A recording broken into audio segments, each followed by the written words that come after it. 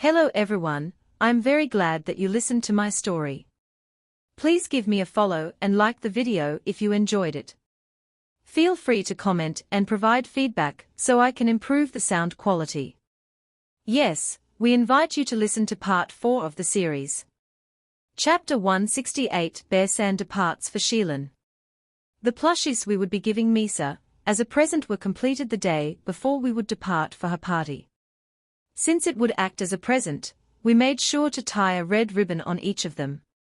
It's finally done. Yes. I hope Misa-sama will like them. From what Noah had told me, Misa was already a part of the Bearsan fan club, so these plushies would definitely make her happy. I put the plushies into the bear box so that we wouldn't forget to bring them. It would have been bad if we had forgotten them. Sherry and Temika-san were both resting in a corner of the room, finally done with today's work. I am exhausted. Sherry said something unusual for her while slumping against her chair. Thanks for the hard work. Everybody just wants so much of them. Even though the children at the orphanage didn't normally show their selfish sides, the plushies were something new and rare, so most of the younger children wanted one of their own. Sherry had told me that the children who cried a lot stopped just by hugging a plushie. Getting the children to sleep was easier as well. Headmistress was very thankful for the plushies because of that. I was really happy to hear that the plushies were of use to them. Big Sis Yuna, how many more plushies do I have to make? With the ones for the children at the orphanage. I had to give them to Princess Flora and the Queen. Noah would definitely want a set of her own, and I shouldn't forget about Fina and Shuri. I also wanted some spares to keep as well, so, doing a quick calculation, I got to. Can you make 10 more sets? That many? I need some spares as well. Well, I'm not in a hurry with those, so take your time. If Temika-san has other work to do, please prioritize that instead. I am getting paid for making the plushies for you, so I can't just neglect this job either, you know. Well, Terumi-san had helped me negotiate, so I could ask them without any reservations, right? The next morning, Fina and I arrived at Cliff's mansion at the arranged time. Cliff, Noah, and 2 escort guards were already waiting for us with 3 horses. Wait, there was no carriage. Yuri here, her. Are we late? No, we just came out a minute ago. Yuna-san, Fina, good morning. Noah, you're so energetic even in the morning, her. Of course. I'm going on a trip with Bearsan's. She looked like a child on its way to the amusement park. She was really looking forward to going on a trip with Swaying Bear and Hugging Bear, huh? Ready to head out? Cliff asked and got onto the horse. We're not going by carriage. I asked just to make sure. There's no point if nobody is going to use it, right? There were 3 horses, all already taken by Cliff and the 2 guards. So, only Noah was left over. Noah said she wanted to ride your bears, so I figured bringing a carriage would be completely unnecessary, and we will also be able to travel faster this way. That was fine and all, but what if it rained? We would most likely just have to find shelter if that happened, huh? Can I ask one more thing? Why are there only 2 guards coming with us? When he had gone to the capital previously, Cliff had brought 5 guards with him. We will be traveling a shorter distance compared to the time I went to the capital. Also, we have you with us. I was actually planning on going without any guards, but Rondo refused to let me go without at least 2 guards. But you aren't paying me for escorting. You right. Speak to Rondo once we come back and have him pay you. I am just kidding, I don't really need payment. Still, keep it in mind for when I bother you with something later on. I must warn you now, there are things that even I cannot do. Okay, if there will be anything like that I will just ask the king instead. The king owed me one as well, after all. You say some scary things. Sadly, I know you're serious, which makes it even worse. I guess I will have to take the bait since you're indeed lending me your services. Just let me know if something comes up. I succeeded in getting Cliff to owe me another favor. He didn't realize that if I kept accumulating these small favors, I could turn them into a big one. I had nothing to ask of him at the moment, so I was just saving them up for now. Once we got out of the town, I summoned Swaying Bear and Hugging Bear. The thought of horses being startled by them crossed my mind, but the horses just stayed still. I worried every time, even though past experiences had shown me that it should be fine. Looking at them again, they are just amazing. Since Fina and Cliff already knew about my summons, they didn't react as much. The two guards, however, were shocked when they saw the bears getting summoned. One person got really excited, though. Unisan. Which one will you let me ride on? If possible, I want to ride on them both. We'll do the same as last time then, and switch between them. Start with Swaying Bear for now, and we will switch halfway. Also, you should already know this, but Fina will be joining you as well. Of course. Come on, Fina. Noah grabbed Fina's hand and pulled her to Swaying Bear. Noah-sama. Swaying Bear lowered its back to let the two of them climb onto it. I got onto Hugging Bear, so I wouldn't be the one to delay our departure. Okay, ready to head out? Like actual escorts, one of the guards took the front while the other took the rear, and we headed out. Just a few minutes into the journey, however, I found our pace slow, and I had no trouble knowing why. It was because we had to match the horse's pace. I hadn't traveled with a horse in quite a while now, but were they always this slow? Once again, I had to acknowledge that Swaying Bear and Hugging Bear were just too quick. Now that I thought about it, what speed was Swaying Bear and Hugging Bear really able to travel at? I didn't have a speedometer to gauge their speed, so I couldn't really find out, but I did know that they were faster than horses at least. Noah. Don't you feel like we are going a bit too slow? Really? Yeah, it does feel a bit slow. I'm just happy I got to ride the bear sands. It's been so long since the last time. Noah said, clinging onto Swaying Bear's neck. Oh right, Cliff? What kind of place is Shielan anyway? Shielan was the town Misa lived at. It's not much different than Crimonia, but we will pass by another town on our way there, and that town gets a lot of traffic since it's closer to the capital.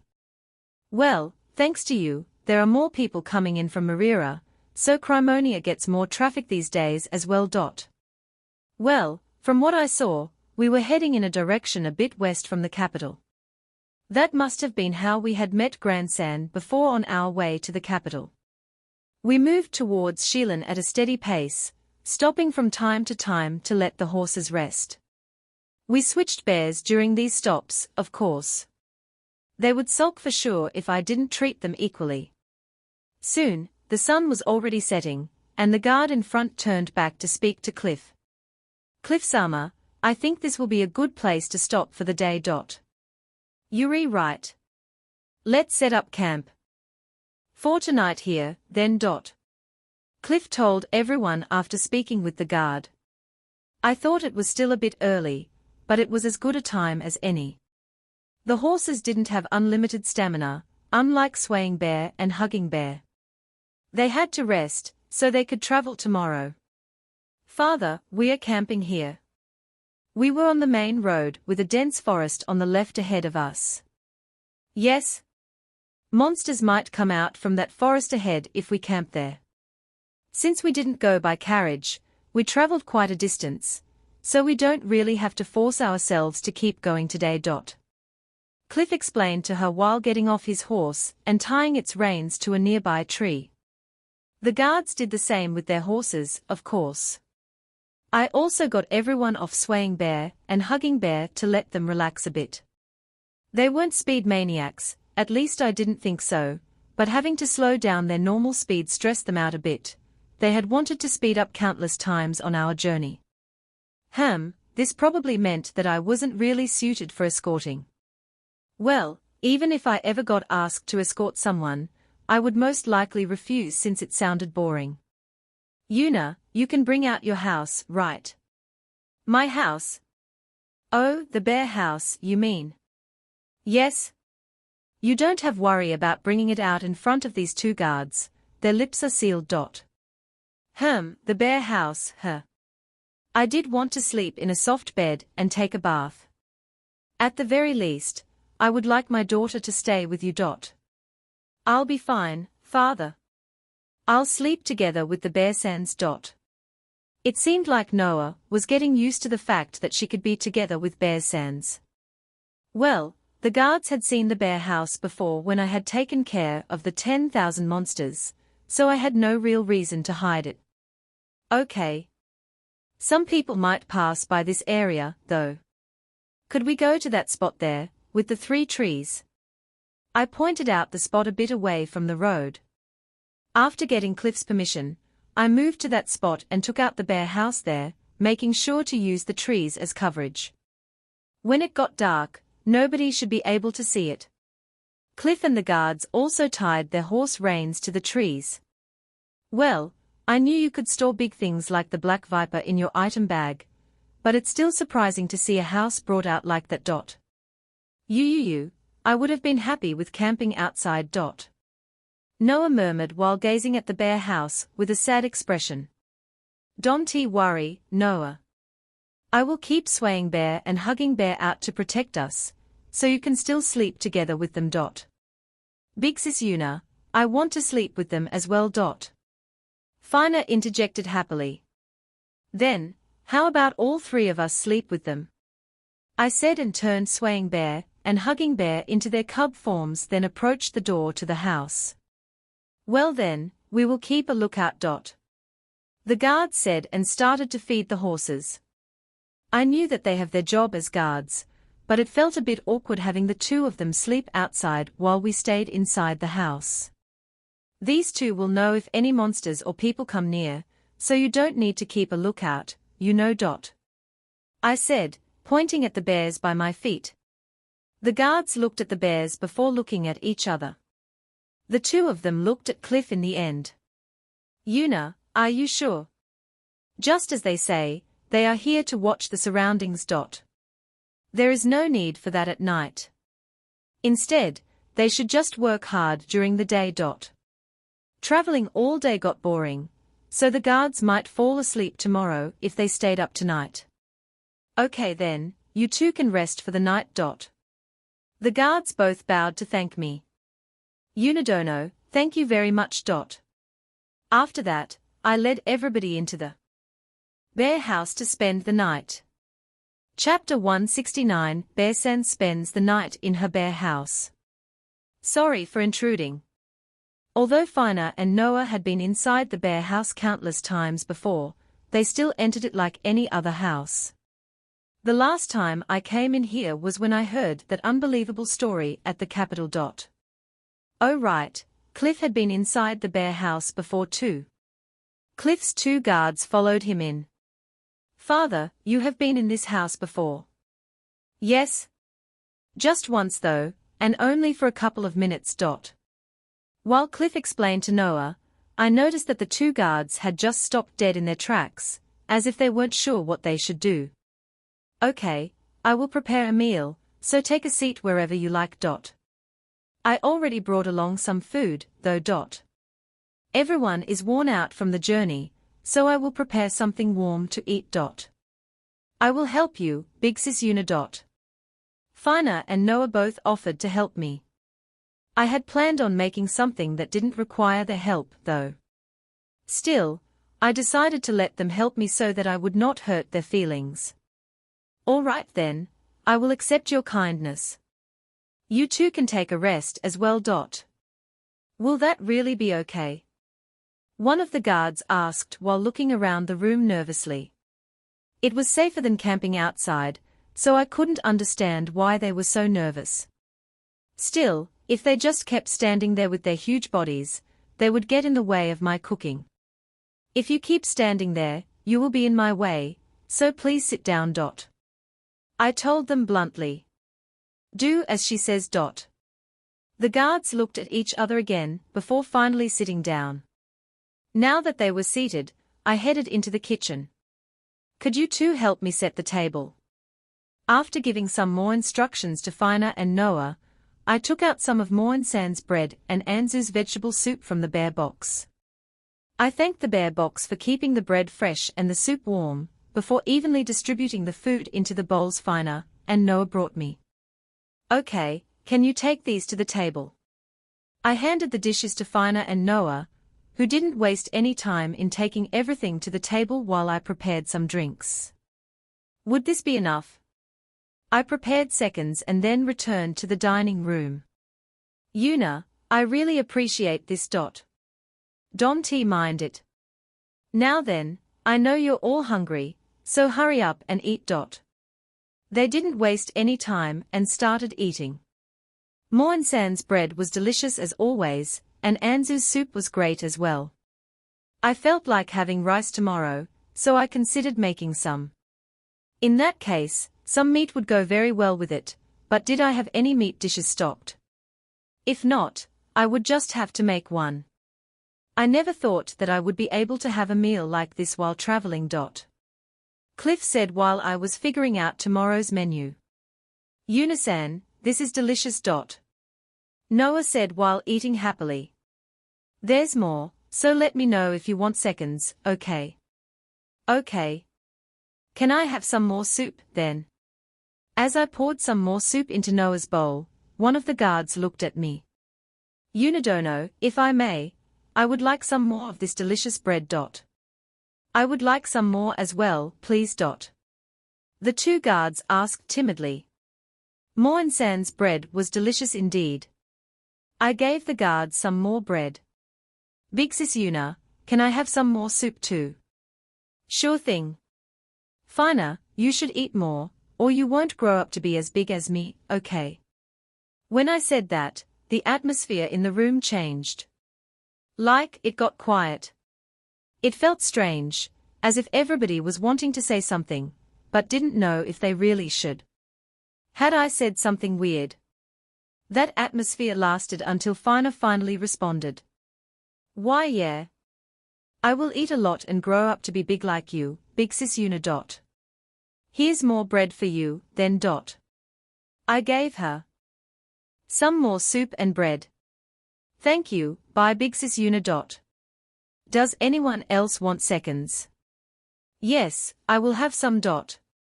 Here, have some soup. The strange atmosphere finally disappeared, and everyone got a second serving. Once our stomachs were full, I was able to sit down and rest. I am getting sleepy now that I'm full. Fina and Noah said, both looking quite sleepy indeed. Take a bath before you go to bed, okay? Okay. The two of them replied sleepily. On our way to the capital, I had made sure that they had taken a bath, so they shouldn't find it weird taking one now.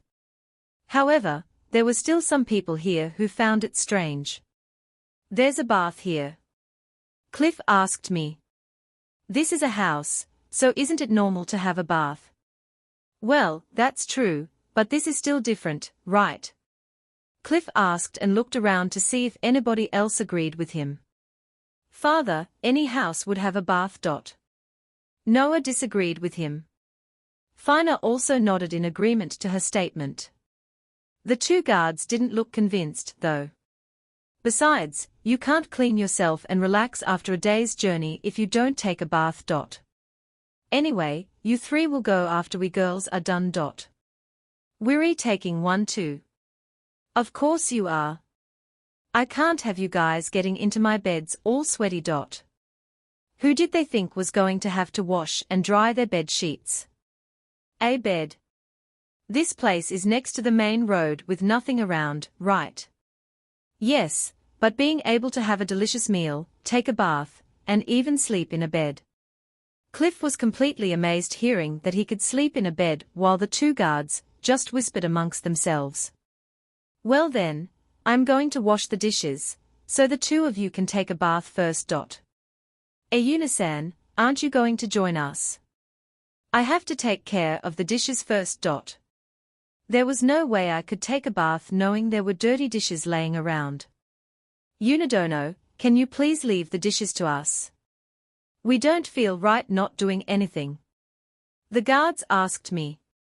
Well, that would help me out, plus the two of them would be happy, so I accepted and decided to take a bath with Fina and Noah instead. Oh right, feel free to treat yourselves to any drinks in the fridge. I told the men before heading to the bathroom with Fina and Noah, Swaying Bear and Hugging Bear following close behind. Once we reached the bathroom door, I asked the bears to keep watch for us. I don't think anybody will try to barge in, but if they do by any chance, stop them for me, okay? Swaying Bear and Hugging Bear cried out softly in reply. They're not coming in with us. No, I need them on lookout duty. I really didn't think any of those three would try to peep on us, but it was better to be safe just in case. I hoped they would come with us, though. Well, that can't be helped. Should we go in, then? Once we entered, I took off my bear suit and got into the bath. For a Japanese person like me, the day only ended when I took a bath. I couldn't really enjoy the bath at my own pace since the other two were rather noisy, but it was refreshing enough. After we got out of the bath, we returned to Cliff first. The bath is free now, so go ahead, you three. What happened to your suit? My suit? Oh, he was talking about the white bear suit I was wearing now. It's for sleeping. You're a bear even when you sleep.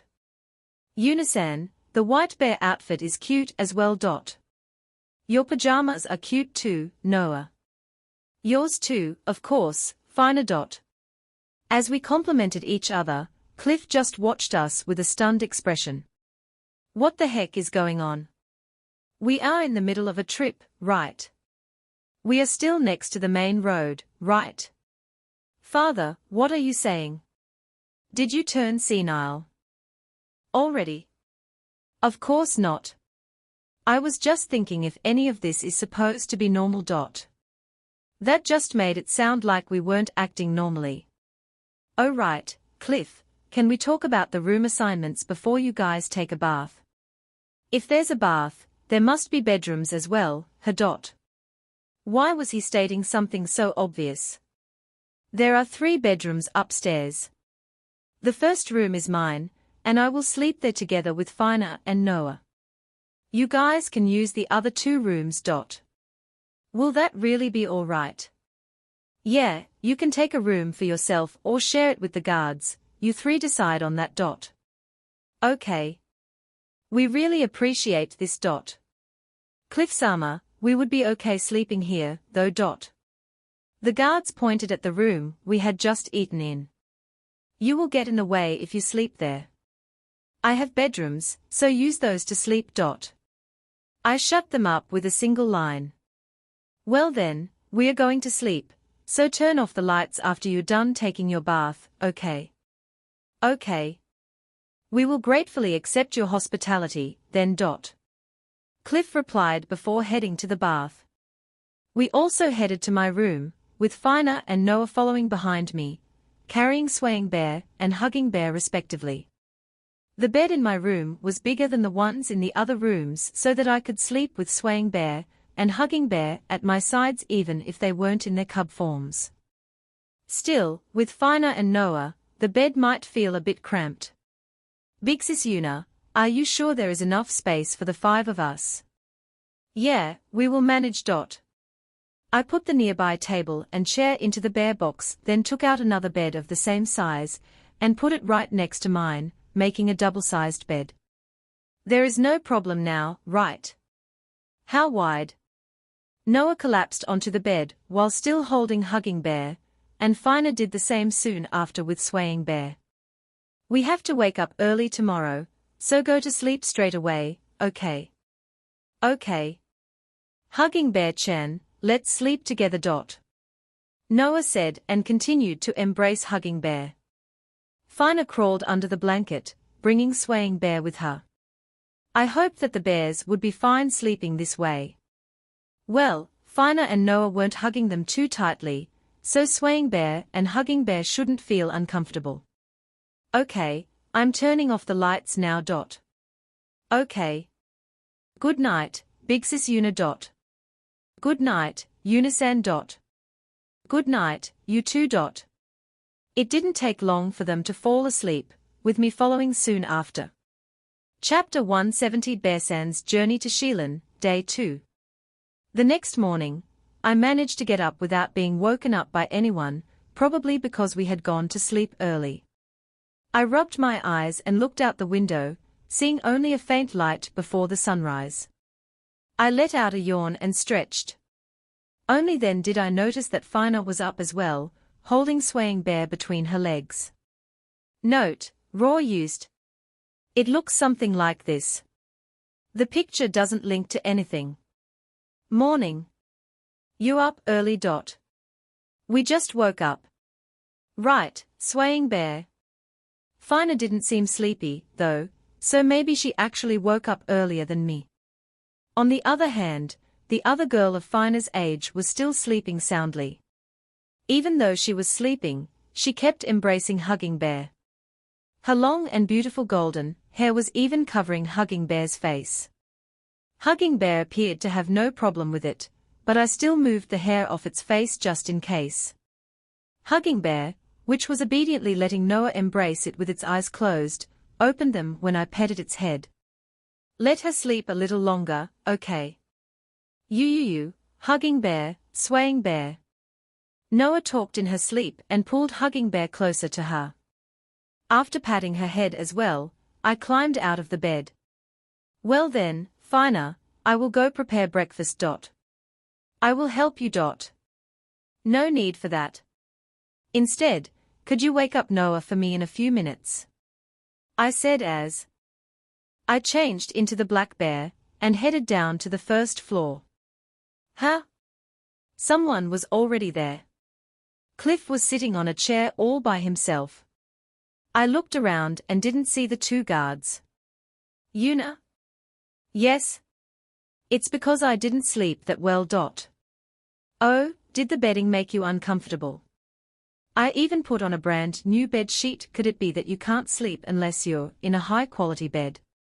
Of course not. I couldn't relax after seeing you take a house out in the middle of the road and being told to sleep inside it. What an absurd reason.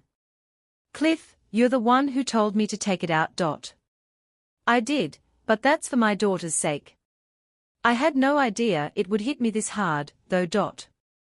I would probably have a hard time relaxing if I had to camp outside, though. Heck, I would be too scared to camp outside if I didn't have Swaying Bear and Hugging Bear with me. Are the guards still sleeping? Cliff was the only one here, so were the guards still asleep even though their master was awake? No, they are working right now. Working? Oh, it seemed like they had woken up and were doing their jobs. Raybon is taking care of the horses, and Goju is cleaning the bathtub. Even though he told me their names, I had no idea who was who. Taking care of horses and cleaning the bathtub, you said?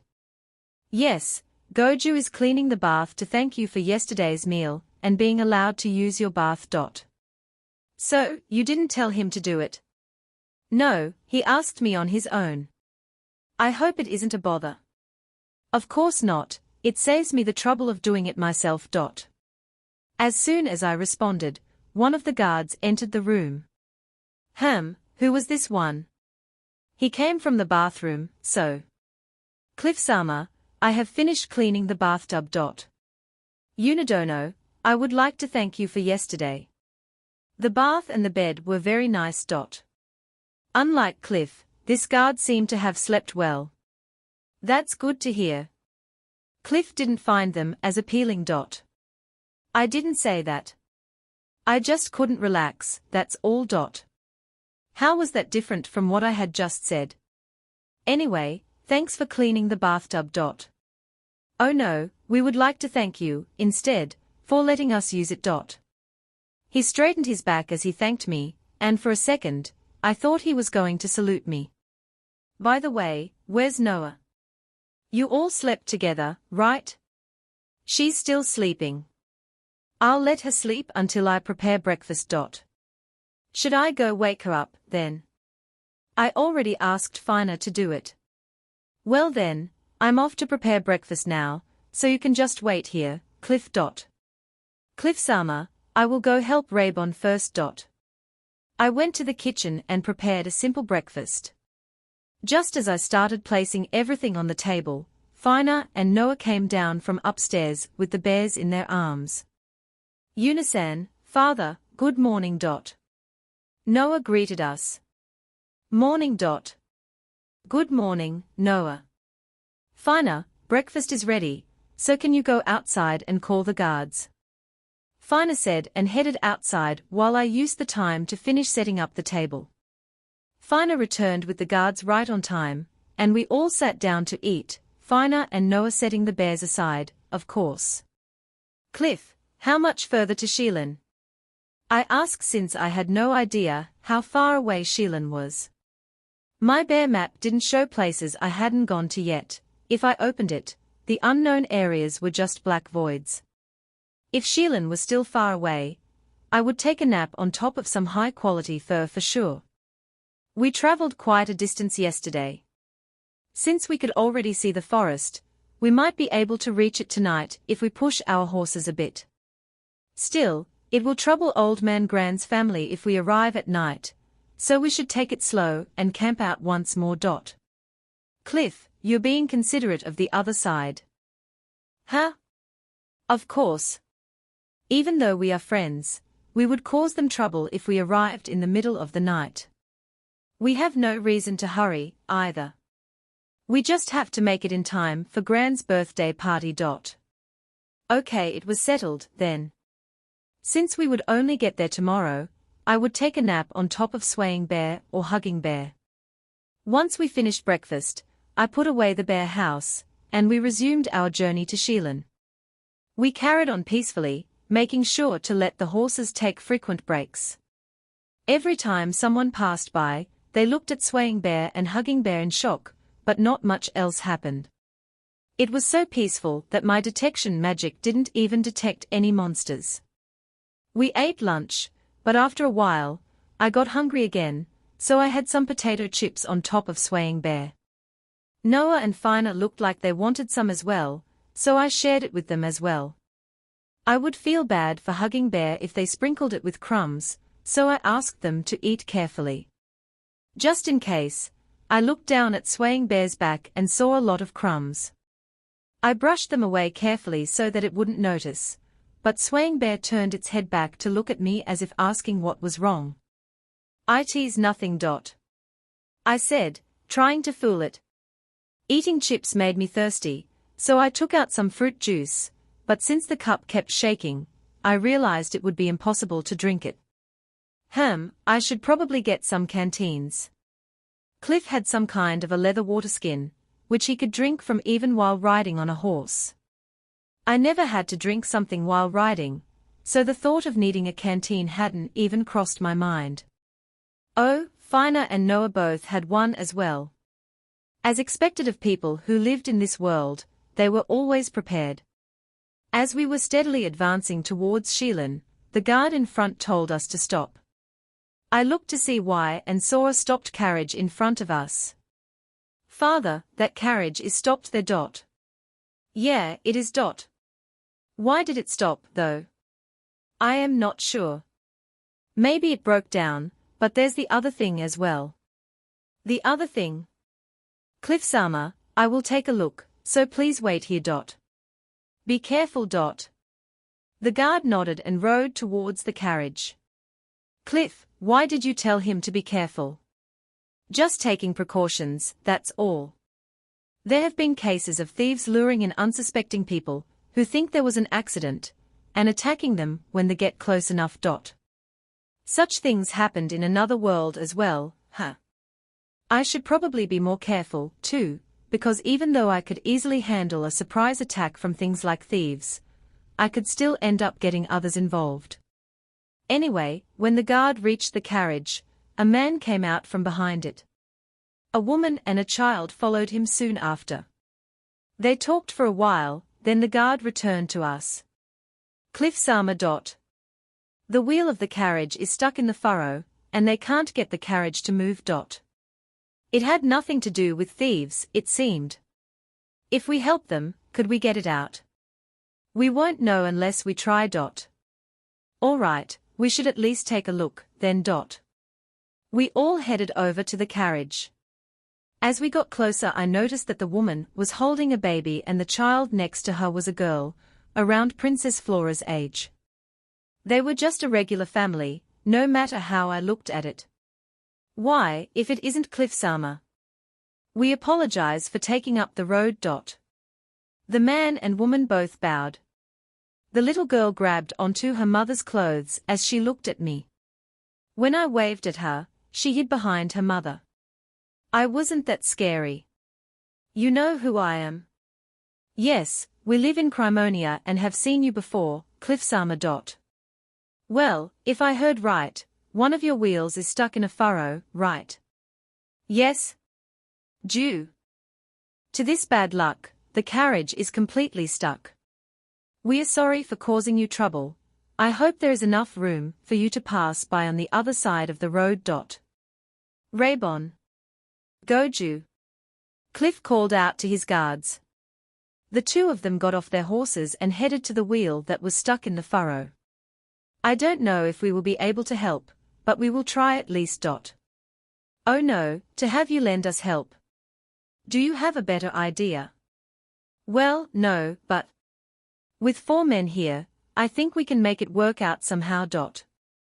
Please wait, Cliff-sama. Let the 3 of us try first.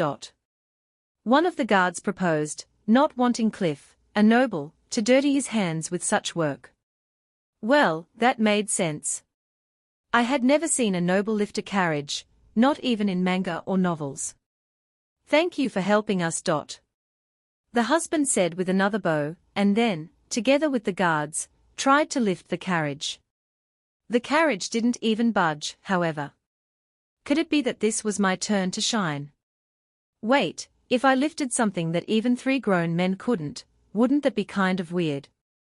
Pretty sure I would have been made fun of if I had told them that it was the power of the bear. I will help, too.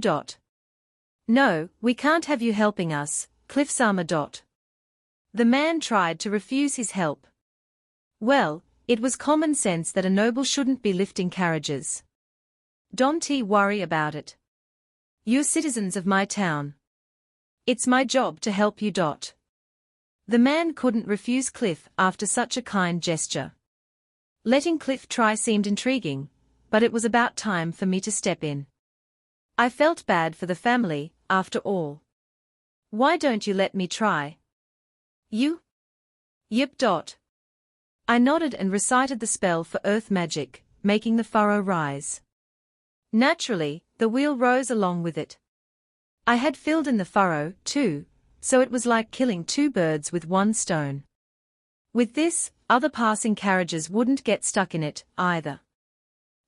Why didn't I just lift it back out, you might ask me. I could use spells, so why would I do something as silly as that? Besides, everyone would have looked at me weirdly if I had done that. You know, if you could do something like that, you should have said so straight away.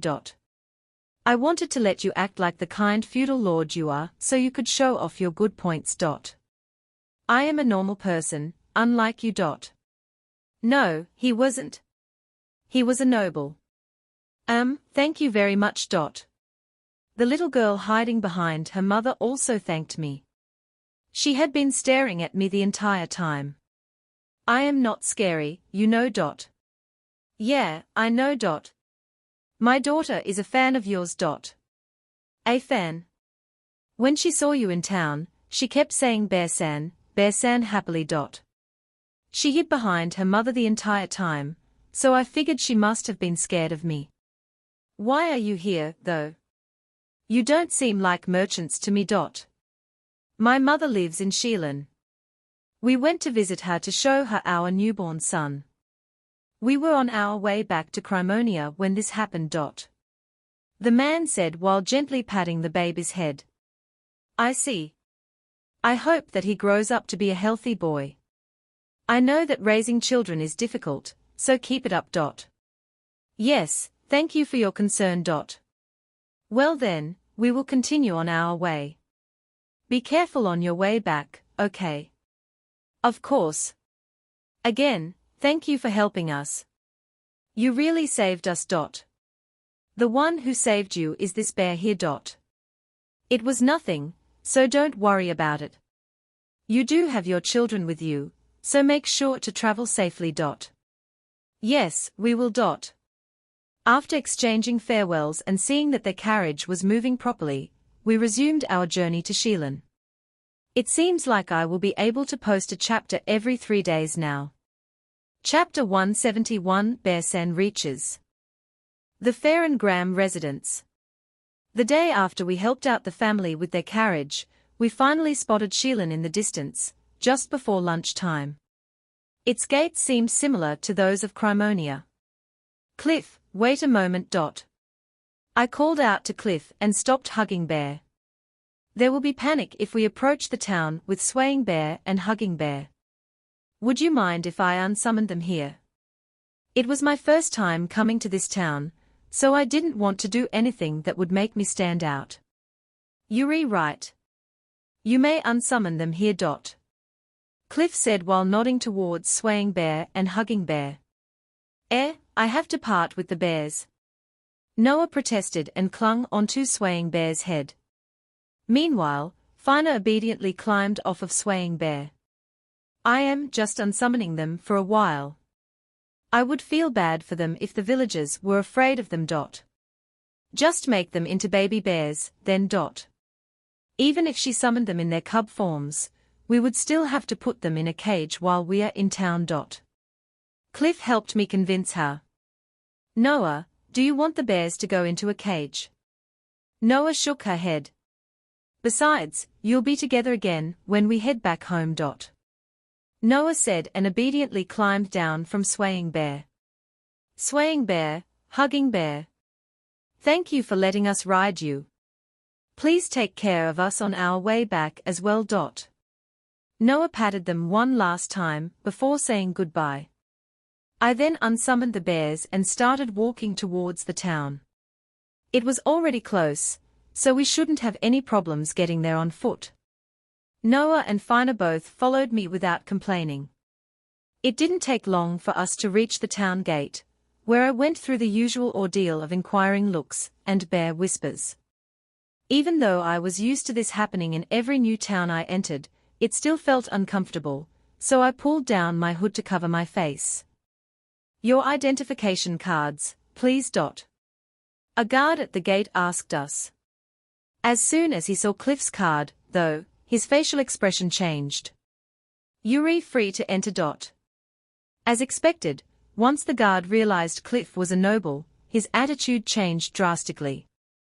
Cliff took back his card, touched the crystal board that checked if he was a criminal, and stepped ahead into the town, allowing for others to get checked as well. Noah and Fina had no trouble, either. All they had to do was show their citizenship cards. Once it got to my turn, and I showed him my guild card, though. Yuri the adventurer Unisan? The guard asked, comparing the card with me. Was he surprised that a young girl like me was an adventurer? Or, was it my rank which surprised him? Wait, could it be my newcomer's rank, maybe? Yeah, he was probably shocked to see a merchant bear. Is there a problem? No, please touch the crystal board and head in. I took back my card and did as he said. The crystal board didn't turn red, of course, since I wasn't a criminal. These people are all guests of the Farrengram family. No need to report their arrival to the higher-ups, as I will be taking responsibility for them. Cliff said, turning back to face the guard. Yes, sir. The guard said after straightening his back. How admirable of Cliff to vouch for us.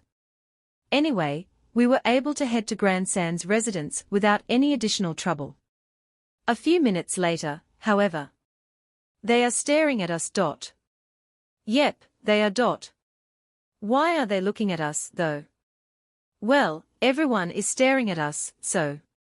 Cliff, the guards, Noah, and finally Fina all commented before looking at me. Maybe they are staring because Cliff and Noah are nobles.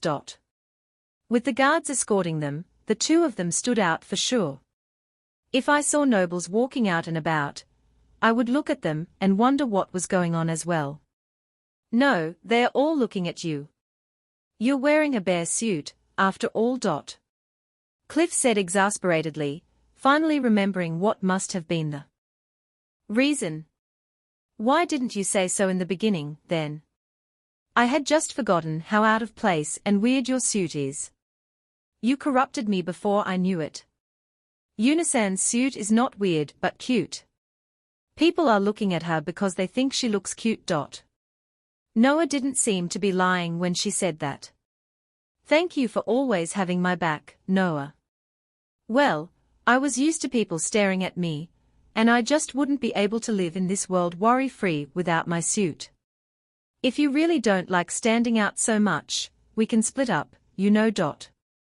If we do that, I will go with Yuna-san. I am going with Big Sis Yuna, as well. Noah and Fina said, grabbing onto me.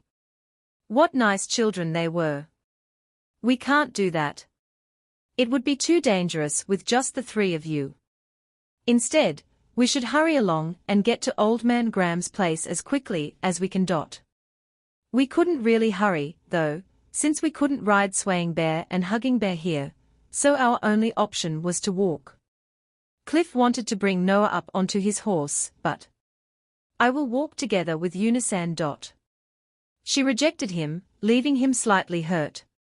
Quickly walking down the road, while attracting more stares, we eventually arrived at a large mansion, about the same size as the Cliff's one. Nobles' mansions were huge no matter where I went. There were even 2 guards standing in front of the main gate. Good day, I'm Cliff Farsharos. We've been waiting for you, Cliff-sama. Would you mind showing us your identification and invitation cards, so we can make sure everything is in order? Cliff did as they asked. Thank you, everything seems to be in order. I'm guessing the girl next to you is your daughter, Noa-sama. Somebody will be coming shortly to guide you inside, so please wait just a moment. One of the guards headed into the mansion, while the other one looked at me curiously. By the way, is this girl wearing a bear suit your attendant?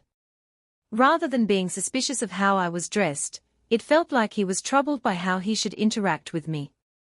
No, the ones accompanying me are these 2 guards. She is here to attend Miss Masona's birthday party. Masona-sama's party. If you have an invitation, would you please show it to me?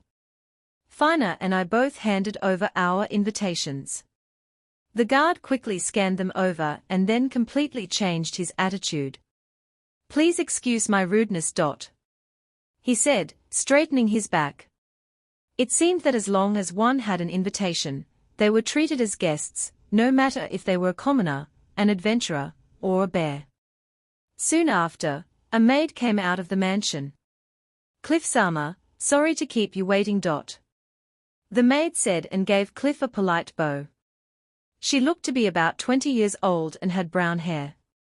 She was quite pretty, in fact. I had already thought about this with Lala-san, but did nobles choose their maids based on their looks? Most of them were beautiful, after all. Mashuran, it's been a while. Yes, it has. I'm glad that you're doing well, Cliff-sama. Noa-sama, you've grown so big. Yep, I'm taller now. They already knew this maid, it seemed. After the maid finished giving her greetings to Cliff and Noah, she turned to me. Thank you for waiting, Yuna-sama, Fina-sama. You know about us? Yes. I've heard about you from Masana-sama and Grand-sama. Mashuran-san said and smiled. What had they said about us, I wondered. We hadn't spent that much time together, so it shouldn't be anything strange, right? Please follow me. I'll be showing you to your rooms. Would it be possible for me to see Old Man Grand first? Cliff asked Mashur-san as we began walking. Yes, no problem, but he's greeting some other guests right now. When he has time, then. Could you let him know? After walking through the mansion for a while, Mashur-san stopped in front of a door. Cliff-sama, Noir-sama, please use this room. I have to be in the same room as father? Yes, Yuna-sama and Fina-sama will be staying in the room next to yours. The guards will stay in a room down the hall. I want to be in the same room as Yuna-san and Fina. There are only 2 beds in each room, unfortunately. I can sleep together with Fina. Fina, you're okay with that, right? I will just sleep on the floor, then. I can't let you do that. Let's sleep together. If you really are okay with that, Noah-sama. Mashur-san gave Cliff a troubled look. Sorry about this, Mashur. I'll be fine by myself. Okay. In that case, Cliff-sama, please use the room here. Yuna-sama, Fina-sama, and Noir-sama, please use the room next to his. Would you like to have lunch? Lunch would be good. Will you prepare it for us? Yes. I will bring it to your rooms immediately. I wanted to take a walk through the town and eat at some food stands, though. Well, I probably shouldn't be going off on my own, right? Well then, I will now show your guards to their room as well. Mashur-san said and took the 2 guards with her. Well, we were inside a guarded mansion, so letting them leave shouldn't be a problem at this point. Heck, Noah even took walks around Crimonia all on her own from time to time, so there should really be no reason to have them still tagging along. Cliff didn't seem to be concerned at all and entered his room. Yuna-san, let's go into our room. Noah said and dragged me into our room, which really, as I immediately noticed, only had 2 beds. I'm so tired. Noah said, flopping down on top of one of the beds. Big sis Yuna, is it really okay for me to be here? Fina worried about what to do while standing by the door. I kind of want to ask the same thing about myself. A commoner and an adventurer. Neither of us had the social standing to participate at a noble's party. We wouldn't be here if I didn't have to. Big sis Yuna, why did your expression turn dark all of a sudden? Sorry, I was just thinking about the party, but at least the one we are going is Misa's and not Grandsan's. Misa's party was only for friends and family, after all. That's not fair. Yuna-san and Fina should go to Grandpa Grand's party too. We don't have invitations, though. Also, unlike Misa's party, Grandsan's party will have many nobles attending, not just his family and friends. Just that fact alone was enough for me not to want to attend. If I had a choice, I wouldn't want to attend either. Fina backed me up. You, even you're against me, Fina. Noah started pouting. Fina tried to comfort her just as somebody knocked on the door. It was Mashur-san, bringing our food. Your meal is ready. Where's father? Cliff-sama went to give his greetings to Grand-sama. Is it okay for us to eat without him, then? Yes. I already set his portion aside, so you don't have to wait for him. Cliff was giving his greetings to Grand-san, huh? Was it really okay for us not to go as well? Well, if we had to, Cliff would have told us to accompany him. I really didn't know much about this world's etiquette, though. We proceeded to eat our meal and discussed what we were going to do in the 3 days before Grandsan's party. Then, the door swung open. I will be releasing once every 3 days for now, and see how it goes. Chapter 172 Bear-san explores the town. The door swung open, and Misa's head peeked inside before she rushed into the room. Big Sister Noir. Misa. The 2 of them embraced each other, excited by their reunion. Misa then looked at us happily. Yunasan and Fina-chan, you two came as well. Yeah, we did receive an invitation from you, after all. How could I tell her that we wanted to refuse when she was smiling like that? Misa-sama, I would like to thank you. You don't have to be so polite. Fina tried her best to give a formal greeting, but was interrupted by Misa. Everyone who come for grandfather's party also give their greetings to me. I am tired of them already. Being a noble sure seemed troublesome. Luckily, I was just a humble adventurer. Looking at Noah, though, being a noble didn't seem that difficult. Maybe it was just because Misa was having a party. Could it be that you came here to escape from them? Yes. When I heard from Mashuran that Big Sister Noir arrived, I escaped from my room to come here. Misa said, with a big smile on her face. Was it really okay for her to leave her room like that? Oh right, Misa? Is it okay for us to take a walk around the town? I think it should be. Some other guests also went out. Well, that made sense. There was no way they could keep us in our rooms until the party. People wouldn't put up with that. Okay then. Fina, want to take a walk around town with me? Yeah, I'd love that. I want to go, too. Noah said, raising her hand. I don't think you can just come with us, Noah. Why not? Don't you need to get Cliff's permission first? Noah was a noble, after all. Fine, I will go and get his permission then. Noah said, darting out of the room. Just a moment later, however, she returned together with Cliff. I got his permission. That was just too fast, not to mention that she even brought Cliff back with her. Well, from what Mashuran-san had told us, he had met with Grand-san, and he must have just come back from that. Yuna, can you take care of Noah until the party? I don't mind. What are you going to be doing, though? I have work to do. There are many people I have to meet, after all. I also have a few things to discuss with Old Man Gran. And, because of all that, I won't have much time to spend with Noah. There's no way I could make her stay in her room until the day of the party, of course, and I know I won't have to worry if she's with you. I was rather pleased by the fact that Cliff trusted me. Noah, I'm letting you go outside, but you must not wander away from Yuna, okay?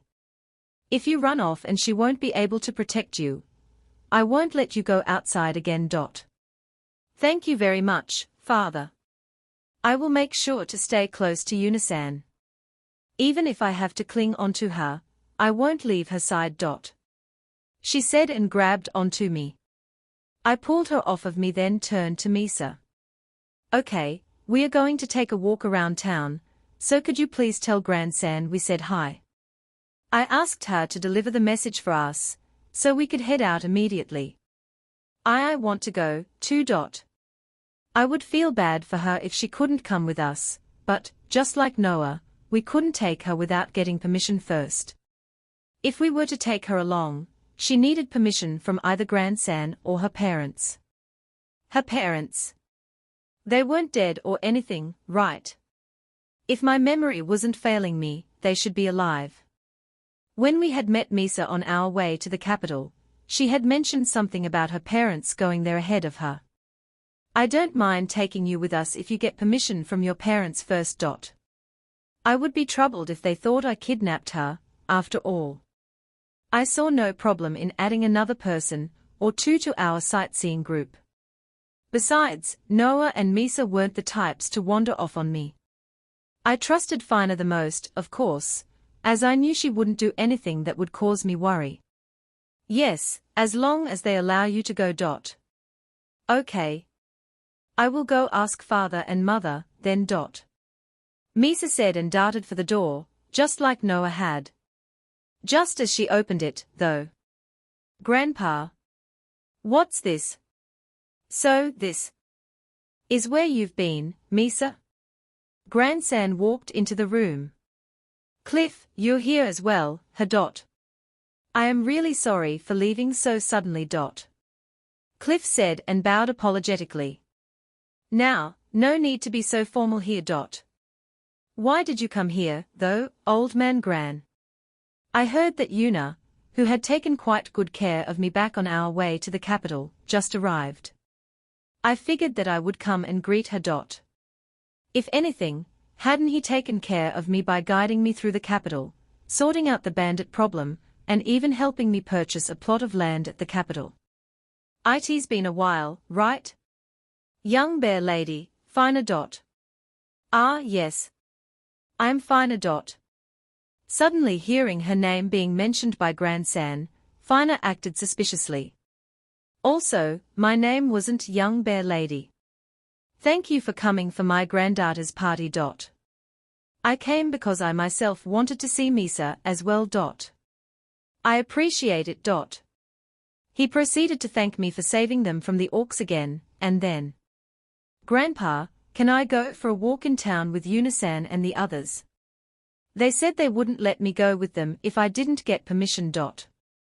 For a walk in town? Grandsan looked at me. If Young Bear Lady goes with you, I see no problem with that. He was leaving her to me as well. Well, I didn't really mind it, and Misa also seemed excited to come with us.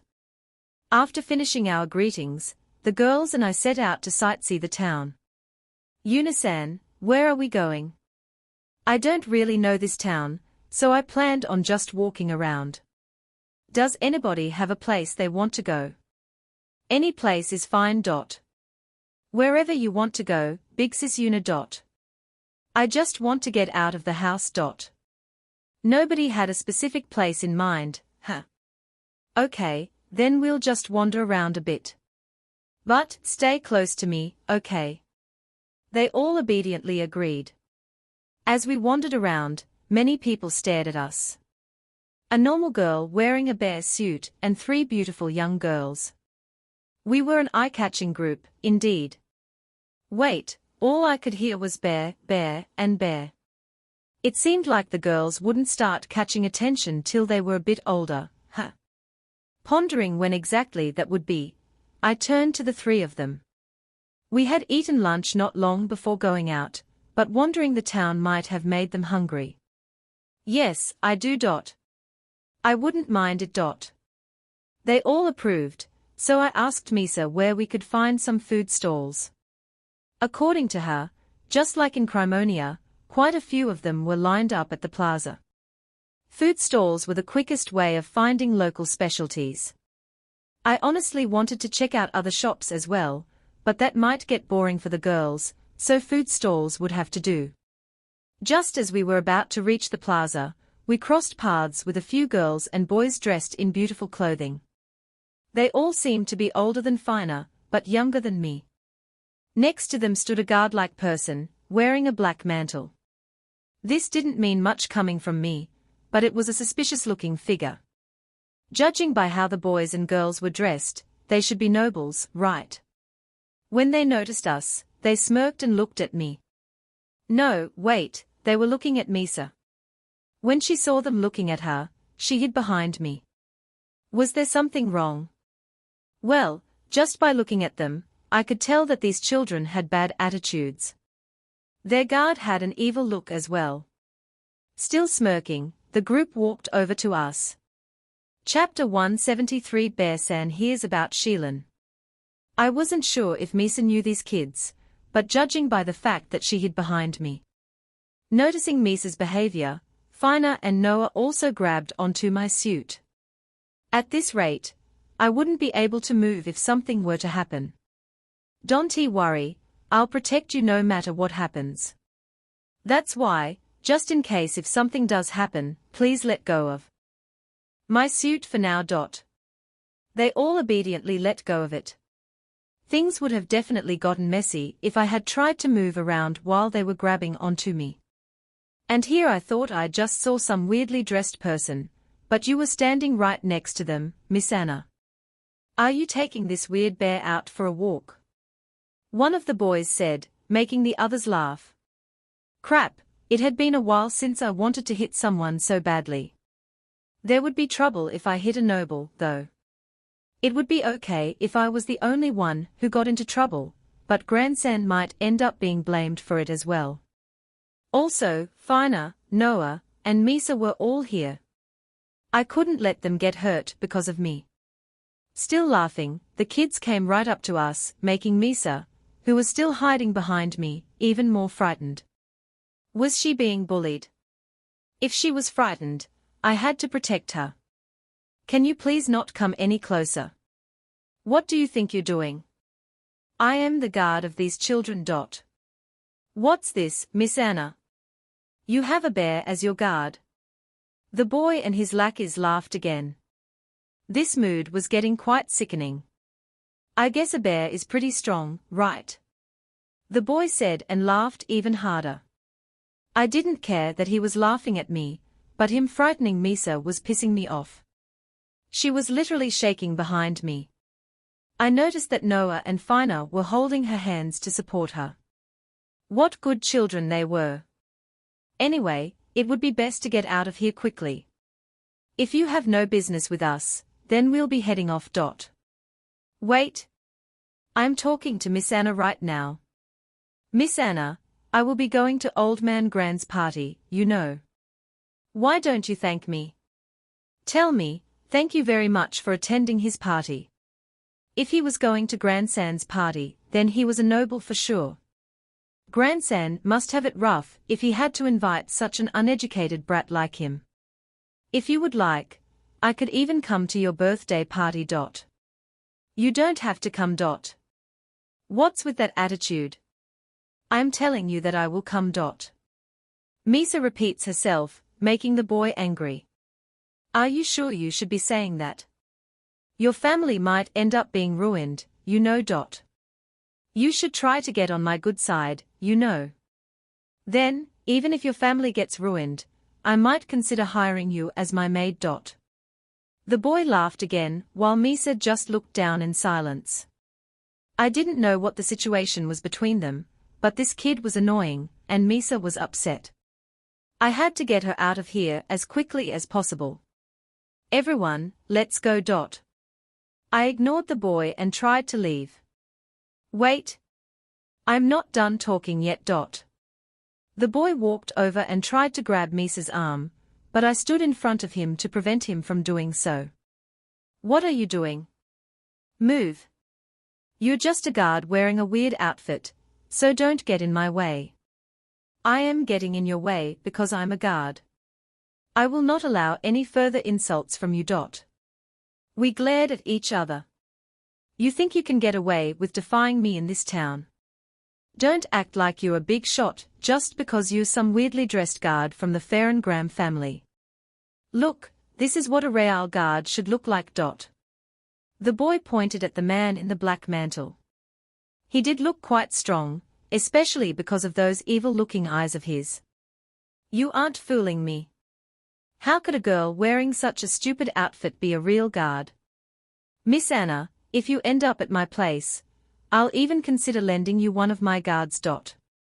Big Sis Una is strong, so there is no need for that. Misa said proudly to defend me. What's so great about this weird girl? You know, if you can't even go outside without your wonderful guard, why don't you just go back crying to your mommy?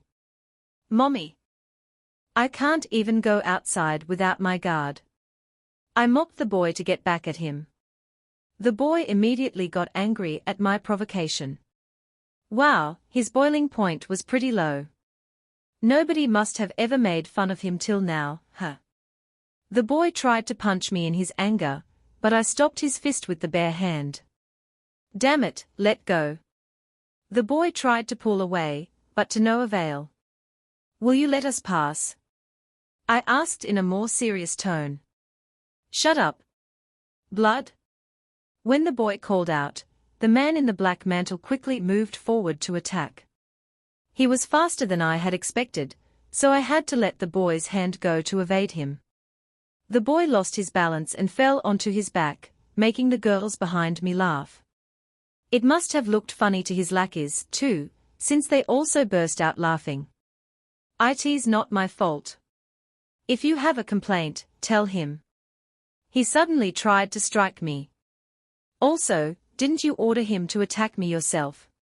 The man in black tried to help the boy up, but he shook away his hand and got up on his own. Blood, do something about this weird bear. Randall-sama, look around you. The guard warned the boy. Because of all the commotion, people began to gather around us. When the boy noticed them, he became frustrated. "Tch, we are leaving. He told his followers, then looked at me. Don't think you'll be let off easily for going against me. He said and finally left. Oh, did he just threaten us like all villains did before they left? What was with his group of lackeys, though? They must also be somehow related to Misa for sure. As we watched them leave, I felt Misa grab my suit again. They left, so everything's okay now. In order for her to calm down, we found a bench and rested for a while. What's wrong with that guy? Acting all smug like that. He is Randall, from the Salbert family. They are the lords of this town. Noah answered my question. I knew it, he was a noble. Well, if he had gotten invited to Grandsan's party, he had to be a child of someone important. He was the type of noble I had imagined before meeting Cliff. A cheeky and self-centered type of person. I hated people like him the most. Still, a son of a lord, huh? I thought that the lord of this town was Grandsan. That's right, Grandpa is also a lord. Can a town have two lords? This was the first time I heard of a town having two lords. I had never heard of anything like that back in my world. I don't know much about it, but a long time ago, both families were awarded this territory for their contribution to the war, and since they got well together, they just split it equally. But, as time passed, their relationship worsened, bringing us to the situation of today. Noah explained to me. A town having two lords still seemed weird to me. Like, who took care of maintenance? Who collected the taxes? There had most likely been no problems when they had been getting along, but now that their relationship has worsened, they must be fighting over money for sure. I am surprised they can run the town like this. That's because Grandpa governs the east side, while the Salbert family governs the west. You mean this town is split in two parts? Misa nodded. Could they really do that? Well, it seemed like they could, since the town was functioning like that. What an idiotic arrangement. Had the king been stupid back then? How could he have let two families run the same town, just because they had happened to get along? As time passed, relationships changed. There was no guarantee that their children would get along as well, especially when succession of town's assets was on the line. When I had first met Misa, things had already seemed to be going poorly for her family. I was glad that I hadn't ended up in this town instead of Crimonia when I had first came into this world. Yeah, thank God I had met Fina in the forest.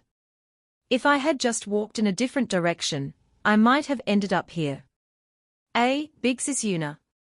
Fina was surprised by my sudden patting, but I ignored her and continued our conversation. Just because he's the Lord's son doesn't mean he can be rude to you. I hate him. He always says mean things to me. This was the first time I heard Misa using strong language like that.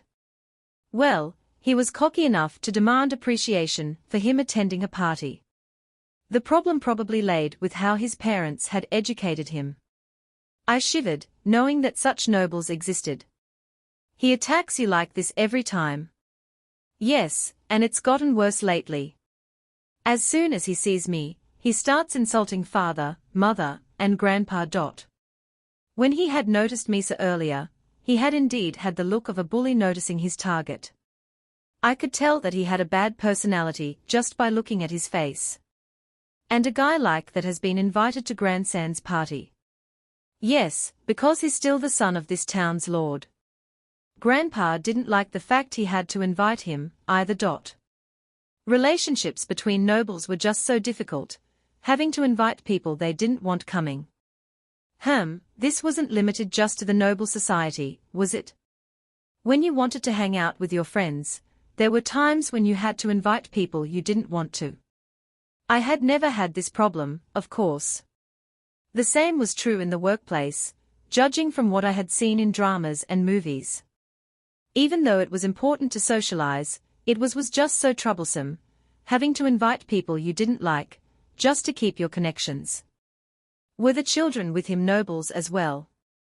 The boys and girls who were following Randall also laughed at Misa, so they must be mean as well, right? I think they are the children of this town's merchants. Merchants' children. Yeah, I always see them together. Did that mean that they were there to flatter him? What a sad life, having to sell themselves out on flattery at such a young age. They would have to bow down to him for the rest of their lives. It was the same with my world, though. When you went to school, you had to bow down to your upperclassmen. When you went to work, you had to bow down to your superiors. It was never any different. You had to sell yourself out by flattering those stronger than you to lead an easy life. I had become a hikikomori so that I hadn't needed to struggle with impressing my seniors. Yeah, shutting yourself in was indeed the best way to avoid dealing with those types of troublesome, hierarchical relationships. I bet the parents of those merchant children did the same. I could almost see the gaudy merchants borrowing the power of a lord to earn money illegally. Conversations like "what a cunning fellow you are," followed by "oh no, not as much as you, my lord," must be a daily occurrence to them. Anyway, back to the problem at hand. I was also curious about that inexcusable statement he had made. Something about Fair and Graham family getting ruined soon. I was curious, but I also hesitated to ask Misa something as delicate as that. At this point I honestly didn't care for food anymore. What should we do, then? What do you want to do now? Want to go home for the day? Misa said with a smile, but she couldn't deceive me. It might have just been a fight between children, but I should probably talk to grandson about this.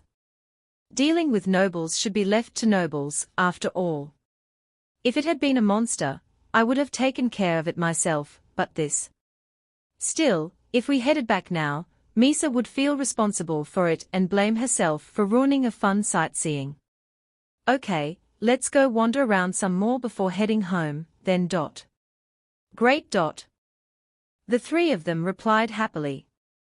In order to cheer Misa up, I decided to hit some food stalls after all. Big sis Yuna, are you sure we can have these? Don't worry about the money. Uncle, give us 4 skewers. I gave a skewer to each of them. The three of them seemed to enjoy eating them. I also got us some drinks to go with our skewers. This was such a bliss. If we just hadn't ran into that noble idiot, we would have had a great time. I didn't say that out loud, of course, so Misa wouldn't get sad. Fina and Noah didn't mention what happened, either. They really were raised well. Although we didn't really look around much, Misa seemed to be in a better mood, so we decided to head back. Chapter 174 Bear-san talks to Grandsan. When we returned to Grandsan's mansion, Masurin-san came out to greet us. Welcome back. I didn't expect you to return so quickly. We ran into a bit of trouble. Masurin-san stared at me. It wasn't my fault, okay? Well, they had noticed us because of me.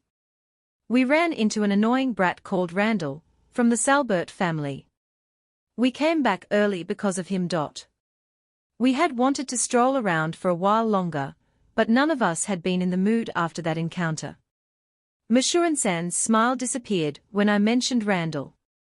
Randall-sama, you say? Did he do something to you? He harassed Misa. Masurin-san quickly turned to Misa. Misana-sama, did he hurt you? Big sis Yuna protected me, so I'm okay. I see. Yuna-san, thank you very much for protecting Misana-sama. San said with a deep bow. So, the families really don't get along, huh? Sadly, yes. Our relationship has been bad for a few years now, but it got even worse recently, especially Randall-sama's remarks towards Misana-sama. Has nobody complained to their family about his behavior? We have, but it seemed to have had little effect. Before, they always told us things like, we'll keep a better eye on him, or we'll scold him about it. Lately though, they just say that parents shouldn't involve themselves in their children's arguments. This must have been the difference between how the bully and the bullied looked at the situation, huh? In that case, shouldn't we report it to Gran-san at least? Yes, that might be a good idea. Just talking to the parents isn't doing much, but Gran-sama might have more luck with it. So, can I speak with him right now? Since it's regarding Misana-sama, I think you should be able to. He's currently having an important discussion with Cliff-sama, however, and he told me not to let anybody near his study. It would be best to just go and try to speak to him now, and if he said no, I could just come back later. I told Misa and the others to head back to their rooms while I went to meet Gran-san. We're going too. I'll be fine on my own. It's been a while since the three of you have been together, so why don't you go play in our room? I managed to convince the three of them, then headed to Gran-san's study with Masurin-san. Gran-sama and Cliff-sama are in this room. I knocked on the door and entered when I heard a reply from inside. Cliff and Gran-san both look at me, surprised. The two of them must have been discussing something, judging by the documents spread out all over the table in front of them. I came to talk to you about Misa. I considered coming later, but this was important enough to come right away. Did something happen to her? We ran into an idiot named Randall, from the Salbert family. Their expressions changed when I mentioned his name. Was everything okay? No one got hurt, but he did make fun of Misa. Though, even verbal abuse was probably quite hurtful to a child like Misa. Again? Gran-san muttered, sounding annoyed. I only heard a bit about this, but are your relations with the Salbert family really that bad? It's bad, and has gotten even worse lately. This harassment began a few years ago. It was very minor at first, so nobody really knew who was doing it. That's why we have been ignoring it until recently, but now, they harass us without even trying to hide it, like Randall bullying Misa openly for instance. I complained to his parents about this, but they just told me not to interfere with mere children's quarrels. Gran-san told me, obviously frustrated. Did Randall's parents not understand that words could hurt as well? Some people could never recover from bullying, and a few even ended up killing themselves over it. So, does that mean you are getting harassed yourself, Gran-san? It seemed like the conversation would get long, so I took drinks out of the bear box for the three of us. The two of them gladly took their drinks and took a long sip. The Commerce Guild Master is now under the control of the Salbert family. Didn't you try to object to that? We did, but without any real evidence. How did you find out about it anyway, then? That's because more and more merchants are working for the Salbert family. Cliff, who had been just silently listening till now, cut into the conversation. More and more goods are being supplied only to the districts owned by the Salbert family, making other people unable to buy them anywhere else but their. Yes, and because of that, my districts began to suffer. Did you try to talk to the Commerce Guild about it? Yes, and the merchants said that they are free to sell their products wherever they want to. Well, your residents should still be able to buy things, right? They just have to go to one of the Salbert districts. Yes, but that hurts the merchants in the Ferrengram districts. Some are even moving to the Salbert districts. Do guild masters really have such influence? It's less about influence and more about corruption. If one of the shops here tries to purchase something from the Commerce Guild, they are offered only ridiculous prices. And that's why merchants are migrating to Salbert area, since it is now the only place to get normal prices. What a low move, making competitors from another area unable to buy things. Cliff then reacted to my comment in an unexpected way. Una, did you already forget what you did to me? He asked with a stunned expression. I had done something to Cliff. I didn't recall anything, though. I tilted my head, not understanding what he was talking about. Why you actually forgot? You asked Mylene not to sell any eggs to me. I clapped my bare hands together. I had done something like that. If I remembered correctly, it was because I had thought that Cliff had been the one responsible for reducing the monetary support to the orphanage. Yes, that was it. How petty of him to bring up something from so long ago. Well, I did understand what Cliff was trying to tell me. If you got on the guild master's good side, they were more likely to help you out. Well, this is pretty much the same thing as what you did to me. Still, the scope of it here is much bigger, which makes it much worse. Also, more and more influential people are starting to support the Salbert family, even further increasing the strain on my districts. Cliff and I were just discussing what could be done about it. Old man Gran, you should really have mentioned this to me earlier. Oh, so that was what they were talking about before I had barged in. I am sorry, but I didn't want to trouble you with this. Even so, with the situation having degraded to this point, I didn't think that they would actually go all out and try to ruin us like this. Grandson lowered his head towards the much younger Cliff. By ruin, you mean your family, right? Yes. Without our income, our family is well on the path to ruin. We'll have to forfeit our lands to the king and be forced to give it up to somebody else. It is very likely that the lands will fall into the hands of the Salbert family.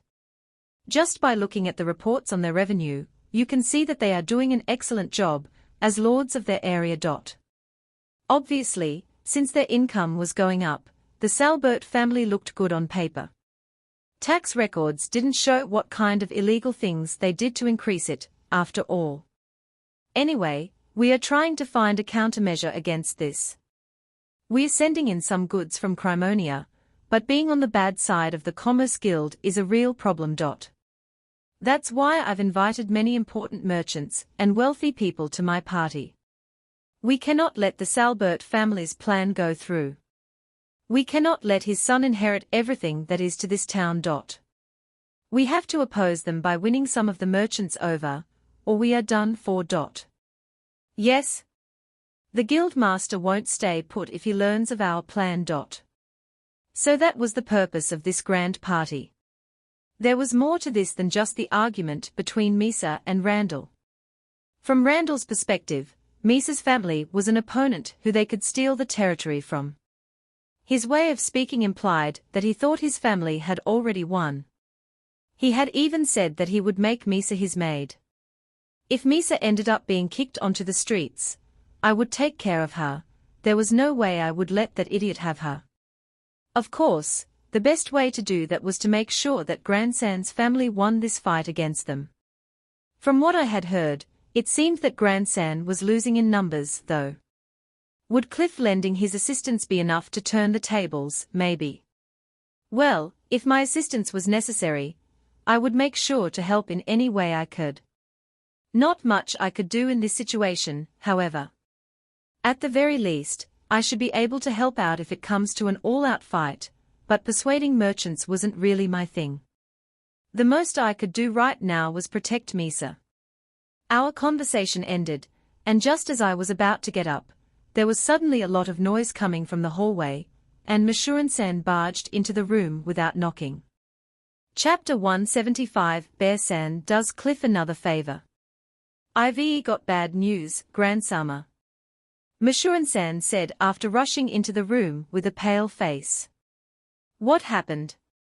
The head chef Bot-san was attacked and is badly injured. Grandsan and Cliff were both lost for words for a while. How's his condition?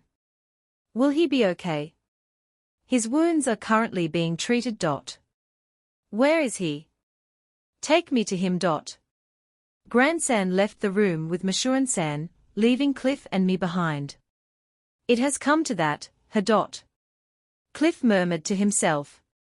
Like I told you earlier, many influential people have been invited to Grandsan's party so that we can try and get them on our side. Now, the head chef is injured and will most likely be unable to cook for us, meaning we won't be able to serve food at the party. We'll have to postpone the party, which will ruin Grandsan's image. Why don't you just call in some other chefs? Bots worked as an assistant head chef at a first-class restaurant in the capital. A regular chef is no good for such a grand party. If we cannot serve food that will convince those influential people that our side is still in power, the prestige of the Farrengram family will collapse, and all of the people currently lending us their support will also disappear. Even though it was just cooking, it was still a very important part of the negotiations. People always ate delicious food during negotiations. Politicians discussed things while eating at traditional Japanese restaurants, while big companies held receptions. It only made sense that people would get angry if they were served a simple cup ramen during an important meeting. Good food made people happy, which made them more open to negotiations. That was how important cooking really was. Without good food, the mood would be ruined, discussions would turn stale, and negotiations would become harder. Is this the Salbert family's doing? That seems to be the case. Now, it might be difficult to find another chef with enough skill in this town. Cliff pondered what to do next with a fist on his forehead. Could I maybe ask you to bring someone for us? Who, though with the time we have left, we really have to find someone in this town. Well, I couldn't really prepare all the food myself. To begin with, I didn't even know how to make food suitable for a noble's party. The most I could do was probably make a big cake. I could maybe use the bear gate to get some food from Crimonia, or the capital, and bring it here by using my bear box. Well, I could also bring the cooks through the bear gate, but I really didn't want to reveal I had it even though I felt bad for Grandsan. Yuna, with your bears, maybe no, never mind. Cliff was about to ask me for something, but changed his mind. I already knew what he was going to say. He wanted me to use Swaying Bear and Hugging Bear to bring him cooks from elsewhere. Yeah, that was the best method. This way, people wouldn't learn about the bear gate. The bears were also well known in Crimonia if we were to get some cooks from there. A round trip to Crimonia would take the bears 2 days, so it was indeed possible to get them here in time. Wait, they would probably need several days to prepare all the food, and it would be too late by then. As we were searching for a solution, Grandsan re-entered the room. Old man Gran, how is he? His condition isn't serious, but he isn't able to use his hands normally. So, he is out of the danger. Yes, but I don't think he will be in condition to cook in time. Then, for the party. Not possible. Grandsan said, shaking his head. He then sat down, leaving Cliff to mull it over. Soon, both of them drifted off in a gloomy mood. Where was he when he was attacked? I believe he went to inspect the ingredients that were going to be used for the party. Somebody attacked him, as he was traveling down a vacant street. The culprit? We don't know. I ordered my subordinates to search for witnesses, but all they could gather was that it was at a place where not many people go to, making it harder to find possible witnesses. And, even if there were some, they most likely won't come forward. Do you think it was someone from the Salbert family like we thought? Cliff suggested them as the culprit again. Most likely, since nobody else has a reason to attack him. Grandsan agreed with Cliff. What should we do then, old man Gran? We have to find a cook that is as good as Bots, no matter how difficult it may be. We cannot cancel the party, But we have to serve good food at all costs. Do you have anyone in mind? I can think of 2 people, but I don't know whether they will accept or not. The 2 of them went silent again. Cliff downed the tea I had brought out previously in one go and then looked at me. Una, can you look after Noah? I am sorry, but could you look after Misa as well? I don't know what the Salbert family is planning to do, so please stay by their side. I really didn't think that they would openly attack us like this. I was naive, it seems. If anything happened to my granddaughter, Lady Noir, or Lady Fina, I would regret it for the rest of my life. Please protect the 3 of them. The 2 of them bowed to me. They didn't even have to ask me, though, since I would protect them regardless. They were my important friends and were like sisters to me. If, like today, somebody approaches us, what should I do? I am sorry, but please don't go outside for the time being since I don't know what might happen if you do. Of course, I know they would be safe if they are with you, but it's better not to push it. I would like you to stay put in your room until the party. They will be safe inside the residence, but please stay by their side, okay? I would like you both not to take the hikikomori lifestyle lightly. I could stay holed up inside for a few days, no problem. After all, I had been a hikikomori for several years. Even without a computer or television, we could always find things to do since we would all be staying locked up together. With the 4 of us, we should be able to find plenty of ways to entertain ourselves. I left the 2 of them in the room, so they could continue their discussion, and headed back to my room, where the 3 girls were waiting for me. When I got there, Fina, Misa, and Noah were all standing by the entrance. We heard that Bot-san got attacked. Oh, you heard about it already? Yeah, we overheard the maids talking about it. Also, everyone was panicking, so. True, everybody I had passed on my way here seemed to be in a rush. It would be weird for them not to notice that something was going on. Una-san, do you know anything about it? I only know that Bot-san was attacked and injured, but his life is not in danger. That's good. Misa looked relieved. However, it seems that he won't be able to cook for a while. I told them since there was no point in hiding it. What about the party, then? Gran-san and Cliff are looking for someone else to take his place. It should be fine as long as they could find a new chef. Though, based on what I had heard so far, that seemed rather difficult. After some time had passed, dinner was brought to our room. It was a simple meal since the head chef was injured, but everyone ate it without a complaint. Noah went to sleep in Misa's room since she didn't want to leave her alone, leaving only Fina and me to sleep in this room. As usual, I summoned Swaying Bear and Hugging Bear in their cub forms for security reasons. Fina sat down on the bed and hugged Swaying Bear nervously, so I took Hugging Bear into my arms and sat next to her. Big Sis Una, do you think everything will be okay? Yeah, Cliff and Gran-san will do something about it. The situation honestly seemed rather bad, but I told her that to reassure her. Yuri right. I'm sure Cliff-sama will be able to do something. And after Gran-san's birthday party is a success, we will be able to go to Misa's birthday party and celebrate with her. Yep. I really want to give her our present. I hope it will make her happy. We worked hard to make it, so I'm sure she will like it. It didn't take much longer for Fina to start feeling sleepy and let out small yawns. I was about to turn off the lights when somebody knocked on the door, and Cliff's voice was heard behind the door. What was he thinking, coming to girls' room this late? He said he had something to discuss with me, so I reluctantly let him in. Sorry, I know it's late. So, what is so important? We didn't want to involve you in an affair between nobles, but at the rate this is going, the Farengram family might end up ruined, and I don't want that to happen. Old Man Gran has been taking care of me since I was a little boy, so I want to help him, and would like to borrow your strength to do so. Cliff said and bowed.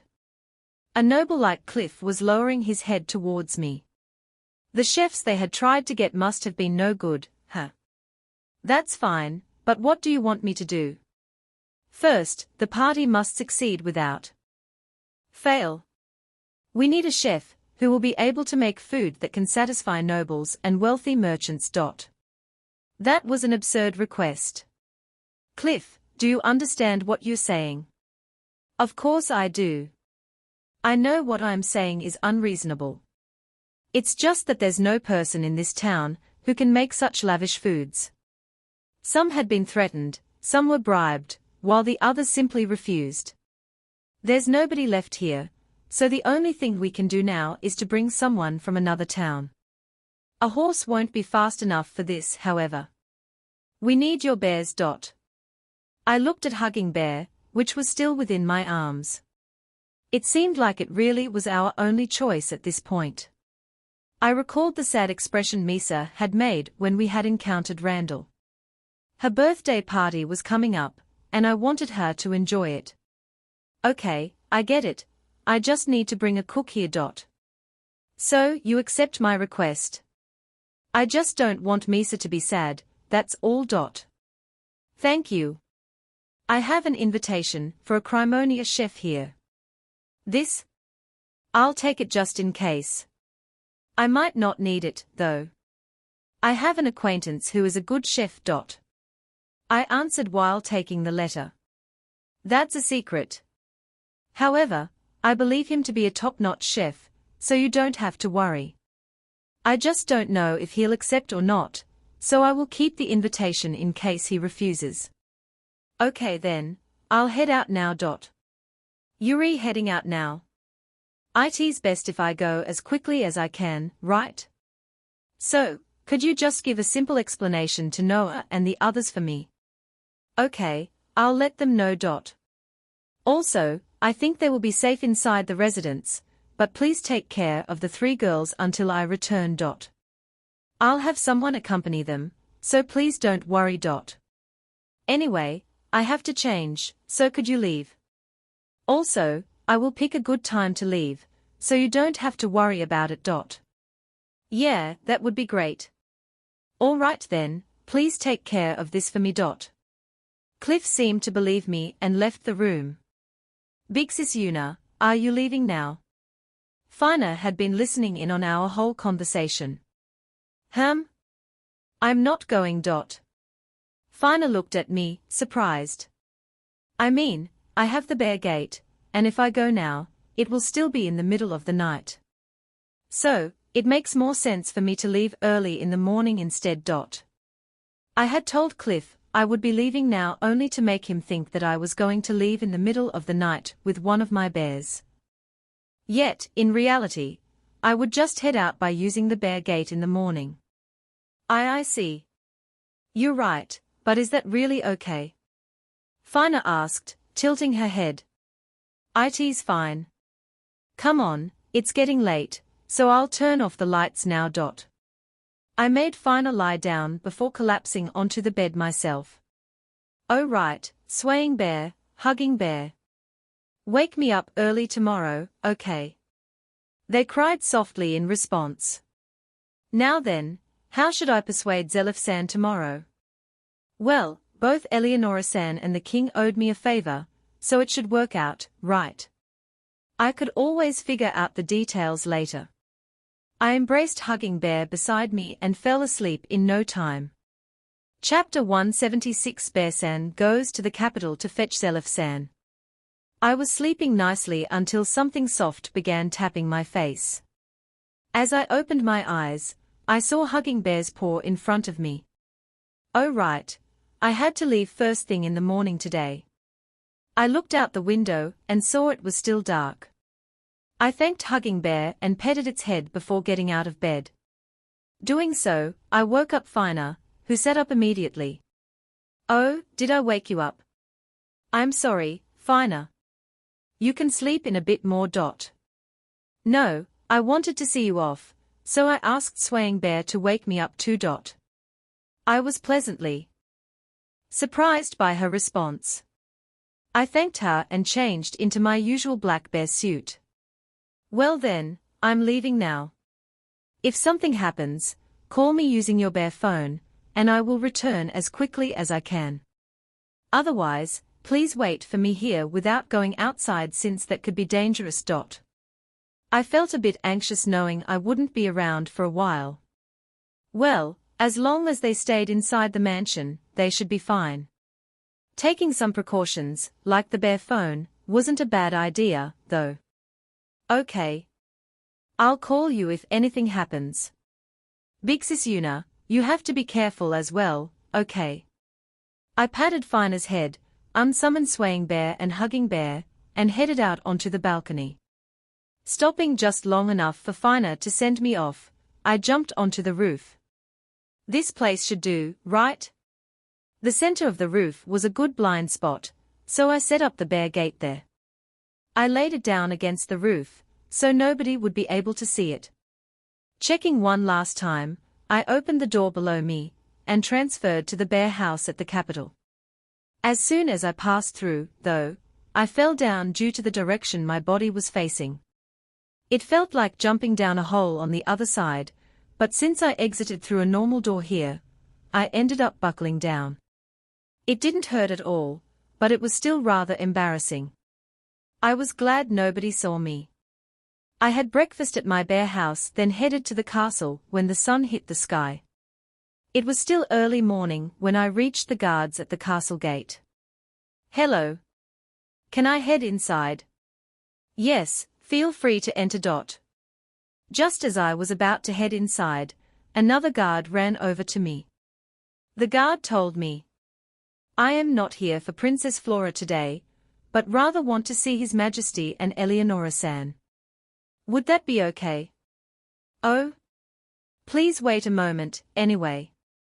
Eleonora-sama has already arrived at the castle, but I don't know where she is right now. As for His Majesty, unless you had a prior arrangement. Well, it made sense for me not to be able to meet the king on such sudden notice. Still, they didn't know where Eleonora-san was, so I wondered what was she up to now. Could I talk to Zelif-san, then? I don't have the authority to permit that either, unfortunately. Could it be that I only had permission to visit Princess Flora? Maybe it would be quicker if I just went over to her room like usual and waited for the king and Eleonora-san to show up there. Just as I decided to do so, I noticed Eleonora-san heading over to me. I knew I saw a bear from far away. It was you after all, Yuna-chan. How rare for you to come here this early, though. Usually, it was a pain when Eleonora-san appeared out of nowhere, but it was rather useful today. Eleonora-san, I have a small favor to ask for. Is now a good time? What is it? If it's okay with you, could we discuss it while walking? It's part of my daily routine to take a stroll in the morning and patrol the area. I accepted her request, and we began walking towards the castle. So, what is it? It's rare for you to ask me for a favor, Yuna-chan. Well, I asked you, but it's really meant for the king. Oh, is that so?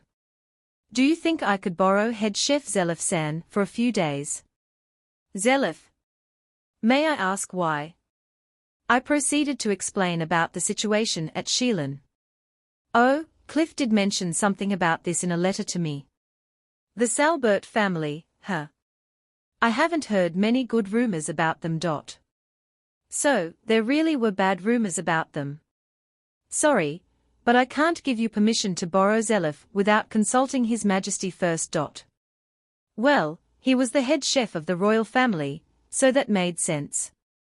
I had to get permission from the king himself, then. So, shall we go and see His Majesty right away? Yes, no problem. I have to report to him that you have arrived, anyway. Was that a rule around here?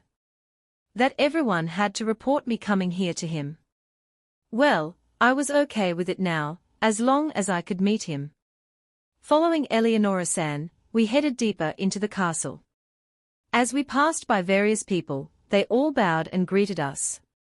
Eleonora-san responded by only giving a light greeting each time. Wow, she was rather popular around here. Heading down a hall, we reached a door guarded by 2 soldiers. Oh, Eleonora-sama. Could the person next to you be the rumored bear Missy? What did he mean by the rumored? I wanted to question him about it, but decided it was probably better to ignore it as I could already imagine the reason why. Weird rumors would continue to spread anyway, whether I knew about them or not. Yes. We have some business with His Majesty, so can you let us pass? The guard knocked on the door, and got confirmation from within. Go ahead. Receiving permission to enter, Eleonora-san and I walked into a spacious room, where 3 people were working on something. One of them was the king himself, then there was a man of similar age standing next to him, and sitting by the desk on the left was a handsome man in his mid-20s. He resembled the king for some reason. What's the matter? You came here so early in the morning, not to mention to see me. I just have a small favor to ask of you. I would like to borrow Zelif-san for a couple of days. Talking to him was a bother, so I cut straight to the chase. Zelif. What for? I had to explain the same thing, as I had done with Eleonora-san all over again. The Salbert family and Farengram family, you say? The man standing beside the king spoke up. Who was he? This was the first time I had seen him, I was pretty sure of that. Well, him being here meant that he was an important person, right?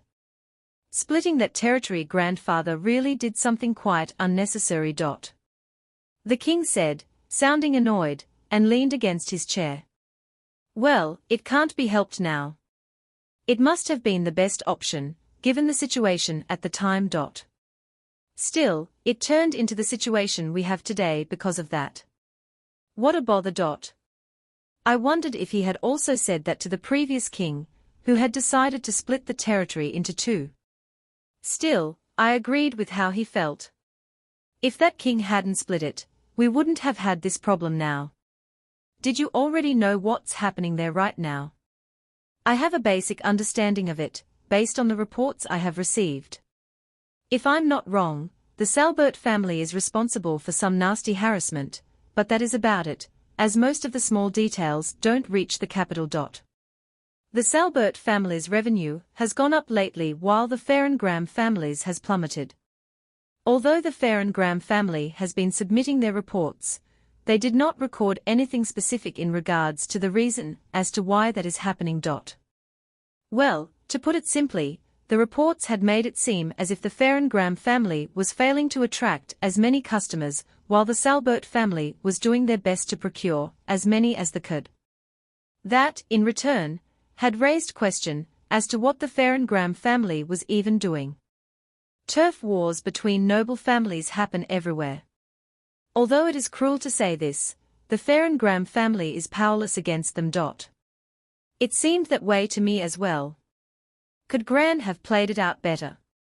The more I heard about it, the more it felt like he had already fallen too far behind in the beginning rounds. Still, there really are some bad rumors going around regarding the Salbert family. Embezzlement, coercions, violence, all sorts of bad things, yet there isn't any tangible evidence of their deeds. Without it, we can't act against them. Well, that was how bureaucracy worked. Even the king himself couldn't act without any real proof. So much for justice.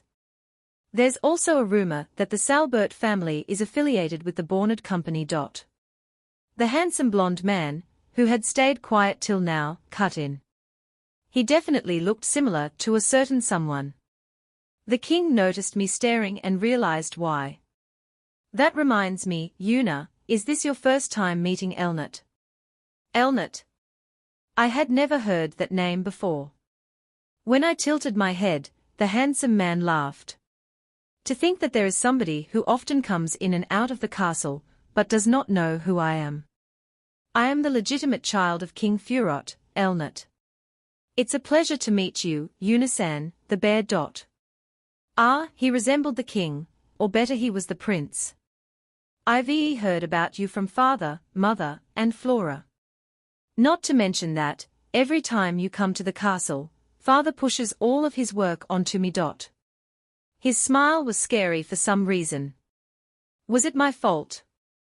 I only came to see Princess Flora, and never called for the king to come as well. I would prefer if he didn't blame me for this. I glared at the king, who cleared his throat before speaking up. The Borned Company, you say? Oh, he changed the conversation. He used one of my best techniques, the hidden move topic change. Well, I was curious about the Borned Company, so I inquired with Eleonora-san. You've never heard of them, Yuna-chan. The Borned Company is the biggest company in the capital. They employ many merchants and do business all throughout the land. Their influence is so powerful that even nobles don't dare go against them. Yes, but with all the good rumors come the bad as well. Could it be that they are behind the actions of those merchants as well, then? There may be somebody pulling the strings from the back, but it's also possible that they are completely unrelated. Although, I heard that the Borned Company seems to be aiming for Grandsan's territory, which could be a problem. Well, if they used their many merchant pieces in the right way, they could easily corner an entire town. Then they just had to keep them on defensive, until their economy ran dry.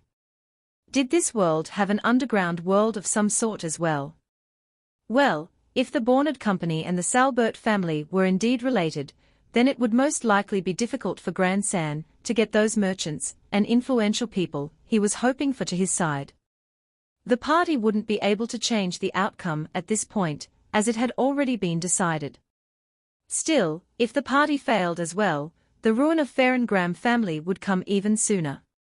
Well, it was possible that the Salbert family wasn't related to the Borned Company, but according to the information we had, that seemed to be quite unlikely. Either way, we needed a chef for at least the party to succeed. Well then, are you going to lend Zelif-san to me or not? Even though I now knew that Borned Company might be involved, there was nothing I could do about it. The one thing I could do, however, was to bring Zelif-san to Grandsan's mansion. Let me think. I can't act on their chef being attacked, but since this is for the birthday party of the old man of the Farengram family, I can permit you to borrow Zelif. Yeah, one chef being attacked wasn't enough for the king to be able to take action. It was just the chef of a noble family who had been attacked, not the noble family members themselves. We didn't know who was the culprit, either. The Salbert family was the most suspicious, of course, but they weren't found as the direct culprit. The king couldn't deal with every small problem other feudal lords might bring him. He didn't have time for that. It would be like complaining to the Prime Minister and asking him to investigate some suspicious people just because some people got attacked in their neighborhood. It was Grandsan's job to find the criminal. If they were a commoner, then they could be judged appropriately by him. Only if there was proof that the Salbert family was involved could Grandsan bring this matter before the king. However, I will process this as a request from Eleonora. Is that okay? The king said, turning to Eleonora-san. That's fine. Cliff will be at the party as well, so we can use that as an excuse if any nobles complain. It would be a waste of time to stay here any longer, so I decided to head to Zelif-san's kitchen once I was excused. The prince finally appeared. He plays only a small part in the story, though. By the way, he's already married, since I'm sure I would get some weird comments otherwise. Chapter 177 Bear-san asks Zelif-san for a favor. After getting permission from the king, I headed to the royal kitchen. For some reason, the king himself accompanied me instead of Eleonora-san. It was because of the conversation Eleonora-san and the king had. Eleonora, I'll accompany her, so you can get back to work. What? Why? I can escort her, no problem. No, you should return to your work. It's better for me to tag along, so I can explain the situation to Zelif. My job right now is patrolling the castle, and I can easily stop by the kitchen to explain it to him in your stead. What about the matter from the other day, Eleonora-sama? The man next to the king asked Eleonora-san. Not done yet, Zangu. Eleonora-san averted her eyes while replying. I asked you to treat it as an urgent matter, didn't I? The man, who seemed to be named Zangu, asked her nicely but firmly. I get it. Yuna-chan, see you later. Let me know if this guy says anything weird to you. Please return here as quickly as you can, father, and don't run off like you usually do. Just like Eleonora, you have a lot of urgent business to attend to. The prince lectured the king.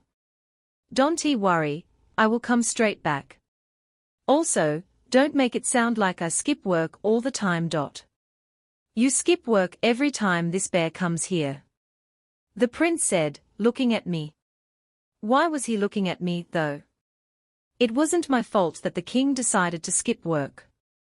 I never asked for an audience with him, he sought me out on his own. So, could the prince please stop looking at me like it was my fault?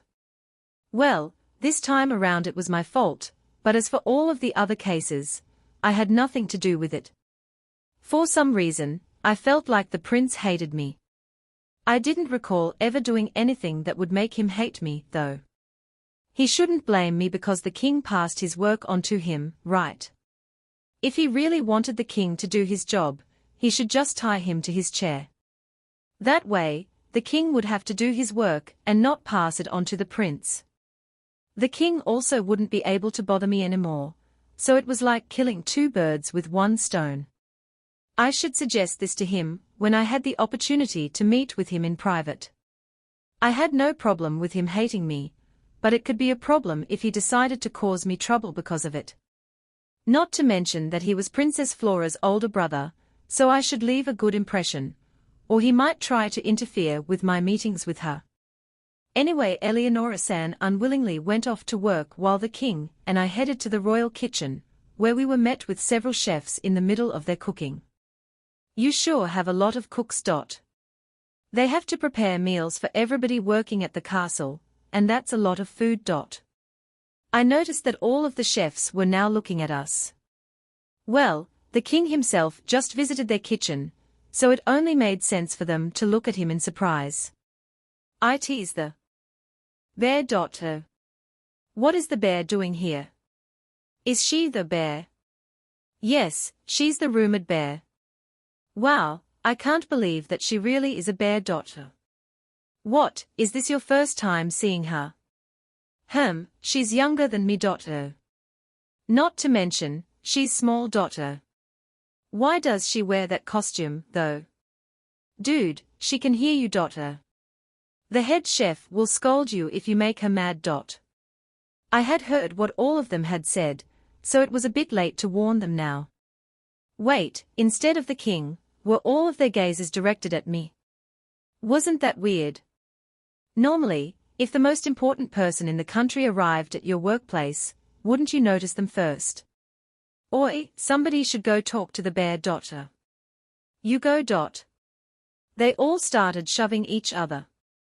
No, shouldn't you be greeting the king of the country rather than me? They were all so weird. Since nobody dared to approach us, I decided to call out to them, making one of the chefs finally come to us.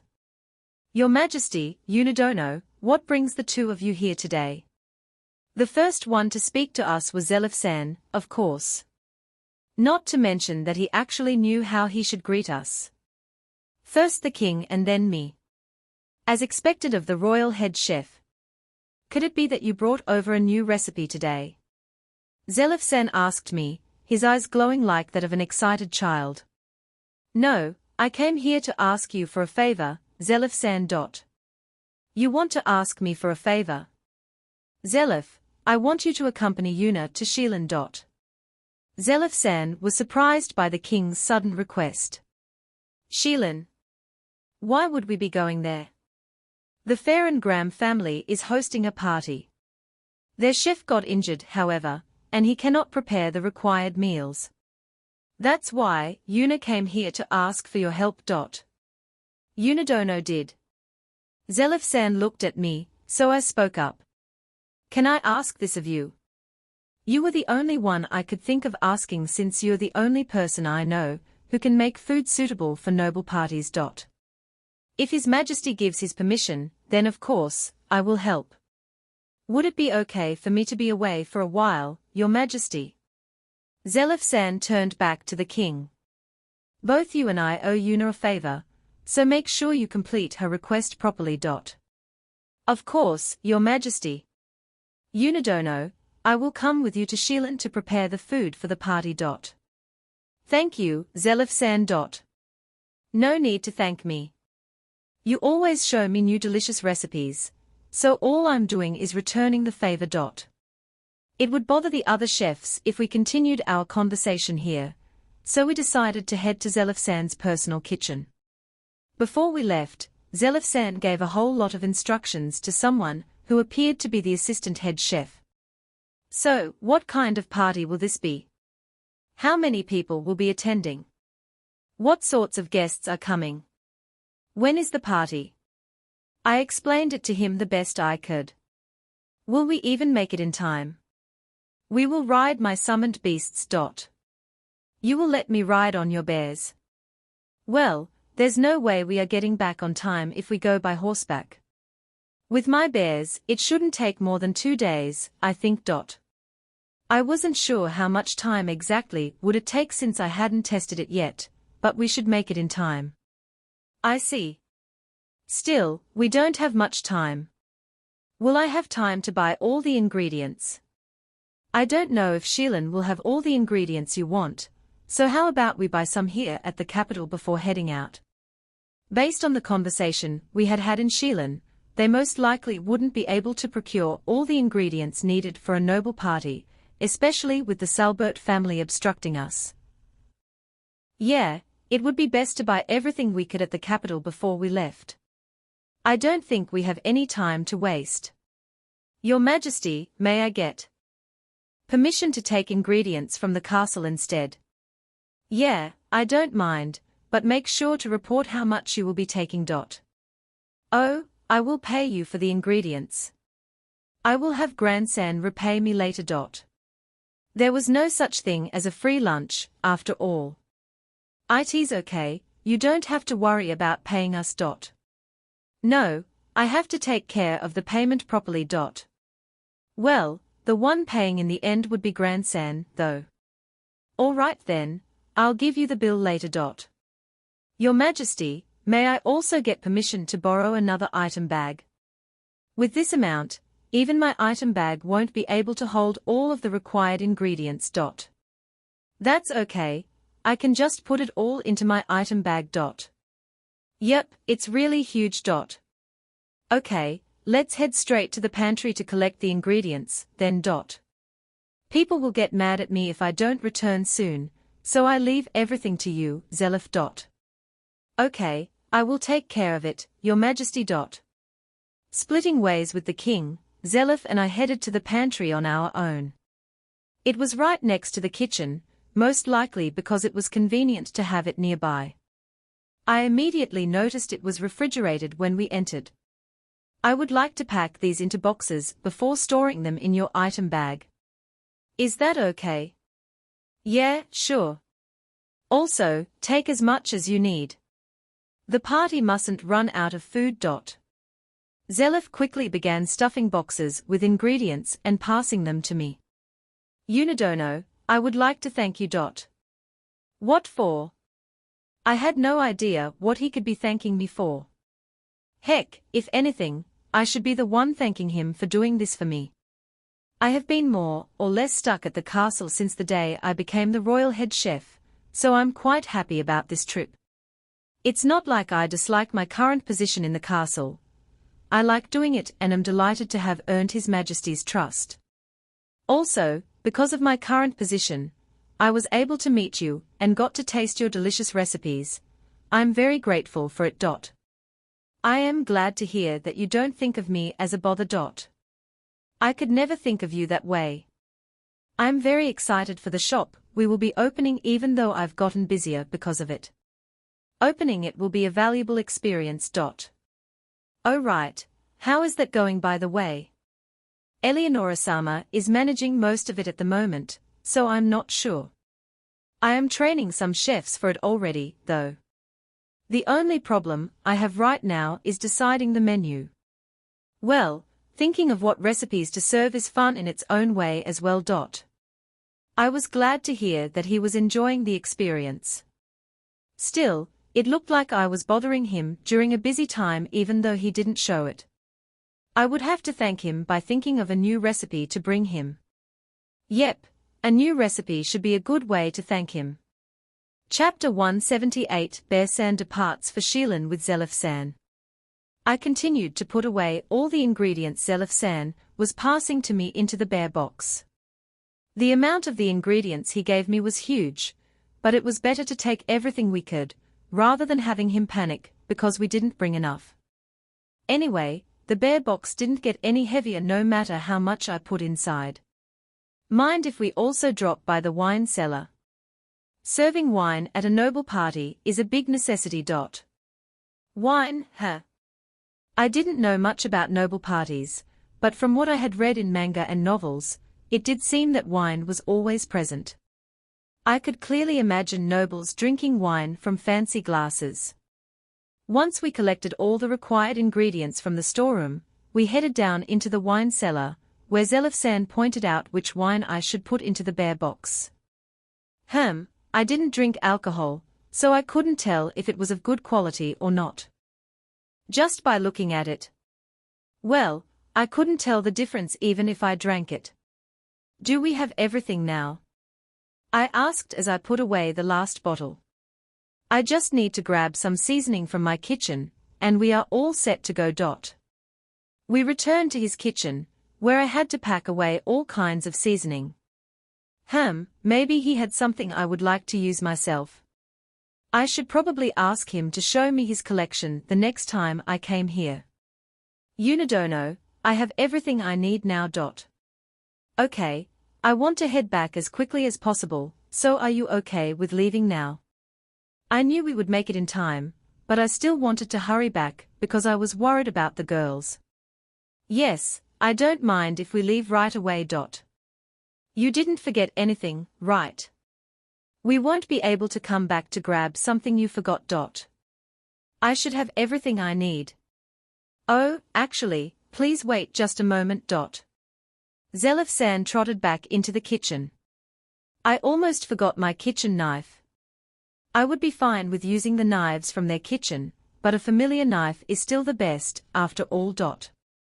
Okay, it seemed like he had everything now. He was still wearing his chef outfit, though. It would be hard for us to travel with him wearing that outfit, so I asked him to change clothes first. I am okay with what I'm wearing, though. You'll stand out like that. Compared to your outfit, Unidono, I don't think I stand out at all. Zelif-san said, glancing at my bear suit. I know. People stared at me even if I was just walking around. However, the problem at hand was that I didn't want the Salbat family to find out that I brought a chef with me. Zelif-san might get attacked if they did, after all. Also, I feel most comfortable wearing this outfit. Zelif-san said, grasping his clothes. True, the clothes we wore every day were the most comfortable, so I completely understood his feelings. If I had to take off my bear suit, I wouldn't be able to calm down. Still, he could get attacked if they saw him wearing the chef outfit, so I made him put a large mantle over it to hide it. With our preparations finally finished, we left the castle, and were met by Eleonora-san standing next to a horse carriage parked by the gate. She had prepared it so that we could get out of the capital quicker. Eleonora-san really was amazing, taking note of even such small details. Walking all the way from the castle would have taken us quite a bit of time, so this was a lifesaver. Also, if we were to ride in some sort of an open carriage, we would stand out too much, mostly because of me. We thanked Eleonora-san, and climbed into the carriage. Thanks to it, we were able to leave the capital in no time, and when we put enough distance from the city walls, I summoned Swaying Bear and Hugging Bear. Oh, they came out from your gloves. Zelef-san said, impressed. I didn't think they would be this big, though. Had Zelef-san never seen them at their full sizes before? Which one may I ride on, Unidono? I glanced at the bears and then back at Zelef-san.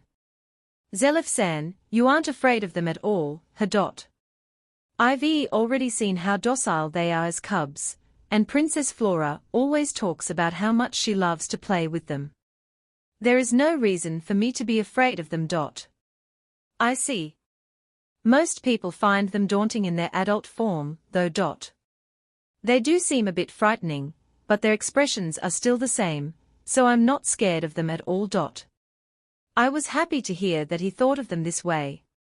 I would feel bad for my bears if Zelef-san was afraid to ride them. Okay then, Zelef-san, would you mind riding Hugging Bear? Hugging Bear Dono is the white one, correct? Zelef-san approached Hugging Bear. Hugging Bear Dono, I may be heavy, but please bear with me. Zelef-san bowed to Hugging Bear, which nodded in response before lowering its back so that Zelef-san could get on more easily. Thank you very much, Hugging Bear Dono. It took some time for the plump Zelef-san to climb onto Hugging Bear, which stood up only after ensuring that Zelef-san was settled on it properly. It seemed like Hugging Bear didn't have any problem even with Zelef-san's extra weight, so I jumped onto Swaying Bear. Okay, let's get going then. We'll start out slowly but speed up as you get used to it. After traveling for a while, this feels more pleasant than horseback. Zelef-san, you can ride a horse. I kind of felt bad for asking this, but I just couldn't imagine him riding a horse. I tend to avoid riding them, but I'm obligated to know how to ride them in cases of emergency, so at least know how to. I'm by no means good at it, though. He said the last part rather quietly, but I was still able to hear it. What was the part about there being cases of emergency? Did he mean having to ride with the army in times of war so he could cook for them? Well, it doesn't seem like I will have to ride them often, though. Well, that made sense since the country was at peace right now. Maybe he would have to join the soldiers when they were sent to subjugate monsters far away. I couldn't see the king doing that anytime soon, though. Was he really practicing for the sake of emergency, or was it something else? After Zelef-san got a bit more used to riding, we raised the speed and hurried off towards Shilin. After several hours of non-stop traveling, I decided to take a short break and switch bears. Zelef-san, please ride Swaying Bear this time around. Hugging Bear had shown a sad expression when Zelef-san had approached it. It wasn't as if Hugging Bear didn't like Zelef-san, it just wanted me to ride it. You would like me to ride on Swaying Bear Dono now? I don't mind, but is it because I did something wrong? No, it's just that if I only ride on one of them all the time, the other one starts sulking. I explained to him. I see. Okay, I will ride Swaying Bear Dono this time around, then. Zelef-san immediately understood the problem. He thanked Hugging Bear for taking him this far, then went up to Swaying Bear. Swaying Bear Dono, please bear with me as well. I approached Hugging Bear, and it happily rubbed against me. After petting its head, I jumped on, and we all continued our journey. We proceeded smoothly, without encountering any monsters along the way. Well, even if any monsters had appeared, they would have been low-level ones, which wouldn't be able to catch up to our speed. The only monsters that would be able to catch us were dragons or wyverns, but luckily, those didn't appear this close to the capital. As some more time passed, I noticed that Zelef-san began dozing off on Swaying Bear. Seriously, what a fearless man with the nerves of steel.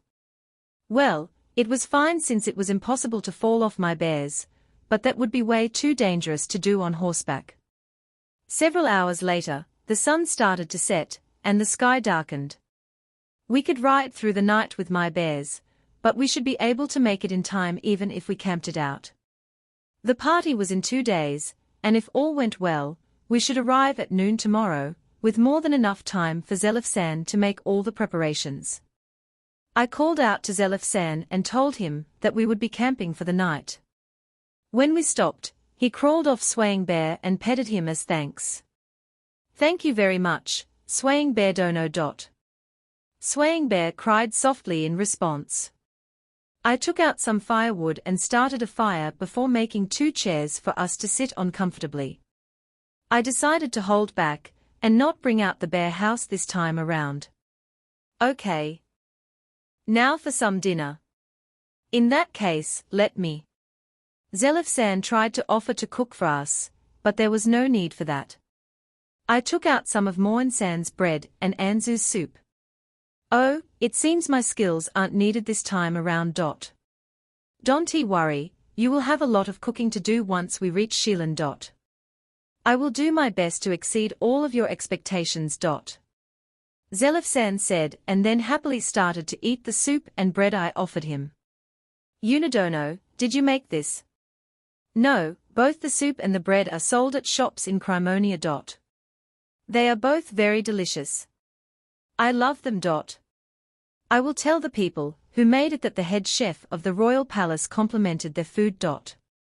I jokingly said. It's not like I'm just trying to flatter them, though. I really do find them delicious. The people who made them really understand the basics, hence they are able to make their food taste so well. Zelifsan said before resuming his meal. I should head to Crimonia when I have some free time.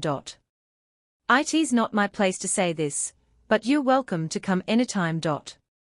Please take care of me when the time comes, then. Once we finished eating, we just laid down for a while. Having nothing to do, I decided to brush Swaying Bear and Hugging Bear.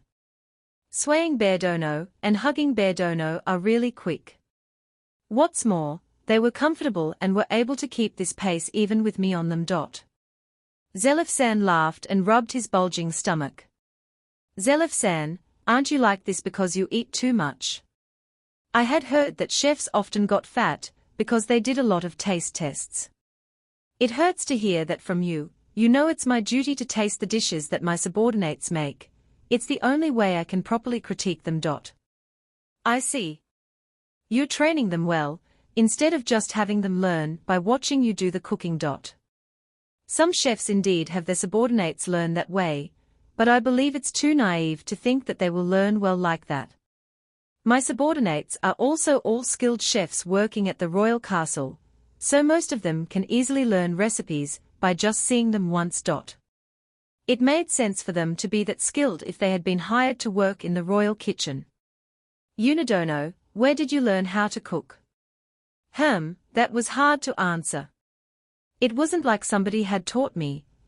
I had learned it on my own by finding recipes in cooking books and on the internet. It would be difficult to just say I hadn't been taught by anybody, and I couldn't just tell him how I had actually learned it. I am sorry, it's okay for you not to tell me. I was just curious since you are able to make so many mysterious dishes. Zelifsan noticed that I had gone quiet, so he apologized with a bow. That's not it. It's just that I wasn't really taught by anybody specific, so I didn't know how to answer. So, you created all those dishes yourself? I tilted my head, thinking how to explain it to him. Those are all dishes from my hometown, and I learned how to make them there. Your hometown, you say? Yeah. They are the recipes of my hometown, and not my own. Is that so? The world is a big place, isn't it? Yes, it was a big place indeed. I hadn't thought that the universe could have had multiple worlds. The universe really was big, wasn't it? I would like to visit the country you're from one day, Unidono. I found no way to respond to that, so the silence returned. Zelifsan must have noticed my mood as he didn't say anything else either. Shall we head to bed? I suppose we should. Who is going to keep watch, though? I don't want to boast, but I'm not really good at staying awake. That wasn't something to boast about anyway. We'll be fine. Swaying bear and hugging bear will let me know if something dangerous approaches us. I said, glancing at the bears next to me. I see. Unidono, your summoned beasts are simply amazing. Heh. Anyway, you can relax and sleep comfortably. Also, if you might think of trying to attack me, swaying bear and hugging bear will not go easy on you either. I warned him with a smile. That's a terrifying thought. Well, I will be fine since I don't want to die, and I have never thought of doing anything like that anyway. Zelifsan laughed, then curled up into his blanket. I settled myself between swaying bear and hugging bear and fell asleep in no time. Chapter 179 Bearsan brings Zelifsan to Shilin. In the early morning, the sun shone onto my eyes and woke me up. I had rested well, settled in between swaying bear and hugging bear. Morning already, huh? Luckily, we had gone to sleep early, so I woke up easily. Good morning, you two. I greeted swaying bear and hugging bear, then got up. Sleeping between my bears felt nice, but snuggling up in a bed was still the best. Zelifsan stirred in his blanket next to me, most likely woken by me. Good morning, Unidono. Morning. Let's eat breakfast and then head out quickly. We ate a simple breakfast, packed up, and headed out in no time. I looked at the bear map and saw that we were already getting close. Based on the distance we had already traveled, we should arrive at noon as long as nothing happened. Zelifsan, are you feeling okay? You're not too tired, are you? I am fine. Riding on your bears is comfortable, unlike horseback, where I get all sore in a couple of hours. I'm not feeling tired at all. Yeah, it seemed like everything would be fine as long as nothing bad happened. We had plenty of time since we headed out so soon after sunrise. Taking just one break this time, the gates of Shilin were upon us before the sun had even reached its zenith. While I wanted to enter as quickly as possible, having to explain the bears to the gatekeeper could be difficult. Zelifsan, I want us to walk from here on out, is that okay with you? We are going to walk from here. It's hard to explain the bears to the guards, so it would be easier for us to get off here and walk through the gate. Oh, I see. Okay, let's walk then. I could use a workout anyway. Zelifsan said and looked at his big belly. He couldn't lose that much weight by only walking a bit. Not to mention, this was going to be more like a stroll through the town, and with this distance, there was no way it would have any effect on his weight. Well, if he did it every day, maybe, but in just one day. No way. Not like I should be the one to talk, though. I never took off my suit or exercised on my own. My natural stamina was literally zero. I did remember taking the suit off once and trying to work out for a bit, but I quickly gave up. There was no way I could do it often enough for it to show any progress. Anyway, I unsummoned swaying bear and hugging bear, and we walked to the gate. Aren't you the bear from the other day? Yes. Here's my guild card. I didn't want them to start questioning us, so I presented my guild card and rushed through the gate. Well, they didn't ask anything about Zelifsan, so they must have recalled Cliff saying that I was in his care. Nobles really had a lot of influence, didn't they? This is Shilin, huh? Zelifsan said, his gaze passing over the town. Isn't Shilin rather close to the capital? Have you really never came here before? I was born and raised in the capital, so I've rarely left. Instead, I've spent most of my time learning how to cook. So, that was how it was. If he hadn't been learning how to cook since his childhood, he most likely wouldn't have become the royal head chef. I wouldn't be able to do that, since I couldn't focus on just doing that one thing. I was the type of person who tried out a lot of things, but never really finished one. Doing new things was fun at first, but I also got bored of it soon and dropped it. Basically, I was a stereotypical, useless human being. On the other hand, there were a lot of people in this world who focused on one thing until they finished it. As we walked towards Grandsan's mansion, Zelif-san was being pulled to every food-selling place we passed by. Zelif-san, you will have time for that after the party. No buts. We need to hurry, the party is tomorrow. You. I had to keep dragging Zelif-san all the way to Grandsan's mansion. I feared we might run into Randall again, but we managed to get there safely. The guards at the entrance were surprised to see me return so quickly. Can we enter? Yes. We heard about the situation from Grandsama, and were told to let both you and your guest pass. Since they had been notified, they weren't suspicious of Zelif-san and let us enter. Once inside, Masurin-san rushed up to us.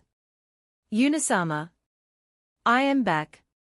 Can we meet with Grandsan and Cliff? Yes. They told me to notify them as soon as you returned.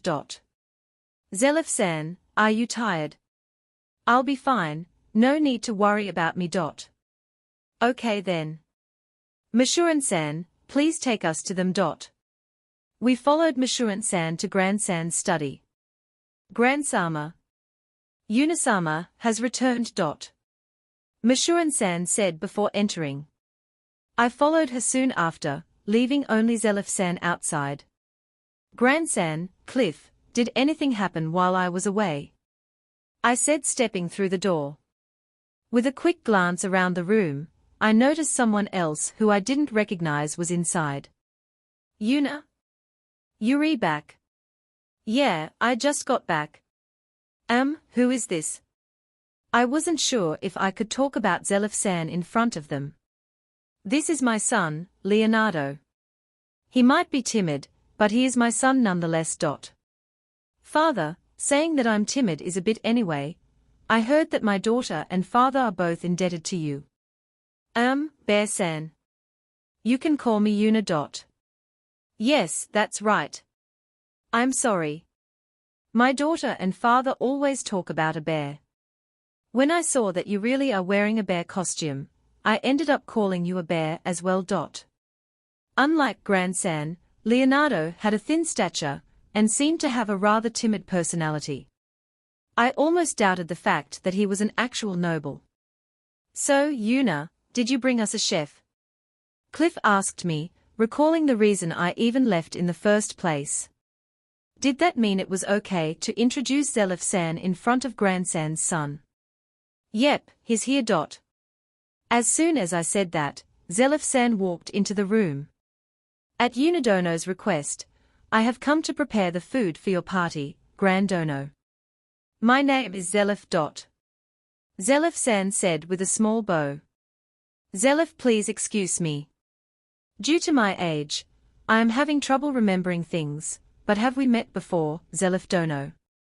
I feel like I've seen you somewhere before. Yuna, when you said you knew a chef, you meant. While Grandsan looked at Zelif-san with a pondering expression, Cliff only showed amazement.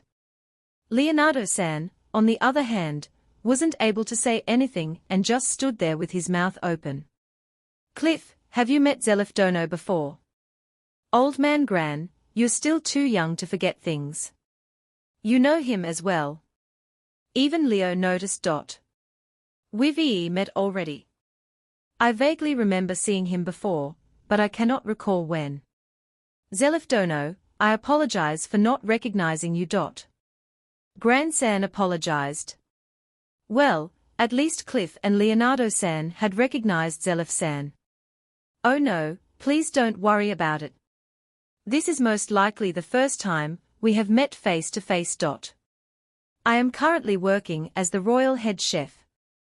We might have exchanged greetings at the king's birthday party, but even I am not completely sure. The royal head chef. Grandsan cried out in shock. Meanwhile, Cliff and Leonardo-san didn't seem surprised at all. Una, the chef you were talking about was Zelif Dono. Yep, the only excellent chef I knew was Zelif San. Una Dono, I am honored that you think of me so highly. Zelif San said, somewhat embarrassed by my praise. Grandsan panicked a bit after learning who Zelif San was, but managed to collect himself and asked us to sit down. Will you really be making the food for us? Unidono requested His Majesty for me to come with her, so I'm here on his orders. His Majesty's orders. Once the king was mentioned, the room went silent. Grandsan and his son were shocked, while Cliff looked flustered. Una, how on earth did you manage to get the king to send his royal head chef here? I just asked him. You can't just waltz up to the king and ask something like that. I have never heard of the royal head chef cooking for another noble's party. Well, it did seem a bit weird for the king to accept my request so easily. This is just. Cliff sighed. Well, I believe we made it so that this is considered to be a request from Eleonora San. From Eleonora. She said that Cliff attending Grandsan's party should be enough of a reason for the king to consider her request. That means I will have to personally thank His Majesty and also write a letter to Eleonora in the near future. Cliff said with a tired expression while Grandsan seemed troubled. Leonardo San had been just standing there in shock this entire time. So, what were you three up to before I barged in? We were discussing what to do in case you didn't make it back in time. Oh, and we couldn't come up with anything. There's nobody left in this town who could cook for a noble party. Or, at least nobody up to par with it. We were ready to give up, basically. We couldn't delay the party because the guests have already taken time off to attend it. Our last resort was going to be holding an alcohol-only party. I thought some children were attending as well. We would just serve juice for the children. Just hearing about it sounded boring. Drinks were great when you had some food to go with them, but only drinking from beginning to end seemed like a terrible party. Well, now that you're here, Zelif Dono, we no longer have to worry about that outcome. Thank you for coming. Oh no, please thank Unidono. I too am indebted to her, so me coming here is just repaying a small piece of that debt. Is that so? This is the second time you've saved me, Una. Thank you. Grandsan gave me a deep bow from across the table. You don't have to worry about it. If your party got cancelled, then Misa's birthday party might have gotten cancelled as well, which would end up upsetting her. I did this for the girls. While I appreciated him thanking me, the main reason I was doing this was because I wanted the girls to be happy. Well, Grandsan had helped me out in the past, but that wasn't much compared to those girls' smiles. Okay then Zelif Dono, the party is tomorrow.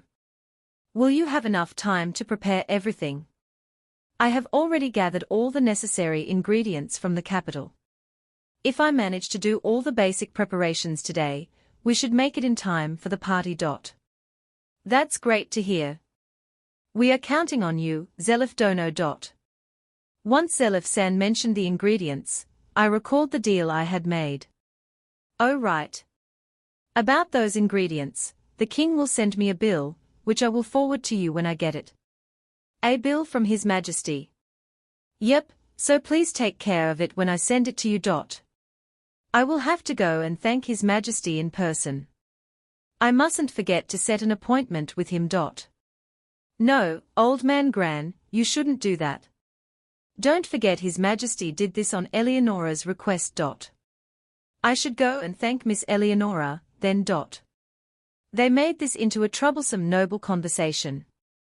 The nobles sure had it tough, having to hide unofficial requests under official ones in order to mind their public appearances. Cliff might have realized what was going through my head, so he spoke to me. Una, you see, normally you can't just waltz in and meet the king. You have to send a letter a few days prior to secure an appointment. This is the proper way of doing it, So you are the strange one here, just casually walking in like that. How was I supposed to know that?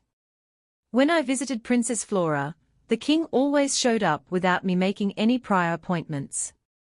Also, this time around, I was able to meet him just fine thanks to Eleonora-san. Thinking of it like this, was I really the strange one? Chapter 180 Bear-san learns about Zelif-san's and Bot-san's history. Since the troublesome conversation continued, I decided to just get up and leave. I didn't understand noble etiquette, so I found it boring. Zelif-san felt the same way, so we promptly told them we had to start the food preparations and rushed out. We then told Masuran-san we got permission to start, so she took us to the kitchen. I wanted to see the girls first, but since I was holding onto the ingredients, I had to go to the kitchen before that. This is the kitchen. Feel free to use anything inside. I will fetch you some help now, so please wait a moment. Masuran-san said and left promptly. Zelif-san had requested for some people to help him with some basic things like fetching and washing ingredients. Gran-san had asked him how many people he needed, and Zelif-san had said that 3 people should suffice. I had thought that only 3 assistants was a bit insufficient, but he had explained to me that there wasn't that much he needed help with. Well then, Unidono, could you bring out the ingredients? You want me to take them out here? I can bring them out in the refrigerated pantry as well. Well, that might also just give him extra work. I will start the preparations immediately, so it will be easier to have them here for now. We can just put them away later. I started to take out the boxes of ingredients in the corner Zelif-san had pointed out to me while he checked out the cookware.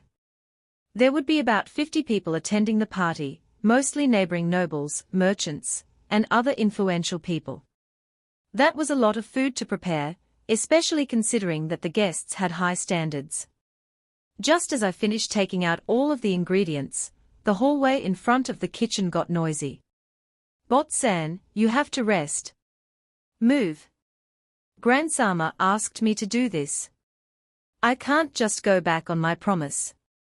But, with your hands like that, there's no way I can leave the cooking to some random stranger. If you're talking about the chef, who was brought here today, it'll be fine. Grand-sama acknowledged that individual. That's for me to decide. Open the door. I heard coming from the hallway. From what I could gather, it sounded like the head chef of this residence, Bot-san, was rather angry. I guess nobody had properly informed him about the situation. While I was thinking about what to do, Zelif-san walked to the door. Zelif-san. Any chef would obviously get angry knowing somebody took their job. I will explain this to him personally. Zelif-san opened the door, so that Masuran-san and a man with bandaged hands could enter the kitchen. So, you're the chef that... The moment the man laid his eyes on Zelif-san, however, he stopped talking. Zelif. Bots? Zelif, what are you doing here? They seemed to know each other. Well, they were both high-class chefs, so it made sense that they did.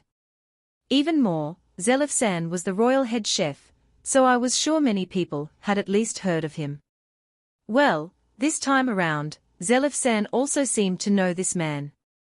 What do you mean? I'm the chef in charge of cooking for Grandono's party. You know, the one you were about to complain to. Eh? Zelif, you're the chef. Aren't you the royal head chef? I am, but I came here at Unidono's request after hearing that their chef got his hands injured. Bot-san looked at me, and then. This is Unidono, an adventurer. She's done a great deal for me, and that's why I agreed to help with this party. An adventurer? Who has done a great deal for you? And a bear on top of that. He didn't have to split that sentence into 3 questions. Even I was now starting to doubt myself. Zelif-san, you know this man? Yes, we worked together at a restaurant before I began working at the castle. At the time, Zelif was the head chef's assistant while I just worked as the subordinate. Bot-san chipped in. Wait, hadn't I heard that Bot-san was the assistant? I couldn't recall it well enough. Yes, that was why the previous royal head chef even noticed me and invited me to work at the castle. I see, so that was how Zelif-san came to be at the castle. Still, I heard rumors that you became the assistant head chef after that, Bots. Why are you here now? Ah, I was right, Bot-san had been an assistant for a while. I got into an argument with the head chef and got fired. An argument? He kept blaming his own mistakes on the other chefs and harassed them. He would even sometimes hit them. Eventually, I got fed up and confronted him about it, which didn't end well for me, of course. I don't recall head chef Marouge being that kind of person, though. Marouge retired due to age and was replaced by a chef named Borzak. This happened not long after you left. He is good at cooking, but has a terrible personality. So, you argued against him and quit. I had the assistant position, so I endured for a while, but everybody has a limit. And then? Borzak pressured the chef's guild and made it impossible for me to find another job at the capital. Bot-san started to get irritated. Was it because he was recalling his past? I don't know what exactly he told the chef's guild, but rumors about me acting violent against my superiors started to spread, and nobody was willing to hire me. Why didn't you try to deny the rumors? I did, but the difference in influence between a head chef and his assistant was just too much. Most people believed him, as he's as good at flattering people as he's at cooking. And then, you came here. Yes, I was depressed about not being able to get a job, and ended up drinking at a bar, where Grandsama found me and took me in. Wait, Grandsan at a bar? Did nobles go to bars? I need to make this party a success to repay at least a little bit of the kindness Grandsama showed me when he took me in. Zelif-san looked at Bot-san's hands, which were wrapped in a large number of bandages. How are your hands? They will be fine, but I won't be able to cook for a while. I am glad you are well enough to be able to say that. Zelif-san said with a smile, making Bot-san laugh. Yes, but I can't repay Grandsama like this. It's making me hate myself. You were attacked, Bot-san. It wasn't your fault. I finally said something. It wasn't Bot-san's fault that he had been injured. Yes, I was attacked, but it's still my fault for going out on my own despite knowing that the Salbert family might aim for me. Grandsama always tells me to take some guards with me when I go out, but I find that troublesome, so I normally go out on my own. Bots, I didn't really hear much about the situation, but is it really true that whoever attacked you is related to the Salbert family? There's no evidence, but based on the current conflict between the two families, and the fact that whoever attacked me aimed for my hand, that appears to be the case. Well, there's always the possibility of it being completely unrelated, but... Bot-san said and laughed. Well, I was glad to see that he was able to laugh it off like this even though he had just gotten attacked and injured so recently. I understand your feelings, Bots. Please rest and leave this to me. Zelif. Am I not good enough? No, I can leave it to you, Zelif. Bot-san said, shaking his head slowly. I will do my best, then. Zelif-san said and sent Bot-san another smile. Zelif, it's been a while, so would you mind if I watched you cook? Of course. We used to watch each other cook to improve all the time, after all. How nostalgic. Well then, I will show you how much I have improved in order to not betray your trust, Bots. Zelif-san began to prepare the ingredients, with Bot-san watching him happily despite his injury. Soon after, 3 maids arrived to help Zelif-san with the basic preparations, and I realized it would be best for me to quietly leave the kitchen, so that I wouldn't interrupt their work. I went back to my room and found all 3 girls waiting for me inside. I am back. Did anything happen while I was away? Well, from what I had seen so far, nothing should have happened, or I would have already heard about it. Oh, I was wrong. Noah seemed rather angry. Had something just happened? Eh? Did that stupid noble kid do something again? No, not him. When I woke up yesterday morning, you were nowhere to be seen, and Fina looked sad and all alone by the window. I asked her what happened, and I found out that father asked you to find him a chef. Sorry for leaving without saying anything, it was an emergency. We know you had no other choice, but we were still lonely without you. Since you're back, Big Sis Yuna, does that mean you already found a chef? Yep, I brought an excellent chef with me. Also, it turns out he is Bot-san's acquaintance. Bot-san's acquaintance. Misa pitched in when she heard Bot-san's name. It seems that the 2 of them worked at the same restaurant at the capital a long time ago. The world was a small place, huh? If I remember correctly, Bot-san worked at a restaurant with a giant falcon stone statue in front of it. That falcon statue is the restaurant symbol. I know this because it's a famous restaurant in the capital. I went there once with my family.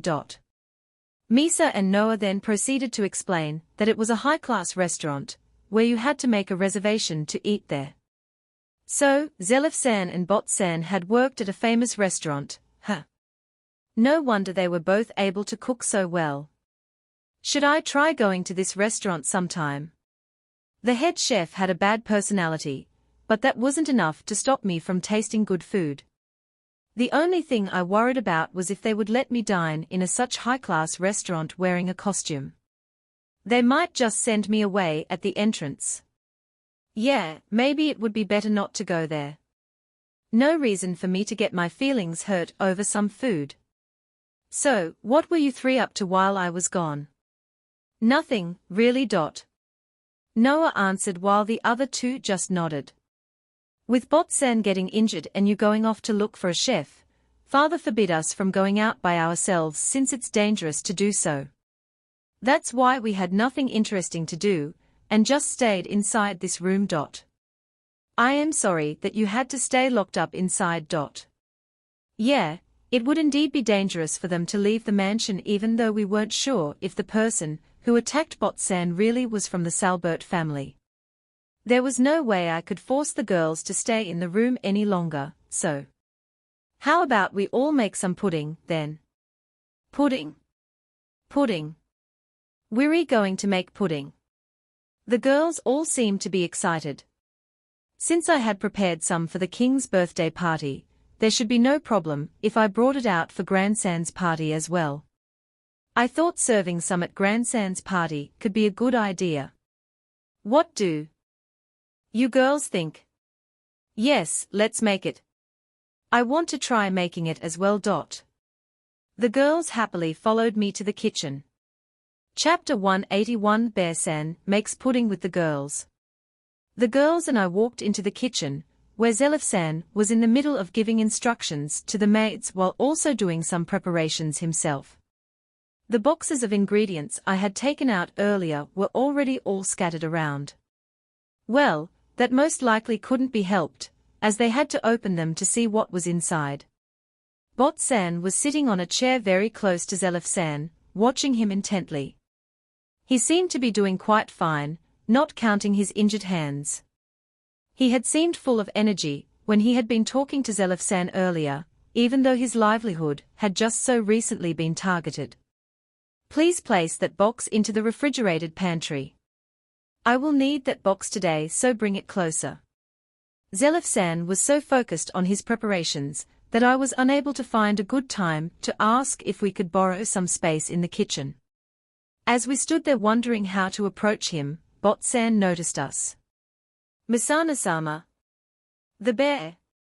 When Bot-san called out to us, Zelif-san finally looked our way as well. Unidono, is something the matter? Zelif-san, would it be okay if we borrow a corner of the kitchen? We promise we won't get in your way. Out of the question. Yes, no problem. Bot-san and Zelif-san replied at the same time. I had asked Zelif-san, but why did Bot-san butt in as well? Bots, it's okay. Unidono, what do you plan on making? These girls are getting bored, so we decided to make some pudding together, and with your permission, we could also make some for the party tomorrow. I can't allow that. Oh, that sounds like a good idea. The two of them answered with differing opinions at the same time again. What are you saying, Zelif? This is a very important party for the Graham family. We can't serve food made by a bear. Bots, don't worry. The pudding Unidono makes was also served at His Majesty's birthday party. You've got to be kidding me. This bear made food for a royal party. Yes, and her cooking received much higher praises than my own. Everyone present went crazy over her pudding. Zelif, you're just making fun of me, right? No, I'm not. It's all true. Bot-san still didn't seem convinced. Well, I hadn't attended the party, either, and had also found it unbelievable. Didn't you tell me that the bear is an adventurer? Unidono is an excellent adventurer, an excellent merchant, and an excellent chef. Could he please not call me excellent over and over again? There were some girls here who would believe him wholeheartedly. Yeah, now the girls were looking at me with sparkling eyes. I wasn't an amazing person, you know. I was just a normal, costume-wearing girl you could find anywhere. Although I kept telling that to myself, I did realize that costume-wearing girls couldn't be found that easily. No wonder Bot-san didn't believe Zelif-san. In no ways did a girl in a bear suit look like a chef, an adventurer, or a merchant. Whether it was Japan or another world, being a bear wasn't really an occupation even though my guild card might say otherwise. I silently swore not to share my bear occupation with anyone. Still, it would be annoying to let Bot-san keep looking at me with such suspicion as we made pudding. Maybe I could have him taste one. Bot-san, here, this is pudding. I took out a pudding from the bear box and put it on the table next to him. I had quite a large stock of it in my bear box, after all. It was actually more than enough for the party on its own, but it would be more fun to make it with the girls. This is pudding. Bot-san looked like he was going to reach for it before realizing he couldn't. I forgot that he couldn't eat it because his hands were hurt. One of the maids noticed his struggle and came over. Head chef Bots, want me to help you? I am sorry, but please do. Had she helped Bot-san eat since he had been injured? The maid scooped up some pudding and brought it to Bot-san's mouth, who carefully ate it. Bots, it's delicious, isn't it? Both His Majesty and Her Highness enjoyed this dessert very much. Zelif-san commented while the maid brought another scoop to Bot-san's mouth. It's delicious indeed. Did that bear really make this? He now looked at me curiously rather than suspiciously. Wait, that didn't make much of a difference for me, did it? Head chef Bots, is it really that good? One of the other maids asked. When someone said something was delicious, it always made others want to try it. Making the maids share Bot-san's leftover would be rude, so I gave them 1 cup each. Is it really okay for us to eat them? Yep. Eat it and do your best helping, Zelif-san, okay? We will. The 3 maids responded and started to eat their puddings. Unisama, it is very delicious. Yes. This is the first time I've ever had something so tasty. I was glad to hear that they all liked it. Unisan is amazing.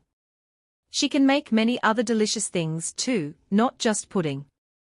Noah proudly announced for some reason, with Fina and Misa nodding next to her. I was happy to receive their praise, but I would have preferred it if they didn't raise the bar of expectations too high. What do you think? Even if you don't allow me to serve it at Grandsan's party, I will still make it for Misa's party. I had no problems with simply not serving it at Grandsan's party. This idea was merely a way of killing time and lifting the girl's mood. All I wanted was for him to lend us a place where we could cook it. All right, fine. If Zelif is okay with it, then I guess I don't mind it, either. You better not get in Zelif's way, though. We won't. Girls, we got permission, so let's start making some pudding right away. Okay. The three of them replied energetically. We moved to a corner so that we wouldn't get in the way, and I took out around 100 eggs from the bare box there. We could make as much pudding as we wanted since I could just keep the extra pudding in my bare box. Or, I could also distribute it to the people working in this mansion. There could never be too much pudding made. Okay, Fina, you crack the eggs while Noah and Misa will be the ones to whip them. And I would do the remaining steps. Fina started to crack the eggs without any problems. Hey, Zelif. They have a whole mountain of eggs. Of course they do. Unidono is raising cluckers that lay about 500 eggs a day altogether. 500 eggs. If I wasn't wrong, Terumi-san had told me that, recently, the number was even higher. Yeah, Zelif-san's information was most likely outdated. We used eggs in more and more new recipes, not just pudding and cake. The shop itself should be going through several hundred eggs a day now. With such numbers, the egg price had gone down, and now, even a regular household could afford to buy them. Eggs had a nice nutritional value, so it was great to see that they were more easily accessible now. Bot-san watched Fina cracking the eggs, with an unbelievable look on his face. I can't believe that a commoner girl like her can handle eggs so easily. Bot-san still considered eggs to be a high-class ingredient, while at Crimonia, we could have as many eggs as we wanted. I still recalled the day I had first told Terumi-san that she could take as many eggs home as she felt like. Also, the children of the orphanage often ate eggs these days and were completely used to handling them. Oh, and the day when Fina had first tried to crack an egg. She had been so nervous that her hands wouldn't stop trembling, so she had failed and apologized a lot. Just thinking about it made me smile. Now, she was able to crack them without a problem, she had grown so much. Big sis Yuna, why are you smiling like that? I was smiling. You were. It reminded me of how mother and father often smile at me. I understood how Terumi-san and Gent-san felt now. The feeling I had just now was that of watching a daughter grow up. Yuna-san, I want to try cracking an egg as well. Okay. Fina, can you show them how it's done? Also, make sure to remove the shells if you mess up. Noah and Misa happily begin cracking the eggs. There were 100 eggs, so once they got a hang of it, they should be able to do it in no time. Zelif-san, if you would like to use some eggs, just let me know. I got a ton of them in my item bag. That would be great. We have some at the castle, but I decided not to bring them along. Okay then. I will put some in the refrigerated pantry, so feel free to use them whenever you want. I stuffed a bunch of eggs into the large refrigerated pantry. Hey. Are you serious? These are expensive, you know. I ignored Bot-san's remark. We had a lot of them, so it was fine. Bots, if you keep bothering Unidono like that, she won't be able to get to her cooking. Also, chefs should never reject unknown dishes, or they will never improve. Just who is this bear? His Majesty has forbade anyone from asking about Unidono, but if that doesn't stop you, you are free to risk your life trying to find out. I won't save you. Wait, what do you mean by that? If Unidono reports that you were bothering her to His Majesty, you can say goodbye to your head. Zelif-san laughed and tapped his neck. I wouldn't do something like that. If he annoyed me, I would just bear punch him. I am just kidding, bots. Although, Unidono is indeed backed by His Majesty. Bot-san looked at me in disbelief. Me being here should prove it to you. Do you think a regular adventurer can just stroll in, speak with the king, and ask him to borrow the royal head chef without a moment's notice? The only reason I'm here to help you is because Unidono requested it. Bot-san gulped when Zelif-san explained that to him. Wait a second, did I always have such an amazing position? Well, the king did owe me a lot of small favors. After all, I subjugated the army of over 10,000 monsters, made food for his birthday party, and even drew a picture book for his daughter. Still, those things were all just small deeds. Did he consider this to be a complete repayment for everything? Well, as long as I could still visit Princess Flora, I didn't mind. I would be sad if I couldn't see her smile anymore, though. That's why I'm warning you now. It would be best not to bother Unidono. I understand. I will stop bothering her since I don't want to die yet. Bot-san sounded like he still wanted to question me, but chose not to do so. Thank you, Your Majesty. Or maybe Zelif-san, in this case. Now I didn't have to explain myself anymore, and could focus on making the pudding. We managed to finish without any additional interruptions, and went to place it into the refrigerated pantry. It was completely full.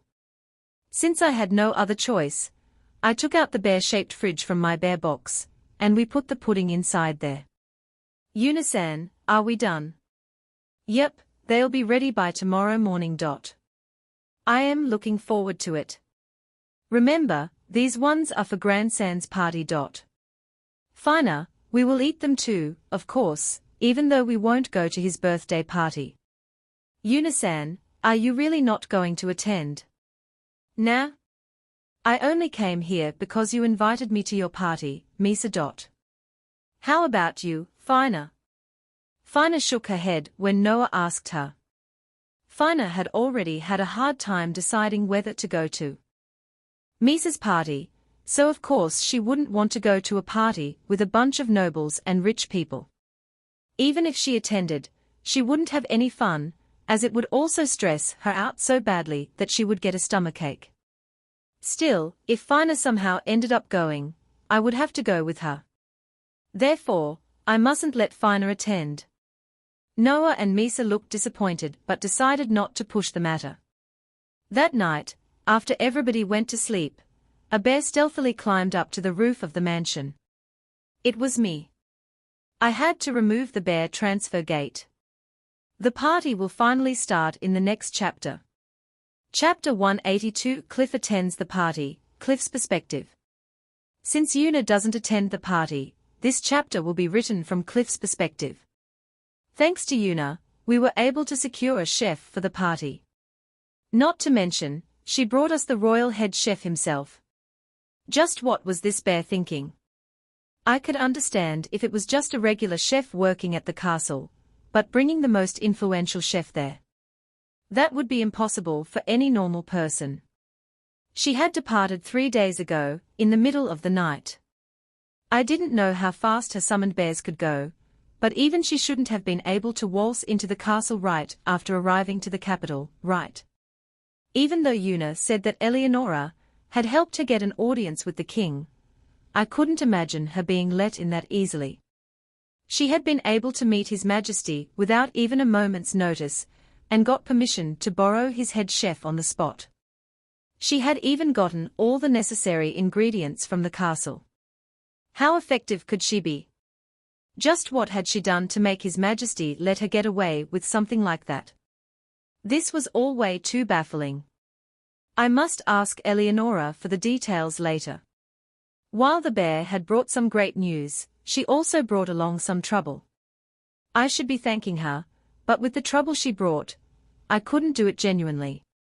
If she had been planning on bringing such an amazing chef, she should have at least said something beforehand. Both Old Man Gran and I were completely perplexed. Eleonora had gotten herself involved as well, and because of that, I would have to thank His Majesty in person. Of course, Old Man Gran planned to do the same.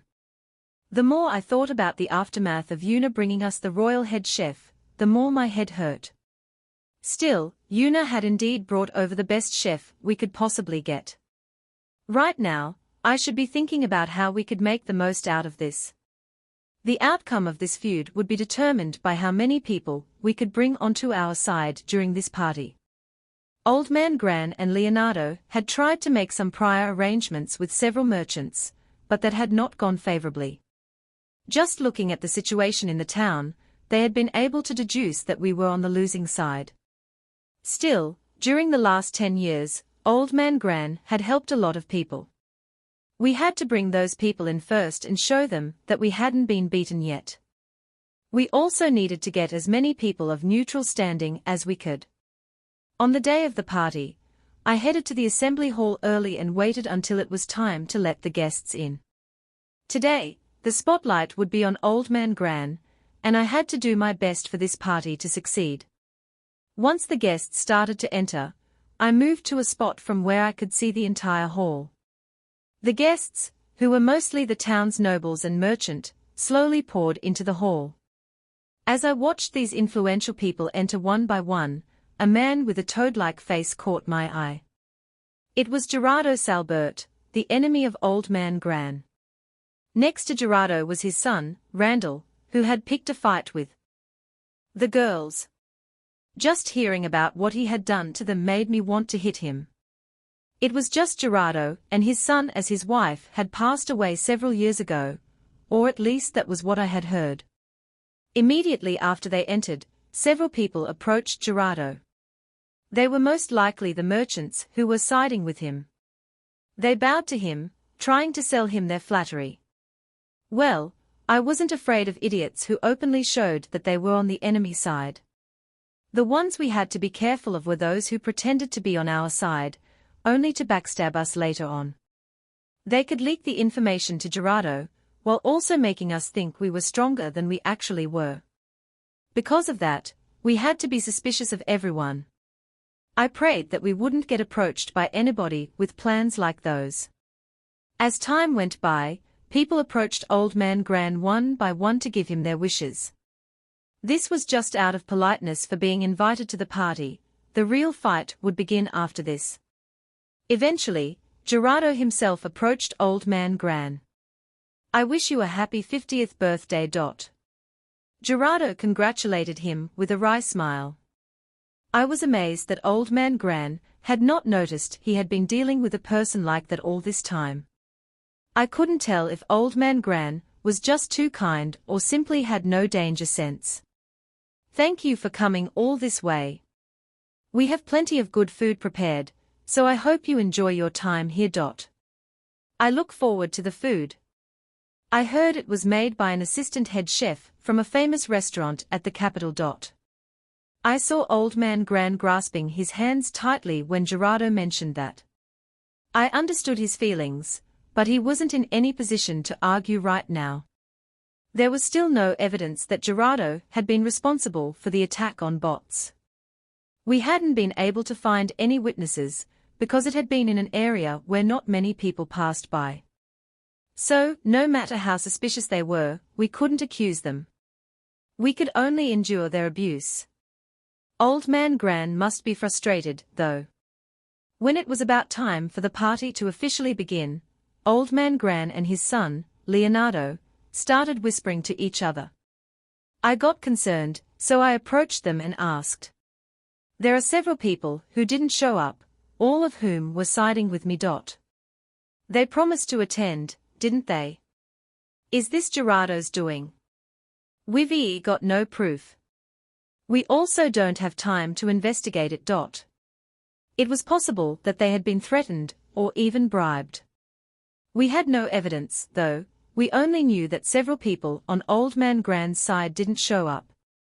Still, this was no time to speculate about what had happened to them. We had to get the party going, so Old Man Gran told Leonardo to announce that he would address the guests. I thank you for attending my birthday party from the bottom of my heart. I'm sure many of you are very busy, so I really appreciate it. That was rather short for a speech. Old Man Gran sat back down, leaving his son to give the final words. Food has been prepared for everybody, so please enjoy. As they finished their short greeting, food was brought out. It was a standing party, so food was not served individually. The maids placed the food on the tables scattered all around the hall. As expected of the royal head chef, all the food looked and smelled amazing. One of the maids brought drinks around, so I got myself a cup while the party guests all happily began to eat and chat with each other. They mostly chatted amongst themselves and their acquaintances, while some others went to speak with Old Man Gran or Gerardo. After some time, somebody came up to me. Why, if it isn't Cliff Dono. How have you been? I am doing fine, thank you. The last time we saw each other was at His Majesty's birthday party. Wasn't it? It was one of the nobles from this town. He didn't stay to chat, though, but rather went on to greet other people. I normally stayed neutral in events like this, so I just observed both the Farrengram family and Salbert family from the distance. If we could just win over the guests, we would be fine, but it seemed like it was going to be rather difficult. The Salbert family was trying to do the same thing. At least they couldn't use bribes here out in the open, so they had to try and gain the trust of the guests the normal way. I glanced at how Old Man Gran's side was doing and saw that Leonardo was now going around with his wife to greet the guests one by one. The couple appeared to be received favorably, but it could all be just a farce. Old Man Gran and Leonardo's negotiation skills would surely be put to the test later on. My job was to back up the Farrengram family and make sure Old Man Gran's negotiations went in his favor. I didn't know how much I could influence the situation, but it was surely better than having no support at all. After looking around the room for a while, my gaze landed on my daughter. She seemed to be having fun, eating all sorts of food together with Miss Anna. Noah had promised me that she would stay by Miss Anna's side for the entire party. Miss Anna would surely feel better with Noah being there for her, although I didn't know how much help Noah would be if the Salbert family's stupid son tried to approach them. Speaking of Gerardo's son, he was strolling around with 3 other children and enjoying the food for now. This made me calm down a bit, but I still worried about what might happen later. Really, this was why I had wanted Una to be here with them, but she refused to attend the party. Then again, if she had attended wearing her costume, she would most likely have gotten dragged into troubles of her own. Now that I thought about it, had she ever taken off her bear suit? I honestly couldn't even imagine what she would look like without it since I had only seen her wearing it so far. While the idiot son was behaving at the moment, his father Gerardo was talking to quite a lot of people, more than I had expected he would be. At this rate, even those who were neutral might side with the Salbert family. I had been afraid of this happening, so I had told Old Man Gran to not let anyone from the Salbert family attend his party, but he had already sent out the invitations. I had really hoped that he would have at least given it some thought before sending them out. He's a lord of this town, there's no way I can not invite him. Had been what he had told me.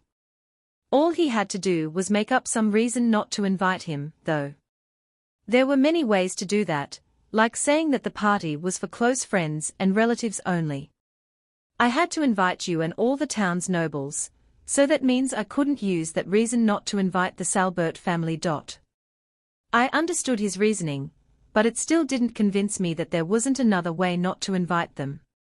If this party failed, the balance of power would crumble completely. The neutral side would see which side was more beneficial to them throughout this party. With the party well underway, there was no point in contemplating who Old Man Gran had invited. We should just look for people who would be willing to side with the Farrengram family. As the party carried on, another selection of food was brought out. I can't tolerate this any longer. Just what is wrong with these dishes? Gerardo raised his voice angrily. How dare the Graham family serve such disgusting food at a party? Gerardo was so loud that the entire hall went silent. Considering how happily he had eaten it earlier, this was obviously a fake outburst. Still, things would obviously move in a bad direction if we let him continue yelling out like that. Is there something wrong with the food I provided for you? Old Man Gran went to speak with Gerardo. That's right. It doesn't taste good at all. I'm very disappointed, considering I heard that the food was made by the assistant head chef of a really famous restaurant at the capital. Or, did another chef make these? Gerardo responded with an evil grin. Based on his attitude, it was obvious he knew that bots had been injured and unable to cook. Although there was still no evidence, I was now sure that Gerardo had indeed gotten somebody to attack bots. That's true, my chef was injured, so we got another chef to make the food. However, our new chef doesn't lose to bots in terms of cooking. Oh, a different chef, you say? No wonder the food tastes so bad. Gerardo took a sip of his soup and made a disgusted expression. I agree, this does taste pretty bad.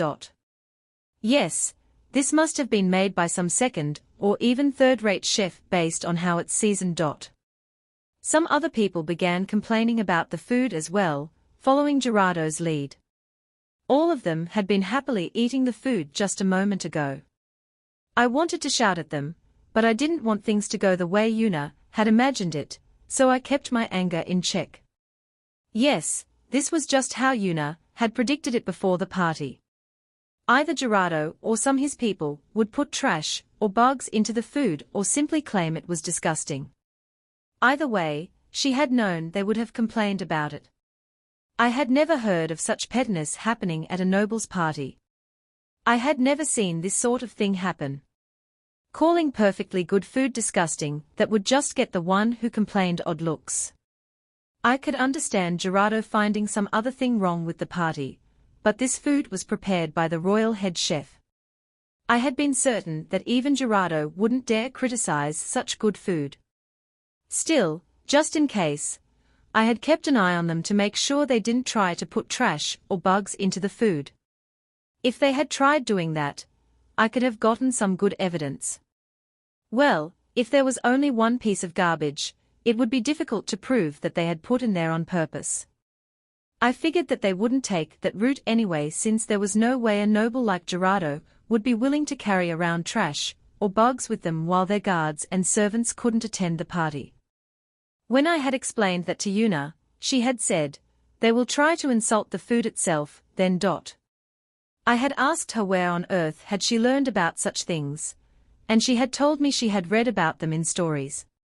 Just what kind of books had she been reading? Still, I was amazed that Gerardo had managed to say such delicious cooking was disgusting. Everybody should normally look at Gerardo strangely, but with several others following suit, and the fact that a different chef had made this food being exposed, the whole situation was now making Old Man Gran look bad. Gerardo was most likely trying to get Old Man Gran to stop the party. If he stopped it now, he would be seen as a noble who couldn't even hold a party, which would put a big dent on his image. He would fail as a lord, being unable to provide good service at a party. That was most likely why Gerardo had chosen to sabotage us using food, after all. There were many influential people present, so Old Man Gran would have no way to deny he had been forced to shut it down. Yet, this was exactly what Yuna had expected, and we had a countermeasure in place. Yuna had told us that if we just had Zelifsan show up, this sabotage would end up as a failure. We couldn't just have him appear normally, though. We had to put up an act. Once we had explained this plan to Zelifsan, he had said, "How interesting," and had agreed to it immediately. Yuna had then given him some pointers on how to act dramatically. Just where on earth had she learned those things from? She was such a mysterious bear. I can't believe you had such a terrible chef cook food for a party. Has the Graham family really fallen this low? When Gerardo said that, Quite a few people laughed while others just watched from afar, not knowing how to react. Only after Gerardo said that did Zelif-san enter the hall. Was it just me, or was he in a good mood? The nobles dug their own graves. What a cliché, right? Next chapter will be Zelif-san POV, I guess. Chapter 183 Zelif-san gets mad, Zelif's perspective. I usually only write about 4,000 characters per chapter, but today I wrote about 7,000. One day, while I was in the middle of doing my regular kitchen duties, His Majesty and Unidono entered the kitchen. What an unusual pairing, I thought. Well, them coming to the kitchen was even weirder. Anyway, they were here to request me to make food for the birthday party of Shielan's feudal lord. Normally, I wouldn't make food for other nobles, but this time it was on Unidono's request, so we would depart for Shielan with His Majesty's permission. I was sure we would go by carriage, but since there wasn't much time left before the party, Unidono told me that we would ride her summoned beasts. Summoned beasts? Oh, she was talking about her adorable bears she could summon. The ones Princess Flora often played with. I had watched them play together just the other day.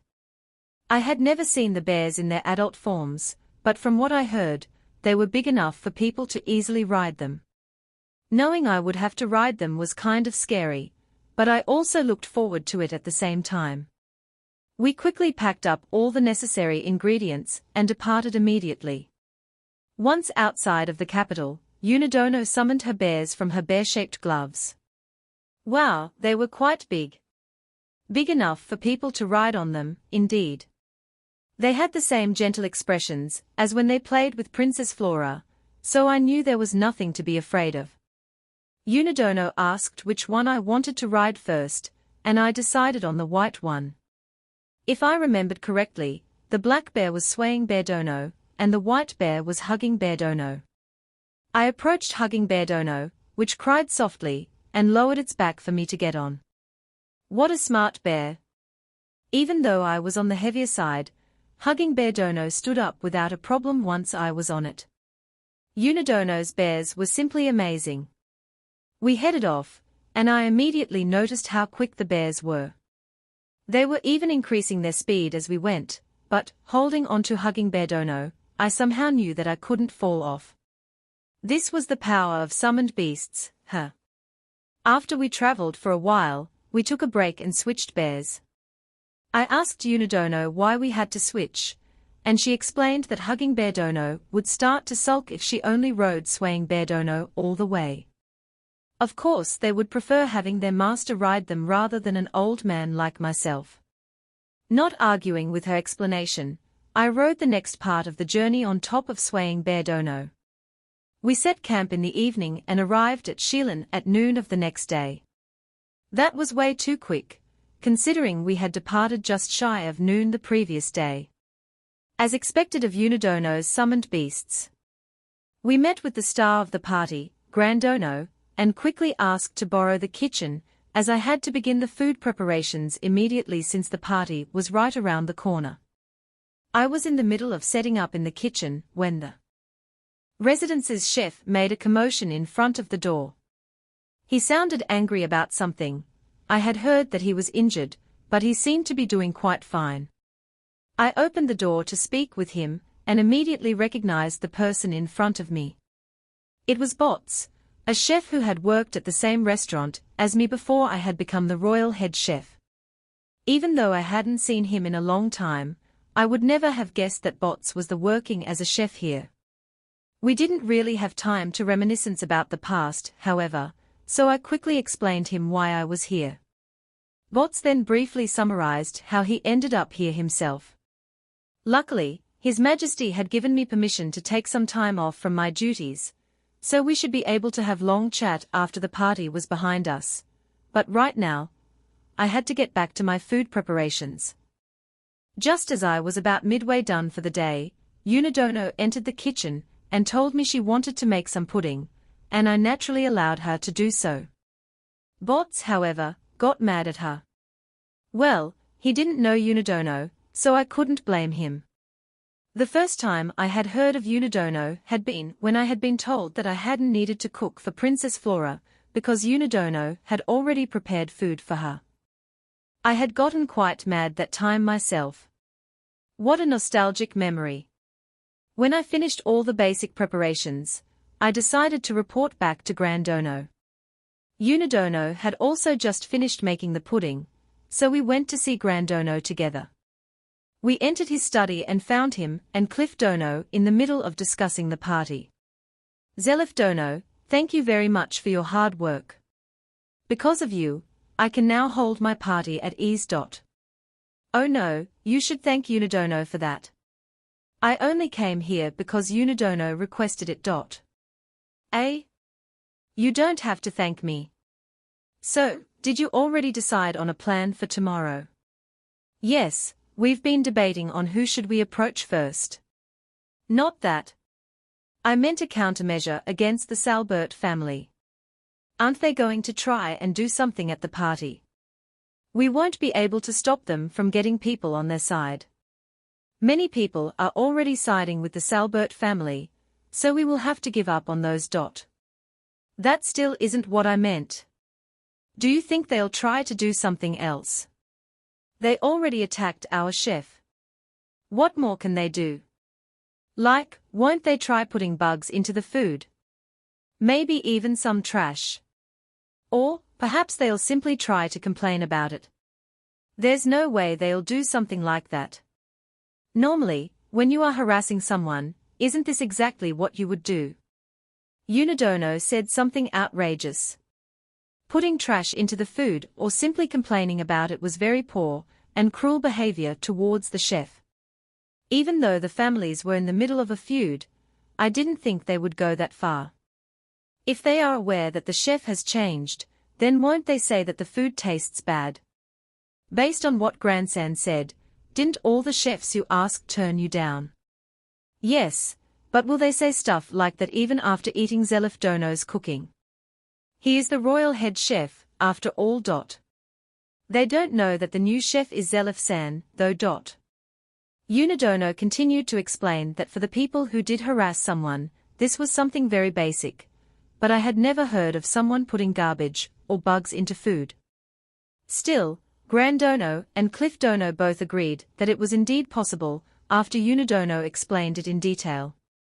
If someone did something like that to my cooking, I would never be able to forgive them.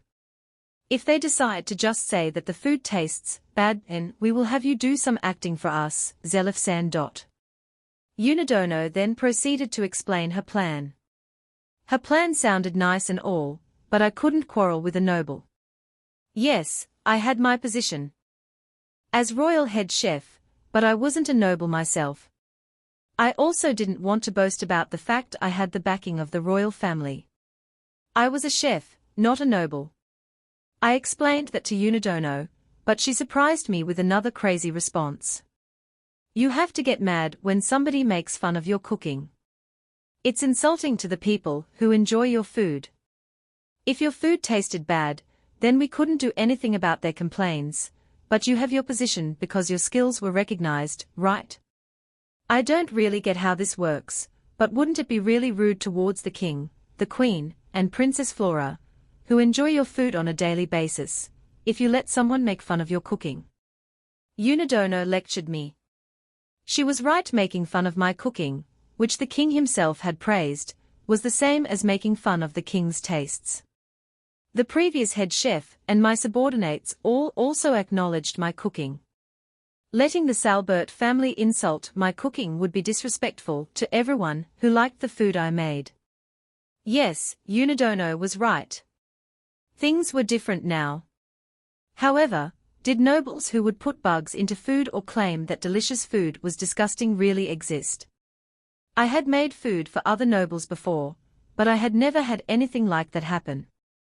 I should keep it in mind in case it did ever happen. Unidono then proceeded to explain how to counter such tactics. She really knew a lot of weird things. We took her warnings into account and were prepared when the party began, with me making sure to prepare plenty of food. I received no messages from inside the hall yet. As soon as complaints against the food occurred, I had to be ready to rush in there immediately. It seemed like Unidono had worried needlessly, so I continued giving instructions to those who aided me in the kitchen. Things were proceeding slower than in the royal kitchen, but we were having no problems so far. As the party slowly moved towards its peak, somebody rushed into the kitchen. Zelif-sama, Gerardo-sama is severely criticizing your cooking. He had a hard time telling me. I really didn't think that what Unidono had predicted would come to happen. If we hadn't prepared for this situation beforehand, I would most likely be panicking right now. I see. Got it. I said no more, stopped what I was doing, and headed straight for the hall. I peeked into the hall through the crack in the door, and could see Grandono disputing with another man. That man must be Gerardo Dono from the Salbert family. I heard some other people close by say that the food tasted bad, and that it must have been made by a second, or even a third-rate chef. I knew that they were lying, but hearing it still put me off. I now completely understood what Unidono had been trying to tell me. As the royal head chef, I had to get mad for the sake of the people who acknowledged my cooking. Please excuse me. My name is Zelif, and I have been given the opportunity to be in charge of cooking for the party. Is my cooking really that unsatisfactory? Unidono had told me to act like I was mad while asking that, but I didn't really have to act as my anger was pouring out on its own already. You're the one who made these. That's correct. You have some nerve, serving such disgusting food. Gerardo Dono pointed at my food while complaining. It was the soup I had carefully prepared. Managing to keep my anger in check, I looked at Gerardo Dono without even flinching. Please explain to me what you didn't like about the dish, so I can forward it to the master I serve as a reference for future meals. Unidono had told me that because my cooking was good, I must never apologize.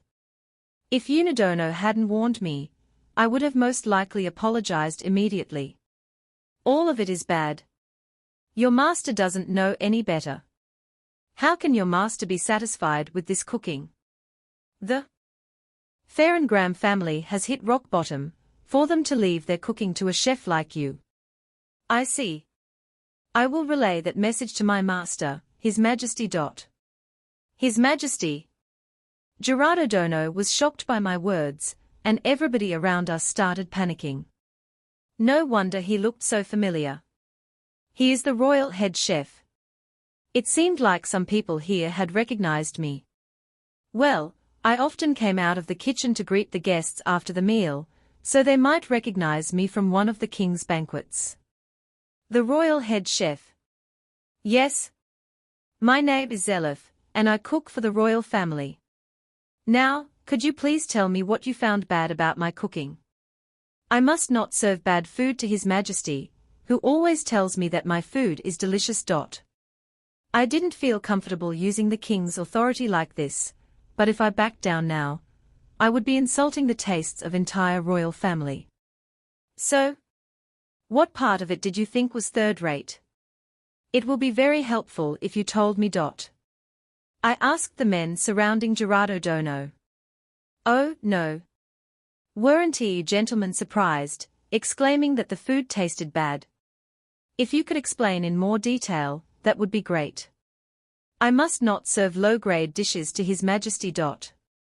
I was mad that they made fun of my cooking, but knowing that they also insulted His Majesty made my anger swelled up even more. They decided to lie just to trick us. I got even angrier knowing that they might have done this to other chefs as well. If the food truly was bad, then that would be okay, but saying that good food tasted bad could ruin the chef's future. They would start to doubt themselves, and then move on to a different path in life. I didn't know how many more terrible things they might have done. These people were the enemies of us chefs. I glared at the people who called my food disgusting. No, you see. Please tell me, so I can reference it for future dishes. I glared at them even harder. Cough, cough, Zelif Dono, I truly apologize. One of the men coughed and bowed. Actually, I caught a cold recently, so perhaps my taste buds are a little bit off because of it. Yes, Grandsama wanted me to attend because there are some important things we must discuss, so I attended even though I caught this terrible cold. Isn't that right, Grandsama? The man looked at Grandono, wanting him to save him. That's right, we had some important things to discuss, so I requested him to attend. Grandsama, since I'm not feeling too well, is it okay if we have our discussion earlier? The man bowed to me and went to Grandono's side. Please take care of yourself. I responded in a way Unidono had told me to. Unidono had said that when I questioned them in this manner, they would do one of three things. Either they would shut up, run to Grandono, or put the blame on Gerardo. If they ran to Grandono, I shouldn't chase them, she had lectured me. I knew they were lying, but I decided to follow Unidono's instructions. I wanted to question them more, but they were forced to lie by Gerardo. Seeing the man go to Grandono's side, everybody else followed suit. Zelifdono, you see, I haven't been feeling well either, so my taste buds are all messed up. I also came to discuss some things with Grandsama. Is it okay if I speak to Grandsama before I feel any worse? Of course, please take care of yourself. I will, thank you. One more, then two more left. I never really noticed it, but the title of the royal head chef had quite the influential power behind it. People had acknowledged my cooking since I had been young, which was how I had gotten where I was today. I never thought about the power my position carried. I just wanted to make good food.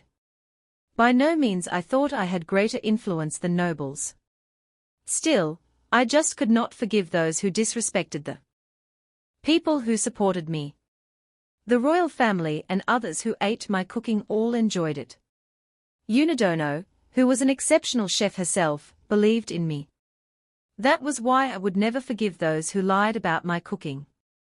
I took a step towards Gerardo, while the others quietly disappeared, leaving only him standing in front of me. Now then, you also said that my cooking is no good. Please explain, so I can reference it for future meals. Why is Zelifdono, the royal head chef, cooking at a place like this? Does His Majesty know about this? Of course His Majesty knows that I am here. I did come for a personal reason, though. You see, the injured chef is an old friend of mine. Technically speaking, I hadn't come here under the orders of His Majesty, we were treating it as a request from Eleonora-sama. Old friend of yours? Yes. I used to work together with Grandono's chef, Bots, at a restaurant in the capital called the Falcon's Claw. Also, Cliff Dono's wife, Eleonora-sama, requested for me to come here. Because of that, His Majesty granted me some time off, so that I could come here to cook for this party. You came running here right after their chef got injured.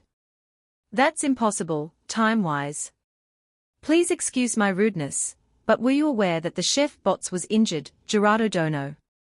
No, I didn't know. I only learned about it when Grandono told us earlier. I see. If you know anything about it, or if you might know of any witnesses, please let us know. I am sorry that I can't be of any help to you. Oh no, he was attacked in a deserted alley, so finding a witness would be a miracle. People in the hall started to make a clamor hearing that the chef had been attacked. Without a doubt, the one responsible for the attack on Bots was Gerardo. He had injured the chef's most important asset, his hands. Bots would recover eventually, but he wouldn't be able to hold a knife for a while. Zelifdono, please don't misunderstand. It's not that the food didn't taste good. It was very delicious. Is that so? I heard you exclaiming that the food tasted bad, however. Everyone else heard you say it as well, right? Of course, I have no intentions of complaining if you thought so, but as a chef and the person in charge of the food for this party, I have to apologize if you really thought that the food was bad. I would also like to know what you did not like about it. I looked straight into Gerardo Dono's eyes. He tried to find a response, but to no avail. Zelif Dono, I must apologize. It seems that I am also feeling unwell. He backed away slightly, and looked at Grandono. Grandono, I am feeling unwell today, so I would like to head home early. Is that all right with you? Of course. I'm sorry that I made you come all the way here, not realizing you were unwell. You are one of the lords of this town, so please take care of yourself. Well then, Zelif Dono, please excuse me. Gerardo Dono told me in a calm voice, but I could see that he was biting his lips harshly. Please try my cooking again once you feel better, and let me know what you think of it. Gerardo Dono called for his son. His son did not try to hide his irritation, and glared at everyone in the hall, as he left with his father. Everybody, I'm sorry for disturbing your meal. This is a bit ahead of the schedule, but I would like you to try this dessert called pudding, which was also served at His Majesty's birthday party. I will prepare some more food meanwhile, so please enjoy it. Unidono allowed me to decide on when to serve her pudding. I had wanted to serve the pudding a little bit later, but I felt that now was a good timing. I bowed to everybody in the hall, and received a round of applause as I exited the room. Next chapter will be Gerardo's POV, and then we will go back to Yuna's POV. Sorry for writing as I please. Chapter 184 Gerardo's Scheme, Gerardo's Perspective. I received an invitation to Gran's party. Hoo-hoo, he still hadn't given up even now. I had already bent the Commerce Guild and several influential people to my will. It was too late for him now, even with the party. Still, I should be careful. I had heard a rumor that his chef was the assistant head chef of a famous restaurant in the capital. That just wouldn't do. Should I get rid of the chef? I laughed just imagining Gran panicking because he wouldn't be able to serve food at his party. I immediately called for Blood and instructed him to, if an opportunity presented itself, make it so that Gran's chef could no longer cook. Shall I kill him instead? If you did, Gran would use that as an excuse to stop the party. Just hurt the chef's hands or something, so he won't be able to cook anymore. Also, do it right before the party. That way, Gran won't have enough time to get a new chef. Blood responded and stepped back into the shadows.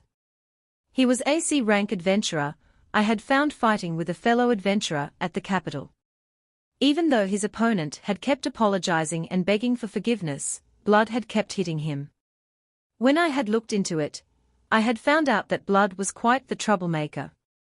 He was rather calm normally, but lost it when he saw his own blood.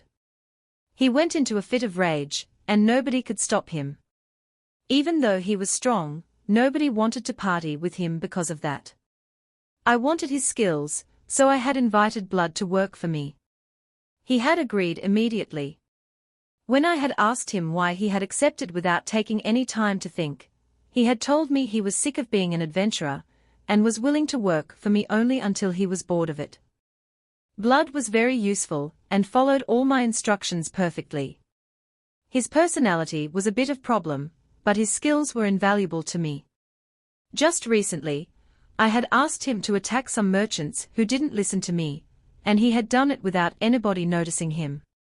If I asked him to capture someone for me, he would do so without complaint. I was lucky to be able to get such an excellent pawn.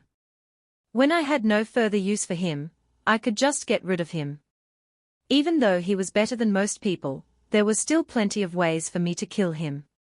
Well, he was very useful to me at the moment, so I wouldn't need to do that anytime soon. 3 days before the party, Blood came back to report to me. He managed to hurt the chef's hands, so the chef could no longer cook for the party. The party would be ruined without him. I just couldn't stop laughing, imagining how Gran would be apologizing to everyone. Well, he still had 3 days, so it was possible that he would try asking another chef, but with the time left, he would not be able to ask someone from another town. His only choice was to find someone in our town. Before he could even start looking, I threatened and bought out all the good chefs. I didn't need to do that for all the chefs, of course. If he ended up with a second or a third-rate chef, there would be plenty of ways to ruin his party. I soon received information that Gran had indeed tried to find someone in the town, but everyone had refused him. Now his only choice was to ask a second or a third-rate chef. On the day of the party, we set out to Gran's mansion early. His place was about the same size as mine, and I often thought that this town only needed one lord and one big residence. When my father had been on his deathbed, he had told me to get along with the other lord. But I found no reason to do that. Letting two families govern the same town was stupid. I would push Gran out and make this my town. I had already given lot of money to the Bornard Company, and had even changed out the Commerce Guild master. I had bought some merchandise from the merchants belonging to the Bornard Company as collateral for a promise not to sell their goods in the areas governed by Gran. It had gone so well that all goods had completely vanished from Gran's areas, while the sales in my territory had increased considerably. As long as this continued, it was only a matter of time before the entire town would be mine. When I entered the party hall, there were already quite a few people gathered around. Some merchants who I had bribed approached me the moment they saw me. These merchants only knew how to sell flattery, and were my precious pawns. I took some time to greet a few other people before making my way to Gran. This would be the last time he would hold a party in this mansion. Might as well give him one last greeting. I almost broke out laughing when I saw how peaceful he looked. What a foolish, soft-hearted person. Well, my father had been the same, though. They trusted everyone and believed anything you told them, so they were easily taken advantage of. After I greeted Gran, I returned back to the other side of the hall and watched him from afar. I wanted to see the people who approached him. The most problematic person here was probably the owner of Crimonia, the head of the Farcheros family. Recently, due to their connection to the sea, they had began gaining a lot of power. I had ordered the Commerce Guild to get me information on Crimonia's merchants, and all the information I received was strange. Like a bear digging out a tunnel, a bear opening a shop, a bear selling pudding, a bear being dangerous to go against. I should probably consider doing a proper research on Crimonia after I took over this town. Right now, I should be more concerned about the merchants from Crimonia coming here, rather than some weird bear. Everything was going so well, after all, so I shouldn't let that weird little thing bother me. Gran then made a short speech, and food was brought into the hall. I wondered what kind of garbage food was going to be served, but the food that was brought in all looked and smelled rather delicious. Had I missed a chef from this town who could make such good food? No, I should have gotten everyone. I tried the food and found it delicious. Really, where on earth had he found a chef that could make such delicious food? I should have brought some trash with me. I had been sure that the food he would be serving would be bad, so I had thought that just insulting the food would be enough. Yet, the food actually tasted great, and I found no problems with it. I really needed something to throw in, so that I could complain about it. Was it possible that the chef's hands had already healed? No, that would be impossible. I had even made an underling go check on his condition. The chef should still be injured and unable to make food. Had the report been wrong, then? I didn't see how, but could he still make food? For now, I should just observe. I ate some more food and spoke with a few more people. Many approached to talk with me. Well, the smart ones knew which side was more advantageous to be on. Anyone joining Gran's side at this point was stupid. Discussions could wait, so I finished them up quickly. I casually glanced towards the door, and noticed a man standing there, his hands wrapped in bandages. Based on the reports, Gran's chef was a red-haired man, So the injured man standing there was him without a doubt, and a different chef must have made all this food. I didn't know who it was. But to be able to make these delicious dishes, he must be an excellent chef. It bothered me that someone like that would help Gran, but I just had to recruit this person to be my personal chef. They would regret helping Gran out today. Now that I confirmed the chef was indeed different, it was time for me to ruin this party. I sent a signal to those gathered around me. I have had enough. Just what is with this disgusting food? Once I yelled that out, the hall went silent. Then, the merchants I had been speaking with earlier began to agree with me one by one, gradually making others whisper as well. Gran approached me, but I knew that as soon as I pointed out the problem, this party was over. When I complained about the food to him and asked if he had changed chefs, Gran easily admitted that a different chef had made the food. It would have been better if he had just lied or kept quiet about it. Shouldn't he at least try to strategize against me? What would he do if I told him to bring the chef out? Such a boring, simple man. As we continued our complaints, a man wearing a chef's outfit entered the hall. I had a feeling I had seen this man before. I couldn't recall when, though. Maybe I had seen him at some restaurant. So, this man made it. I almost felt bad I had to crush him. I carried on with the plan. I figured that he would apologize if I continued to complain, but instead, he kept asking what I didn't like about the food. Usually, if a noble said that the food was unappetizing, then even good food becomes unpleasant for others. It seemed like this man didn't understand the situation he was in. A mere chef had little power compared to a noble. What did he just say? The king himself was his master. The hall started getting noisy again. Then, somebody else spoke. As I murmured to myself, the man reintroduced himself. Why was the royal head chef here? It was strange, no, impossible. Since I couldn't give him an answer, the chef began asking the other people who had been insulting his food. He didn't look angry, but he had an expression that told me he would not let them off with a simple answer. The other guests didn't know how to respond and looked at me for help.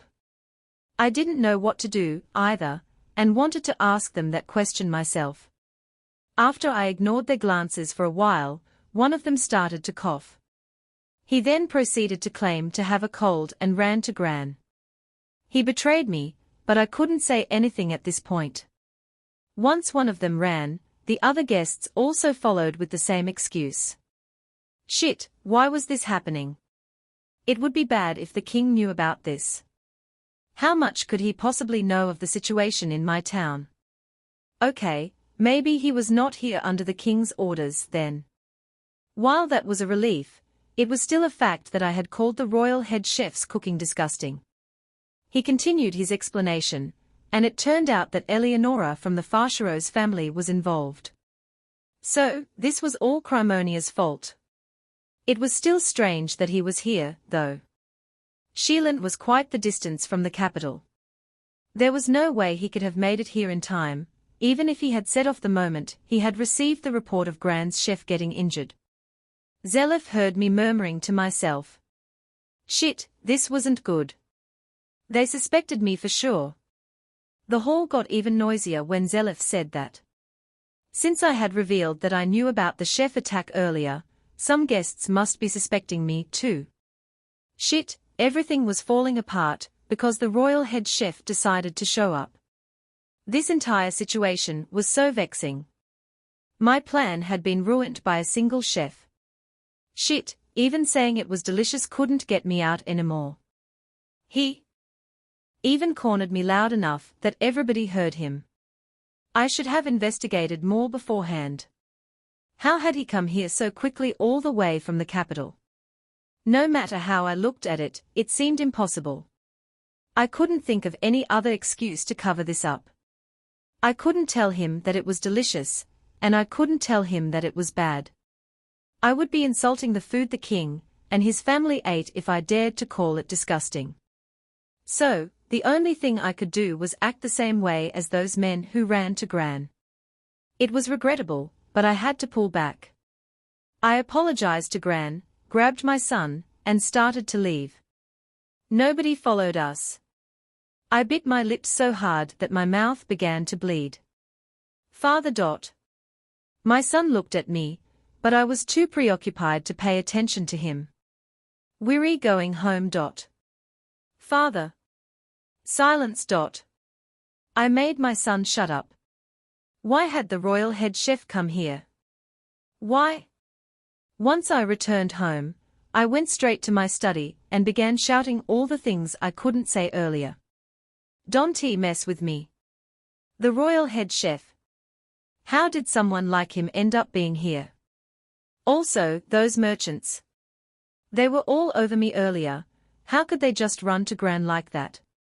I got angry just thinking about it and had to sip some sweet juice to calm myself down. No matter how I looked at it, this must be the fault of that Cliff from the Farcheros family. He had managed to get in my way. If he hadn't been there, I would have ruined the Farrengram family for good. Just thinking about that blonde guy's expression made me angry again. Once I was done with disposing of Gran, he was next. Randall, you're still here. That's not the point. Why did you back down? He's just a chef. He is not just a chef, he's the royal head chef. If he tells the king what happened here, His Majesty's impression of our family will be ruined. It was so unlike you not to say anything back like that, though. Randall. You should think about your position a bit more. Perhaps because nobody scolded my son, he believed that everything would go smoothly no matter what. I was the one who taught him that nobles were superior people, of course, but I didn't realize he was stupid enough to think that the royal head chef was just a regular chef. He could not tell the difference between his foes and friends. He was 14 already, so I wished that he could understand at least that much. Are you just going to leave it at that, then? I will see how the situation plays out for now. The tide has changed with what has happened today. It's possible that many people will side with Gran now. If that's the case, just threaten them some more, or bribe them with more money. I can't do anything until Zelif leaves. I shouldn't try to stir trouble right now. It would be a problem if His Majesty caught wind of this. If he ended up doing an inspection here, it would cause us some problems. I told my son not to cause any trouble for a while, then kicked him out from my study. We will return to Yuna's perspective next chapter, since the battle between Noble's party is now over. Gerardo believes that it's all Cliff's fault, but really, it's all due to a certain bear. Even if he finds out, some unbelievable thing may happen if he tries to go against her. Chapter 185. Bear-san wastes some time away. The party was well underway now. All the maids and other employees were very busy due to the amount of guests that had arrived. As much as we would like to help, both Fina and I knew nothing about noble parties. We just hid ourselves in our room to stay out of the way. If I walked around the mansion in my suit, I would only draw attention to myself, which would only end up causing a commotion. Fina, what should we do? How about some dismantling? She said after thinking about it for a bit. She came all the way here, so she should stop thinking about dismantling and just take a break. You don't have to do that right now. Okay, how about cleaning? You don't have to do that either. You, big sis Yuna. I can't calm down. I'm in a noble Sama's mansion, I just can't stay still knowing that. Fina couldn't stay calm even though this was her third day here already. I had to help her feel comfortable staying at mansions, somehow. Noah and Misa were her friends, so they were bound to call her over to play at their homes, after all. Should we play a game, then? A game? I climbed onto the bed and gestured Fina to join me. The table was a bit too wide for us to play a game where we had to face each other. I told Fina to sit on the opposite side of the bed, and took out a checkerboard and 2 small boxes from the bear box. What are these? It's a game called Reversi. I passed one of the small boxes to Fina and opened mine, prompting Fina to open hers as well. Ooh wah. It's a black bear on one side and a white bear on the other, Fina said while turning one of the flat, round pieces in her hand happily. How do you play this game? You play by placing the pieces down on the board. Fina, do you want to be the black bear or white bear? I can't choose. The black bear is swaying bear, right? And the white bear should be hugging bear. I just can't pick between them. I honestly couldn't choose either, even though the drawings on the pieces weren't hugging bear and swaying bear, but rather just basic deformed bears. Even so, we both felt bad having to choose a side. I had planned on having Fina choose, but since she couldn't do it either. Okay, then we'll switch sides every round. We would do what we always did with my bears, just switch every so often to keep things fair. Okay, I'll explain the rules now. First, you place 2 of your pieces in the middle of the board like this. I placed 2 black pieces in the middle. Fina, put 2 of your white pieces on the 2 open spots in the middle. Fina did as I told her to. I then placed another black piece down, and flipped one of Fina's white piece that was trapped between mine, changing it into a black bear. Okay Fina, now try placing a white piece in the same way to capture a black piece of mine. Can I put it anywhere? Yes, as long as you place it next to one of my pieces. Fina placed her white piece next to one of mine. She then flipped my piece, as it was in between 2 of her pieces. We keep placing our pieces back and forth like this. Whoever has more pieces of their color in the end wins. I think I get it. It didn't take long for us to enter an all-out Reversi war, successfully killing time while waiting for the party to end. Honestly, I had wanted to make some playing cards, but I couldn't decide on what to draw for the kings, queens, and jacks. I had ended up just overthinking those trivial things, so I had decided to make Reversi instead. Also, drawing 52 cards plus the jokers would be just too much of a pain. I was planning on asking Mylene-san if printing artwork was possible in this world first, before committing to it. I figured I would be using His Majesty for the kings, and Her Highness for the queens, but I couldn't think of anything good for the jacks, so I was thinking of maybe just putting Princess Flora on them. Cliff, Eleonora-san, or Noah could also work. As for Misa, I didn't even consider her till now. Drawing a bear for the Joker should be okay. And if it got too difficult to pick, I could also just draw bears on all the cards. When I got back to Crimonia, maybe I should discuss this with Mylene-san. It would be nice to have more games to play when I was stuck in a room with other people like this. As for when I was alone, I could just sleep, of course. We played Reversi for a while, ate some of the pudding we made yesterday, and then also ate some pizza. We leisurely spent our time in the room. As we lazed around on the bed after filling our bellies with pizza, Noah and Misa came into the room wearing beautiful dresses. Noah's dress was red, matching her glistening blonde hair, and Misa was wearing a pale blue dress, which also matched her light brown hair really well. Fina would be wearing a dress for Misa's party as well. I was really looking forward to that. Both of you are so cute.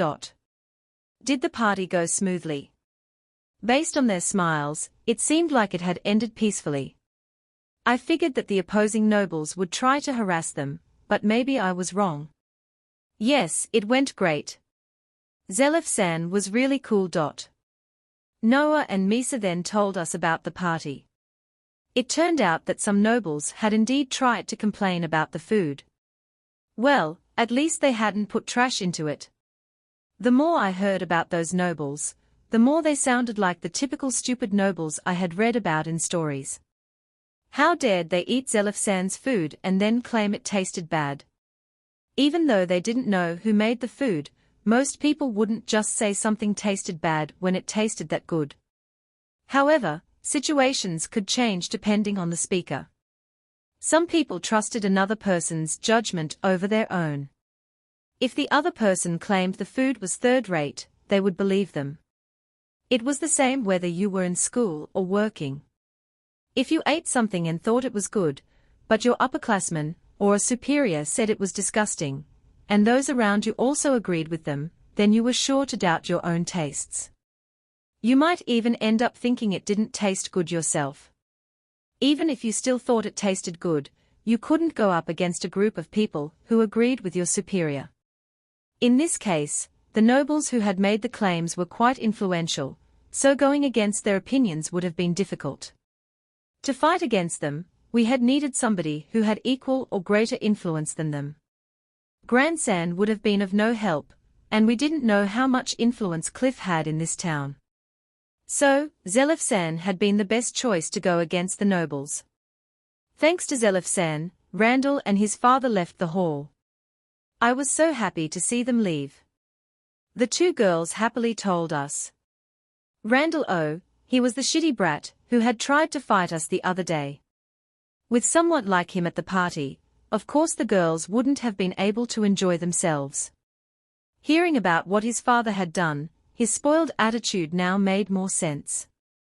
I looked at the girls. I must make sure they grow up to be fine people. Still, Randall glared at us on his way out. It was kind of scary. He looked so frustrated, though. Maybe we should watch out for a bit. The next time we ran into him, he might try to pick a fight with us again. Misa and Noah happily talked about what had happened at the party after the Salbert family had left. Afterwards, everybody ate the pudding we made. They all said it was delicious. But everybody thought Zelifsan made it. Even though we were the ones who did. The two of them looked a bit disappointed. That can't be helped. At least everybody liked it. Yes. Everybody couldn't stop saying how good it was with each and every bite. I was glad that the pudding had been so well received. It seemed like Zelifsan's cooking had also been received well.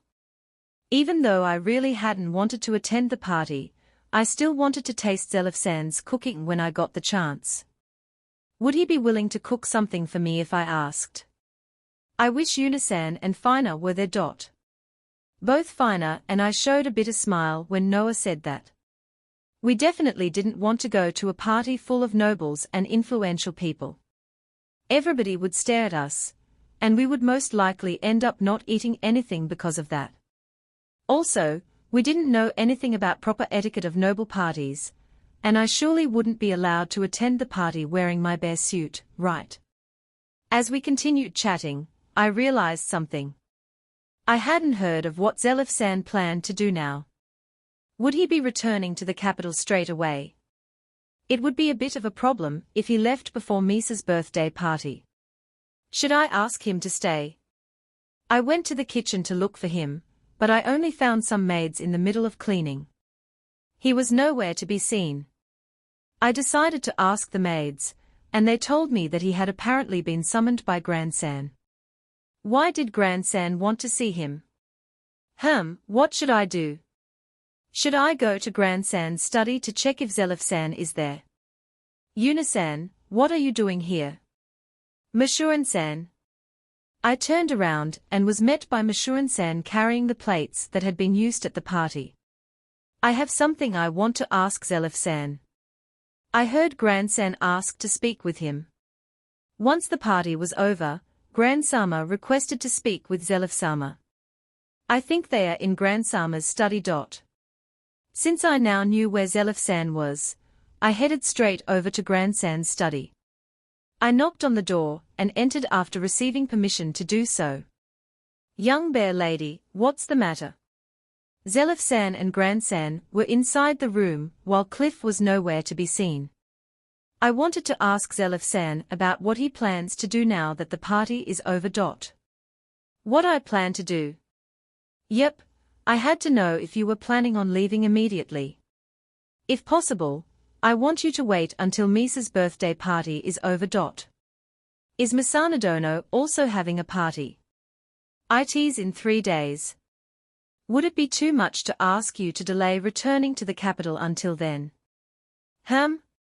I guess that should be fine. I received permission from His Majesty to come here, after all.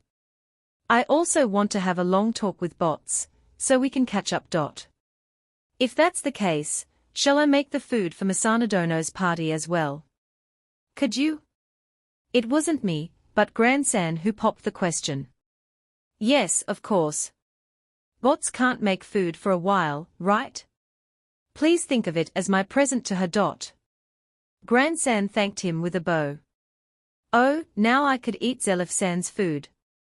That made me a bit happy. I heard this from Noah and Misa earlier, but you played a big role in today's party, didn't you? I did no such thing. I just responded to the criticism my food was getting by asking what the problem was. I acted based on what you told me, Unidono. Acted based on what I told you. If I accepted that my food was bad, it would be rude to the people who recognize and like my food, right? Oh, I had told him that. When I thought of it that way, His Majesty and my subordinates came to my mind. I got a little bit mad, realizing that those nobles were tarnishing the tastes of those who find my cooking delicious.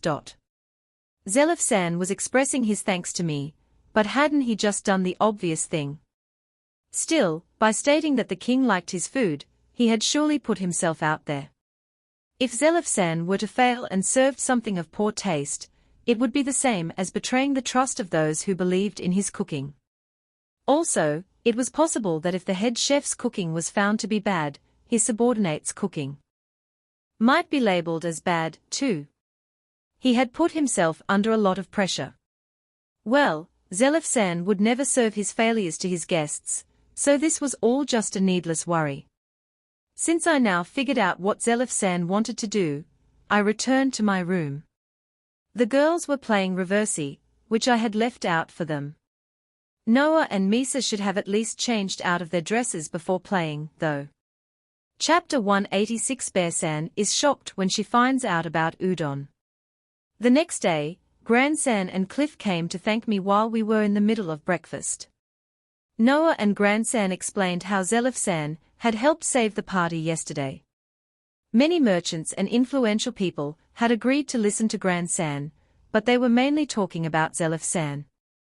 It made sense that if the royal head chef appeared, the people doing shady deals in the background would take notice, and would have to pull back, knowing that the king might hear about what they were up to. After all, nobody was stupid enough to go against the king. The other people that stayed wanted to learn more about Zelifsan, of course. The reason given for Zelifsan coming was that it was because he was acquainted with Bot-san, and because the Fashiros family's Eleonora-san had requested him to go. Now nobody would know that I had actually been the one who asked Zelifsan to come. In the first place, most people would question us if they found out that a bear had brought him here. I always hated dealing with troublesome things, so I was happy with that explanation. Many people had enjoyed and talked about the pudding as well. Some of them even knew about my shop in Crimonia. One of them had asked Grandsan, "Do you happen to be acquainted with the bear?" To that, Grandsan had whispered back, "Yes, she is my granddaughter's friend." The person who had asked him had seemed surprised, so Grandsan had asked him why. Wait, why had he whispered it? Well, it was better than loudly exclaiming it so that everybody could hear. Okay, Yuna. I have to help out old man Gran for a while, so can I ask you to take care of Noah? If she starts acting selfish, I don't mind if you shut her in her room. I am not going to be selfish. Okay, that means you can hold back if you see anything bear-related, right? Noah hesitated. Wait, what did they mean by that? Okay, it's a promise. Father, you're so mean. Noah showed a sour expression. Grandsan then asked me to take care of Misa as well. He told me that it was fine if I just played with them. So, That was why we returned to our room after breakfast to play some more reversey. The one who loses switches out with finer dot. Okay. I'm not going to lose, though dot. How were Misa and Noah not tired of playing this game yet? I was already completely tired of it. At first, it had been fun because I hadn't played for a while, but it wasn't a game that would normally be played for several hours straight. If we at least had playing cards, we could play many different games. I should seriously consider making the cards once I got back to Crimonia. Do the three of you want to continue playing in the room? I'm thinking of going outside. Big Sis Una, can I go with you? Yeah, sure. Fina jumped off the bed, leaving the other two to continue playing reversey on their own. Noah and Misa gave a quick look at each other, and then, I'll go too. Noah and Misa exclaimed. I just want to take a walk outside. We would love that as well. Thus, we all ended up going outside for a walk. We had run into trouble the last time we went out, so I was hoping that we could stroll in peace today. Honestly, I wanted to go by myself so that I could go take a look at the Adventurers Guild, but it seemed like I would have to postpone that. I wasn't planning on taking any requests. I just wanted to see what requests they had. If I found any interesting requests, I could come back and take them later. Still, I shouldn't bring young girls to the Adventurers Guild. My bear suit was bound to attract trouble there. Is there any place you girls want to go? If I couldn't go to the Adventurers Guild, then I wanted to at least see what kind of specialties were sold around here. I hoped to find some interesting ingredients. I might even be able to find something that didn't exist in my former world. From time to time, I saw some spicy dishes or sweet fruits that I had never seen before. I wanted to try something that couldn't be found in Crimonia. Fina would be fine with that, but I didn't think Noah and Misa would have fun searching for specialties. That left me with no place to take them, though. I was the type who had fun exploring new places. I had enjoyed exploring new maps each time they were released in the game. The three girls looked at each other. I am okay with going anywhere. I want to visit the food stalls again, Misa said with a bit of difficulty. The food we bought from the food stalls was really good. I mostly only eat the meals prepared by our chef, so. Could a noble's daughter not go outside without permission? Are you two okay with that? I am okay, too. Since we now had a destination, we headed straight for the food stalls. Noah, do you eat at the food stalls often? I do. I often go with Mother. True, her mother looked like the type who ate at the food stalls. Even now, I sometimes go there by myself. Still, lately I always find myself going to your shop, Unisan. Oh right, I often ran into her when she came to the shop to eat by herself. I had always worried at the beginning, wondering if a noble's daughter was allowed to wander around town by herself. However, I soon realized that the maids or butlers who came after her weren't angry because she ran out on her own, but because she was skipping out on her studies. There sure were many types of nobles in this world. Big Sister Noah, that's not fair. I want to go to Big Sis Una's shop as well. Next time you come to Crimonia, I will take you there. Okay, that's a promise. We reached the plaza where the stalls were lined up and looked around for something that Misa would like to eat. As we walked past the stands, all of their owners stared at me. I got it, okay. This was the same treatment as the last time we came here. I ignored the stares and ordered some snacks. As we continued moving around the plaza, we found an udon place. Wow, it existed in this world. Well, all you had to do was roll out wheat flour as thin as you could and cut it into noodles. I was quite happy with this find. Yet, Fina said something unbelievable when she noticed me staring at it. Big Sis Una, you can eat those at Anzu-san's shop, you know. Fina-san could repeat that. You can eat those at Big Sis Anzu's shop. You're kidding me. The soup is different, but she serves it at her shop. Didn't you know? No, I didn't. Well, that's because you always order rice dishes at Big Sis Anzu's shop. She was right, I never looked at Anzu's menu when I went there. I just always ordered a rice dish. That was what I got for leaving the menu making to Anzu and Terumi-san, huh? I had looked it over once at the beginning, but I didn't recall seeing udon on the menu. Maybe I had just missed it. Anyway, it's still a rare dish. I've never seen it in Crimonia. It's mostly sold at shops, not food stalls. So, based on what Fina just told me, I should be able to eat udon if I just went to a different shop. When I had first arrived at Crimonia in this bear suit of mine, I had eaten my first meal at Elena-san's inn. Her food was delicious, while the snacks I could procure from the food stalls were great as well. I really didn't go to restaurants often. When Morton-san had opened her shop, I had started to more or less always eat there. Then, once Anzu had opened hers, I started going there as well, but I had never seen a udon dish before. Maybe it was because I always ordered takeout, or simply ate in a private room.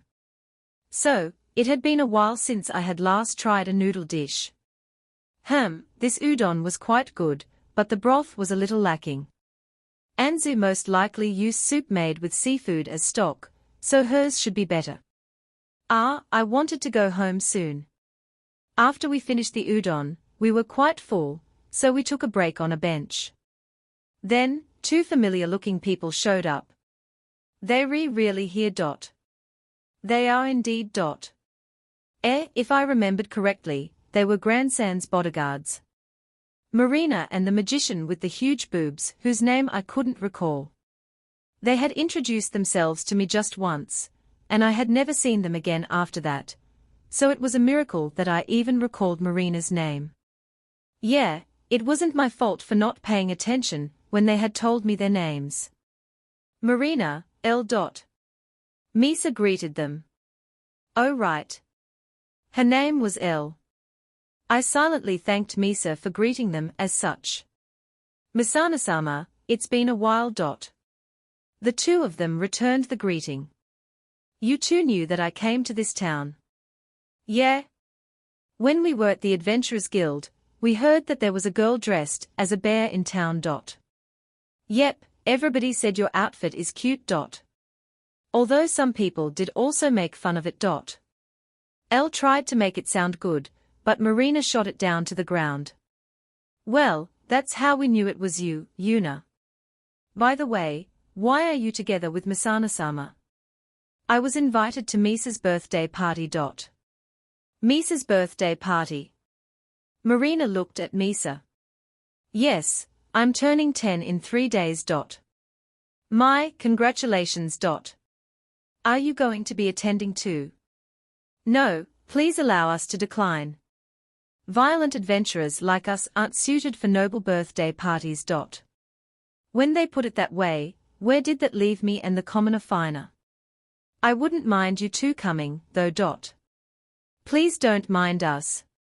Still, if something bad happens, just call for us and we will run over to help. Misa smiled when Marina made that promise.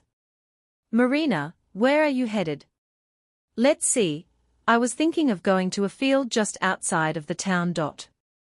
Marina answered Misa's question. An adventurer going to a field? It appears that some moles are causing problems over there. Moles?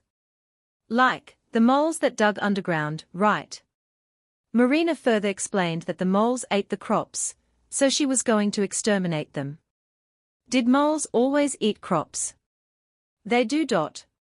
Of course, there are moles that don't eat it as well. It depends on the species. There are moles this big, too. Marina said and spread her arms wide. That was way too big. I didn't think that could be considered a mole anymore. Well, maybe it could, in this world. Leaving that aside, the fact still remained that an adventurer was going to exterminate some moles. Well, of course there were odd jobs out there that weren't just monster subjugation or escorting. Still, how were they going to exterminate moles if they were underground? Maybe earth magic would work. I kind of wanted to see how moles were exterminated. I couldn't go with them though, since I had the 3 girls with me. I glanced at the 3 girls, and 2 of them were looking at me with extreme curiosity. They were Noah and Misa, of course. Fina looked at me normally. Perhaps it was the difference between nobles and commoners. Noah tugged on my suit. Could she not look at me with those eyes? Is the field far from here? You can see it as soon as you turn right at the first crossroad after exiting the town. Is it dangerous? Not at all. There are no monsters nearby, and it's far from the forest, so there shouldn't be any animals either. But, for some reason, moles appeared and started damaging the crops. Food is important for every town, so adventurers are sent to exterminate the pests when necessary. There were no dangers, and the location was close by. Okay, do you all want to go? I want to go. Noah and Misa happily replied while Fina just stood there with a smile on her face. Out of the 3 of them, Fina was the calmest, and sort of acted as a big sister to the other 2. Oi, Yuna. Are you really planning on bringing Misana-sama and the other 2 girls? Yep. You said it wasn't dangerous, right? Yeah, it isn't dangerous, but it's also not interesting at all. Elle will use magic to drive the moles out of the ground, and I will dispose of them. Yeah, extremely boring. Elle agreed with Marina. Yet, Misa and Noah said that it was okay, even if it wasn't interesting. Misana-sama, I'm telling you, it's really not interesting at all. Yep, I got it. Did she really get it, though? She was smiling suspiciously. Well, it didn't really matter since I wasn't the one who took the job. If it ended up being too boring, we could just leave, and it wouldn't matter even if they noticed us leaving. Marina sighed and began leading the way. I just wanted Marina to show up. Chapter 187 Bear-san exterminates some moles. As Marina started to lead the way, Misa happily darted to her side. She must really trust Marina, huh? Well, I did find her party to be quite trustworthy as well. When they had been attacked by the orcs, they stood and fought without trying to run. I noticed Marina was looking at Misa with a warm expression, too. Marina, where is the rest of your party? I asked her as we approached the gate. When her party had been escorting Gran-san, there had been 4 of them. I couldn't recall their names at all, though. Oh, Masurika and Yuri are off doing something else. Bringing Elle here with me is more than enough for this request. Without her, she wouldn't be able to get the moles out from underground. The fields came into sight a short while after we passed through the gate. How vast! I could see several people working on them. When we got close enough, Marina called out to one of the workers. Excuse me. We are here because there was a request for mole extermination at the Adventurers Guild. Oh, you came for that? That's great. The man turned around to look at Marina, but his gaze soon fixated on me instead. Oh, you don't have to mind her. Marina took a glance at me before telling him to not worry. I wanted to thank her, but wasn't that a bit cold? Yet, the man got even more interested in me and kept staring at me for a while longer. All right, what about these children with you? The man turned to look at the girls. They came here just to watch, so you don't have to mind them either. Anyway, where did the moles appear? Oh right. It's right over there. They have already ruined a lot of crops, so please take care of them quickly. The man finally stopped staring at us and pointed to where the moles were popping up. Marina thanked the man, and we started to walk in that direction. I used detection magic just to confirm that there were no monsters nearby, and it turned out that Marina was right. It was just unfortunate that it couldn't detect any moles either. Detection magic could only pinpoint monsters and humans. Since moles weren't considered monsters, my detection magic didn't work on them. I was only able to detect the people working the fields. I took another look at my map and realized there were quite a few people around. I didn't recall passing anybody, but there was a dot behind us as well. I turned around to check, but couldn't see anyone. The dot was idling near a big nearby tree, so maybe they were resting or skipping work there. Farming must be hard work. It must be somewhere around here. I'm counting on you. Also, please step back everyone. Marina gave her orders when we arrived at the spot. I will check the state of the area, then. Elle began walking around the field. There sure are a lot of holes here. I took another closer look as well and noticed that there were indeed many hole-like shapes. How are you going to find the moles? Misa asked curiously. Maybe I could use water magic to draw them out. Well, the easiest way would be to dig them out using earth magic, but I'm kind of bad with that. Okay, here we go. Elle put her hand near one of the holes and began using her magic. Water started to pour from her hand and into the hole. More and more water flowed into the hole, and just as I wondered what would happen next, the water started to come back up. Was she taking the water out? The three girls watched her in complete amazement. Just letting you know, Elle is using some difficult magic. Marina boasted to the three girls, who looked at her with serious expressions. Summoning water is easy, but manipulating that water is rather difficult. Marina kindly explained to Misa. True, I could bring out water without a problem, but creating a golem out of it was much harder. Maybe it depended on the imagination of the process. Marina, would you mind cutting your conversation short? They are about to come out. Marina turned around and readied her sword when Elle told her that. Everyone, it's dangerous, so please step back a bit further. We took a couple of steps back and continued watching from a distance. As Elle sucked out the water, a black thing flew out from the hole. Something came out.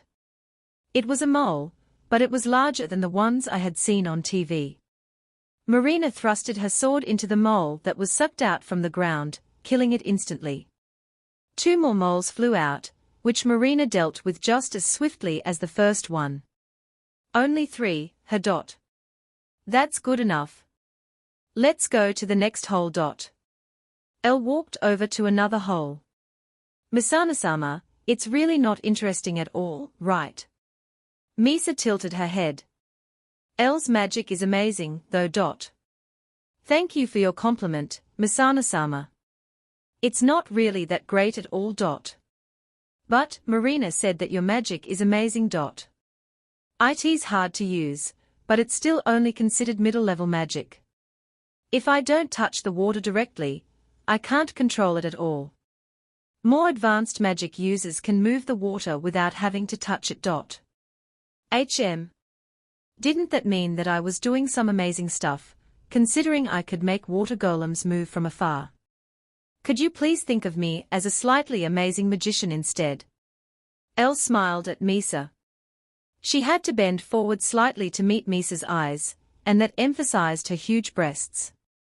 They were really big. One day, mine will be that size as well. In the end, I also helped with exterminating the moles. Well, all I did was look for holes. The extermination was Marina and Elle's job, so I didn't help with killing them directly. Marina, there's another hole here. Misa called out to Marina from a spot quite far away. Okay. We'll go over there once we finish up here. Elle, let's go. Elle used her magic and repeated her, by now, well-practiced process. Since there were several people looking for the holes, we progressed pretty quickly. Still, when we ran into the holes that were too close to each other, we sometimes ended up with some empty ones. The extermination was going smoothly otherwise. How long will we do this for? They already took out a lot of moles, but it was probably impossible to take them all out. There's no way of knowing when we will be done, so it depends on the time and Elle's magic. If Elle's magic runs out or it gets dark, we will have to stop. Still, thanks to your help, we already reached our quota, so we just have to report back to the guild. If the damage gets worse again, they will put up another request. Nobody knew how many moles existed down there anyway. We could only wait and see what would happen after we exterminated lots of them. Elle, are you still okay? In that case, should we keep going for a while longer? Also, what do you girls want to do? We'll follow along. Misa answered. She must be enjoying her first mole subjugation. Noah wanted to stay, too, so Fina agreed as well. Still, there's a lot more than I thought. True. We haven't even cleared half of the holes, and we have already gotten rid of quite a few. Marina and Elle discussed between themselves, but it seemed like they couldn't come to a conclusion as to why there were so many. It wasn't like anyone in our group knew how many moles were there normally, so I wasn't able to judge whether we had removed too many or too few. The three girls were thinking the same. Are there more than usual? Yes, there are. Usually you don't find and subjugate this many in such a short amount of time. Maybe there's a big mole around here. A big mole? Like a large mole? Yeah, that would be possible. Let's stop hunting these moles for now and look for a hole that might have a big mole in it. Marina, what's a big mole? Misa asked the question I had on my mind. Nice, Misa. If it had turned out to be exactly what the name suggested, I would be terribly embarrassed from asking. A big mole is basically the mom of the moles. We have to subjugate it before it gives birth to a bunch of baby moles, or they will finish off all the crops here. Still, if that's the case, we should get other people to help us. Things will end up badly if we subjugate it too late. It should be fine if we look for the hole first. Besides, we should be able to take it down ourselves. Okay, then let's go look for it. Following Elle's instructions, we began to look for a big hole. The hole should be about the size that a child could fit through. Just how big could these holes get? Just as we started looking around, a man came running up to us. The man was completely out of breath by the time he got to us. The man took some time to catch his breath before replying. There's a big hole over there, and all our crops have been destroyed in that area. A big hole. A big mole. Yes, it might be so. I thought that it would be better to let you know. It will be a problem if this continues. Please do something about it. The man bowed.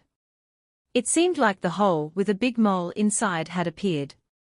The man then guided us to the hole so that Marina could investigate it.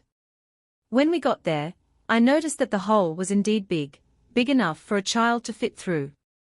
It is quite big, yes. Elle circled the hole and confirmed its surroundings. Most of the crops around the hole had been eaten. It might indeed be a big mole's hole. I still hadn't figured out what a big mole was. It wasn't a monster from my understanding.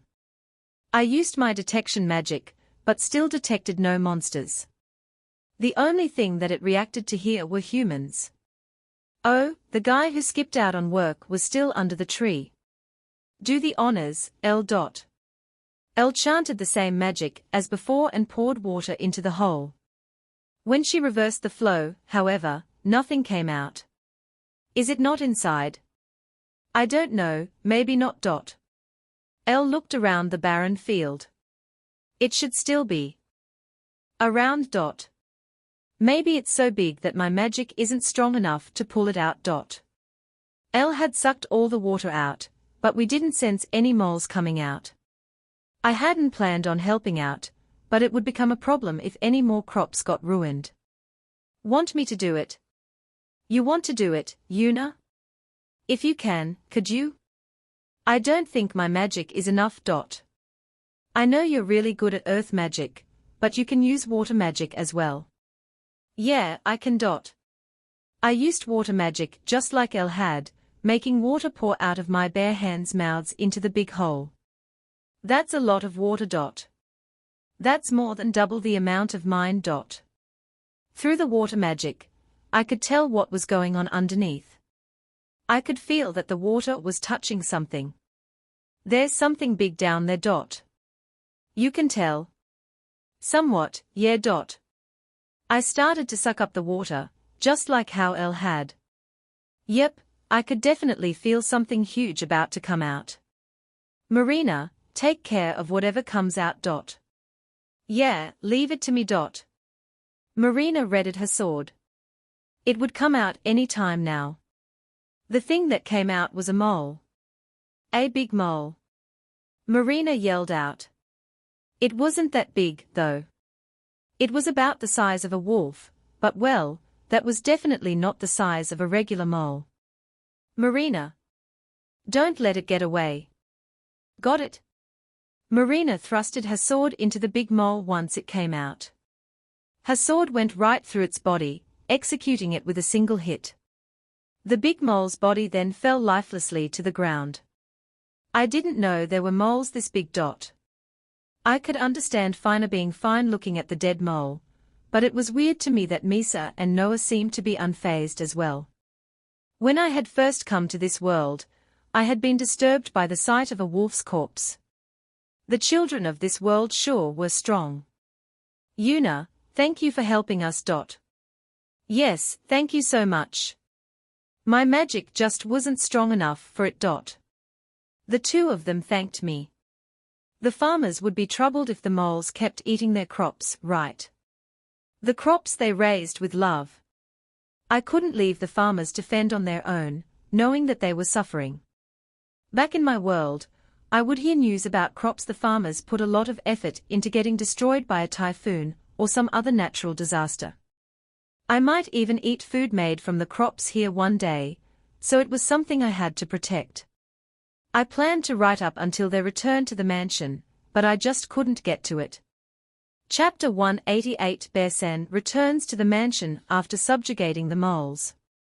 We managed to exterminate the big mole without anyone getting injured. Now we don't have to worry about this place anymore. According to Marina, there shouldn't be any more big moles appearing. Big moles went to places with lots of food and gave birth there. They gave birth to many moles at once, so the damage got worse the longer people took to subjugate them. As expected of another world's biology. The moles here were nothing like the moles from my former world. We just had to finish off the leftover moles now, but it was about time we called it a day. The people waiting for us at the mansion might get concerned if we stayed out too late, so we decided to head back. Marina, Elle, thank you for letting us tag along today. No problem. I'm happy that I got to spend time with Misana-sama today. Misana-sama, please call for us if anything happens, okay? The two of them decided to stay until Elle's magic ran out, so the three girls and I headed back on our own. We passed by the big tree where someone was taking a nap. I tried to catch a glimpse of them, but didn't see anyone. They had still been there when we were exterminating the big mole, though. They must have left because we were making such a big commotion about it. Halfway to the mansion, I took a look at the three girls. Their clothes and faces were all dirty, which was normal after walking around a field. Their skirts were especially bad. I was pretty sure that people would get mad at me if I brought them home like this. Yeah, it would be awkward to go back without cleaning ourselves first. We couldn't do anything about the clothing, but we should at least wash our faces. Okay, stay still everyone. I soaked a towel with water magic and wiped their faces. Their faces were clean now, but their clothes were still dirty. The maids would get mad about that, right? I thought up some excuses, as we continued our way back to the mansion. When we got to the gate, we were met by someone unexpected, who was also about to enter. Noah called out and ran to her mother, who turned around in surprise. Noah? Eleonora-san smiled when she recognized her daughter. How have you been doing? I am doing well, but why are you here, mother? I am here to see my beloved daughter, of course. Eleonora-san was about to reach out and hug Noah but stopped. Noah, you're a bit dirty. Noah took a look at herself. Her pretty clothing was indeed covered in dirt. Since we had no excuses for this, Eleonora-san should get mad at me, as I was the one in charge of the girls. Eleonora-san, I'm sorry. I took the girls to a field. It's not your fault. It's because I said I wanted to go. Misa tried to take the blame. Big sis Yuna did nothing wrong. Hoo-hoo, I'm not mad. When I was a child, I got my clothes even dirtier than this. Eleonora-san laughed and hugged Noah, not minding her dirty clothes at all. Mother, you'll get dirty too. There is no mother in the world who won't hug her own daughter even if she gets dirty in the process. Mother. Noah sounded concerned, but her smile told a different story. Okay, but why are you really here, Eleonora-san? It's true I came here to see my daughter. I guess it's 10% work, 10% Cliff, and 80% Noah. I didn't even know how could I begin to retort to that. Shouldn't she split it equally between Cliff and Noah? Also, wasn't the work most important here? I also wanted to talk to you, Yuna-chan. I just have to greet Grandson first, so let's head inside. It didn't take long for Masurin-san to approach us once we entered the mansion. As soon as she got a closer look, however. Why is everyone so dirty? Masurin-san cried out, seeing the three girls covered in dirt. She looked quite angry. Masurin, I'm sorry. It's my fault. Misa apologized and told her about going to the fields with Marina. I said I wanted to go too, so it's not just your fault, Misa. Me too, I said I wanted to go too. Noah and Fina stuck up for Misa. Seeing them support each other like that, Masurin-san's expression softened. I am not really that mad. Yuri not. Misa was happy to hear that. That's right. I'm not angry, so could the three of you please head into the bath and clean yourselves? I cannot let you eat looking like that. The three girls did, as they were told and headed to the bath, as Masurin-san saw them off with a smile. It's been a while since I've seen Masana-sama this happy. Yuna-san, please join them, too. I'll go later. I need to talk to Eleonora-san first. Eleonora-sama. Masurin-san seemed to have only noticed how dirty the girls were and was shocked to realize Eleonora-san was there the entire time. It's been a while, Masurin. I am terribly sorry, I did not notice you at all. Masurin-san apologized with a bow. It's okay, you don't have to worry about it. I showed up unannounced, so I'm partly to blame. I want to see Grandsan if that is okay. Yes, I think it should be fine right now. He has no more guests for the day. Based on their conversation this morning, Grandsan had been speaking with a lot of people. Yuna-chan, I'm going to talk to Grandsan first, so you can head into the bath, too. Okay, thank you. I would just create more work for the maids if I kept walking around like this. Masurin-san looked at me. Yuna-sama, you also went to the fields, right? Yeah, I did. Yuri not as dirty as the girls. I can't tell from your black foot, but your white foot is still clean. I lifted up my foot and looked at the sole. This suit is made of some special material, so it doesn't get dirty. My bare suit required no cleaning. It remained clean even after I had worn it for a year, with no stain or odor. Even if muddy water splashed onto me, the bare suit still wouldn't get dirty. How mysterious. Mashurun-san tilted her head as she observed the bare suit.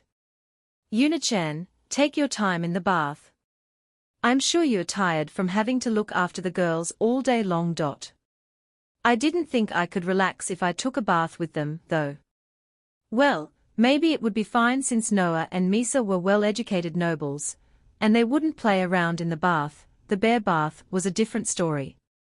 Also, Fina was a good girl and knew how to behave herself. I headed towards the bath after promising Eleonora-san I would meet her later. Once I entered the changing room, the three girls were already undressed. Yuna-san, you're so slow. I had to talk to Mashurun-san and Eleonora-san. Let's go inside. I'll come after I undress, so you three should go in first. The three of them did as I told them to while I took my time to take off my bare suit before following them. Gran-san owned a spectacular bath, being a feudal lord and all.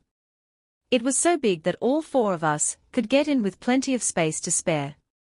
When I entered, Noah was already washing Misa's body.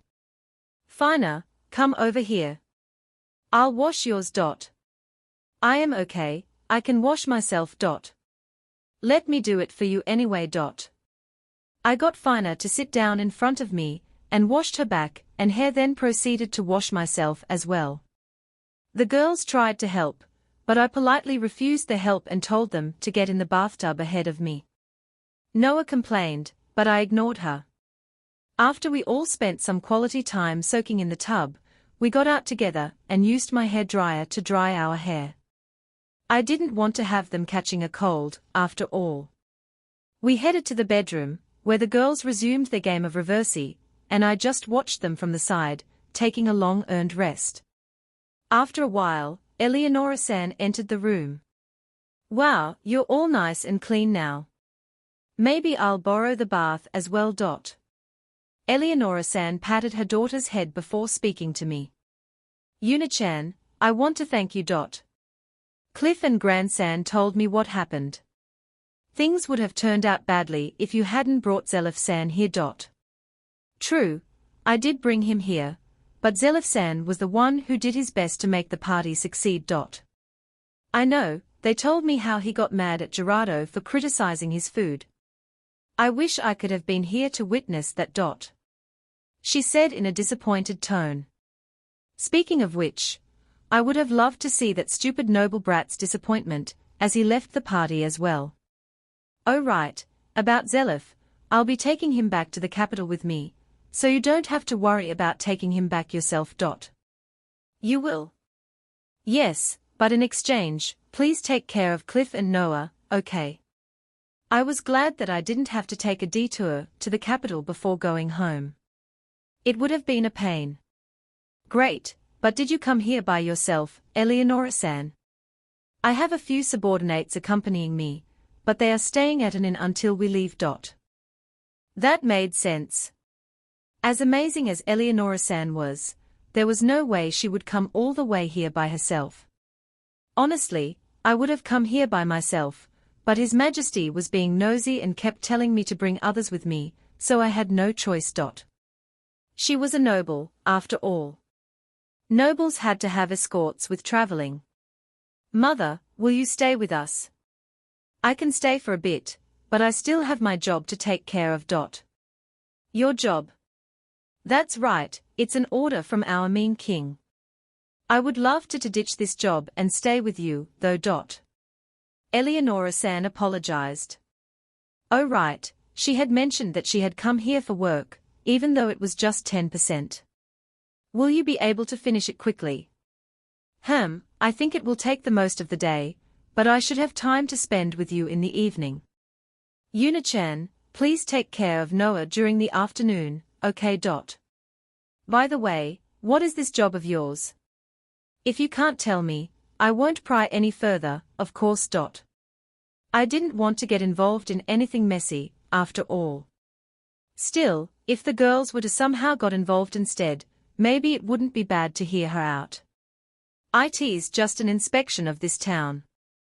His Majesty planned to send a civil officer over, but I snatched the chance to, I asked to go instead. She just said she had snatched it, didn't she?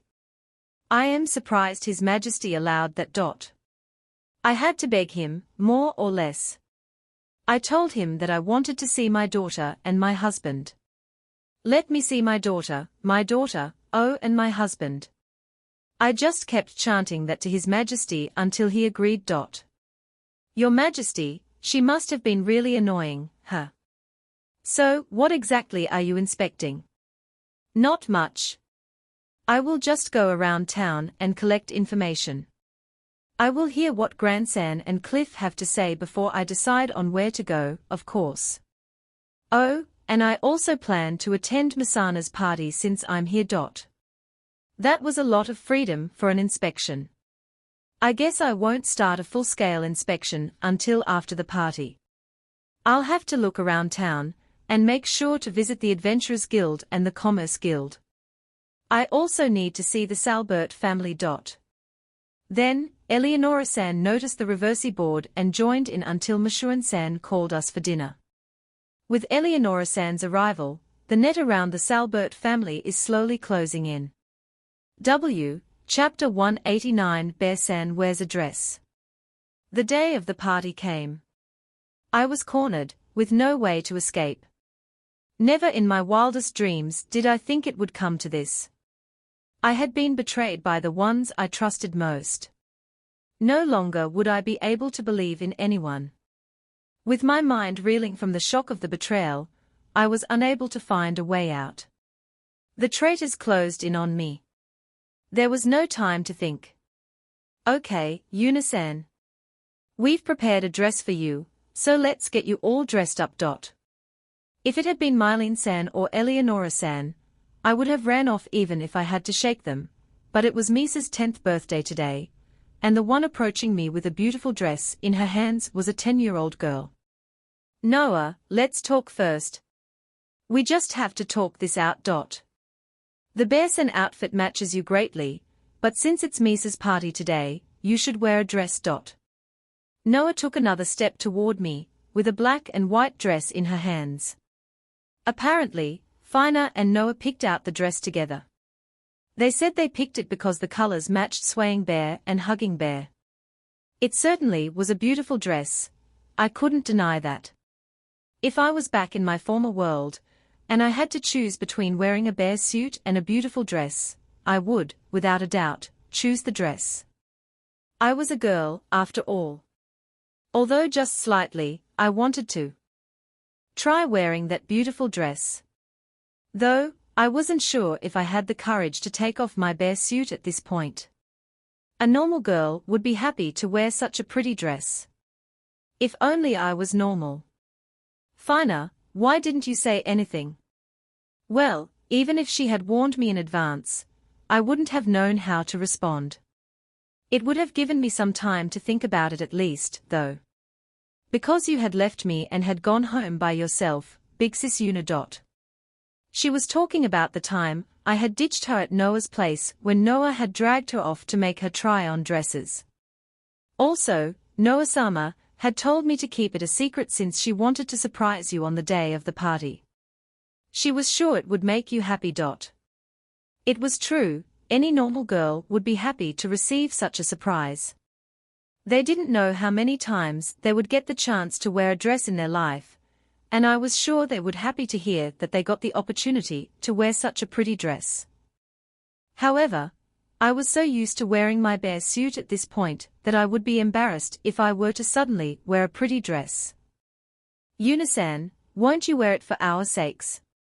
Try it on at least to see if it will even fit you. I wore my bear suit all the time, so they shouldn't know what my sizes were, right? I kept my 3 sizes top secret. Nobody knew them. Don't worry, Lala-san judged your height, and I confirmed your sizes when we were in the bath together. The bath? When? I had gone to the bath with Noah only recently. Ah, she was talking about the time during the king's birthday party. That being said, there was no way she could have known my sizes just from seeing me out of my bear suit that one time. How many months ago was that? People normally forgot such things after several months had passed. I was sure that I grew during that time, and my weight must not have changed at all. Well, maybe my breasts grew a bit, but I also confirmed it during our bath yesterday, and it didn't seem like your body changed much, so it should be fine. Noah proudly said and smiled. A child's innocent declaration could hurt a lot, you know. I just received some real emotional damage. If things continued like this, I was most likely going to faint before the party even began. Why are you so against it? It will surely make Misa happy. Also, you're very pretty, so a dress like this will match your looks perfectly. Fina, you also want to see her wear a dress, right? Fina looked at me with eyes that were telling me, I will be wearing a dress, so please wear one, too. Escaping this room would be easy, but doing so would make it difficult for me to attend the party. I had to go to Misa's party because I didn't want to be rude to her, as she went through the trouble of sending me an invitation, so running away was not really an option. Or, there was no escape. Oh, okay, fine. I only have one condition, though. As my last resort, I gave Noah my terms, who reluctantly accepted them. Thus, we all changed into our dresses.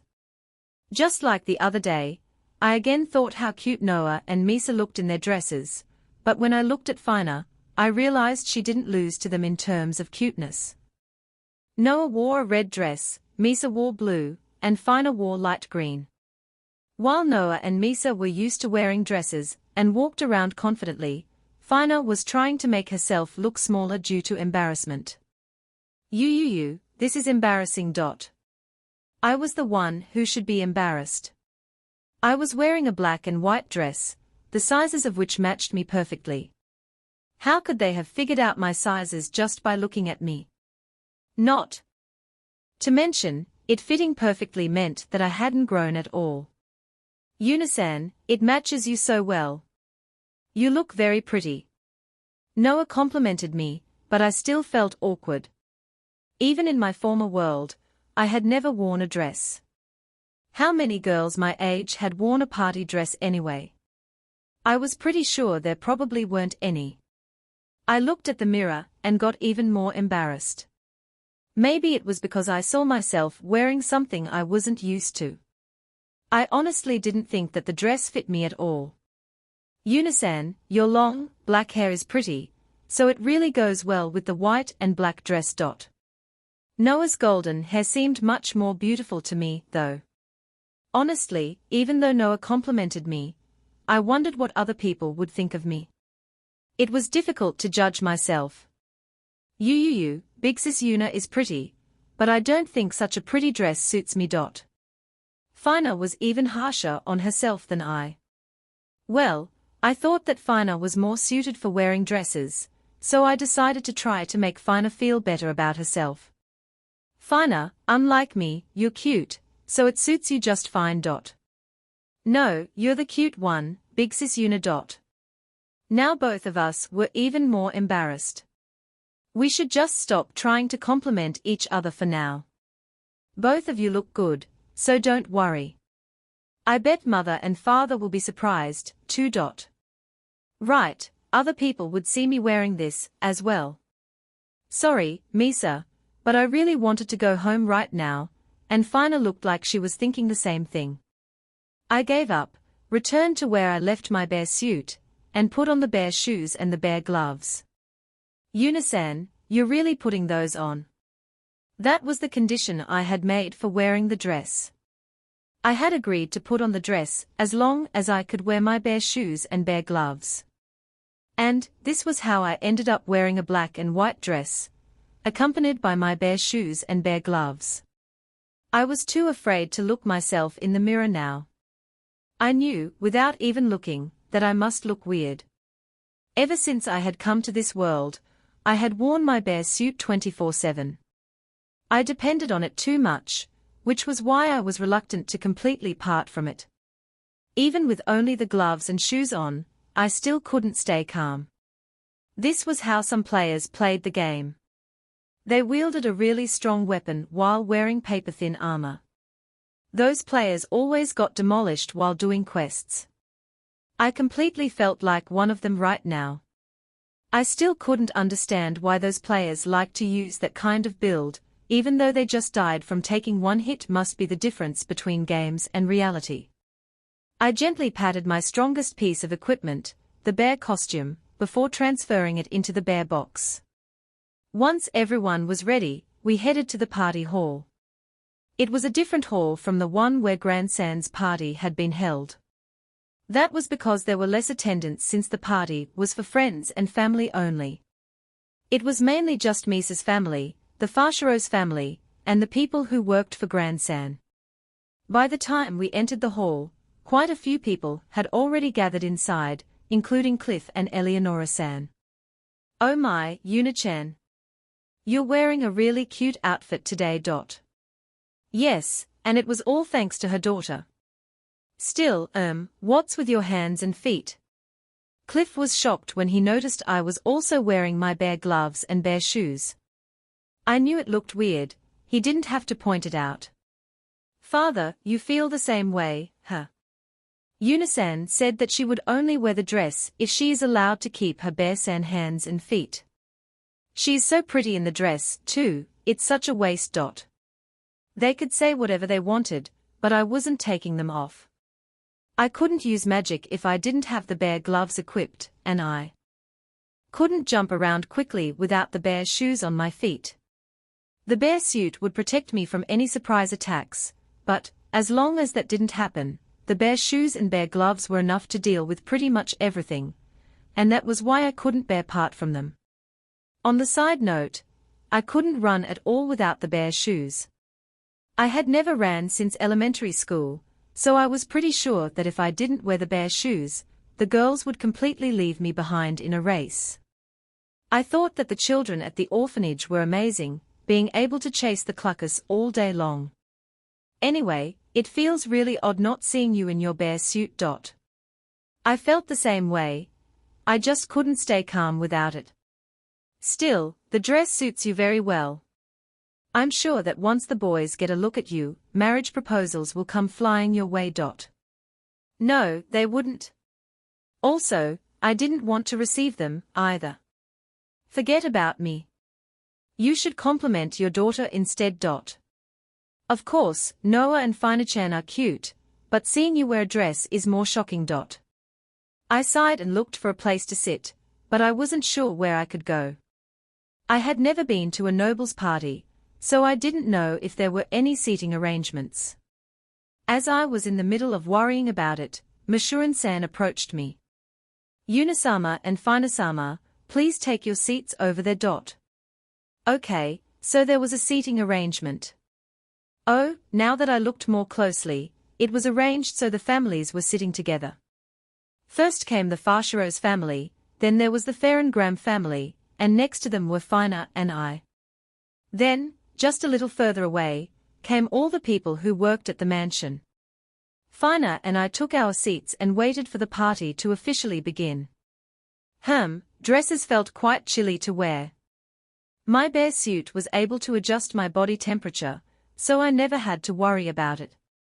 Not to mention, this dress was short, so it made sense for my legs to feel a bit chilly.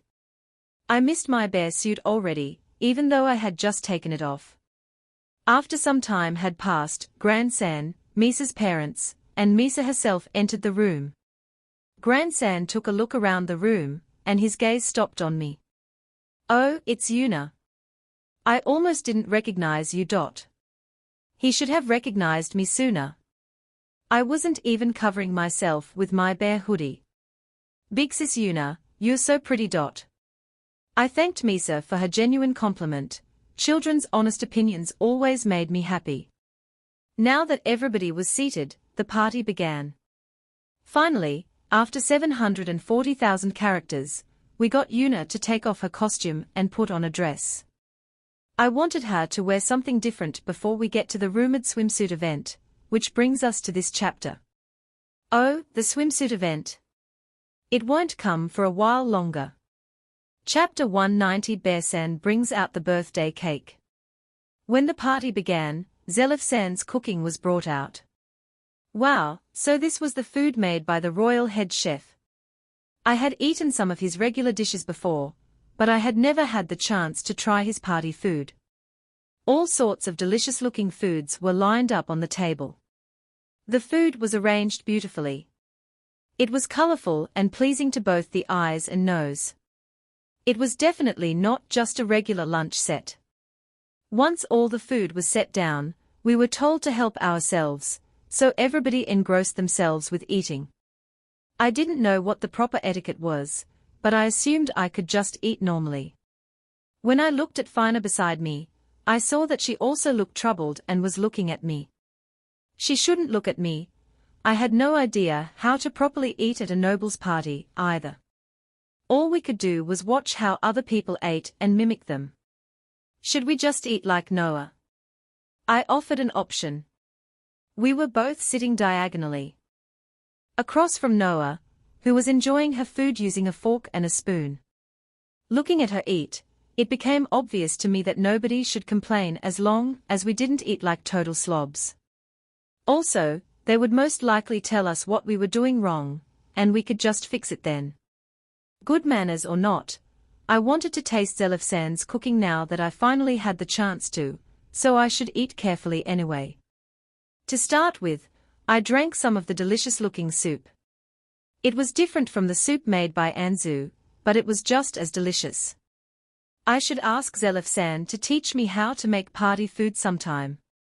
Maybe I should also ask Anzu to show me how to make some of her dishes as well. Then I could eat it whenever I wanted. As time passed, my arms, legs, and neck got more and more chilly, so I couldn't sit still. The bear suit really was the best, since it adjusted my body temperature. All I had to do was ignore its appearance. I really missed its fluffiness. Also, I had to be careful to not dirty this dress, since I was just borrowing it. I had to be extra careful as food would most likely leave a permanent mark. I had no idea how much a dress like this cost, but I was pretty sure it was expensive. Well, it wasn't like I couldn't pay for it. Noah most likely wouldn't tell me to pay even if I got the dress dirty, so I probably didn't have to worry about that anyway. Still, I noticed Fina was also afraid of dirtying her dress, as she was only taking small bites of her food and was barely able to eat anything. So, Misa, you finally turned 10 years old today. Misa's mother said, turning to her daughter. Yes, I'm now the same age as big sister Noah. Yes, but in a couple of months, I will turn 11, so I'm still your older sister. Noah declared that she was still the older sister, even though they were of the same age now. True, being born first made her the older one, so it didn't matter if they were the same age now. If only I was born a year earlier. Then I would have been your older sister instead. Misa said, a bit dejectedly. That reminded me, Fina was also 10 years old. When was her birthday?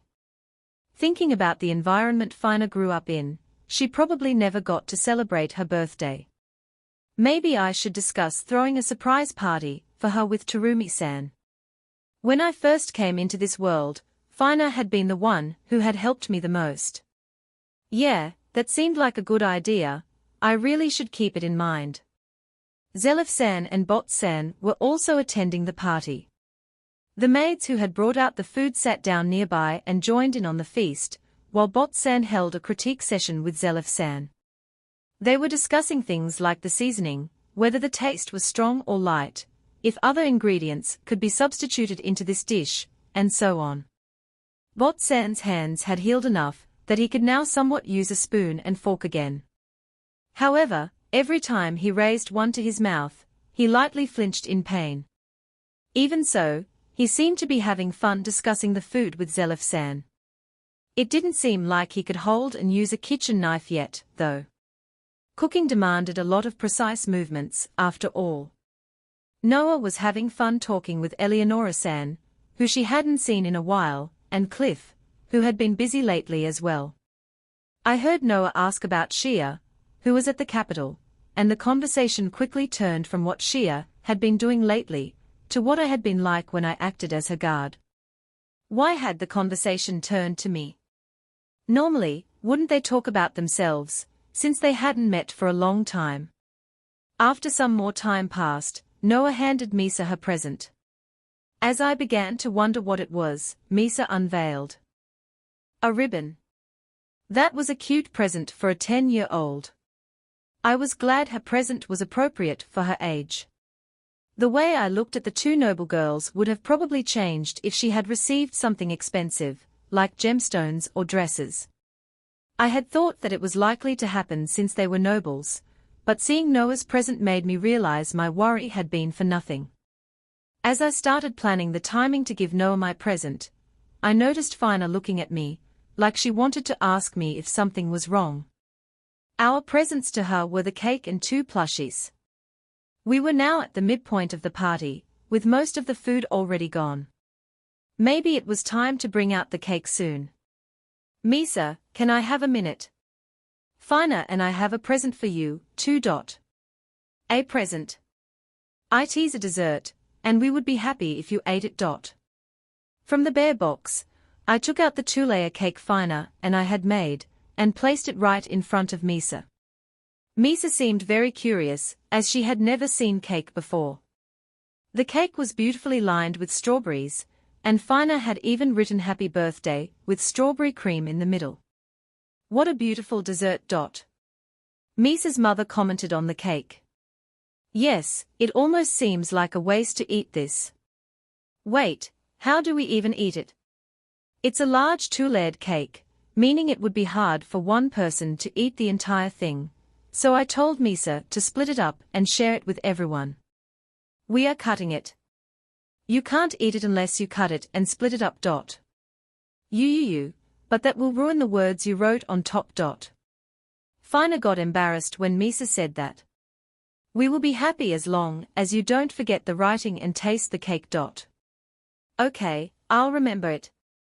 Misa nodded and gave the words written on the cake a long stare, then gave us permission to cut it. As I put the knife into the cake, however, Misa quietly cried out in a sad voice. We had to cut the cake, so I really hoped this wasn't too hard on her. Yuna-san, Fina, did the two of you make it yourself? Noah asked us while I was still in the middle of cutting the cake. Fina didn't know what to get you for your birthday, so I suggested we should make a cake together. Cakes are tasty, so we thought you would be happy to receive one. You, that's not fair. I wanted to make a cake with you as well. Noah pouted. Okay, do you want to make it with us next time? Really? It's a promise, okay. I want to join in as well.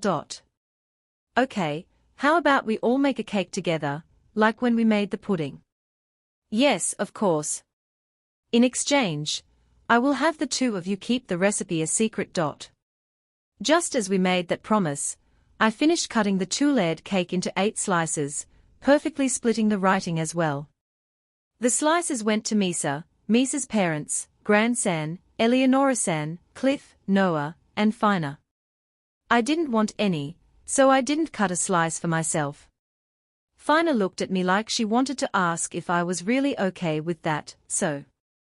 I have the cake Elena-san and the children working at the shop made for me, so you don't have to worry about me. I took Elena-san's cake out of the bear box and passed it around to the others. It wasn't a 2-layered cake like Misa's, but they both followed the same recipe, so the taste should be more or less the same. Once the cake was successfully passed along to everyone, we all started to eat it together. Yes, it really is. I've eaten one before, but this one is better. I really wish you two would have let me join when you made it. Gran-san and Misa, who had never eaten cake before, complimented it first, followed by Noah and Cliff, who had already eaten it once. Yuna, If you can make such delicious food, why don't you become a chef instead of being an adventurer? Grandson asked, probably because he didn't know much about me. Old man Gran, she already owns 2 shops of her own, and does other types of businesses as well. Her shops are so popular that even my own daughter is a regular. Of course, the food at Unisan's shop is really good. Big sister Noir, that's not fair. I didn't know about that. Either way, excitement was brewing over me even though it was Misa's birthday party.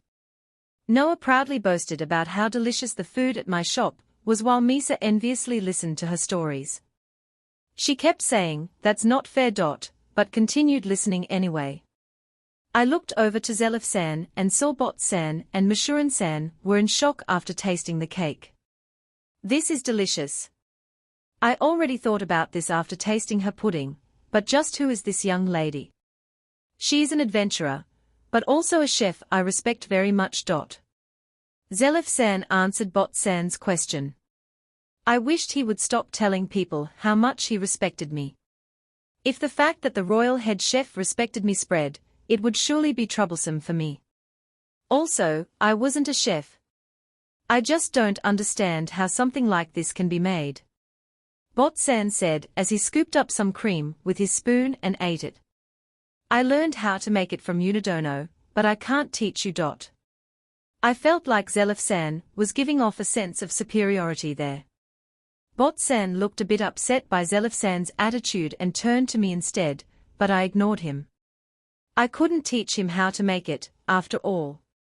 I had only started selling it recently, and I was planning to serve it at the shop in the capital that was opening soon. If the method of making whipped cream spread in this town before I started selling it at the capital, that could be a problem for the sales there. I turned back to Misa, who had just finished listening to Noah boast about me. I also noticed her plate was already empty. She looked like she still wanted more, but there was other food remaining, and a slice from a 2-layered cake was double the size of a normal one, so she would get a stomachache if she ate more. Yeah, it would be problematic if people got stomach aches, so I decided against taking out more cake. If anybody wanted to eat more, I could always bring some out tomorrow. Zelif-san had made so much food for us, and it shouldn't be wasted.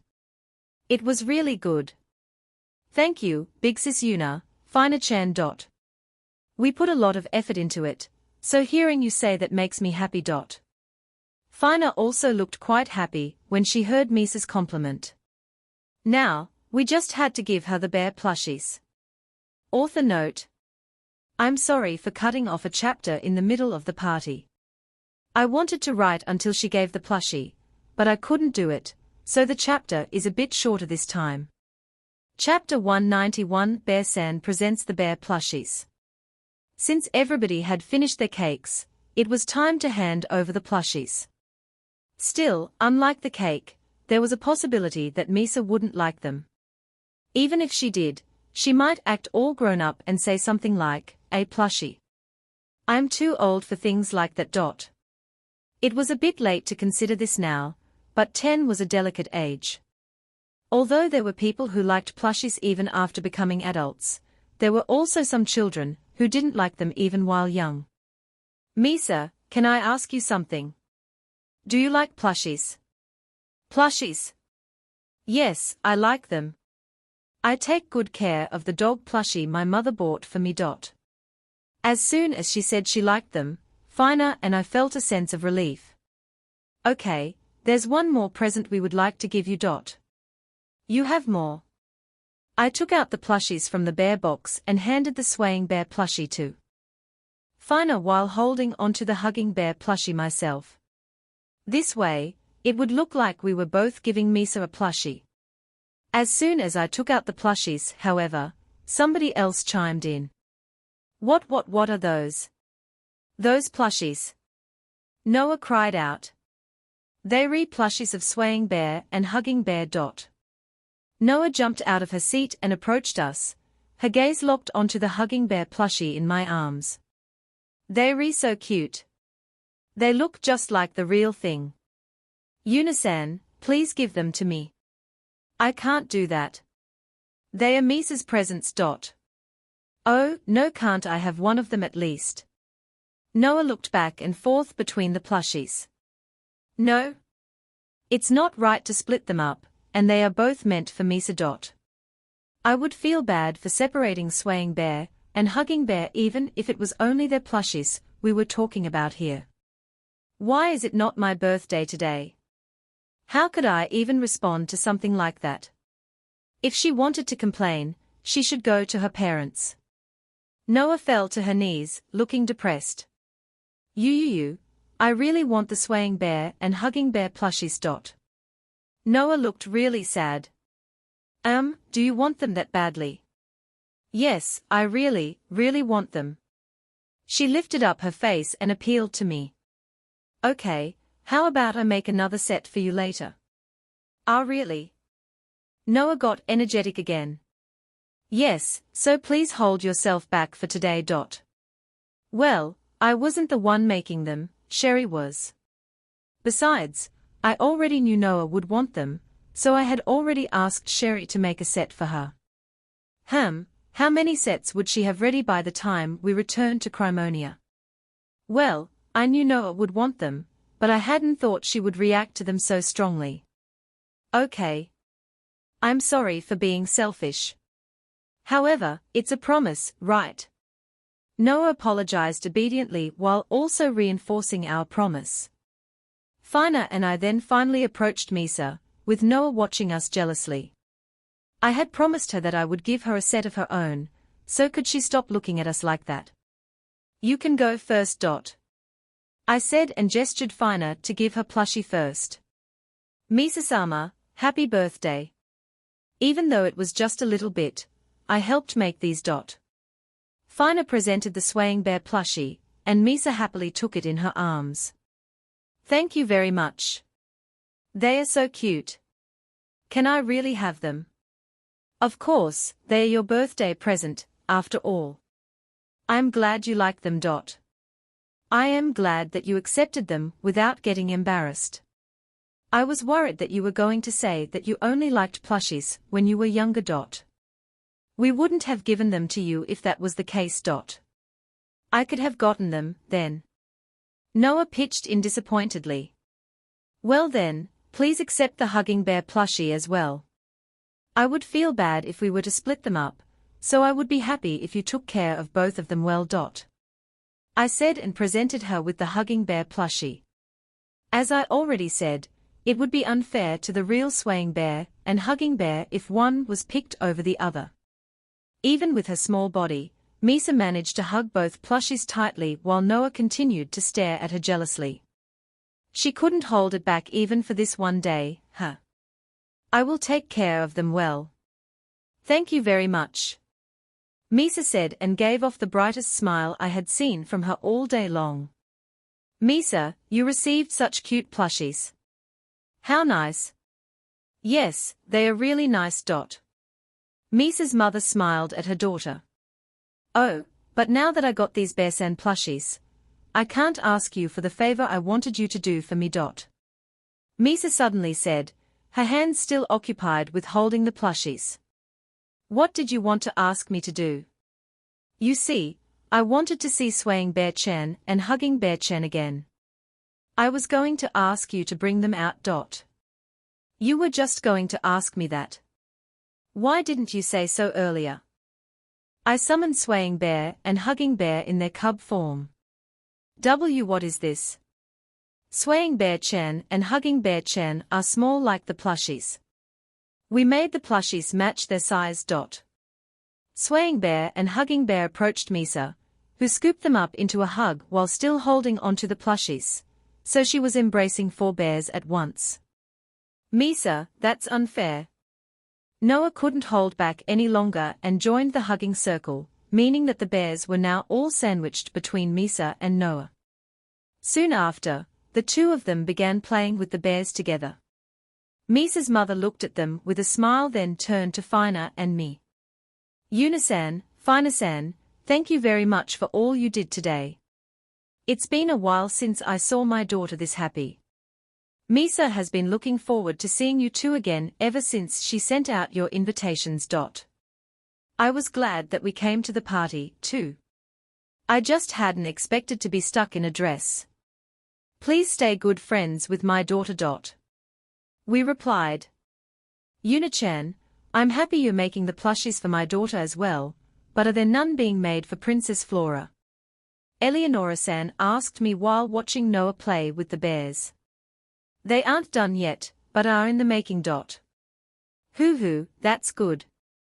If Princess Flora saw them and found out she wasn't getting any of her own, who knows what might have happened. To begin with, I only made these plushies because I was giving them to Princess Flora. So, of course she was getting her own set. It was just that the order of who I gave them to first got kind of mixed up. I am glad that you've given Misa something so nice. Perhaps I should have invited you to my party as well, Yuna. Maybe I would have gotten something nice, too. Gran-san, you also want to get plushies? No. I just wanted a surprise of some sort, wouldn't mind if it was just food. I was curious what kind of present you would give me. A present for Gran-san. I couldn't think of anything that would make someone his age happy. Maybe some shoulder massage tickets. No, I wasn't his grandchild. What about some antiques, or a rare weapon? His Majesty liked those. Well, I guess that nobles liked gemstones, but I, unfortunately, didn't have any. I couldn't think of anything a noble such as Gran-san would like. Wait, I might have this one thing he would like. Gran-san, would you be okay with receiving a decoration? A decoration? Yeah, something cool you can put out by the entrance or at some other place that stands out. Ho. You are going to give me a present like that? Well, I can. I don't need it, so let me know if you want to keep it or not before I head home. I walked to an open spot and took out an iron golem from my bear box. Yep, I picked a tough-looking one. Kia. It's a golem. Yuna, what do you think you're doing? When I took out the golem, everybody freaked out. Some people knocked over their chairs and tried to run away, while the others screamed in fright. Some of them even fell on their backs. Why was everyone freaking out like this? Gran-san, don't you think it would be cool to decorate your place with this? I said and knocked on the iron golem, but it made no sound as I had my bare hands on. Yuna, isn't it dangerous? Gran-san asked cautiously. Well, that's an iron golem, right? Yeah. Wasn't it obvious just by looking at it? Maybe it was his first time seeing one. It had been my first time seeing them when I had done the subjugation request, too. Still, I felt like we weren't on the same page. As I tilted my head thinking what the problem was, Fina came over and explained why everybody was so scared. Big sis Yuna, everybody thinks that the golem will move. Ah, I got it now. That was why everybody was so shocked when I had brought it out. Because Fina explained it to me, I now knew what to say. This golem won't move, so you don't have to worry about it attacking you. Everybody was suspicious, so I knocked on it a few more times to prove it. Yuna-chan, could this golem be from back then? Mother, what do you mean by back then? Eleonora-san clearly meant the time I had gone to the mine for the golem subjugation. So, you subjugated this iron golem, huh? It's my first time seeing one in such pristine condition, though. Gran-san said and approached the iron golem. What had Gazar-san told me again? When subjugating it, it sometimes ended up motionless after receiving a lot of damage. In my case, I had just destroyed the magic stone inside using lightning magic, which rendered it immobile. So, how about putting it at the entrance, Gran-san? It would look amazing, right? Gran-san and I began discussing where to put it. It would stand out indeed, but it would also spook the guests who come here. You don't want it, then? I really thought it would make a good present, though. I will take it if you don't want it, but are you sure? I think that such an iron golem would fetch a good price. Even just the metal is worth quite a lot. I am good. I've got lots of them. I took out a couple more iron golems from my bear box. I had no use for them at the moment anyway. Cliff clutched his head in his hands while Gran-san and Eleonora-san began laughing in shock. Misa and Noah, seeing the golems for the first time, came over to take a closer look. The two of them were still holding onto Swaying Bear, Hugging Bear, and their plushy counterparts. Everybody else, including Zelif-san and Bot-san, just watched from a distance. Well, it made sense for people to be afraid of iron golems. When I had shown the iron golems to the two blacksmiths, they didn't freak out this badly, and didn't really seem to be that afraid at all. Maybe I should be more careful when I bring them out next time. I knew you lacked some common sense, but I didn't think it was this bad. I knew it already. Me too.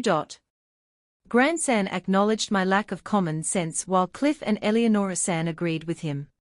Even Zelif-san nodded. Wait, wasn't this a bit strange? Aside from the bear suit, I was a pretty normal girl. I looked at the three girls, hoping they would back me up, yet none of them argued against what Gran-san said. How could this be? The Bear's Bear Kuma has reached its 1-year anniversary. I would like to thank everybody for your support. I wouldn't have made it this far without you. Views: 36,320,230. Unique views: 4,971,423. Bookmarks registered: 22500. Overall rating: 64,172 points. Just a memo for this anniversary. Chapter 192: Bear-san and the chefs visit town. There were many people opposed to placing the iron golem at the entrance, as Gran-san was thinking about doing. Father, please don't put it at the entrance. People who see it will be scared. Isn't that fine? No, it is not. If you'll insist on putting it at the entrance, I will tell Yuna-san to take it home with her. As more and more people objected, Gran-san had to reluctantly give up on putting it at the entrance. After talking it out for a bit longer, they decided to place the iron golem in the middle of the hall on the second floor. It was not a place guests visited often, but if Gran-san ever wanted to show it off, he just needed to bring them there. Everybody agreed that this was the best solution, and for some reason, I ended up being the one who had to set it up there. We can't move such a heavy object that easily. They told me. Since I didn't have any other choice, I put all the golems back into the bear box and went upstairs to the hall, where I set the tough-looking one up at a place they pointed out to me. Yeah, it did look good up here in the hall. It was made of good quality iron, so unlike the earth golem, it looked elegant, and not too brittle.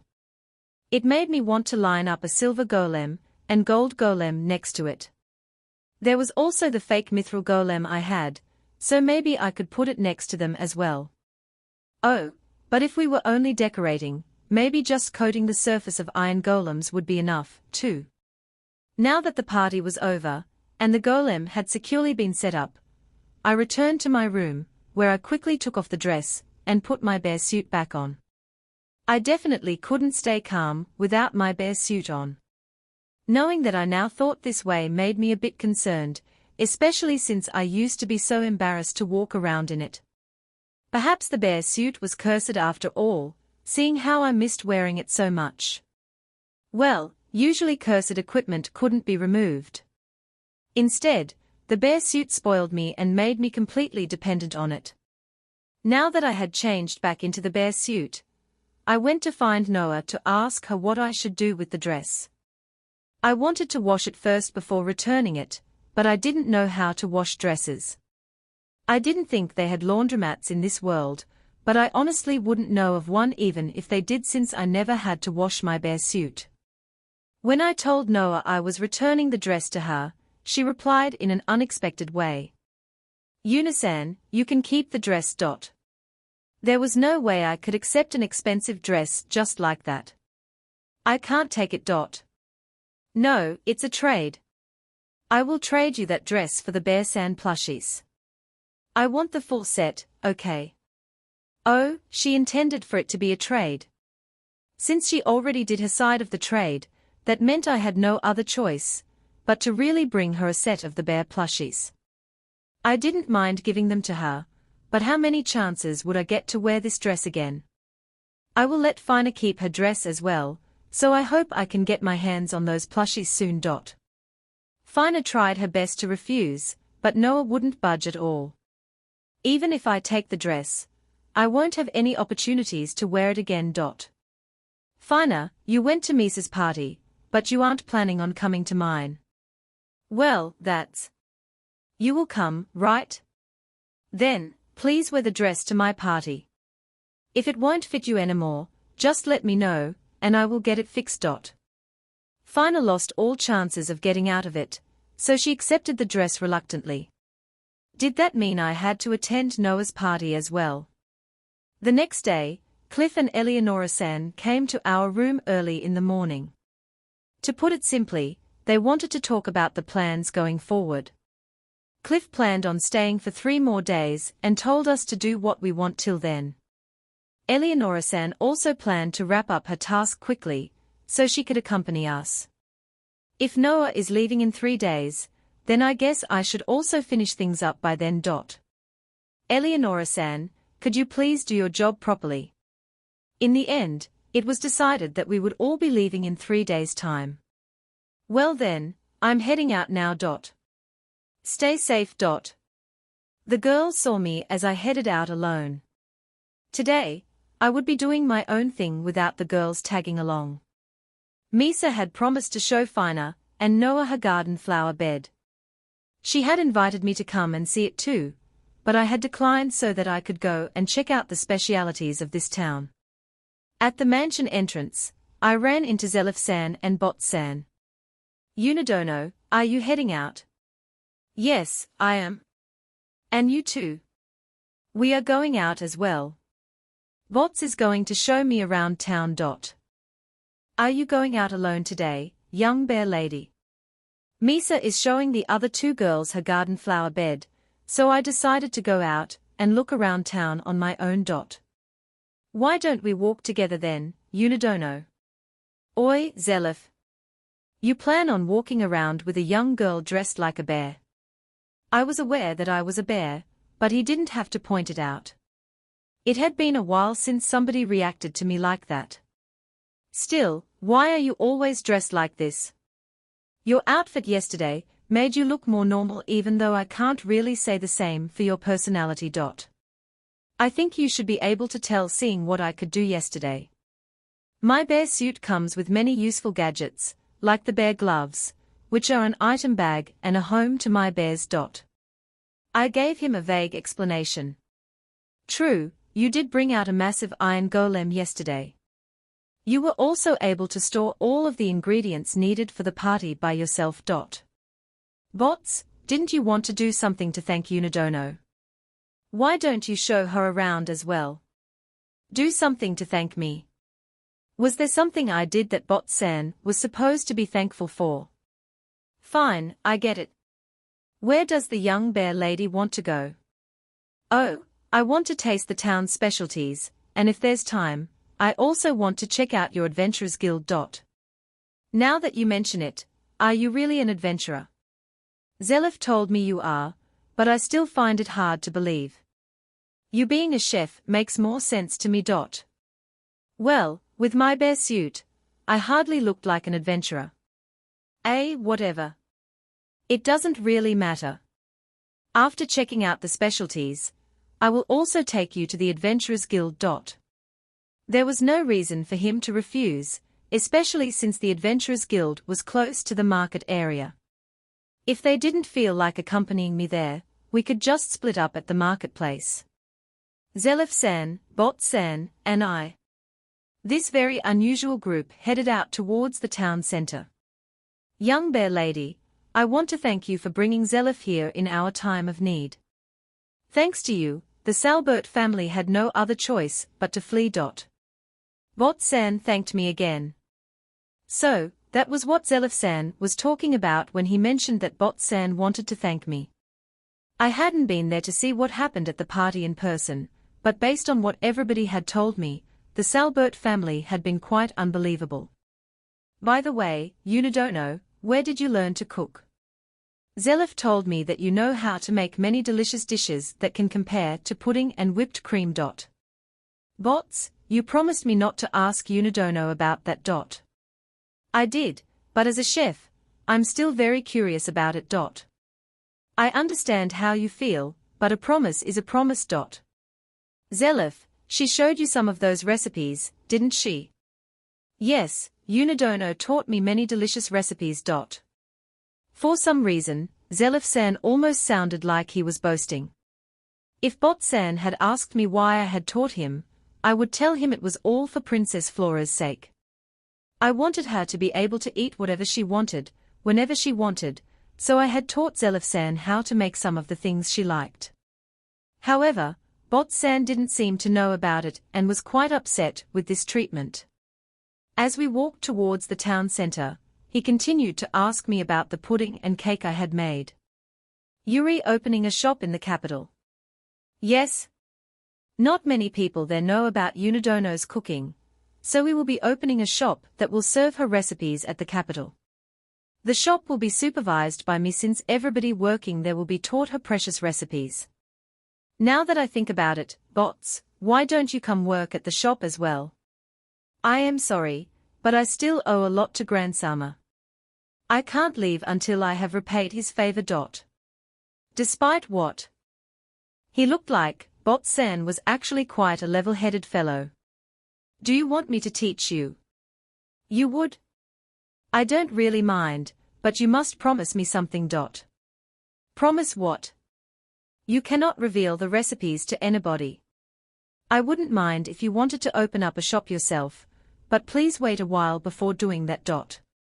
Wait a while? How long would that be? Maybe until everything calms down with the capital's shop opening. I would have to discuss it with Zelif-san first. That would make Bots your second branch, huh? I don't have the money to open up a shop anyway, so you don't have to worry about me opening one for my own gain. I promise I will keep the recipes a secret, too. I will even sign a contract if I have to. I don't need you to sign a contract, but there is one very important thing I want you to make sure to keep in mind. There's something even more important than keeping the recipes a secret. Don't spread the recipes, and don't make your own store. There was something even more important than those two things. Ah, I know what it is. It is indeed very important, considering that you are cooking for Grandono's family. Zelif-san realized what the most important thing was, it seemed. Zelif, you know what it is. Yes. I also had to make a similar promise when she taught me. There's something that important. Yeah, there is. I want you to promise me this, even if Misa wants to eat it, do not make it for her every day. Especially, in the case of things like cake, which has a lot of sugar. She can only have one per week, 2 at most. That was one promise he must not break. We couldn't let a cute girl like her get fat. Not to mention that eating too many sweets would be bad for her health. That's such a trivial matter. No, it's not. It's a very important thing for girls. If Misa can't get married because she's fat, it will be your fault, Bot-san. Or, I guess it is quite important when you put it that way. Bot-san, I don't know how long you plan on working for Grand-san, but please keep an eye on everybody's eating habits. Even if Misa wants to eat something every day, make sure she eats other foods as well. I also promised not to cook the same thing for Princess Flora all the time. I understand. I promise that even if Misana-sama asks me to make something for her, I will make sure not to cook it for her every day. Zelif-san then told me he could teach Bot-san the recipes in my stead, as he would be staying here for a while longer. Just as we were finished with our conversation, we reached an area that looked like a marketplace and proceeded to take a look around. We were getting stared at while coming here, but even more people are staring at us now that we are in a crowded area. True, there were many shoppers and shop owners staring at us. I even heard a few of them whisper, "Bear." Well, as usual, I just ignored it as long as nobody approached me or tried to touch my suit, of course. Anyway, since Bot-san would now get to learn the recipes, he didn't try to complain about it anymore. Instead, he guided us to many different shops like he didn't have a choice. The shops here more or less just sold the same thing that could be found in Crimonia. Shilin wasn't far from Crimonia, so maybe I would have to head to a place with a different climate to get different ingredients. From time to time, I saw things that didn't exist in my former world, so I asked the two ingredient experts about it. That fruit is sour and sweet. It can be used as a substitute for strawberries. True, but it might be more suitable for adults. Well, that one is just very sweet, so it would go very well with your cake. I could learn a lot from this. Mister, give me an entire box of that fruit. Unidono. I don't know if I can get them in Crimonia, and even if I could, this saves me the trouble of having to search for them there. I understand that, but aren't you buying a bit too much? I am going to give them to the children at the orphanage as souvenirs. Oh, I had never told them about it before. I am sort of a part of the orphanage management in Crimonia, so I thought I'd bring the children there some souvenirs. Yuri doing something like that, too? Bot-san said, surprised. Well, things just ended up that way. Young lady, are you from some noble family? No, I'm just a normal person. Normal, you say? He said, looking at me suspiciously. Back in my old world, I had been a normal person, so I wasn't really lying. The shop owner also wore a shocked expression as I paid for the fruit. I couldn't blame him for being surprised since he most likely had never had anyone buy this much of it at once. It was definitely not because of my outfit. We then continued making our way around the marketplace and bought everything we wanted. Since Bot-san wanted to learn the cake and pudding recipes as soon as he could, I suggested they headed back first, and Zelif-san agreed. What will you do now, Unidono? I'll head back after dropping by the Adventurers Guild. Bot-san, Zelif-san, thank you for your time. I learned a lot today. I am glad to hear that. Next time you come to the capital, I will take you to a few shops that sell some less-known ingredients. They sell ingredients from many different places, so I'm sure you will find something interesting there. Really? That would be great. After making the promise with Zelif-san, we parted ways, and I headed to the Adventurers Guild on my own. Based on what Bot-san had told me, it should be pretty close. As I looked around aimlessly, something suddenly started ringing. Kuan. It was coming from my white bear hand. It took me a couple of seconds to realize that my bear phone was responsible for the noise then. I quickly took it out of the bear box to answer. Hello. Big sis Yuna Misa-sama got. Fina, what happened? Respond to me. She didn't respond. I immediately turned around and ran back to Grandsan's mansion. The idiot son has made his move. Well, there's no massive hidden plan or plot, so things will end smoothly. By the way, the bear phone is made using God's skill, that's why she can hear it from inside the bear box. Chapter 193 Bear-san Gets Mad. As I ran back to the mansion, I kept calling Fina over the phone, but there was no response. I was practically sprinting at this point and soon reached the mansion. Where was Fina? I saw the guards posted by the gates like usual, and they were really surprised to see me appear so suddenly. "Where's Misa? Misana-sama?" The guards didn't understand what I was asking them. Had nothing happened here? However, if that was the case, where were the girls? They had gone to check Misa's flower bed together. I thought about questioning the guards further, but realized it would be quicker to just look for the girls myself, so I ignored them and jumped up all the way onto the roof. After looking around for a bit, I spotted the flower beds on the left side of the mansion. Finer. I jumped down from the roof and landed next to the flower beds, which held many beautiful, blooming flowers. Only then did I notice that Fina and Noah were collapsed on the ground right next to one of the flower beds, and next to them were the swaying bear and hugging bear plushies, which we had given Misa at yesterday's party. Fina. Noah. I rushed to Fina and held her up. She was still holding onto her bare phone. It was clear that someone had hit Fina in the face. Who would do that? I lightly touched her face and used healing magic to make the swelling go away, then went over to Noah. Luckily, she hadn't gotten hit in the face and looked like she had only lost consciousness. I sighed with relief before quickly realizing that Misa was nowhere to be seen. The plushies we had given her were left lying on the ground, so something really bad must have happened here. I called for her, but there was no reply. I really couldn't see her anywhere. Had she run away after getting attacked? Or had she been kidnapped? If Misa had managed to get away, others would have noticed the ruckus. Based on the guard's reaction from earlier, it seemed like nobody had noticed anything yet. Otherwise, there would be no way Fina and Noah would be left in this state. So, in conclusion, Misa must have been captured. Yuna, what's wrong? The guards were surprised when they saw you jump onto the roof, Noah.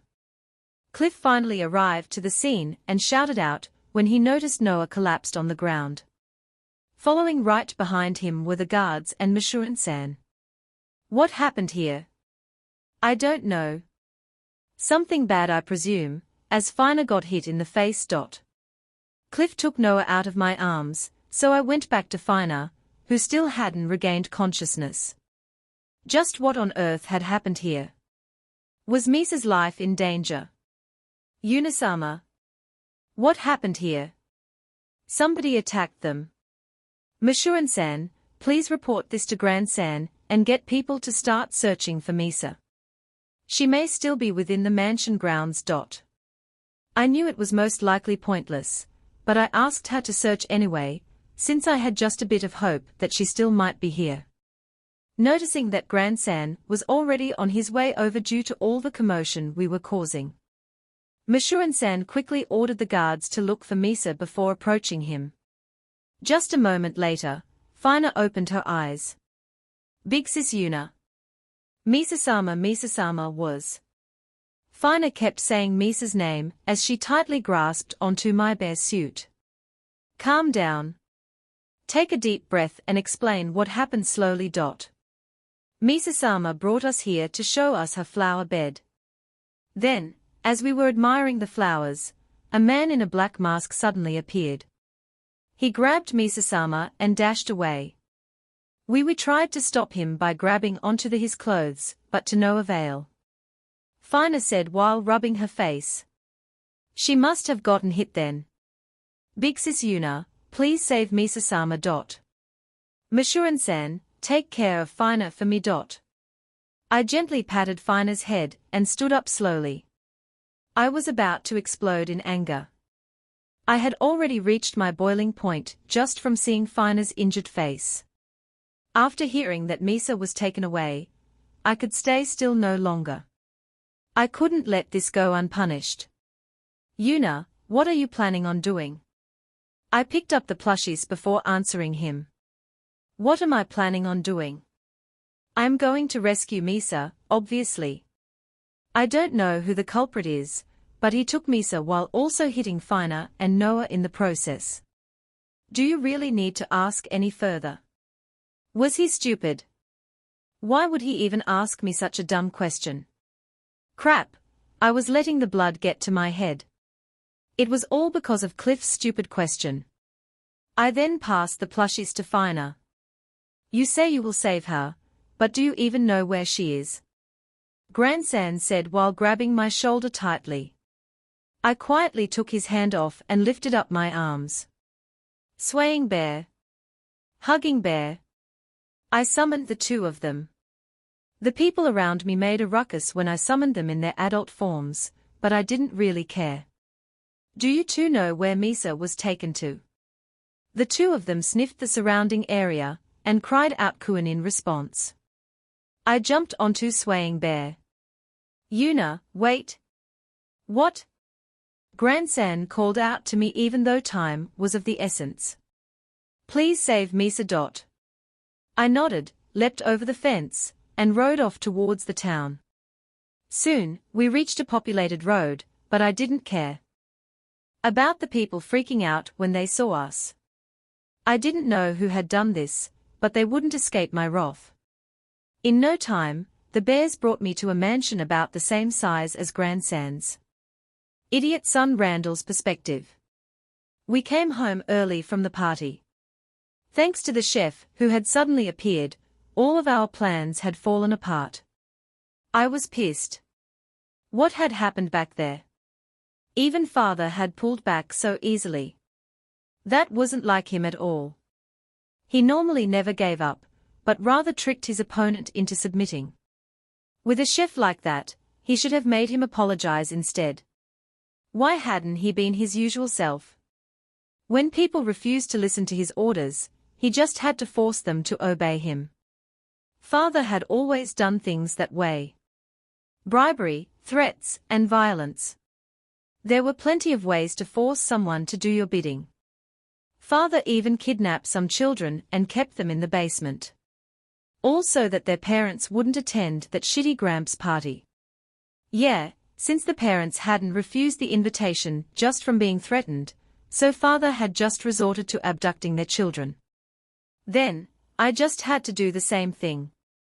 I called for blood and ordered him to kidnap Miss Anna. Are those your father's orders? No, they are mine. You just have to do what I tell you to do. I don't mind, but I will be taking payment for it. Yeah, I get it.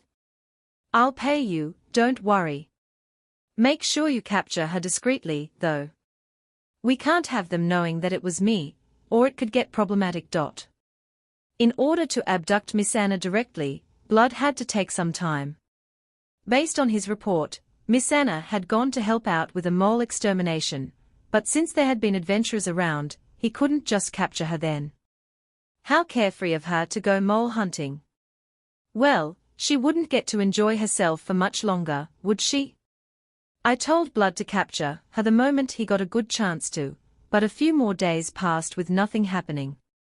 I didn't know if it was because he was incompetent, or if he simply had no opportunities to do it. Also, how could father not make a move himself, when he had suffered so much humiliation? All I saw him do was talk to merchants. The parents from the children we were holding here came, but father decided not to do anything until that chef left. Then, all of a sudden, I received a report that Blood had successfully kidnapped Miss Anna. When I went to get him, he was indeed carrying Miss Anna, whose eyes and mouth were covered up. Now the Farron Graham family was finished. I told Blood to leave her in the room next door so that she couldn't hear my voice. She's not aware that we are the ones responsible for her kidnapping, right? I covered her eyes and mouth immediately, so it should be fine. Okay, good. As I started to think about what I should do now, father suddenly burst in, his expression that of deep anger. Randall. You brat, did you get Blood to kidnap Miss Anna? Yeah, I'm just doing the same thing you usually do. With this, we just have to threaten that Gramps and make him give up his lord status. You fool. It's not going to go that easily. Nobles are different than merchants. They don't mind sacrificing a young girl in order to protect their status. If it was me, I would just. I didn't hear the last part, but I understood what he meant. If it happened to me, he would abandon me. I would do the same thing if father got abducted, too. Even so, I didn't think that the naive Farrengram family would simply abandon one of their own. It was right about then that we heard a loud noise coming from the entrance. Yuna's perspective. I got off Swaying Bear and slowly walked to the entrance, with Swaying Bear and Hugging Bear following closely behind me. Who the heck are you? The guards saw the bears and drew their swords. Where's Misa? I calmly asked them. Wow, I didn't think that I could manage to bring out such a calm voice. It seemed like they didn't know what was going on, either. Since I was intruding anyway, I decided to just hit them with a bear punch each, making them collapse to the ground instantly, then stepped past them to the door. Instead of bothering with knocking, I simply bear punched the door, which flew off its hinges with a loud bang. With the door out of the way, it was now easy for my bears and me to enter. Besides, this residence would get demolished soon anyway, so they wouldn't be needing that door. Swaying Bear, Hugging Bear. The bears immediately responded and began walking down the hallway. They were guiding me to where Misa was. When I started to follow them, a man with a toad face stepped out of one of the rooms, along with that brat who had picked a fight with Misa. So, this was their residence as I thought. How dumb could this family be? Why would they abduct Misa only to hide her in their own home? What's going on here? I came to take Misa back home. Who the hell are you? Also, what are these bears doing here? They pretended not to know what I was talking about, so I hit the toad man with a weak air bullet. The man grabbed his stomach and fell to his knees. How could he be writhing in pain over such weak magic? From this point onward, he would be seeing hell. I don't mind if you don't tell me where you hid her. I'll just go and find her myself. I don't know what I will do to you guys once I do find her, though. If Misa was hurt, I would not let them off easily. What are you talking about? The toad man looked at me with a pained expression, but I ignored him and began to walk off. Just as I passed my bears, a shadow leapt down from the stairs and shot a fireball at them. The bears dodged the fireball easily, however. Bears can dodge such an attack. The shadow turned out to be the man wearing the black mantle. Ignoring your outfit and those bears, just who are you? It appears that you've noticed I had been watching you. The man started to spout out nonsense. What was he talking about? I would never have thought anyone could notice me from such a distance. Seriously, what was he talking about? Because of you, I just couldn't find a good opportunity to do it. I was only able to abduct the girl when you left her alone with just 2 girls accompanying her. And now, you somehow managed to find this place this quickly. I know you were out in town, so there's no way you could possibly be notified that quickly. Blood? Don't talk about unnecessary things. Now that this weirdly dressed Missy is here, it's too late to hide it anyway. So, this black-clothed man was obviously the one who had kidnapped Misa. That also meant that he was the one who had knocked Fina and Noah unconscious. Good thing I found the culprit so easily. Also, he didn't even have a shred of guilt for kidnapping a young girl. That meant I could punch him without holding back. What's so funny? I am just happy I found the culprit so easily. Blood, this all happened because you didn't abduct her quietly without letting anybody realize. Take responsibility for your failure and dispose of this weird girl and her bears. The toad man's son shouted at the black-clothed man. I guess it can't be helped. Normally, that would be an extra charge, but since this was my mistake, I will do it as a bonus. After the man said that, he dashed towards me and fired out another fireball without hesitation. I blocked it with the white bare hand and shot a fireball back in exchange, but he just jumped back and dodged it. You can block magic and then return fire. What an interesting bear you are. I will stop thinking of you as a child and no longer hold back. He looked as though he had just found his prey and licked his lips. Gross. He made me feel sick. Blood, don't use magic so easily. Are you trying to destroy this house? You say that, but this bear Missy is also using magic. I don't care, just deal with this weird bear quickly. Don't let anybody outside know what happened here. Don't you lot dare run away, either. The toad man shouted past us. I glanced at the entrance and saw a few guards standing there. Did they think they were really blocking the way by just standing around like that? They were obviously scared of swaying bear and hugging bear. If the bears approached them, I was sure the guards wouldn't really pose much of a resistance. I wanted to fight in an open area, but it can't be helped, I guess. The man took out a knife and threw it at me.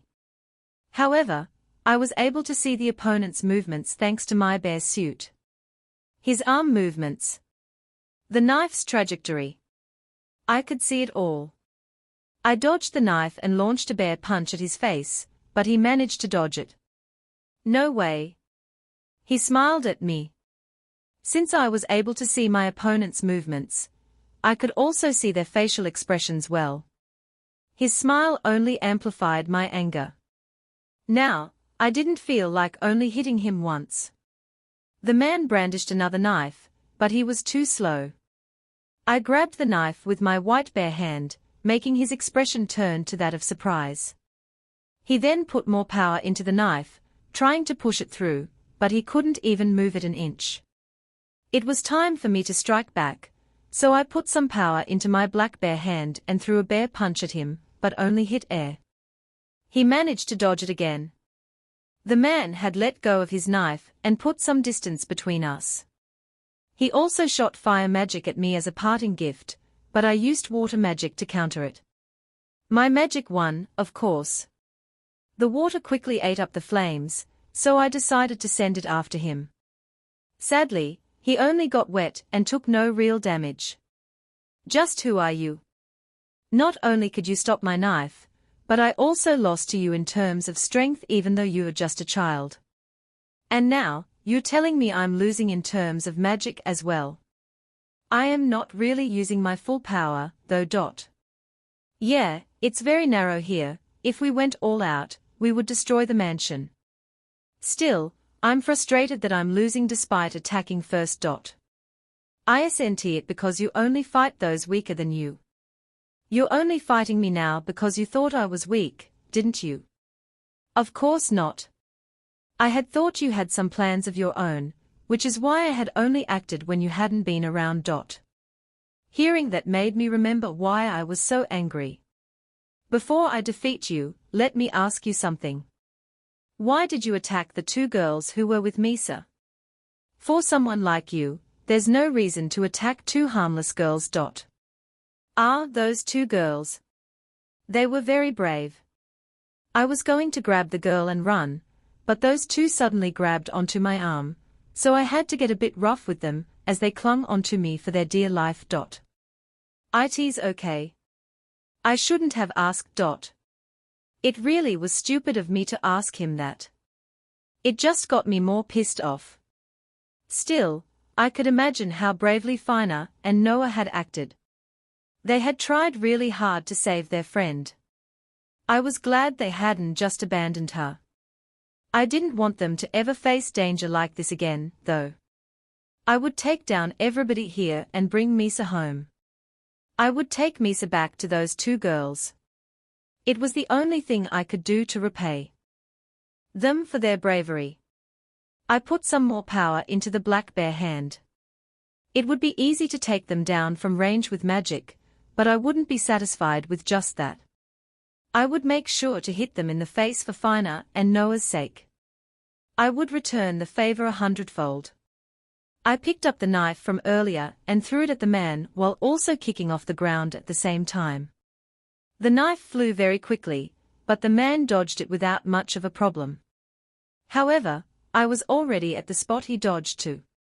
He had reacted well, but I was simply one step ahead of him. I launched another powered-up black bear punch right at his face. I even had to shake off my arm a bit after it.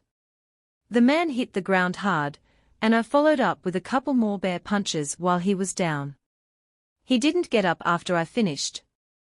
His face was deformed and blood was pouring out of his nose and mouth. I had broken his nose and knocked out some teeth for sure. The man just quivered on the ground. He most likely wouldn't be getting up anytime soon. Blood? The Toad Man's son shouted at him. The Toad Man was so shocked the black-clothed man was defeated that he just stared at me. You lot, what are you just standing there for? Do something about that weird bear. He then shouted at the guards. Some of them drew their swords while some other began chanting spells. It was to no avail, of course, as I just used wind magic to send them flying. Just who are you? I am Misa's friend. I don't plan on interrupting a war between nobles, but laying a hand on a child like Misa is off limits. I didn't know anything about this. My son did it on his own. Speaking of which, that son of his was missing. He must have ran off when I attacked the guards. I used detection magic to see if anybody looked like they were running. Instead, I noticed two dots approaching us. The idiot son came back, dragging Misa with him. Hey, bear. If you resist, Miss Anna will. Before he could even finish his sentence, I shot him in the face with an air bullet. Then, I closed the distance between us, took Misa away from him, and smashed his face in with a bear punch. Just like the black-clothed man, he dropped to the ground, and blood started to spurt out of his nose and mouth. I then turned to look at Misa, who I had just rescued. Her mouth and eyes were covered up with a cloth. I quickly took off the cloth, only to notice that Misa had tears all over her face. You're safe now. I reassured her with a gentle smile. Bye big sis Yuna. Misa teared up again and began crying, so I held her against me to reassure her. Only after some time, I noticed that the idiot son's father was glaring at us. So you're saying you didn't do anything yourself? That's right. Also, do you think you can get away with doing something like this to a noble like myself? This is a crime, and I'm the victim.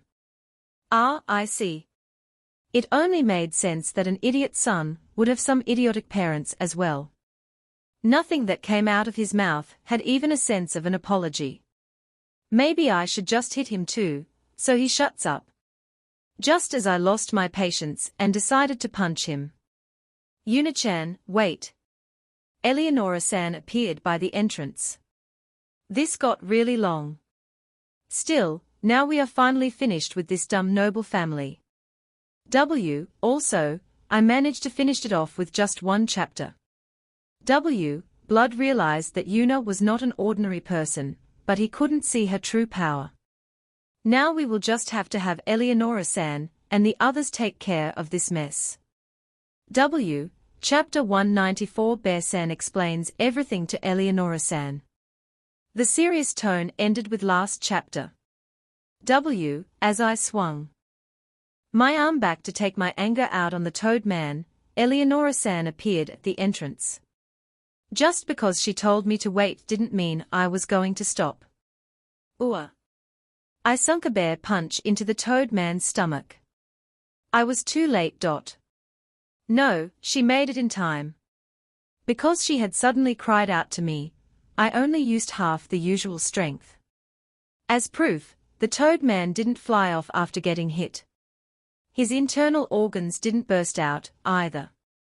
Instead, he just passed out on the spot, foaming at the mouth. Eleonora-san. Why are you here? I was on my way back from the Commerce Guild and saw you riding Swaying Bear with a crazed look on your face, so I decided to run after you. There was no way I could not follow you after seeing you in such a state. A crazed look. Had I really been making such a scary face? I thought about it for a second. Yep, I probably had been.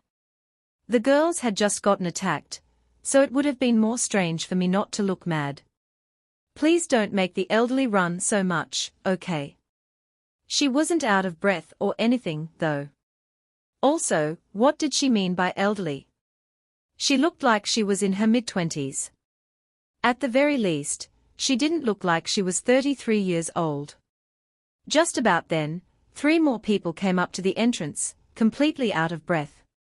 Oh, I remembered seeing one of them before.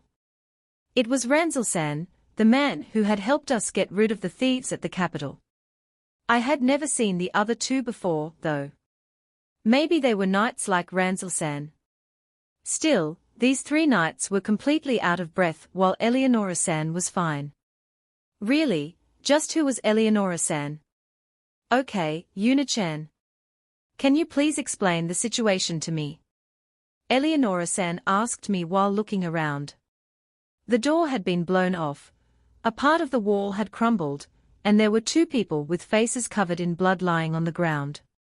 There was also a toad man, foaming at the mouth. Oh, and all of his servants were just standing there, shaking in fear. It was a terrible scene no matter how we looked at it. If I had to describe it, it looked like a wild bear had gone on a rampage. Still, I had no regrets. In fact, I probably hadn't rampaged enough. I proceeded to explain to Eleonora-san that Misa had been kidnapped and that I had come here to get her back. Kidnapped? Eleonora-san was completely taken aback by what I said and turned to Misa.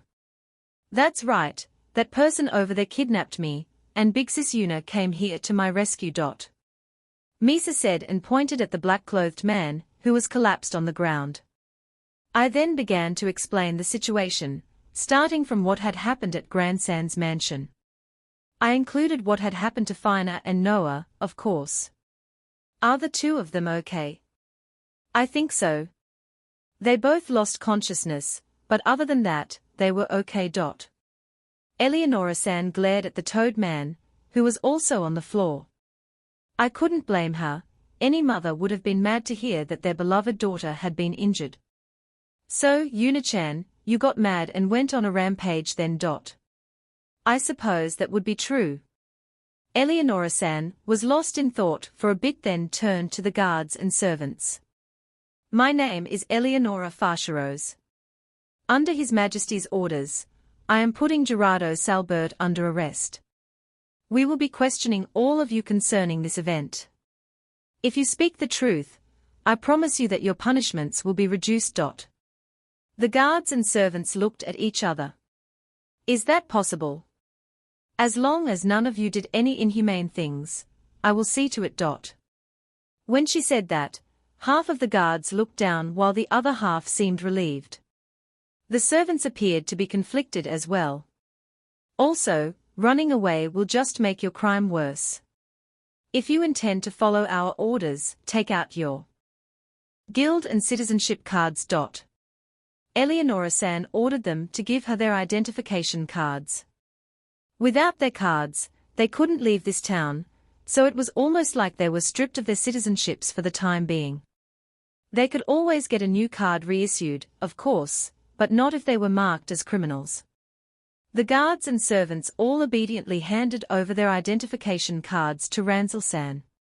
Trying to resist Eleonora-san would be pointless now.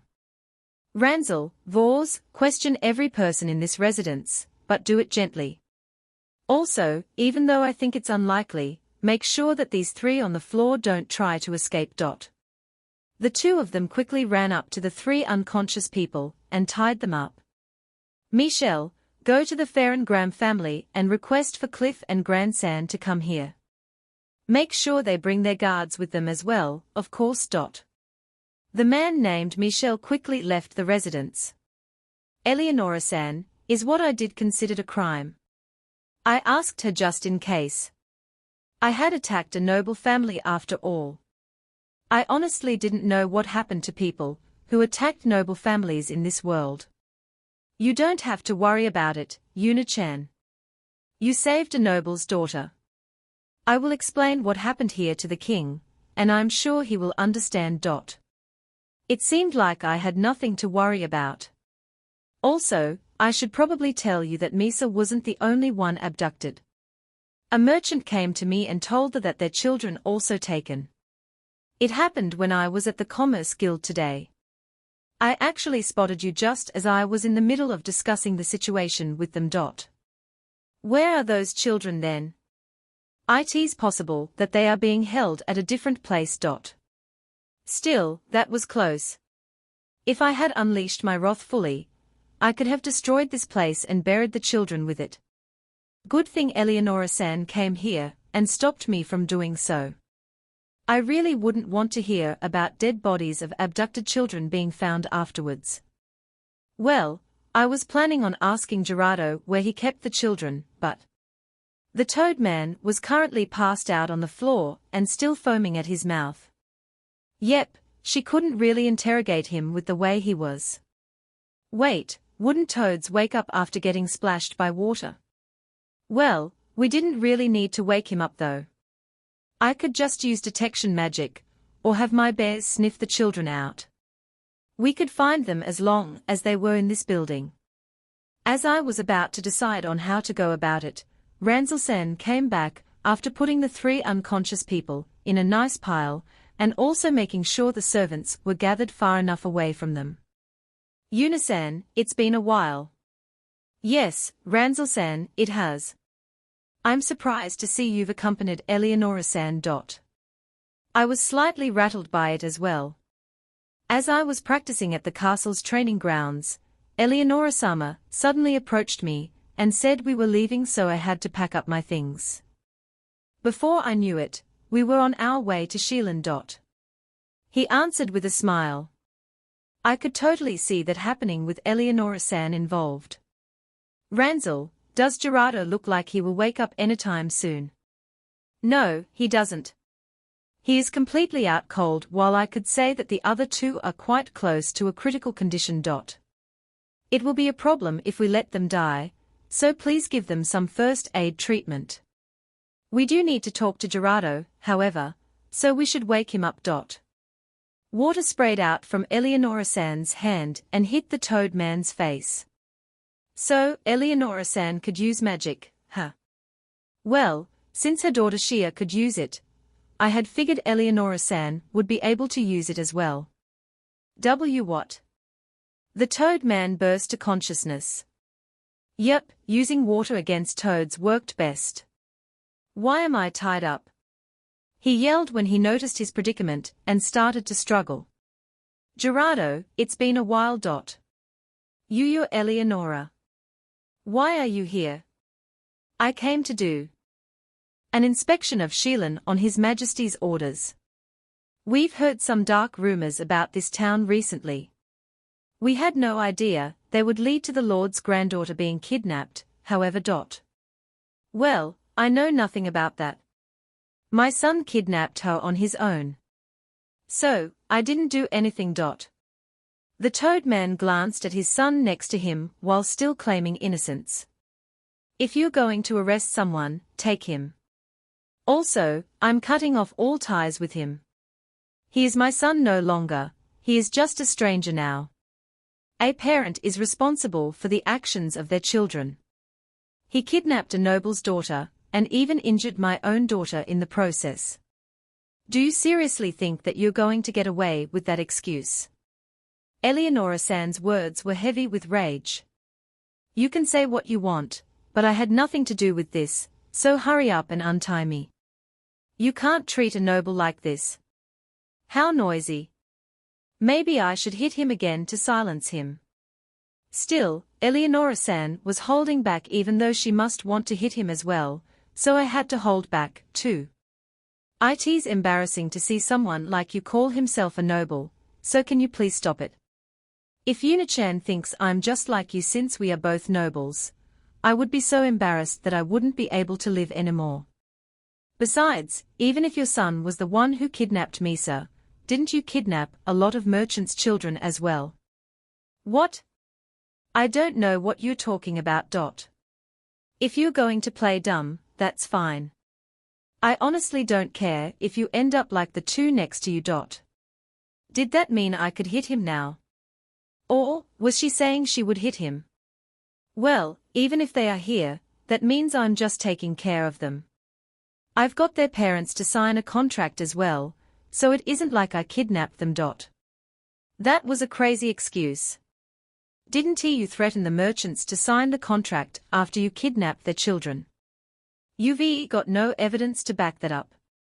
I'm taking care of the children with the proper approval of their parents. As proof, those children are not injured in any way. The tied-up toad man responded with a smile. I didn't know what kind of contracts had been signed, but it looked like it had worked because Eleonora-san seemed to be troubled. In my former world, I had heard of people who signed shady contracts and ended up being extorted into giving money to the other party. You're right. However, the kidnapping of Miss Anna Farren-Graham is still a big issue, and I will have to investigate this residence. Of course, that means I will have to go through your room as well. I can't wait to see what I will find there. Eleonora-san said with an evil look on her face. Don't mess with me. I won't permit that. Oh, but I have permission from His Majesty. His Majesty. Eleonora-san took out a piece of parchment from her item bag and showed it to the toad man. As you can see, I have permission to come here and investigate your belongings in the case you've committed a crime, which you have. The toad man's expression changed once he saw what the parchment said. But it's my son who. It's the same thing. Your son kidnapped Miss Anna Farren-Graham. Even you yourself admitted that. Therefore, we have all the reason to search through every corner of this residence. Stop messing with me. If you haven't done anything His Majesty wouldn't approve of, then you have no reason to worry, right? Yep, Eleonora-san was completely pissed off. No way in hell is this fair. Somebody help me. I will pay you. All the servants ignored the toad man and completely avoided making eye contact with him. Yeah, in this sort of situation, nobody in their right mind would even consider helping out the toad man. I think we should be able to finish this kidnapping incident in the next chapter. Chapter 195, Bear-san saves the other children. When we asked the toad man where the other children were being held, he just told us to look for them ourselves. Eleonora-san was mad that he refused to cooperate, but we had plenty of ways to look for them. I could use detection magic, or have Swaying Bear and Hugging Bear sniff them out. Just as I was about to tell that to Eleonora-san, a short-haired maid in her early 20s raised her hand. I know where the children are. Rufa. The toad man scowled at the maid, but Eleonora-san just doused him with some more water to make him shut up. You know where they are being held? Yes, because I prepare their meals for them. Rufa, you know what will happen if you betray me, don't you? Please stop making your crime worse. I will properly atone for mine. Don't you dare. Who do you think is paying off your parents' debt after they ran off and left you with it? You, Gerardo-sama. What do you think you are doing, then? As the toad man cried out, Eleonora-san summoned a big tide of water and completely soaked the toad man with it. Ranzel, would you mind covering up his mouth with something? His breath stinks, and I can't stand it anymore. Eleonora, you. Ranzel-san covered up the toad man's mouth with some cloth as instructed. The toad man groaned for a while but eventually went quiet. Rufa, right? Just ignore what Gerardo said. You're saying you can take us to where the children are? Yes, I can. Eleonora-san took a quick glance around her before turning to Ranzel-san. Ranzel, ask the servants how many of them are missing and their names. Then, once Cliff arrives, leave this place to him and go search the residence for those remaining servants. Once Eleonora-san finished giving orders to Ranzel-san, she turned to me. Sorry, Yuna-chan, but could you come with me? I didn't mind, so I nodded. Also, it would be really helpful if you could leave one of your bears behind to act as a guard. Sure. Swaying Bear, Please stay here and make sure they don't try to escape. Swaying Bear cried softly in reply. What about you, Misa? I will go with you, Big Sis Una. Misa said, grabbing onto me. That's fine, I guess, but promise me that you won't stray from Una-chan's side, okay? Eleonora-san pushed Misa onto me, but it wasn't like I really minded. I lifted Misa up and put her onto Hugging Bear's back. You'll be safe here. Misa nodded and grabbed onto Hugging Bear tightly. What a gentle bear. Rufus-san was surprised to see Hugging Bear letting Misa ride on it, but there was clearly some fright in her expression. It won't do anything as long as you don't try to harm it. I wouldn't do something scary like that. Still, it was okay to be less nervous about it. Rufus-san then started to lead us down a hallway. Both Cliff's and Grandsan's mansions were quite big, and this one was no different. There was no way all of these rooms were being used. Eleonora-san, is the kidnapping of these children not going to be considered a crime? The problem is that their parents have signed a contract that allowed Gerardo to keep their children. So, he'll be considered innocent. Not quite. It's a difficult situation. Of course, from my point of view, he committed a crime. However, if he really does have a contract in place, he might legally be in the clear. Sometimes, merchants do hand over their children as collateral when they are loaned large sums of money. Still, in this case, it's obvious that they were threatened to do it. So, this should be considered as a crime, then. That was all I needed to know. Yes, the possibility of it being considered a crime is quite high. We have yet to get a full statement from the parents. It's still possible that they indeed made an agreement with Gerardo and did pass their children to him willingly. I don't really mean this, but before you came along, it was better to side with the Salbert family rather than the Farron-Graham family. Even now, it all depends on the contents of that contract. She was right. If they sided with the Toad Man rather than Grandsan, it was possible for them to earn a lot more money, more than enough to change their minds. Still, what did she mean by before I came along? The way she put it, it sounded like I was responsible for the downfall of the Toad Man's noble family. Your expression is telling me that you don't quite understand why. If you didn't go to the capital and bring Zelif here, Grandsan's party would have failed. Then, they wouldn't have resorted to kidnapping Misa, and you wouldn't have raided the mansion, meaning we wouldn't be in this situation. Not to mention, if you didn't drop by the capital, I wouldn't be here right now. You're the cause of all of this. When she put it that way, it really did seem like everything had happened because of me. If so, then it's all thanks to Misa for sending me an invitation to her party. I praised Misa, who was comfortably riding on Hugging Bear. If Misa hadn't sent me an invitation, I would never have come here. Going out in the world and meeting people had quite the impact on things. I would have never experienced something like this in my former world where I would surely still be a hikikomori. Rufus-san, why are you working here?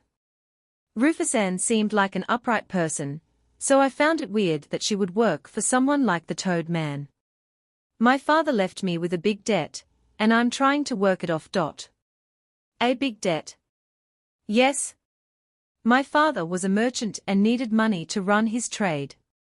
Gerardo-sama lent him the money he needed, but the business ended up failing, making him lose all the money as a result.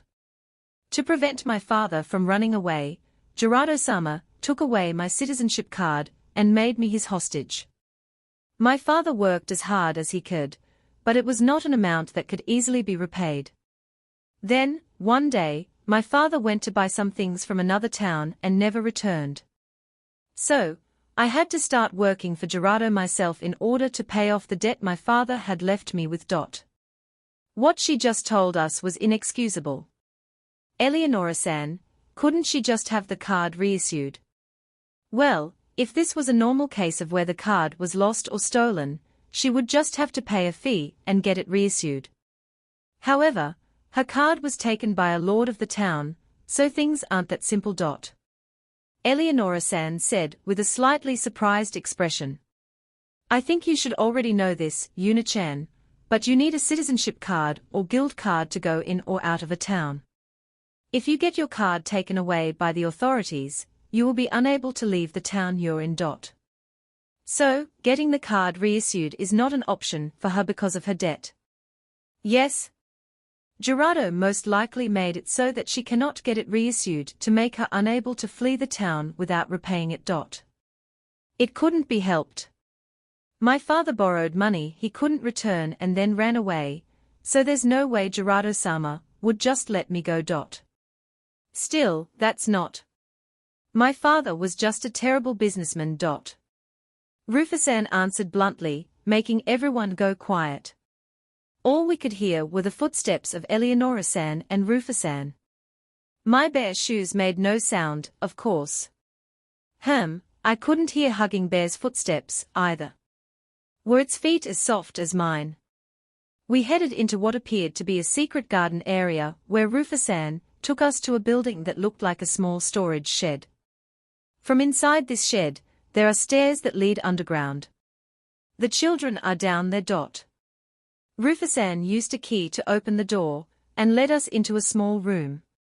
There were many tools inside the room, ranging from cleaning supplies to pots, as well as random things I had never seen before. Rufus-san proceeded to pull a rug off the floor and revealed a hatch.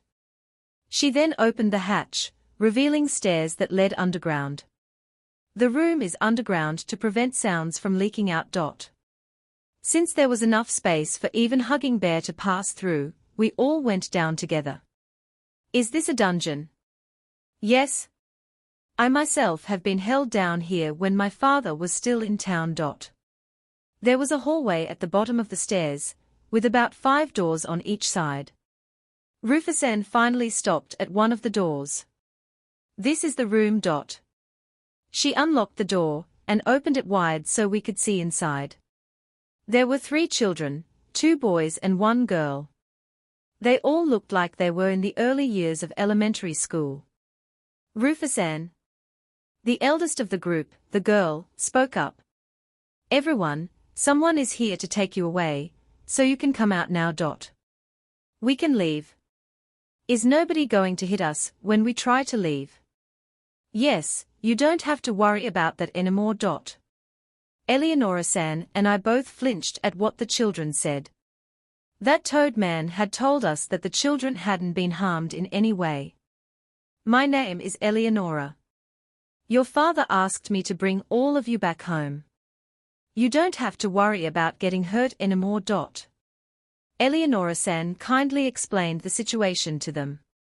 However, the children weren't looking at Eleonora-san, but rather at me, who was standing behind her. The children approached me, but noticed Hugging Bear behind me when they reached the door.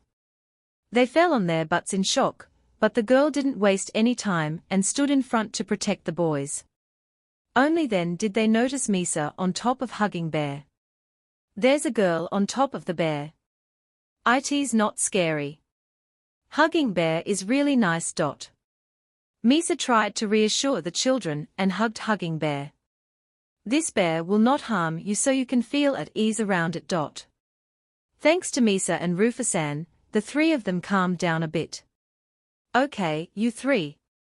Please join Misa on the bear-san, and we'll get you out of here. I gently spoke to the children to get them to ride the Hugging Bear. However, 4 children turned out to be a bit too much for the size of its back, so we had the girl walk instead. The children were afraid at first but calmed down with the help of Misa. In no time, smiles appeared on their faces, and we embarked with Hugging Bear leading the way. Following behind everyone, I overheard Rufus-san whisper something to Eleonora-san.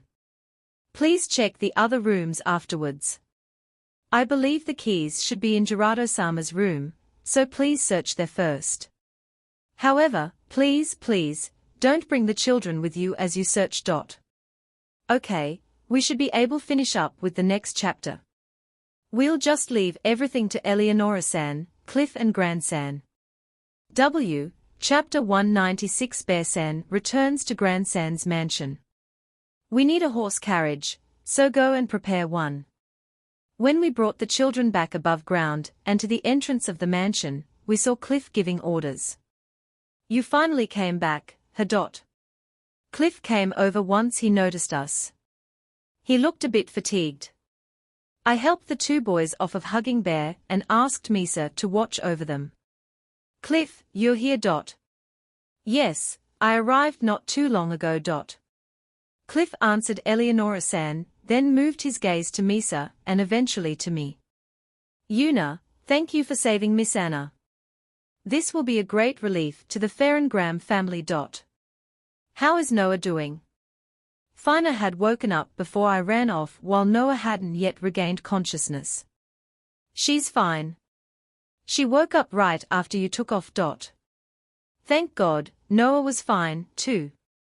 If she wasn't, I might have decided to rampage a bit more. With this, I now had one less thing to worry about. That reminds me, did Grandsan not come along? Eleonora-san and I looked around, but did not see Grandsan. We figured that since his granddaughter had been kidnapped, he would have come running. I hoped he wasn't wandering around this mansion looking for us. Cliff's answer was different from what we had expected. Because of you, Yuna, Old Man Gran got held up by the townspeople. Dot. Because of me? I didn't understand what he meant by that. What had I done?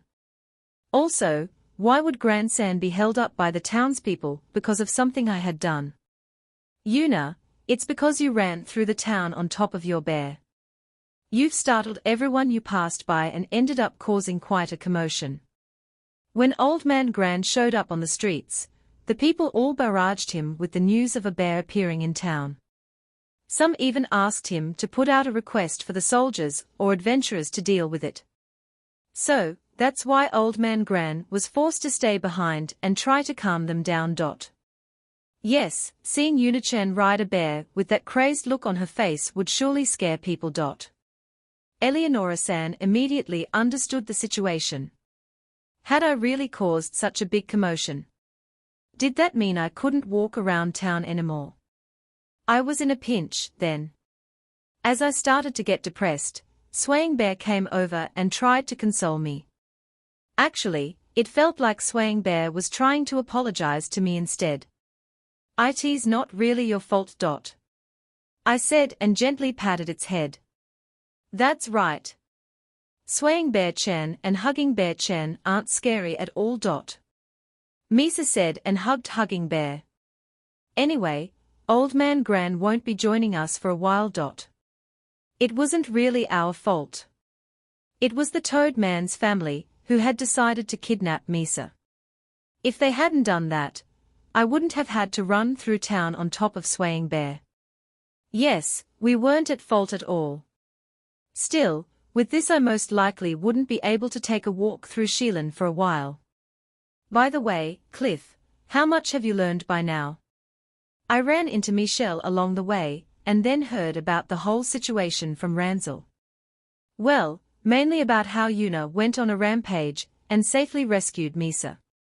He also told me that you two went to find the merchant's children. Dot. We threw a quick glance at Hugging Bear and the rescued children. Yes, we saved the children. Now we just have to contact the Commerce Guild to find out where they live, but I'm not sure if speaking to him is the right idea. Dot.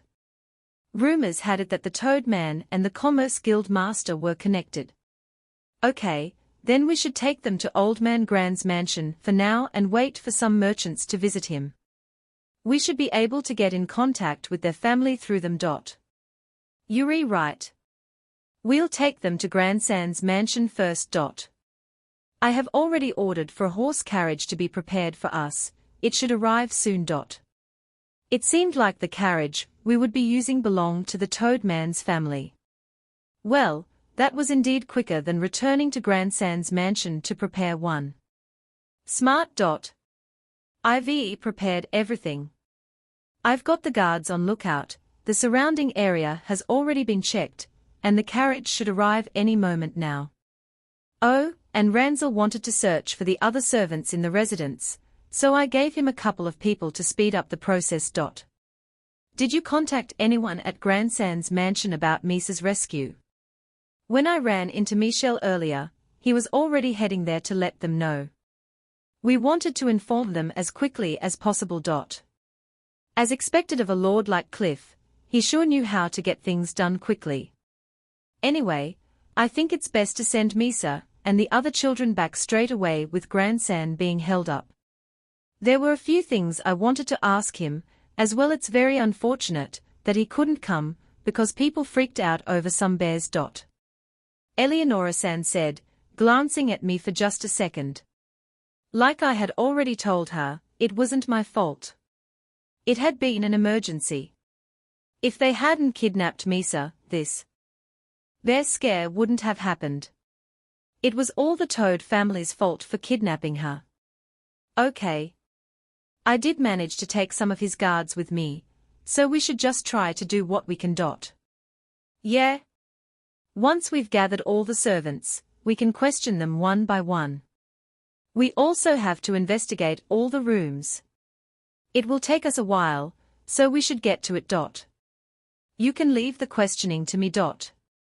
Good. I will investigate the rooms, then. When Eleonora-san declared that she would be checking the rooms, the Toad man began whining, and his face turned beet red. It seemed like there were indeed some things he didn't want others to see. Eleonora-san simply ignored him and turned to me. Yuna-chan, once the horse carriage arrives, please take the children back to Grandsan's mansion. I want to get Misa back to her parents as quickly as we can. I agreed since there was nothing here I could help with.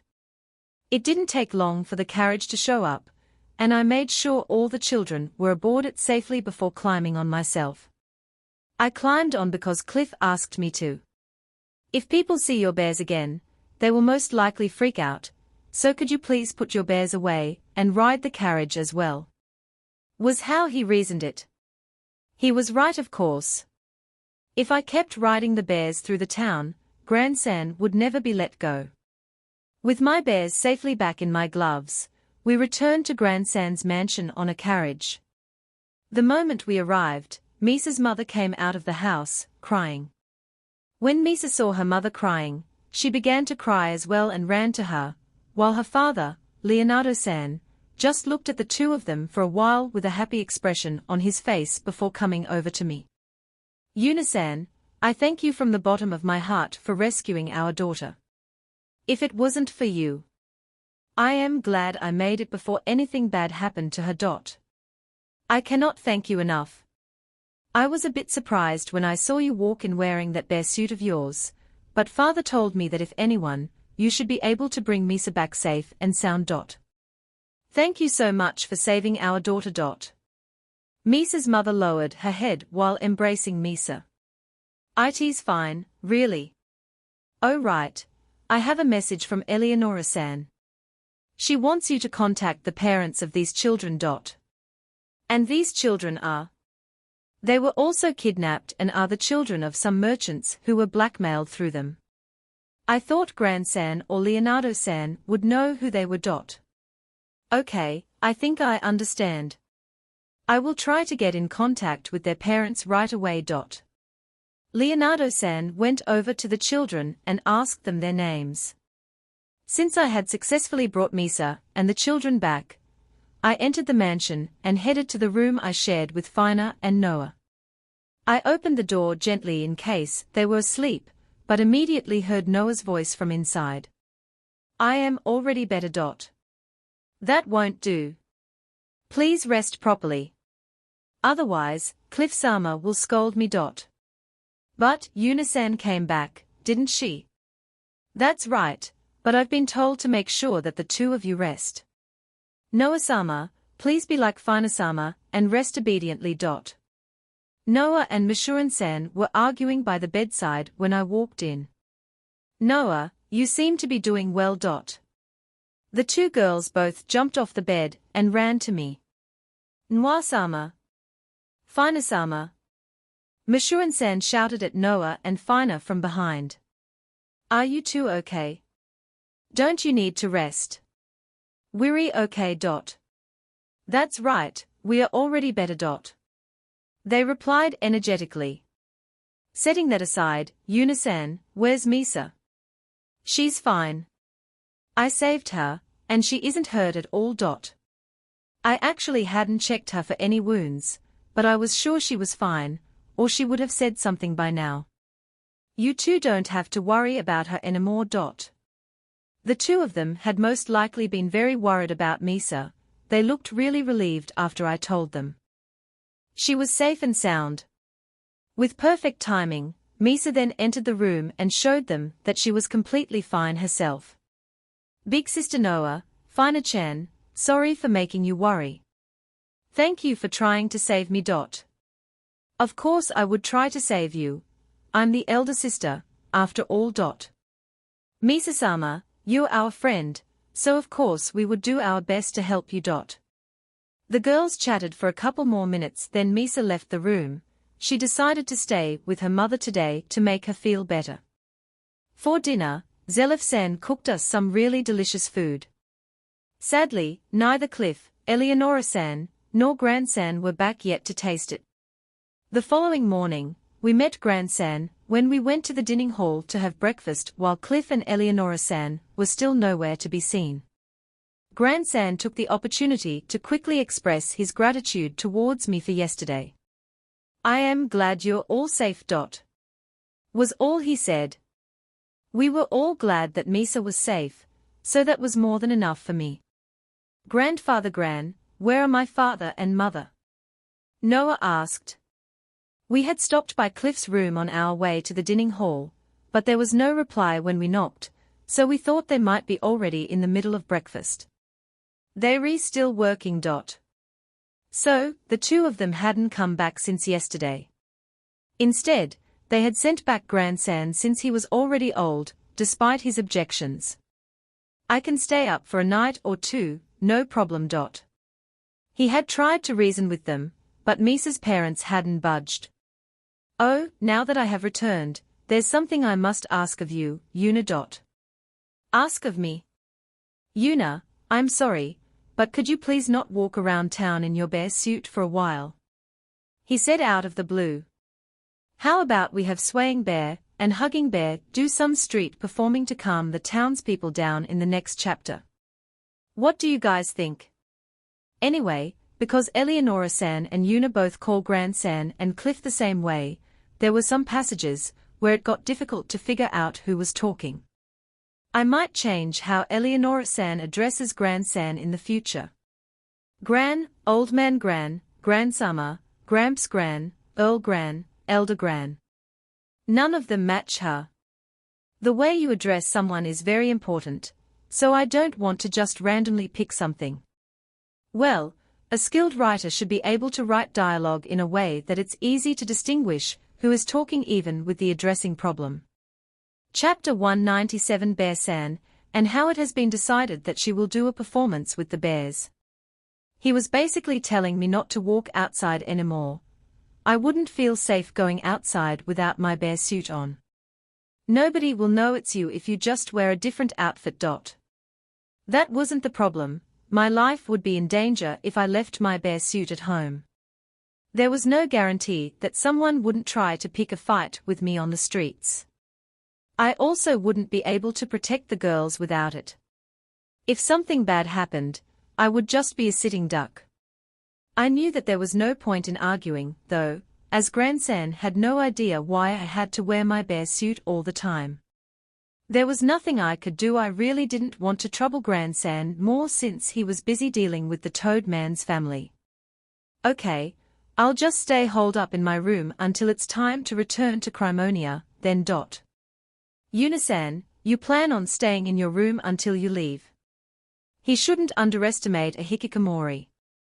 I could stay holed in for days even if I didn't have TV, computer, games, manga, or novels. At least I should be able to.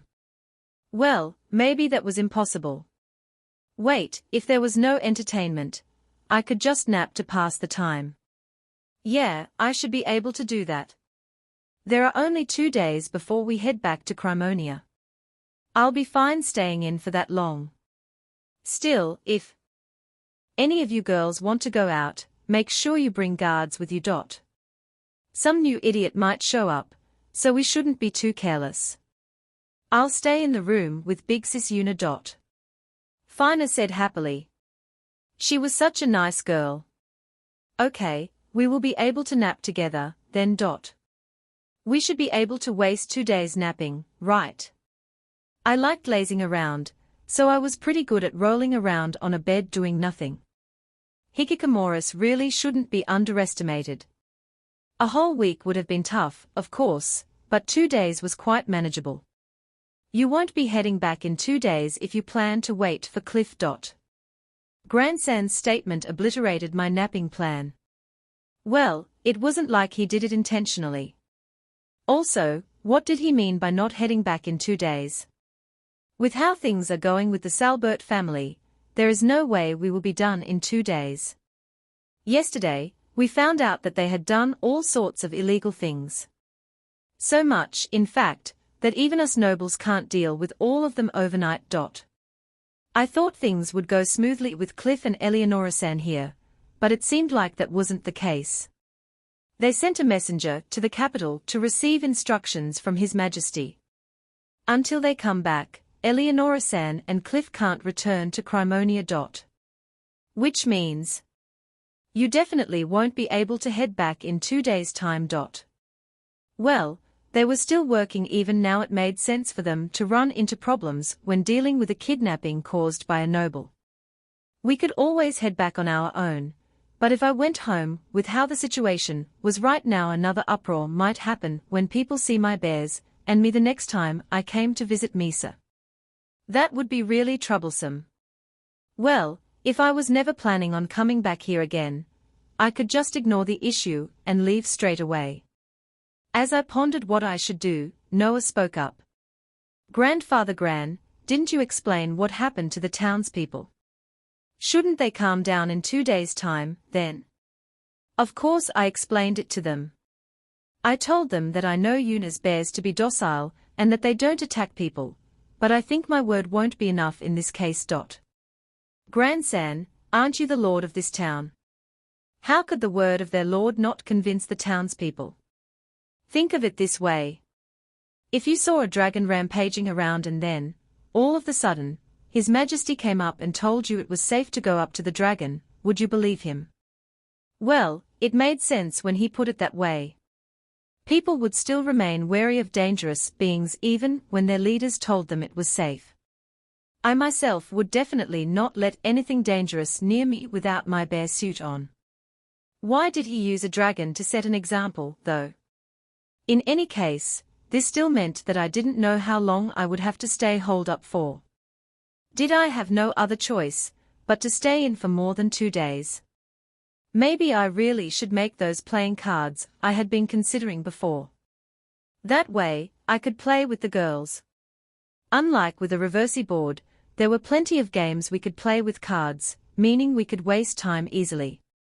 Swaying bear and hugging bear aren't scary at all. I feel sorry for them. Grandfather Gran, is there anything we can do for them? Noah asked Grandsan with a sad expression on her face. Sorry, but I have no idea how we could resolve this situation. Bears are seen as fearsome beasts by common people, so you can't blame them for being scared. We just need to show them that Unisan's bear-sans aren't scary, then. And how do you propose we do that? It did seem like a rather difficult task. Since I was banned from going outside, simply staying holed up in my room was honestly the easiest way to deal with this for now. However, Noah didn't give up and tried her best to think of a solution. How about we walk the bear-sans through town? It will just end up the same as yesterday.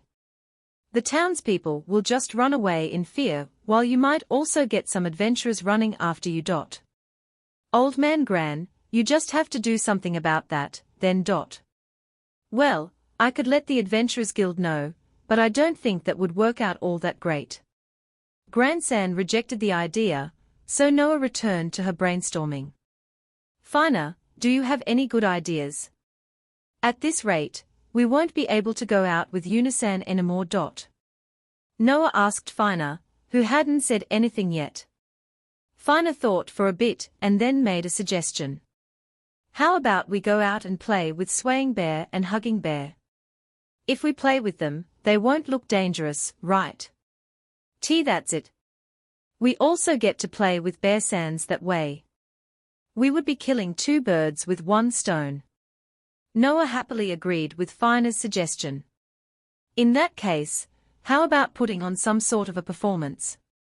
Grandsan chipped in. A performance? I am sure you and your bears can pull it off. Oh, and you can use my birthday party as an excuse to do it. This way, you will be able to prove that your bears are fully tame, and the townspeople won't see them as terrifying creatures anymore. Of course, a tamed bear would appear a lot less dangerous than a wild one.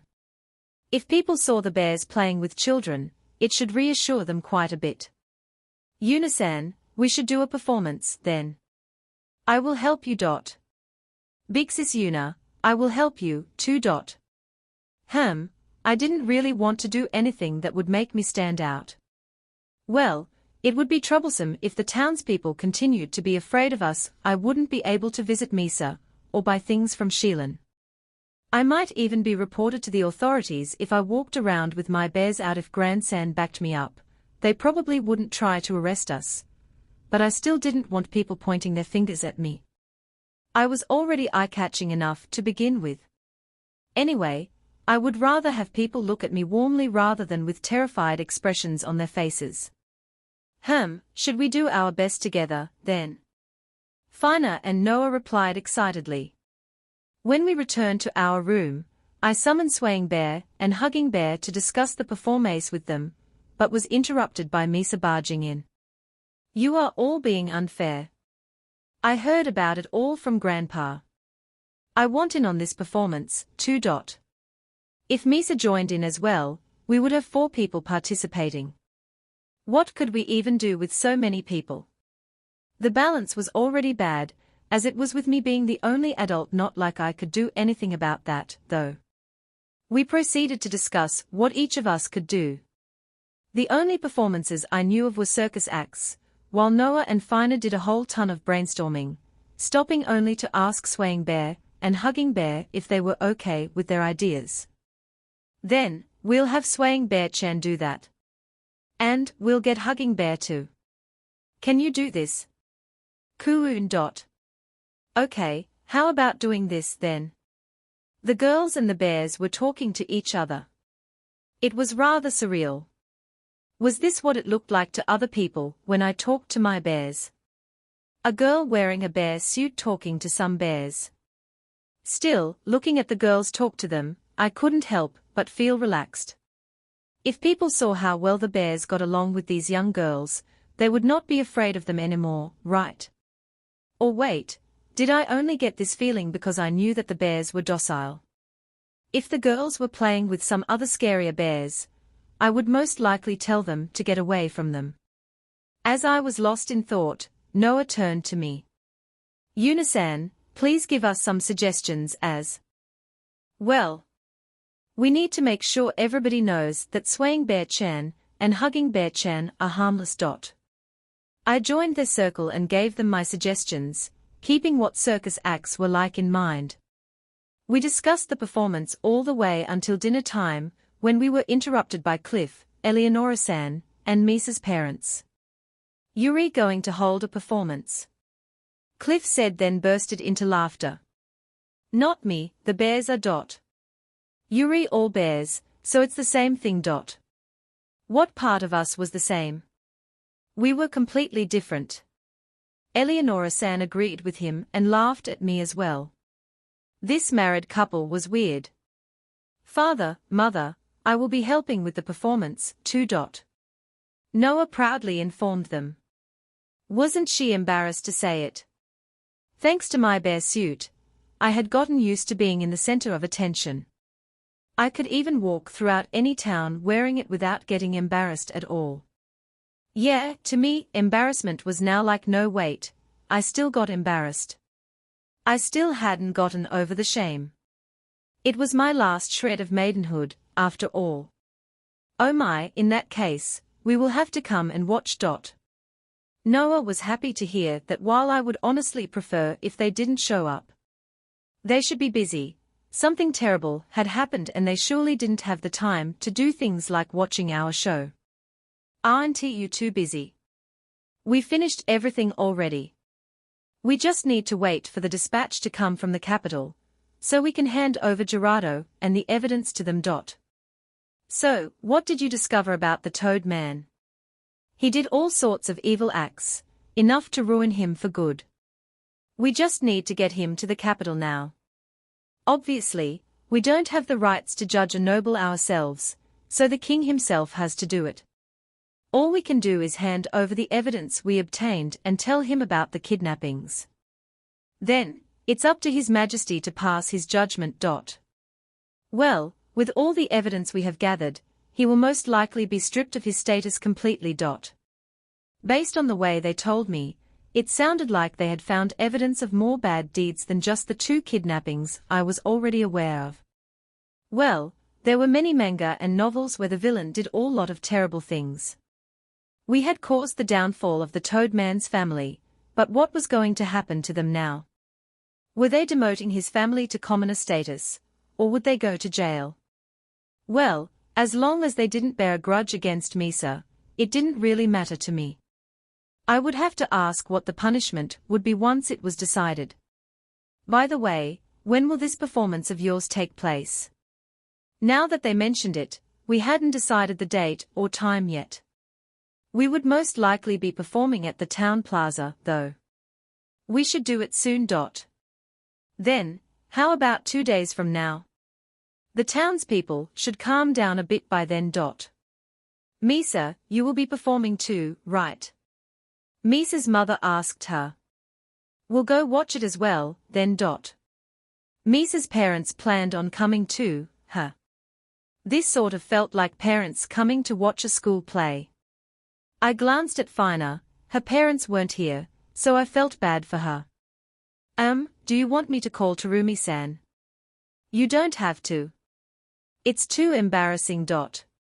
It seemed like Fina was the only one who was really embarrassed by the prospect of her parents seeing her perform. Both Noah and Misa were nobles, so they probably attended a lot of parties, and were used to being in front of other people.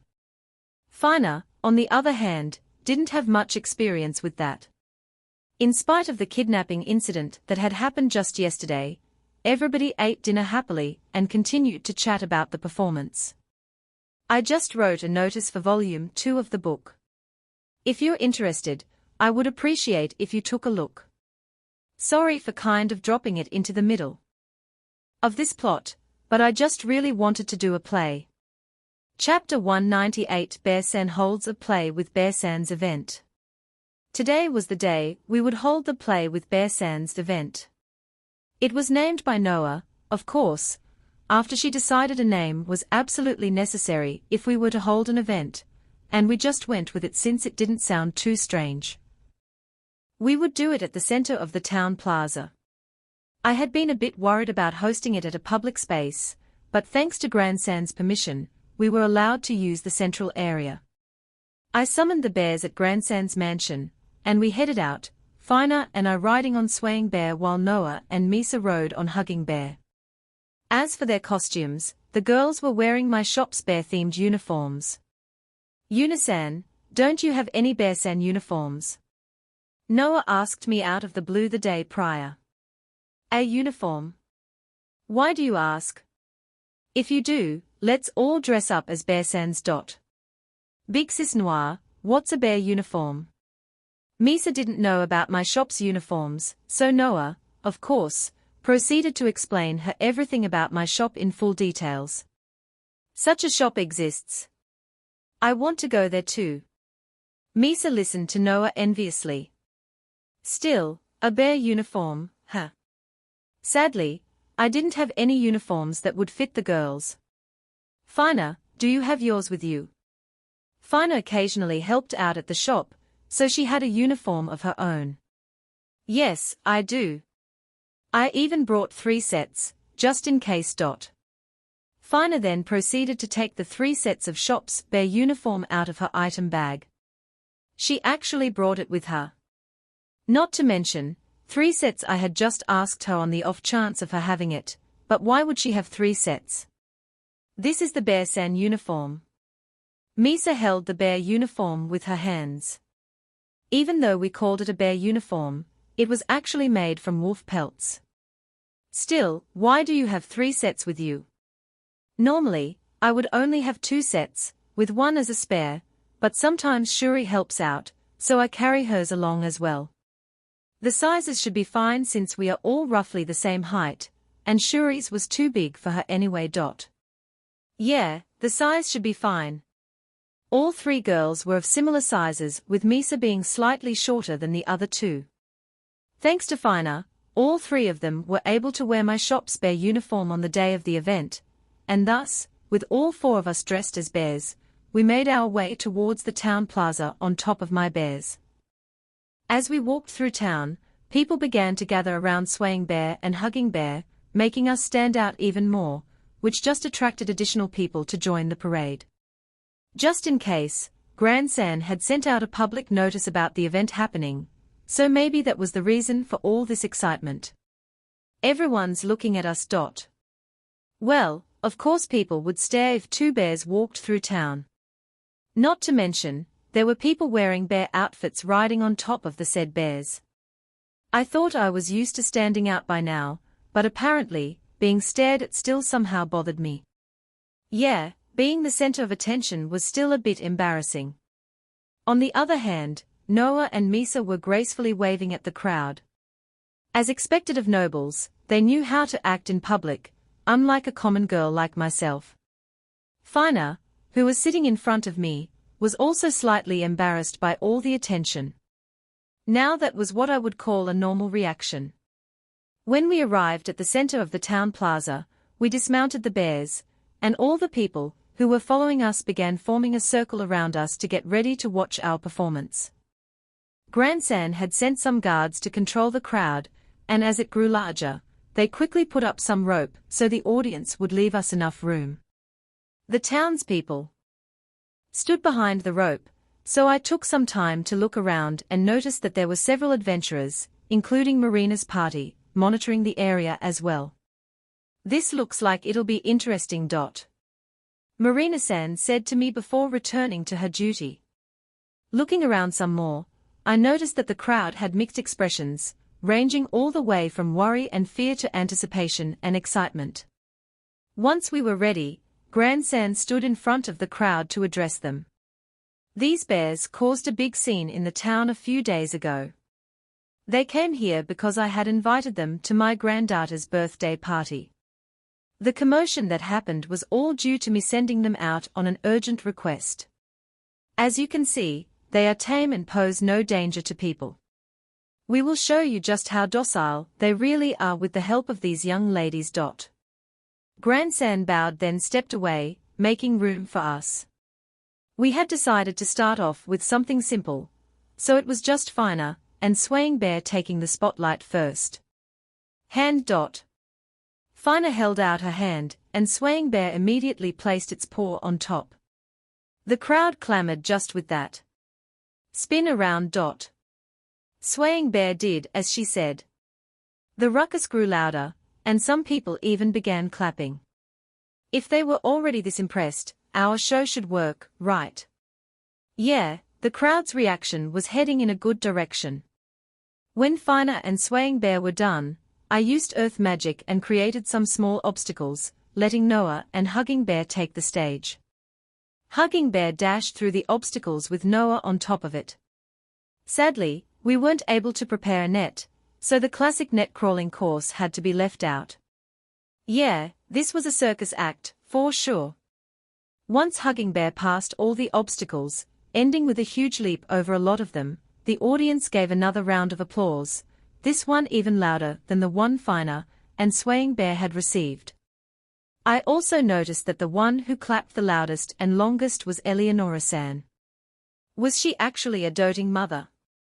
On her side, I saw that Cliff was also enjoying the performance. Noah's parents were acting just like the parents who came to see their child's school play. Next, Misa did some tricks with Swaying Bear, and it was my turn after that.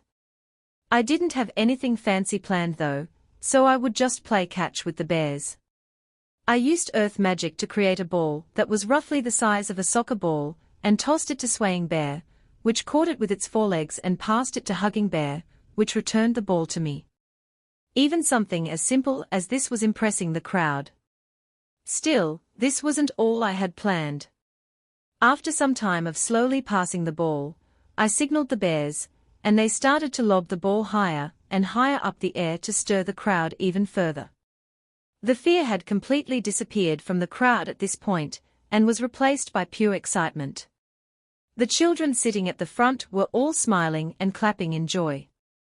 Instead of preparing the circus rings of fire for the next act, I decided to create rings of water, using my water magic, of course.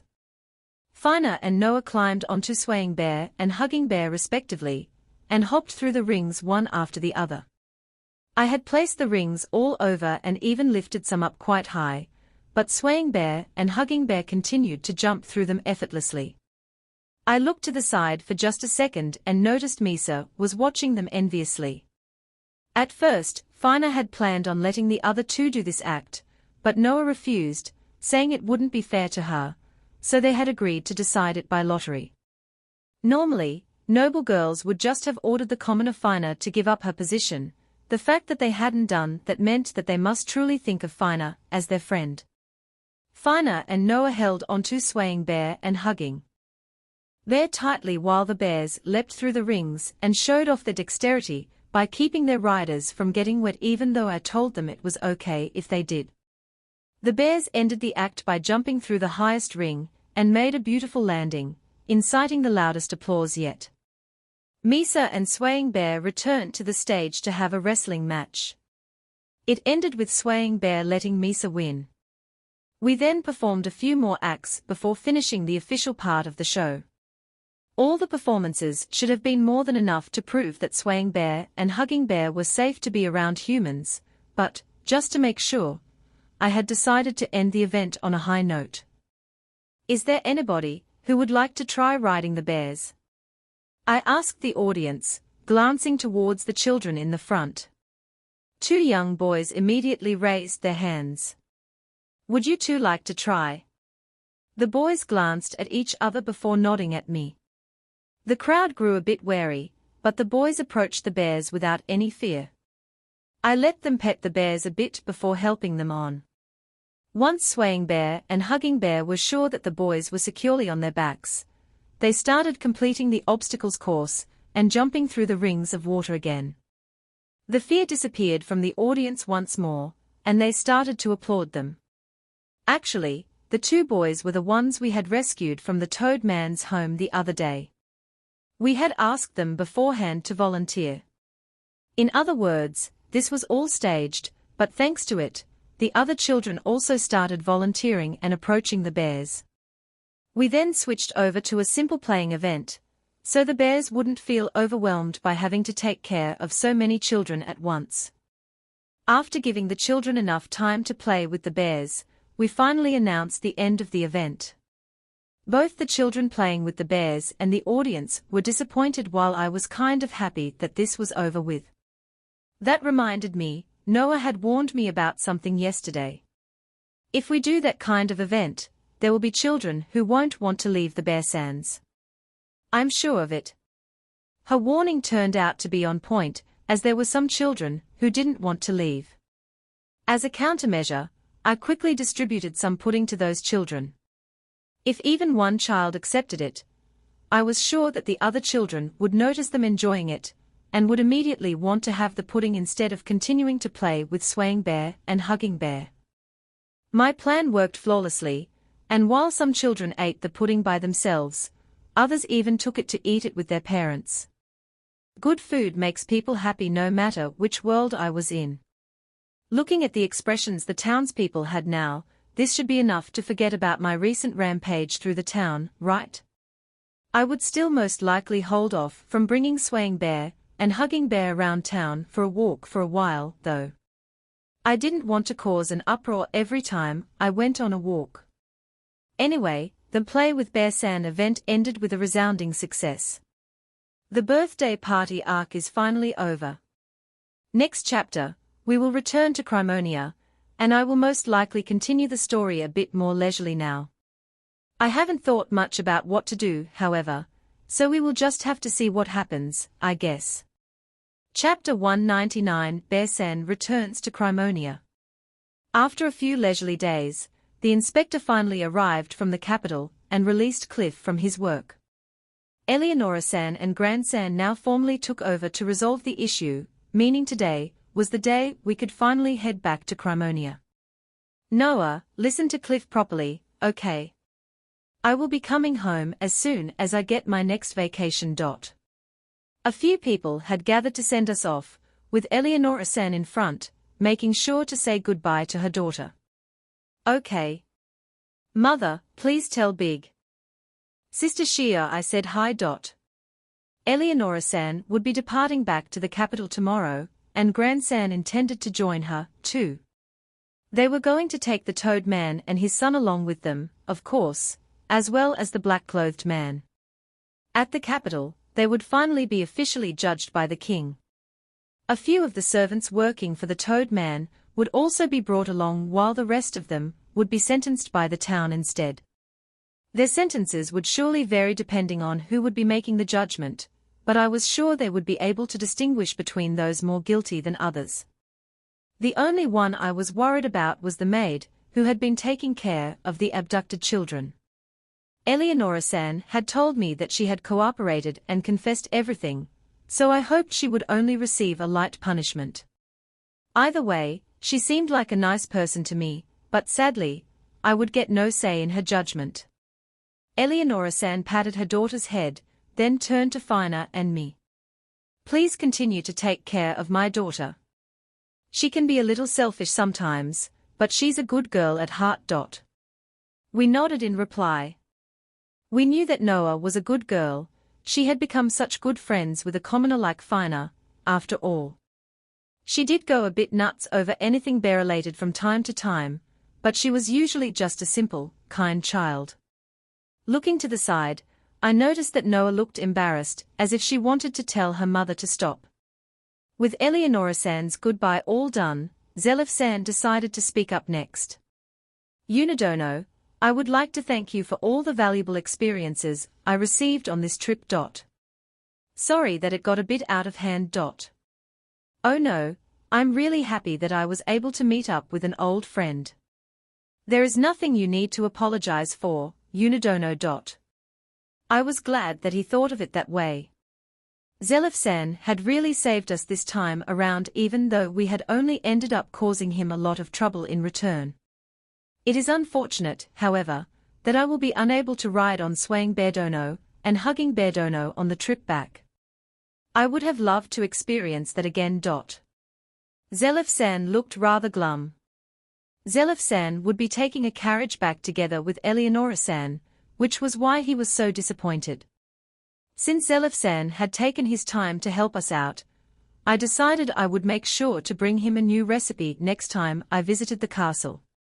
After Zelif-san said goodbye to everyone else, the Ferengram family approached me. Yuna, thank you for your help. If you weren't here, my family would most likely end up in ruin. Gran-san said with a bow. It's fine. You've already thanked me plenty of times. Gran-san and Misa's parents had thanked me so many times in these past few days that I had completely lost count. Since they wanted to show their gratitude, they kept asking me if there was anything they could do for me, but it felt wrong to receive something for simply doing what I wanted. I most certainly hadn't rescued her because I wanted a reward, so I had no intention of receiving money from them. If I accepted it, all the anger and feelings I had felt when saving Misa would just be a lie. Everybody's going home. Misa looked sad, but we couldn't really help it.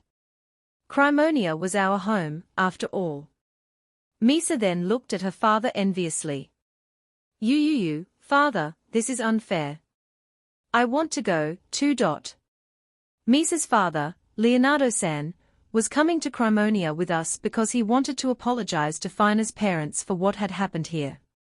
Originally, the plan had been for Grand-san to go, but he was required at the capital, so it was decided for Leonardo-san to accompany us instead. Fina had told them that it wasn't necessary, and tried to stop them from going, but to no avail. She had looked at me many times for support, but I didn't really have any say in that matter, either. I had to apologize to Terumi-san and Gent-san for putting Fina in danger as well, so I understood how Grand-san and Leonardo-san must feel. That was why I had simply kept quiet. Still, it was because of how things had turned out that Misa was now envious of her father, who got to accompany us to Crimonia. I am going so that I can apologize to Finadono's parents.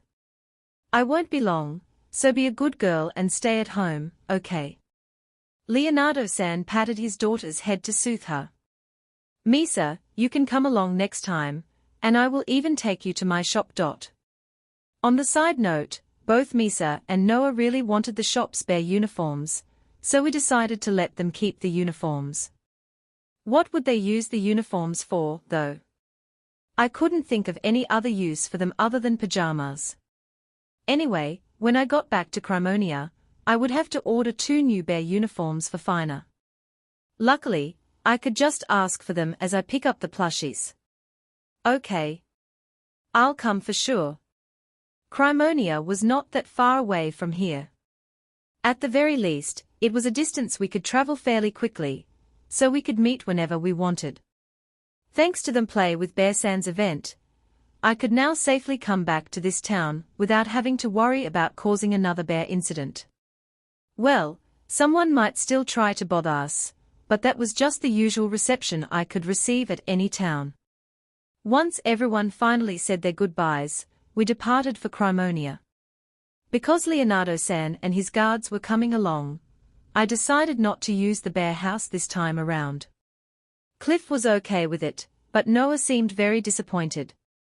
In order to cheer her up, I promised her that she would get to spend some extra time with the bears and even snuggle to sleep with them.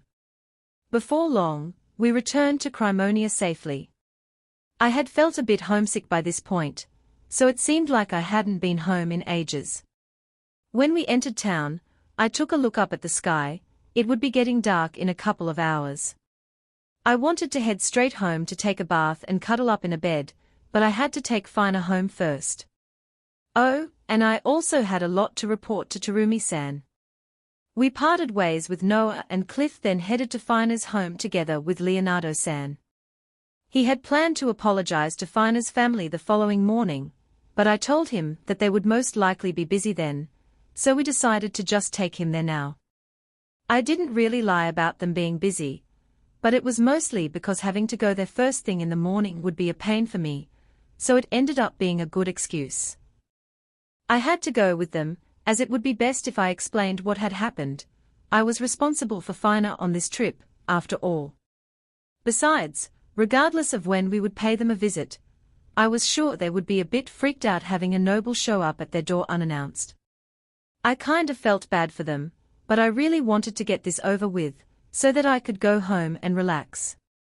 Is it really necessary to speak with my parents?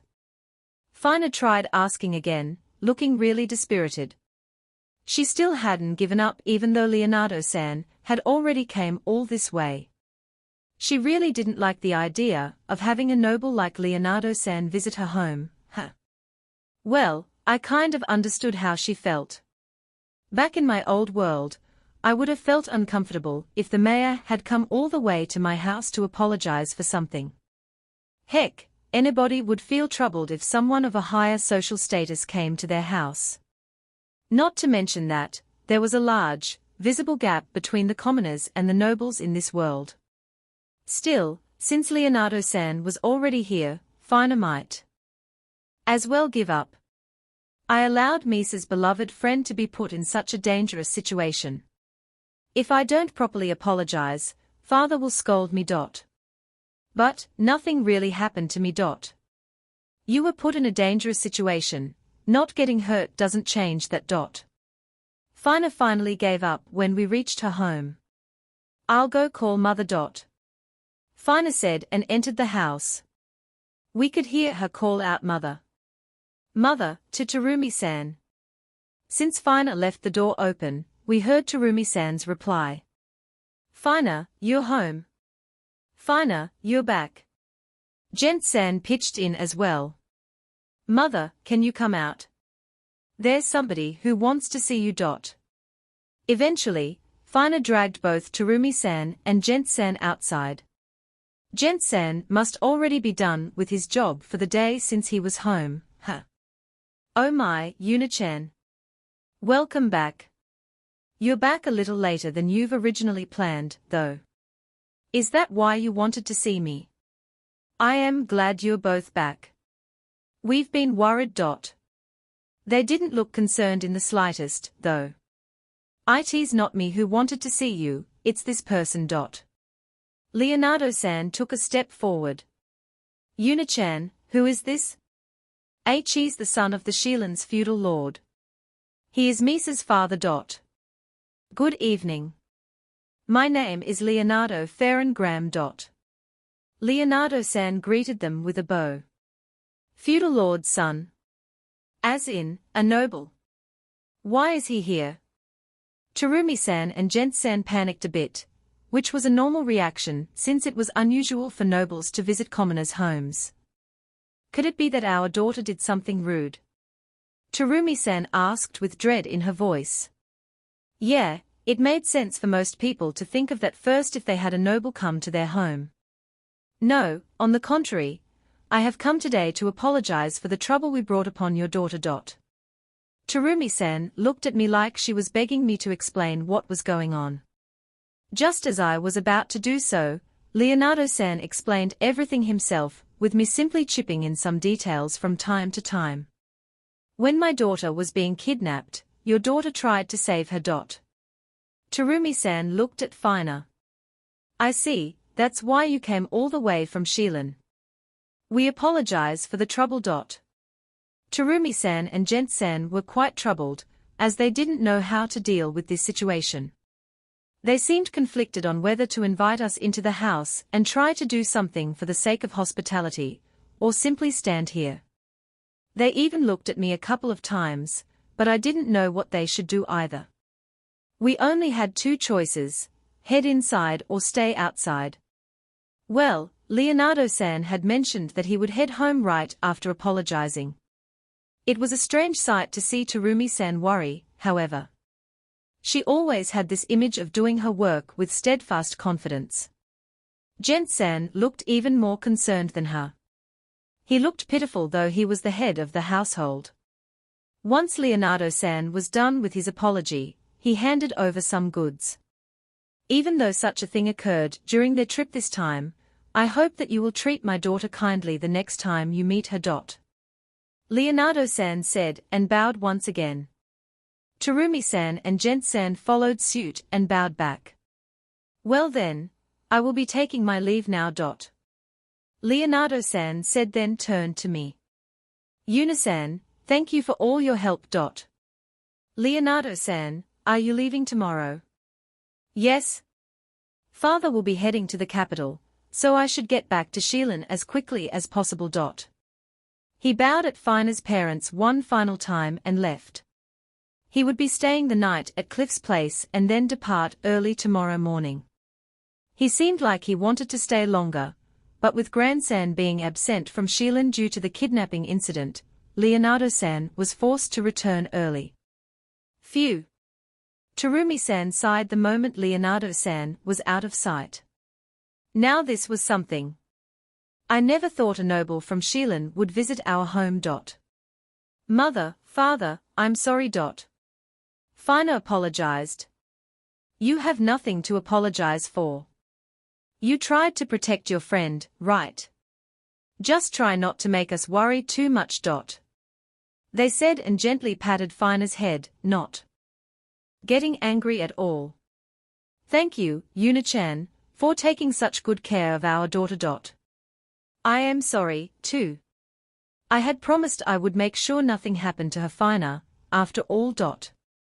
Don't worry about that. We know that you care deeply for our daughter. I'm just happy you're all back home safe and sound. Terumi-san said and pulled Fina in for a hug. Mother, it hurts. It's been a while since I last saw you, so this much should be okay. It's embarrassing. What a pleasant sight. Gent-san looked like he wanted to join in, too, but held back. As I didn't want to bother them any longer and ruin the moment, I told them I was going to head back home. Before you go, why don't you join us for dinner? There's lots I want to hear about. You should spend this evening together as a family. I tried to talk my way out of it, but Terumi-san wouldn't budge. What are you saying? Don't worry about that, we want you to join us. Come on in. Terumi-san grabbed my arm with one hand and Fina's hand with the other. I knew it would be meaningless to resist and let her drag me into the house. Some new information has been released on the second volume of the novel at Pash. Chapter 200. Bear-san checks her goods from the country of WA. The next day, after eating breakfast at my home, I decided to wash the bedsheets and towels we had used when staying in my bear house on the way to Shilin. Well, it wasn't like Cliff and his guards had really dirted them, but I still wanted to always have fresh sheets in all the rooms. After hanging them to dry, I headed to the tailor shop to meet with Sherry. By the time I got there, they were already open. I greeted Niall-san and headed straight to the back, where I knocked on the door and entered, only to be met by Sherry, already in the middle of sewing. Morning, Sherry. Did you finish making the plushies? Yuna-san.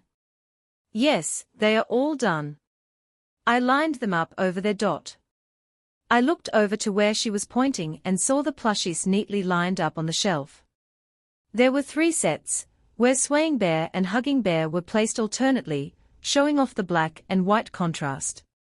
With 6 of these plushies lined up, the room kind of gave off a pushy store vibe. It almost made me wonder what the shop would look like if all the shelves were stuffed with plushies. I was thinking of making some more. 3 sets were more than enough for me, though. I needed a set for Noah and a set for Princess Flora.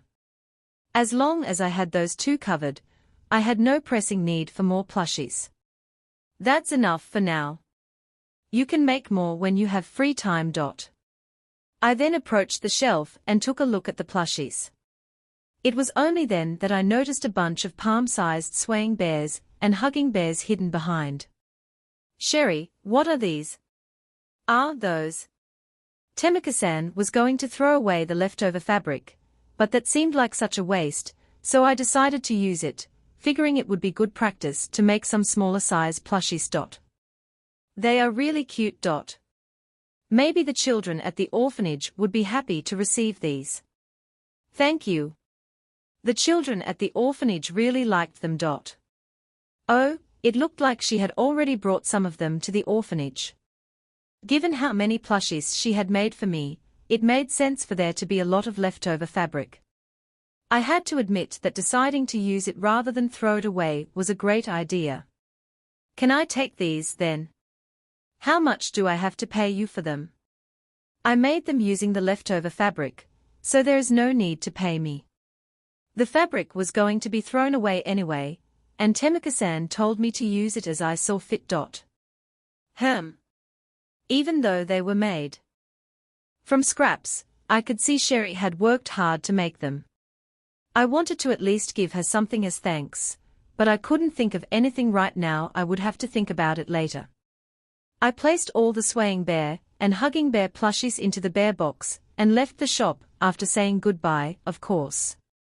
With the plushies now in my possession, I decided to head straight to Noah's house. She had given me that beautiful dress, so I had to deliver the plushies to her as soon as possible. If I didn't, Noah might even try to invade my house. The guards let me pass without an issue, and Lala-san took me to Noah's room. Yuna-san, why did you come here today? I just wanted to bring you the plushies, as I promised. I gave Noah her set of plushies. Thank you very much. She accepted the plushies delightedly. It felt quite nice seeing her this happy. You delivered them sooner than I expected you to. We had only returned to Crimonia yesterday, after all.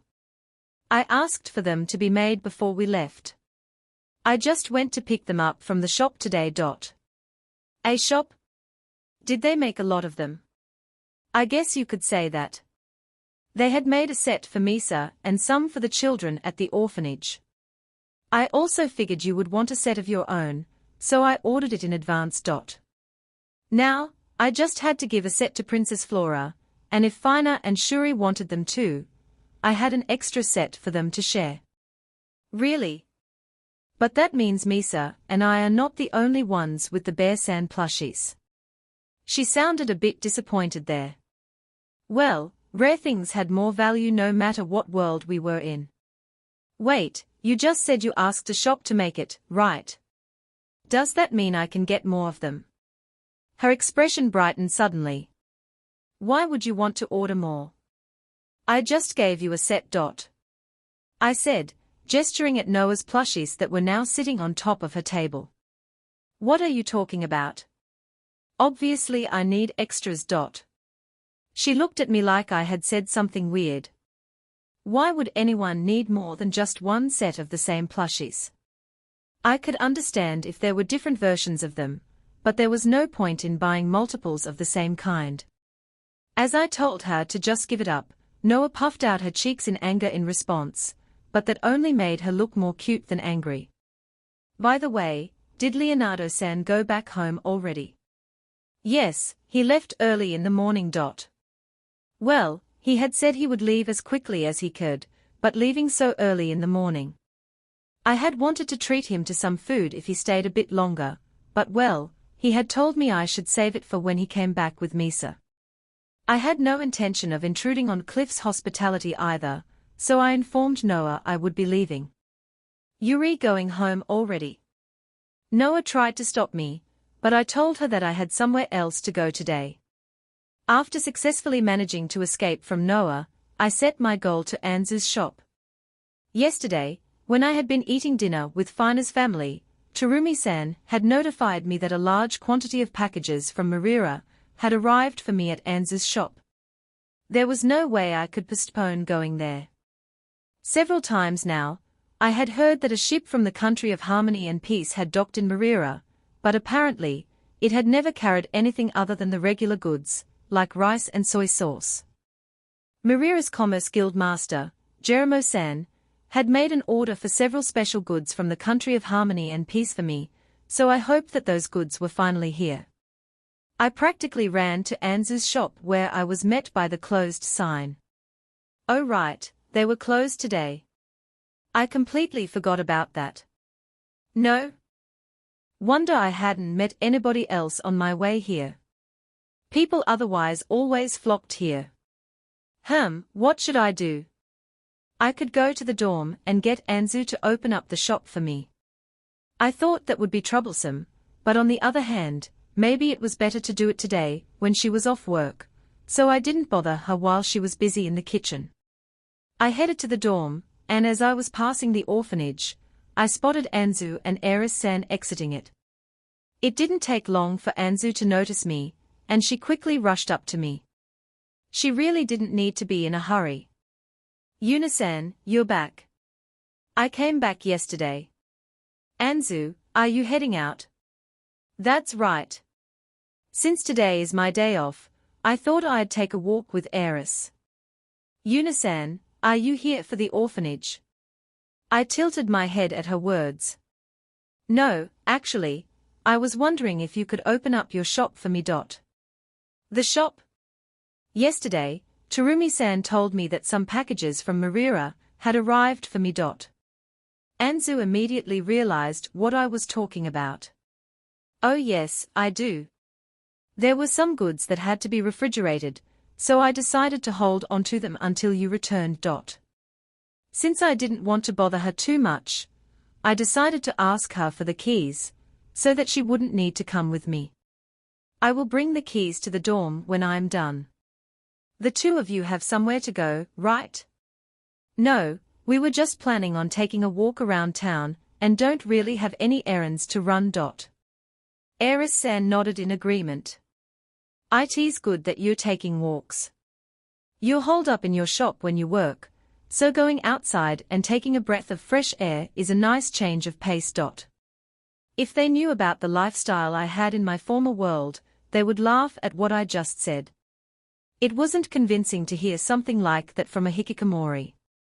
Luckily, nobody in this world knew about my past life, so it sounded like I just gave them some advice. Where is everybody else? Peter went to the orphanage. Liliana and Forun went to see Moin-san to learn how to cook. Oh right, Moin-san now also lived at the dorm. I really hoped everybody was enjoying their day off. Still, had Peter gone to the orphanage to check on the children? Wouldn't that just make him more tired? Also, learning how to cook meant that the girls were studying. They weren't resting at all. That was the complete opposite of how they were supposed to take their breaks. They didn't even consider sleeping past noon. The people in this world worked way too much. Chatting with Anzu and Eris, we arrived at the shop, and since Anzu had already come all the way here, she decided to just help me out. So, where are the packages? They're over there. She led me to a corner of the large storage where quite a few boxes were stacked up. The perishable goods are in the refrigerated pantry. The first thing my eyes landed on was a mountain of rice bags. There was more than enough for both the shop and me. I would just ask how much I could take later. Oh, and what was this? I opened a wooden box and it contained a beautiful piece of cloth. I spread it out, unveiling a kimono. That's clothing from the country of WA. I expected as much. Perhaps their culture was similar to that of Japan as well. As much as I would love to wear it, I just don't know how to put it on. Oh, I can show you how. Well, a person from the country of WA taught me quite a while ago, so I may not be very good at it. Of all people, Eris somehow knew how to tie a kimono.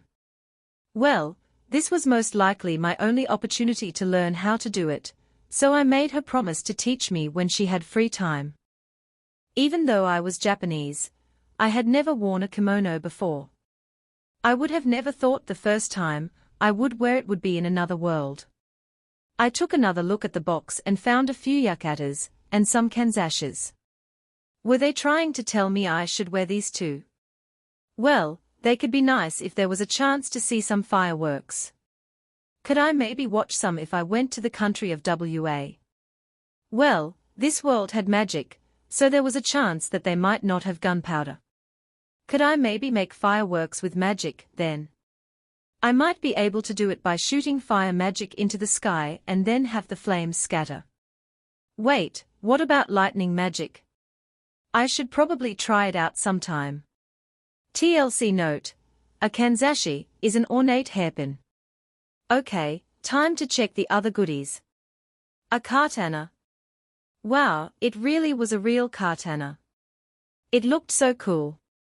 Knives and swords were nice, but a katana was a true Japanese weapon. I unsheathed it, revealing a beautiful blade. It was comparable to my mithril knives, so it must have been expensive. I really appreciated it. I opened another box, but there was nothing special inside, so I just threw it into the bare box. I could always take my time looking through it at home. I opened a few more boxes and found things like noi, soybeans, and azuki beans. Oh, with these, I could make red bean paste, which meant I could eat red bean buns. Should I stock up on these ingredients and serve the buns at my shop, maybe? I returned to the pile of rice bags before heading for the refrigerated part of the pantry. TL note: noi is seaweed, usually in a saw of paper. Azuki beans are the beans used in red bean paste. Anzu, can I take some rice? I asked her permission first since her shop also used it. The rice is yours, Yunasan, so feel free to take as much as you want. I wanted to give some to Zelif-san, too, so I grabbed quite a bit. Some of the bags had a different color. Anzu, what's in this bag? Oh, it's nothing special, just a different type of rice. Although the shape is supposedly different, I can't really tell the difference. I believe it's called mochi rice. Mochi rice. Wow, I had mochi rice now. This simply couldn't get any better. Yuna-san, do you know what it is? Yeah, kind of. It was mochi. I got noi and soy sauce as well. I just couldn't believe I could eat mochi now. Since I also had azuki beans, I could make ohagi or sekihan, too. Before I could get to making mochi, however, I had to check out what was in the refrigerated pantry. TL note: ohagi rice ball coated with sweetened red beans, soybean flour or sesame, sekihan red rice, made during special occasions. The other day marked the 1-year anniversary of Kuma, and now we have also reached the 200th chapter milestone. This was only made possible thanks to everyone who bookmarked or rated my series. Without you, I most likely wouldn't have been able to keep writing this far. I look forward to working with you all in the future. Now that goods from the country of harmony and peace have arrived without any interferences, what should we do next? Chapter 201 Bear-san makes miso soup. I couldn't decide whether to do anko or mochi first. Once I finished checking the storage room, I headed to the refrigerated pantry. What goodies would I find there? They were supposedly perishable goods, so I should probably transfer them to my bear box as quickly as I can. Entering the refrigerated storage, I was met by Anzu and Eris-san already waiting inside, shaking from the cold. I was completely fine, of course, thanks to the cold resistance properties of the bear suit. The bear suit really was simply amazing if I didn't mind its appearance. All the vegetables and drinks Anzu's shop used were kept inside this refrigerated pantry, while the meat and the fish were stored in the even colder one next door, since they had to be kept frozen, and not just cold. As for how this pantry came to be, I had plenty of ice magic stones to spare. It was a simple thing, turning a normal magic stone into an ice one. That was why extravagant pantries like these were not a problem at all. Terumi-san, on the other hand, was completely shocked by this, as ice magic stones were normally very expensive. Yuna-san, your things are on that shelf over there. Anzu pointed to a shelf lined with all sorts of ceramic pots. What surprises would I find inside of them? I took one of the tightly sealed pots and opened it, revealing its brown and very slimy-looking contents. Could this be? That's miso. We finally got some. Anzu answered my unasked question, as she looked over my shoulder. Yes, this was miso indeed, which meant I could finally make miso soup. I could drink miso soup now. I was so happy that I almost wanted to cry tears of joy. Rice and miso soup, together with a sunny-side-up egg and noi. I could finally have my traditional Japanese breakfast. I wanted to drink some miso soup right now. This was even higher on the priority list than eating mochi. I opened another pot, and it revealed a different colored miso. Oh, there were even different types here. I looked forward to all the miso soups I could make. This should have completed my breakfast set, but for some reason, I felt like something was still missing. What could it be? I could feel it on the tip of my tongue. Oh, this also reminded me that I had never seen miso in Anzu's shop before. Had I just never noticed, like how I had overlooked the udon before? I decided to just ask Anzu. We did use it here, but we ran out, so we stopped serving it for a while. We had ordered more from Marira's Commerce Guild, of course, but it only arrived now. We should be able to serve it as seasoning on all sorts of dishes again. Using it as seasoning was okay and all, but personally, I preferred to have white rice with miso soup. I wouldn't give that up for anything. Looking at all these miso-filled pots made me giddy. Would it be okay if I took them all? Anzu told me they were all for me, so it should be fine. This was quite a lot of miso, but thankfully, it wouldn't spoil in the bear box. I quickly stashed all the miso pots inside and turned my focus to the next pot on the shelf. When I opened the lid, a strong sour smell immediately hit me. Saliva accumulated in my mouth just from the smell alone, accompanied by a sense of nostalgia. This was undoubtedly umeboshi. TL note: umeboshi is dried pickled plum. Umeboshi, ha. I don't like sour dishes. Seeing that the jar contained umeboshi, Eris-san backed away slightly while Anzu actually inched closer. So, Anzu liked umeboshi as well, huh? I was Japanese, so it was in my nature to like it. I could use it in rice balls or tea, and could even make umeboshi okazuke. I suddenly got an urge to just go home right away to make some rice, put umeboshi on top, and serve some miso soup and tea with it. TL note: okazuke is a Japanese dish consisting of tea poured over a bowl of rice. If you don't like these, please let me know.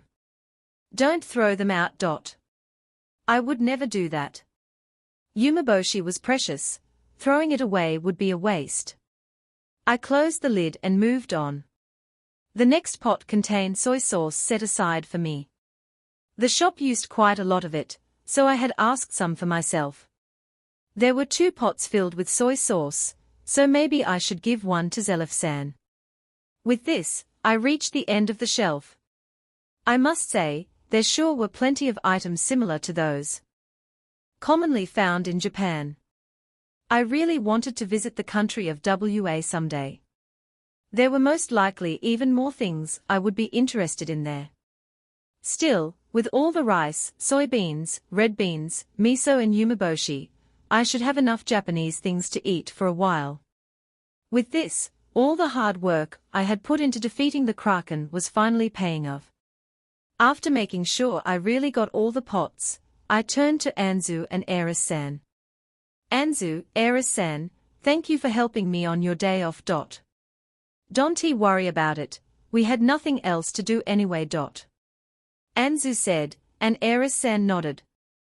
I then told them I was heading home to eat lunch, but Anzu offered to whip something up for me, so I gratefully accepted her offer.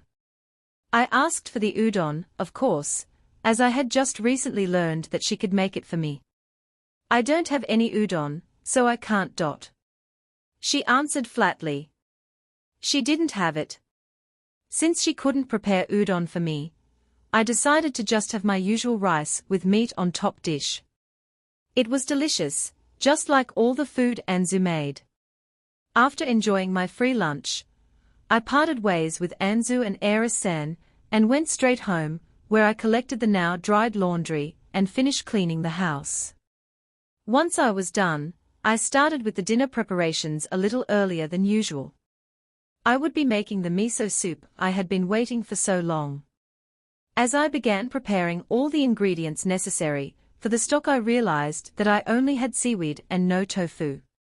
I did have soybeans, but I didn't know how to make tofu out of them. Could I get some if I visited the country of WA? For now, I just added some white radish and carrots to the stock and gave it a taste. It was good. Oh, it had been months since I last tasted this flavor. I then cooked the rice and placed a single umeboshi on top before starting to grill a fish. I prepared the grilled fish. Once the fish was done, I made sure to pour plenty of soy sauce over it, and topped the meal by brewing some hot tea. It was simple, but after all this time, I was finally able to make a traditional Japanese meal. Itadakimasu. TL note: she finally got her Japanese meal, so I think she also deserves the real Japanese phrase. For those who don't know, it literally means, I received the food, thanks to everything that brought it to me, and is said before eating a meal. Finally getting to taste umeboshi and miso soup again really satisfied my Japanese cravings. It just had to be white rice with umeboshi on top, some miso soup on the side, and green tea to wash it off altogether. The combo was so delicious that I couldn't help it but to get a second serving. It should be fine as long as I didn't get fat, right? Even though that had been the thought that had crossed my mind while eating, as the next day came around, I just couldn't help but worry about getting fat from all the food I ate, so I ended up distracting myself by thinking of some mochi and red bean paste recipes. Which one should I make? With both mochi and red bean paste, I could have oshiruko. Sadly, I couldn't make them both at once as I had never made mochi nor red bean paste before. I would have to start off by learning to make one, and only then the other. Mochi should be easier to make, but red bean paste was also tempting since, if I was successful, I could make anpan, meaning I could teach Moen-san a new recipe. Still, without mochi, I couldn't have oshiruko. What a dilemma. Personally, I just wanted to eat mochi, wrap it in noi and pour some soy sauce on top. Delicious. To make mochi, I would need a large mortar, or more like, I would actually need to prepare a whole ton of things. Only after pondering for a long while longer, I finally decided to try making the red bean paste first. Fortunately for me, a recipe was actually included in the box. I knew nothing about making red bean paste other than what I had learned from watching a few cooking programs on TV, so the recipe would be extremely helpful. I was sure I could do it now that I had an actual recipe to work off, and not just my vague memory.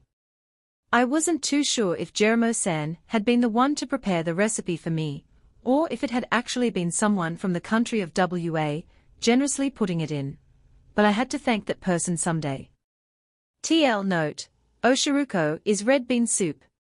It has crushed boiled red beans and dango balls in it. Anpan is a bread filled with red bean. Still, it seemed like making red bean paste required a lot of attention. I almost felt discouraged just looking at the recipe, but decided to try my best for the sake of tasting it.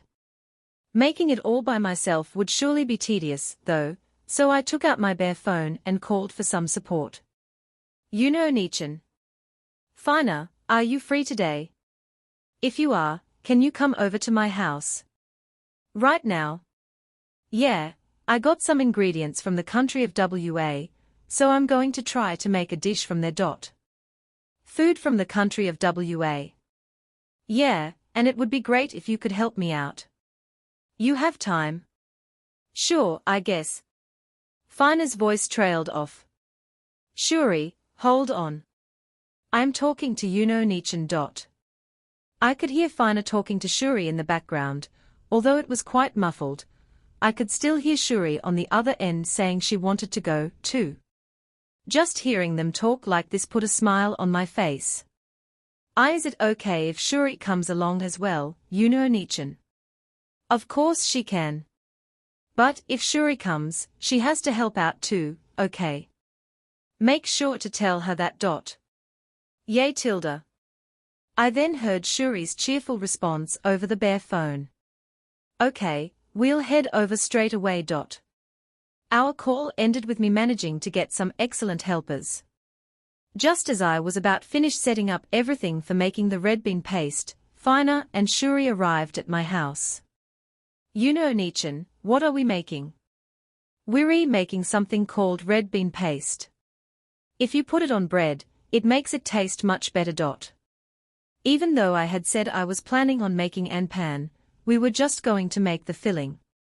I would have liked to make some oshiruko, but just making red bean paste should be plenty for today. It's yummy. Shuri asked excitedly. Unlike Fina, Shuri was quite childlike. Well, it wasn't like Fina never acted like a child, but she was still very matured for her age. Yeah, okay, can you two thoroughly wash the red beans for me? I gave detailed instructions to Fina based on the recipe, while Shuri tried her best to help. Once they were done, we put the beans into boiling water. Again, I tasked them both to keep an eye on the beans and make sure to skim any scum that formed. While I had seen how to make the red bean paste on TV, having a recipe meant that I didn't have to waste any ingredients through trial and error. Without it, I would surely mess up many details or even bigger steps of the making process. I then added sugar into the boiling water and cooked the beans till the water evaporated. With this, it should be just about be ready. You know, Nichan, is it ready yet? Is it ready? I scooped some of it up with a spoon and tasted it, trying not to burn my tongue in the process. It was very hot, but also sweet. Maybe I had added too much sugar. I would have to remember to add less sugar when I made it next time. As I tasted it, Shuri and Fina clearly looked like they wanted to try it, too. It's really hot, so be careful. I scooped some more onto the spoon and fed it to the two of them. It's sweet. It tastes weird, but in a good way. That was because this was sweeter than normal red bean paste. Okay, it's a bit late already, but shall we have it for lunch? I took out some bread and spread some red bean paste over it. It would do as a makeshift pan. It was delicious, especially since I hadn't tasted it for a long time. But I shouldn't eat too much, of course. Fina and Shuri both ate 2 slices each, but still looked hungry, so I gave them a third piece with a different kind of bread. Next time I made this, I would have mochi, and we could finally have oshiruko. Now that I think about it, maybe I forgot to write about the tea. Please continue to read the story, as though I wrote about it before. In the meantime, I'll check it over and edit it in if it's missing. In the next chapter, we'll move on to mochi. Chapter 202 Bear-san holds a mochi pounding event. 2 days after making the red bean paste, I went to the forest to gather some wood. I had to make an usu and a kine, so that I could start making mochi. The question was, what type of wood should I make them out of? For a while, I just rode around on Swaying Bear, searching for suitable trees. Was there a specific tree required for making an usu? If there was, it also might not be in this world, or simply hard to find.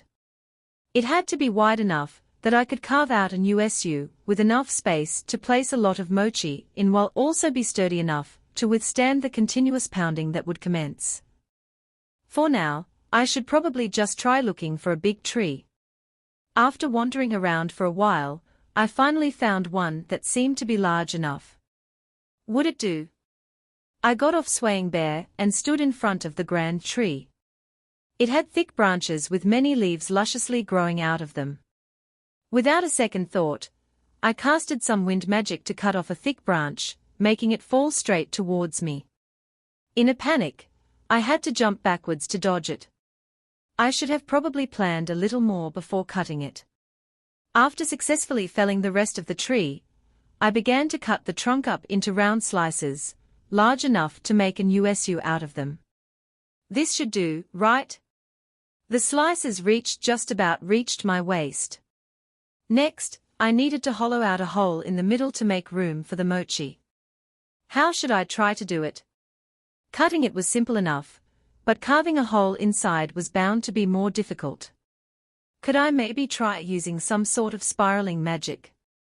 To test it out, I visualized a mini tornado and used it on the wood. Oh, it did drill a hole, but didn't stop and pierced through the wood instead. After a few trial and errors, I was able to make a nice, round cavity in the wood. Although I didn't know what a real usu looked like, the one I made did look quite similar to the ones from TV. Well, it should be fine as long as it didn't break when pounding the mochi. I then used a plane to smooth out the exterior, and it didn't look half bad. I still had the remaining slices of wood left though, along with the rest of the tree, of course. I couldn't just throw them away, so with a bit of effort, I made 4 more uses. Because of my bare box, carrying them all wouldn't be a problem. Next, I needed a kine for pounding the mochi. Couldn't I just make a large wooden mallet? In theory, as long as I could pound mochi with it, anything would work. Would it be better if I commissioned a woodworker to make one? I should have probably discussed this with Terumi-san or Mylene-san beforehand. For now, I would just use some more of the down tree branches to create a makeshift kine. Once I was done, I gripped it tightly and swung it around a bit, then tried tapping it lightly. It seemed to work just fine. Still, since I didn't want it to break on me, I had ended up making it a bit larger than a normal kine would be. I took off my bare hands to see if I could hold it up using my own strength, and unsurprisingly, I couldn't. As I slammed the kine down into the USU, I realized something. Who was going to flip the mochi while it was getting pounded by the kine? Mochi pounding wasn't a solo activity. The kine was heavy, so I was the only one who could wield it, with my bare hands on, of course. There was no way children could handle it, and even if they could, they wouldn't be able to do it constantly. I looked at Swaying Bear, which was sitting down to rest while I was busy. Flipping the mochi would be impossible for Swaying Bear, despite how impressive it was. I could only imagine its fur getting all over the mochi if we tried it. Actually, since it was a summoned beast, maybe the fur stuck in the mochi would disappear if I unsummoned it afterwards. I didn't think its fur was dirty, but I did wonder how sanitary it would be to eat it. Was teaching Fina and the other children how to flip the mochi the only option I had left? I had seen children on TV do it before. As long as we didn't try to copy the speeds of the pros, we should be able to do it. As I racked my brain for a different solution, Swaying Bear came over and lifted up the kine. Swaying Bear stood on its hind legs and lifted the kine up high in the air. Instead of flipping the mochi, it seemed like it could do the pounding. Can you do it? Swaying Bear looked at me as if saying, leave it to me. Then swung the pestle down with tremendous force. That looks a bit dangerous. Could you hold back your strength a bit? This means now I could do the flipping. I was a little scared of getting hurt, but it should be fine, right? I still had some mixed feelings, but giving it a try at least was probably the way to go. Just in case Swaying Bear accidentally broke it, I decided to use the remainder of the tree to make one kine per USU, so we had spares in case they broke. Once all the kines were finished, I returned to Crimonia and headed straight for the orphanage. I wanted to ask the headmistress for permission to use the backyard to pound mochi. Also, if I were to summon Swaying Bear, it would be better to do it at the orphanage, where fewer people passed by. I don't mind, but what are you planning to do? The headmistress asked while also keeping her eye on the kids. I am thinking of making some food. Yuri going to make it outside? Well, I can't make it unless I have a lot of space. Bear-nichan, what are you going to make? Is it delicious? A boy and a girl, who looked to be around 5 years old, came over. They held Swaying Bear and Hugging Bear plushies in their arms respectively. Now that I looked at it, there were quite a few children with the bear plushies in their arms. One of them was even taking a nap while chewing on Swaying Bear's ear. The plushies seemed to be quite popular. I guess so. I think it's good. If I make some, will you try it for me? I definitely needed people to taste test the mochi. Can we really? Yep. I would be happy if you did. I happily patted their heads and promised the children that they could try out the mochi. I then arranged a date with the headmistress for the mochi pounding event and left the orphanage. It was decided that it would be held on the shop's next day off. The headmistress said, if you're going to make food, then please do it on a day when the children don't have work to do. That made sense, so I agreed. I would feel bad if the children were to finish their work only to find out that the event was already over. I also invited Anzu, Moin-san, Terumi-san, and some others, as well. As I thought about it some more, I realized that there were a lot of preparations to do. The next day, I asked Fina and Shuri to come over to my place to help me with the prep work. I had already soaked some mochi rice in water overnight, so today we steamed it while also making large amounts of red bean paste. We're done, Nichan. We placed the red bean paste into the refrigerator, and the freshly steamed mochi rice straight into the bear box. In my opinion, chilled red bean paste tasted better because the sweetness got milder. Altogether, we prepared enough for more than 50 people. On the day of the mochi pounding event, I headed to the orphanage early in the morning, and when I got there, the younger children and the headmistress were the only ones to greet me. "Where's everyone else?" Not everyone was here yet. I didn't see Terumi-san, Fina, and Zu. Did I come too early? They went to check on the cluckers. They said that if they all went together, they could finish up quickly. Even though the store was closed for the day, they still had to take care of the cluckers. It was probably smart to start setting up while waiting for everybody to arrive. I asked the children to stand back since it could be dangerous, and they obediently followed my instructions. Once they were at a safe distance, I took out all the uses and kinds I had made. I didn't forget to also bring a bucket of warm water, which was very important when pounding mochi. I finished up by summoning Swaying Bear and Hugging Bear, and the children immediately exploded in excitement and ran to them. I tasked Hugging Bear to keeping them far away from the working area, since swinging the kinds could get dangerous. With this, everything was all set up, but Terumi-san and the older children were still not back. Maybe they would rush back if they heard us pounding the mochi. Swaying Bear and I began, just like we practiced. I took out the steamed mochi rice from the bear box and put it into the usually. With steam still rising from it, I kneaded the mochi rice with the kine and gently pounded it for a bit. I didn't think Swaying Bear could handle such fine movements, so I did it instead. Once the mochi rice was ground enough, I handed the kine to Swaying Bear. "All right. I'm going to flip the mochi as you pound it. Start off lightly, okay?" I took off my bare hands and held the mochi. "Hot. Bear Onichan."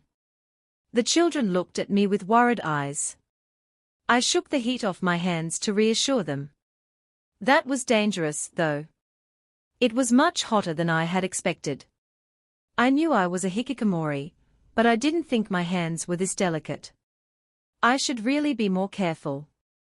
If I remembered correctly, on TV they would wet their hands and only lightly touch the mochi at the beginning. I tried again with this approach, but it was still really hot. I glanced at the bare hands I had left on the ground. The bare hands never got dirty no matter what I used them for, so I never had to wash them.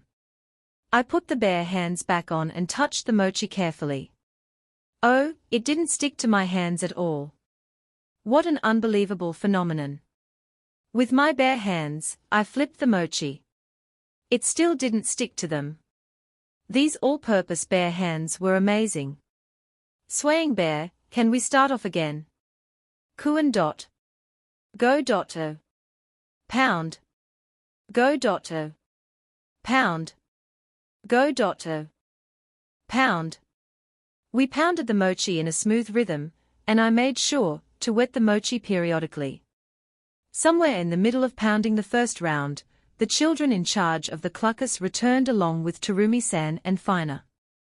"Yuna-chan, did you start already?" "Yeah, I thought I should try it out first. As I explained, we continued pounding the mochi. Go. Pound. Go. Pound. Is this a new dish? Terumi-san looked into the usually. It's a dish made from pounded mochi rice. Are you going to sell it at your shop? Terumi-san looked at me like she wanted to say, again. I am making this for myself, so I won't be serving it at the shop. Making mochi involved a whole lot of work. If I had a machine that could automatically pound the mochi, that would be fine, but obviously, something like that didn't exist here. It was very physically demanding to make mochi. Not to mention, most of my shop workers were children and women. It would take an entire day just to make enough for the shop, so mochi dishes were out of the question. After all, I couldn't force the women and children to do labor like that. Furthermore, mochi was not something to be eaten every day. Once I explained that to her, Terumi-san looked quite relieved. The individual grains of the mochi rice slowly disappeared as it transformed into a smooth texture. Just a bit more, and we should be done, right? Eventually, Moen-san, Anzu, and the other women from the dorm also came to see us. Yuna-san, sorry we are late. We heard you were making a mochi rice dish, so we made some snacks. Anzu and Moen-san made some small dishes for us. It would have been sad to just eat mochi and red bean paste, so I was very grateful for this. Still, now, there were too many people here. At this rate, we wouldn't have enough mochi for everyone. Pounding mochi would take too much time if only Swaying Bear and I did it.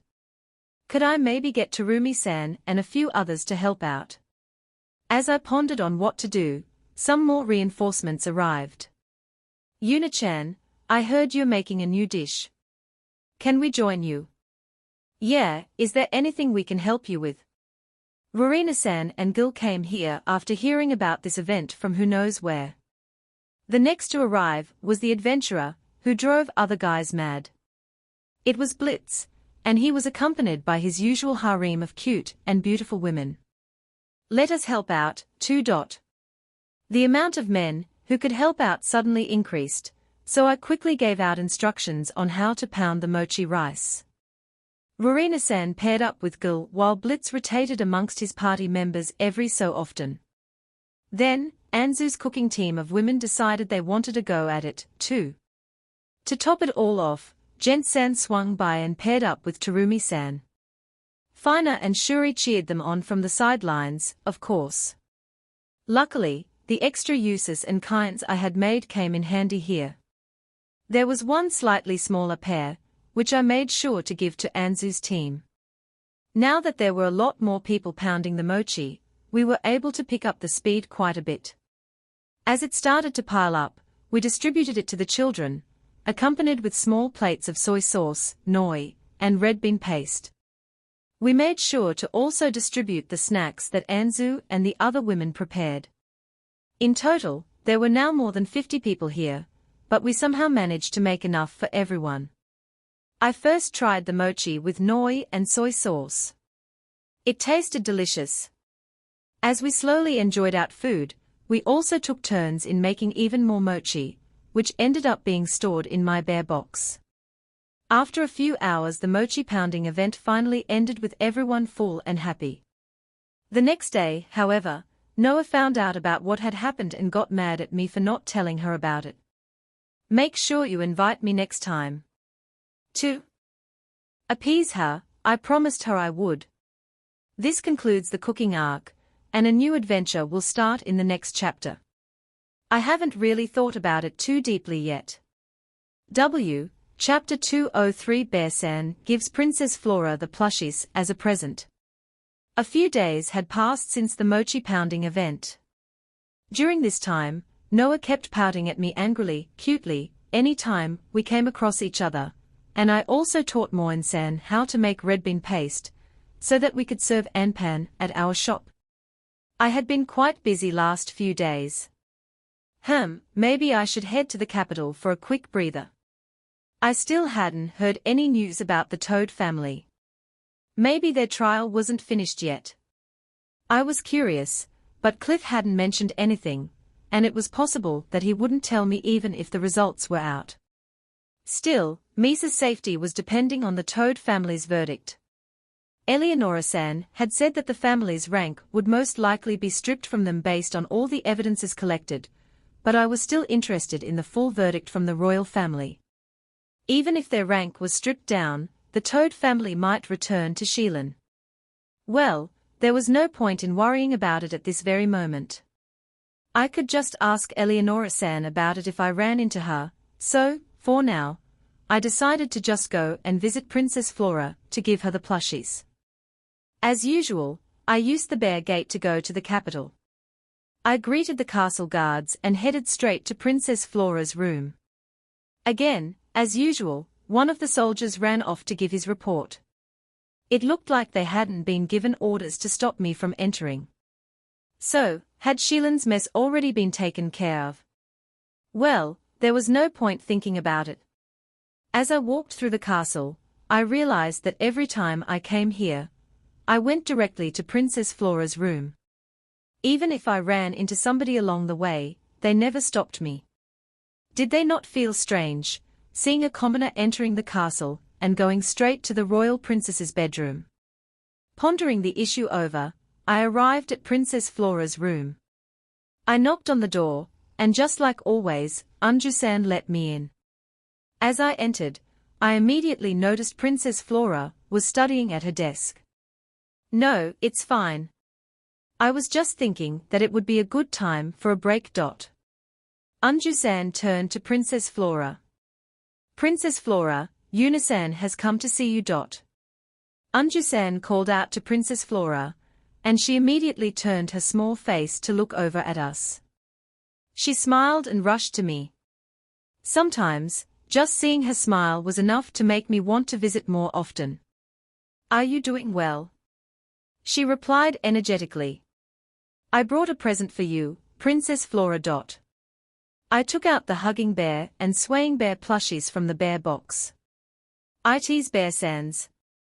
The plushies weren't big, but when compared to Princess Flora, they seemed quite big. I had wondered which one she would take first, but she grabbed them both at the same time. The plushies slipped out of her hands, of course, but she got onto the ground and continued to hug them anyway. Princess Flora, please don't play on the floor. Anju-san sternly reprimanded her. Princess Flora looked as if tears would begin to well up in her eyes, so Anju-san gently tried to persuade her. Don't the bear sans look sad lying on the floor like that. That's why you should get up. Anju-san seemed to think the floor was dirty, but it looked quite clean to me. There was a beautiful carpet laid out on the floor, and the whole room seemed quite tidy. If it were me, I wouldn't be bothered about it and just lazed and rolled around. However, that was indeed an inappropriate behavior for a princess. Anju took the plushies out of Princess Flora's hands and placed them on the table. Princess Flora quickly sat back down in her chair and resumed hugging the plushies. Princess Flora, isn't there something you need to say to Yuna-san? Princess Flora looked back and forth between me and the plushies before standing up and coming over to me again. Please take care of them, okay? Princess Flora nodded happily. I was happy to see that Anju-san was educating her properly. Not just her studies, but also teaching her how to behave. Princess Flora returned to the table and held the swaying bear's hand. Yuna-san, thank you, as always. I then sat down on a chair next to Princess Flora, and Anju-san served some tea. I quickly thanked her and took a sip. As usual, the tea the royal family drank was delicious. Since I had no other plans for today, I simply relaxed, slowly drinking the tea, until someone knocked on the door. As Anju-san walked over to answer the door, we could hear Her Highness's voice coming from the other side. Was the king here too, perhaps? The door closed right after Her Highness entered, however. Only the Queen came. Good afternoon, Yuna-chan. After greeting me, the Queen noticed the plushies sitting in front of Princess Flora. Oh, are those plushies of Swaying Bear-chan and Hugging Bear-chan? That's right, I got them from Bear-san. The other day, Princess Flora got upset because she had to part from Swaying Bear and Hugging Bear, so. As I began to explain, Her Highness sat down next to Princess Flora and lifted up the Hugging Bear plushie. How cute. The Queen then placed Hugging Bear plushie on her lap and started petting its head. Your Highness, I made these plushies for Princess Flora, so please don't steal them from her. However, Princess Flora did not seem to mind and continued hugging the Swaying Bear plushie with a happy expression on her face. Like mother, like daughter, I should say. Princess Flora didn't make a fuss, so this should be fine. Good for you, Flora. MHM. Her Highness drank the tea Anju-san prepared for her and continued to pat the Hugging Bear's head. The two of them looked really happy. As Anju-san poured me more tea, she popped up a question. Yuna-san, what will you be having for lunch today? Lunch? Anju's question caught Princess Flora and Her Highness's attention. It was because I always brought something for them to eat when I visited that they associated my presence with food. Still, I had to inform Zelif-san if I were to treat them, or his food might go to waste. I had lots of food in my bear box, but the only new thing was the anpan I made with Moen-san, as we had already eaten the mochi we had made. I should really make enough mochi so that I could eat it whenever I wanted. I have something for you to try, but I don't know if you'll like it. I brought out anpan and some other bread with red bean paste on top, too. This bread is my latest creation. It has a sweet paste called red bean paste inside, and I would like to have your opinion on it. In that case, let me try some of your new bread. I want it, too. Princess Flora and Her Highness reached over to grab one each. Well then, I will notify Zelif-san. Anju-san said and took one anpan with her to bring to Zelif-san. Oh, how sweet.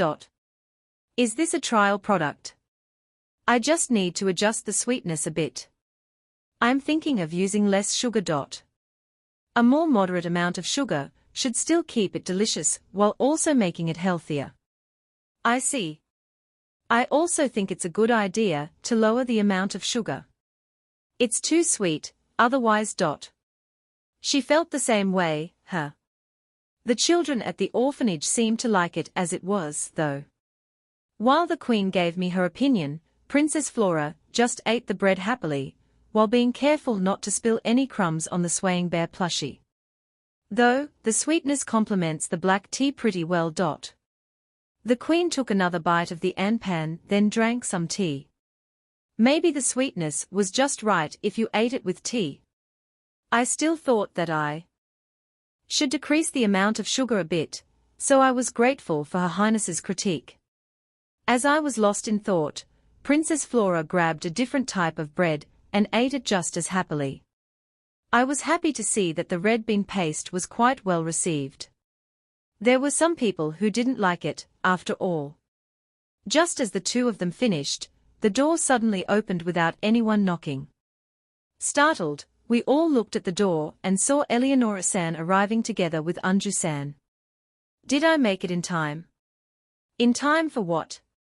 Eleonora-san looked at the table, saw that there were only crumbs left, and murmured, I didn't make it.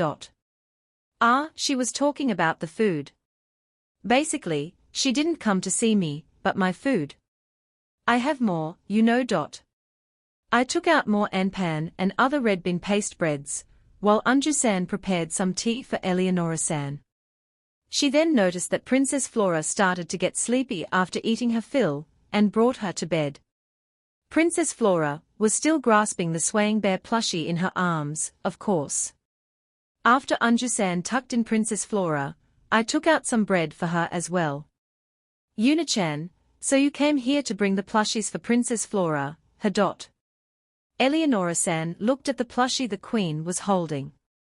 I did promise her, after all. They were intended as a present from the beginning.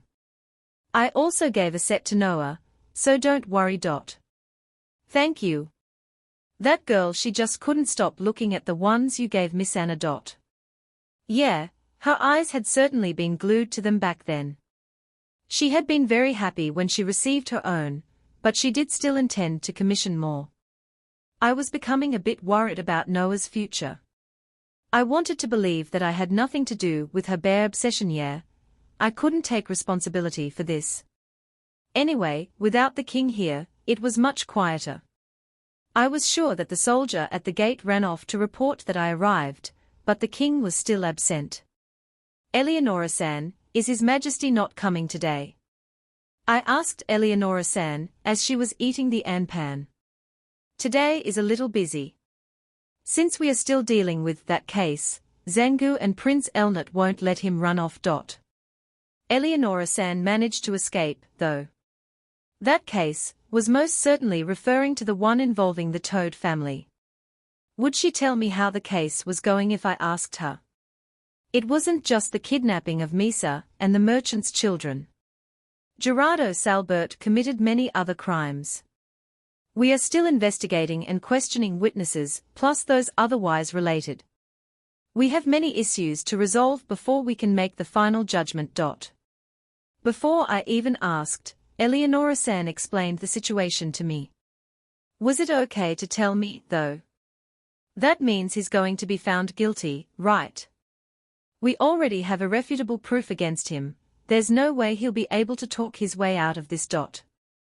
I had figured that if nobles committed crimes, they did so in a roundabout way and used their power to hide their connections to them, but it looked like everything was properly coming out in the open now. He had kidnapped children. It would bother me a lot if they didn't punish him for such a vile act. Not to mention all the other evil crimes he had committed. Gerardo really did as he pleased. Eleonora-san then proceeded to talk about his illegal dealings with merchants, the threats he made, as well as the violence he committed. She was being quite vague, but it sounded like he was also a murderer. The maid, Rufus-san, had mentioned something about a room in the basement, but Eleonora-san didn't say anything about it. The Salbert family will be stripped of their noble status, that much is sure. So it did come to that, huh? Based on all the crimes they had committed, would that be the only punishment? Anyway, he could no longer be a lord without his noble status, right? I decided to ask Eleonora-san about that. That's right. The Farron Graham family will now govern all of Shilin Town. Grandson must be relieved, then, as his family would no longer get harassed. Still, I couldn't help but worry about the Toad family returning even after losing their noble status.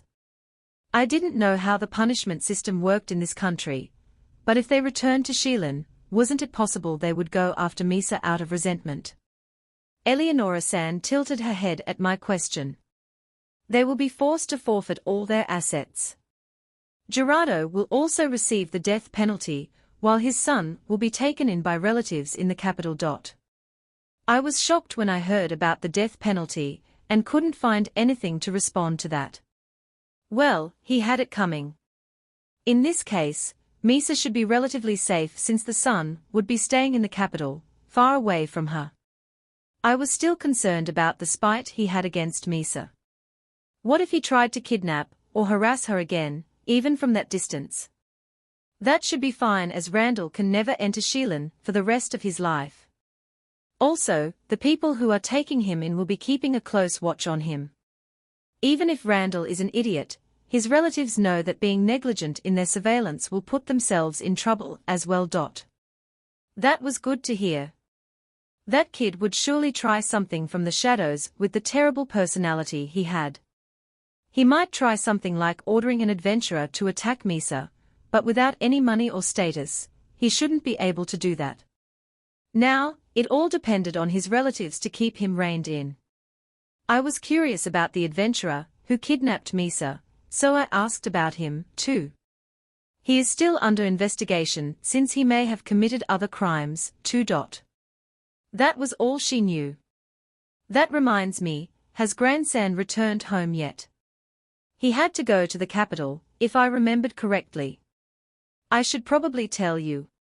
Lord Gran will be stepping down as lord, and his son, Leonardo, will take his place in governing Shilin Town. He is holding himself responsible for everything that happened. Not only did his own grandchild get kidnapped, the merchants he worked with had suffered as well, so he decided to relinquish his position. But none of that was grandson's fault. He shouldn't feel bad since the Salbert family had been the one causing all the trouble. Well, he should have had some countermeasure to prevent such things from happening, though. He and his family had almost been the one ruined, from what I had heard. There would always be some trouble between neighbors, but it was a big deal when it came to a conflict between two lords. Even so, it was a good time to pass the position to his son. It was his decision to make, and we can only respect it. That was true. Cliff, who was around the same age as Leonardo, was also a lord, If grandson had already made his decision, there was nothing we could do about it. Also, grandson is happy with his newfound freedom. He plans on bringing Miss Anna over to your shop in near future. What an energetic grandpa he was. I must make sure to welcome them when they come. I had been here for quite a while now.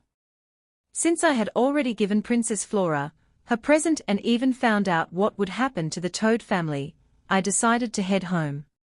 When I reached my bear house, I noticed somebody collapsed against my door. Wait, why would somebody pass out on my house? Are you okay? When I took a closer look, I noticed that the person had very long, pointy ears. It was an elven girl with light green hair. Chapter 204 Bearsan takes in an elf girl. Upon closer observation, I noticed the girl was undoubtedly an elf. She had long, light green hair and long, pointy ears. The ears were a very distinctive feature of an elf. She looked about my age, but was most likely older, as elves had longer lifespans. Anyway, the girl was leaning against the wall of my house, not moving an inch. I really hoped she didn't die on my doorstep. As I took an even closer look, I found out that she was still breathing. Great, she was still alive. The last thing I would want was to come across a dead body right outside of my household. I tapped her shoulder, then shook her lightly.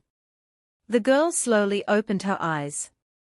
The elf girl looked at me with vacant, half-opened eyes. The girl stared at me and tilted her head slightly. Why are you sleeping here? Am I dreaming? There's a girl dressed like a bear. There's no way somebody would wear a weird outfit like that. Well, sorry for wearing such a weird outfit. If I go back to sleep, I'm sure I'll wake up from this dream. The girl actually closed her eyes again. I could even hear her snoring. I lightly shook her again, but she wouldn't wake up. What should I do? I considered calling the town guards, but it would be awkward to just hand them a sleeping girl. Also, I couldn't leave her like this while I ran off to call for them. Since I had no other choice, I carried the girl into the bear house, bridal style of course. I was able to carry her easily thanks to the bear suit. I took her upstairs and into the guest bedroom, where I laid her down on the bed. I just brought her into my house. Was that really okay? I looked at the elf girl sleeping peacefully. It surely was better than just leaving her outside. As I told myself that, I removed the girl's item bag and weapon from her back since they would get in the way of her sleeping and placed them on the table. The moment they were off her back, the girl turned around in her sleep. Yeah, she was looking completely serene now. Would she be comfortable enough with this? I was about to leave the room, before realizing I had something else I had to do first. I summoned Swaying Bear in its cub form on the corner of the bed. Can you please let me know when the girl wakes up? I said and patted Swaying Bear's head gently before leaving the room. I went back downstairs and sat down on the sofa, then took out some potato chips and orange juice. Crunch crunch. Really, this was simply unbelievable. I never thought I would pick up an elf girl. For some reason, that elf girl's face looked awfully familiar, like as if I had seen her before. I gave it some thought, but couldn't remember where I could have seen her before. Maybe I had passed by her on the street somewhere. Lazing around on the sofa and eating potato chips started to make me sleepy, so I summoned Hugging Bear in cub form and embraced it. Hugging Bear, wake me up if something happens, okay? I collapsed on the sofa while hugging Hugging Bear. Afternoon naps were humankind's most supreme luxury. Cuddling Hugging Bear made me feel better, so I closed my eyes and quickly fell asleep. Pet Kai Pet Kai. It appeared that Hugging Bear was trying to wake me up. I got up while still holding onto it. Morning, Hugging Bear. How long had I napped for? It was probably around evening since it was dark outside. Maybe I slept a bit too much. I stood up from the sofa and noticed Hugging Bear was now crying softly while looking up at the ceiling. Did the elf girl wake up? Hugging Bear tilted its head while looking at me. Oh, was I wrong? If that wasn't the problem, what was? Then again, Swaying Bear would have notified me if the elf girl woke up, so it made sense that wasn't it. I went upstairs and found the door still closed. My bears could open them if they transformed into their normal forms. I headed back downstairs, because I was worried she would hear Hugging Bear if it started to cry louder. Hugging Bear kept looking upwards, however. So I returned upstairs again to find the source of the problem. Opening the door to the guest room the elf girl was sleeping in, I saw that the girl was now up, hugging Swaying Bear. HNNN, so soft and warm. Swaying Bear was trying to get away, but the elf girl held onto it tightly, making its escape impossible. If Swaying Bear used more strength, it could free itself, but didn't know if it should. Wait, the girl didn't look like she was awake. She must have grabbed Swaying Bear in her sleep. Swaying Bear looked at me hoping for rescue. So, Hugging Bear woke me up because Swaying Bear was asking for help. Still, I would feel bad if we woke the girl. As I was pondering on what to do, the girl slowly opened her eyes. Was she actually going to wake up this time? The first thing the girl did was look at what she was holding on to. Her gaze then moved towards me. Another bear? I must be dreaming, still. She tried to go back to sleep. To stop the elf girl, I lightly bonked her on the head. No, this isn't a dream. When I told her that, her eyes opened wide. It would be a problem if she didn't get up soon. The girl instantly stood up and started looking around the room restlessly. Where am I? She looked at me again. Hadn't she called me that enough times by now? This is my house. I found you collapsed outside. Don't you remember that? The elf girl appeared worried about something as she began to think. I was walking in a large crowd of people for hours and got exhausted. I had nowhere to rest and didn't have any more money, so I wandered for a bit until I saw a bear-shaped house and decided to rest there. After that, I don't remember much. Sigh. In other words, she got so tired that she collapsed right in front of my house. Where do you live? In the elf village. Where was the elf village, though? It didn't help that she made it sound like it was really close by. So, you have no family in the capital. Did you come here all the way from the elf village all by yourself? Yes, I came on my own. I couldn't believe such a young girl, or better, a girl of similar size than me, would travel all by herself. I was impressed that she had managed to make it to the capital with no money. What were her parents thinking?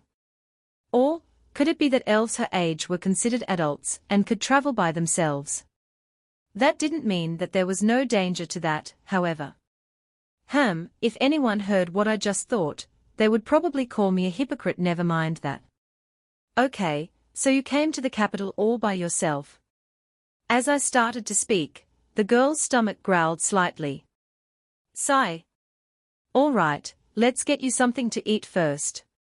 I'll make some food, so can you come downstairs? She most likely hadn't eaten anything for a while. Oh well, I could always listen to her story while we ate. It seemed like the girl wanted to know my name. Thank you, Yuna-san. My name is Rumin. Nice to meet you, Rumin.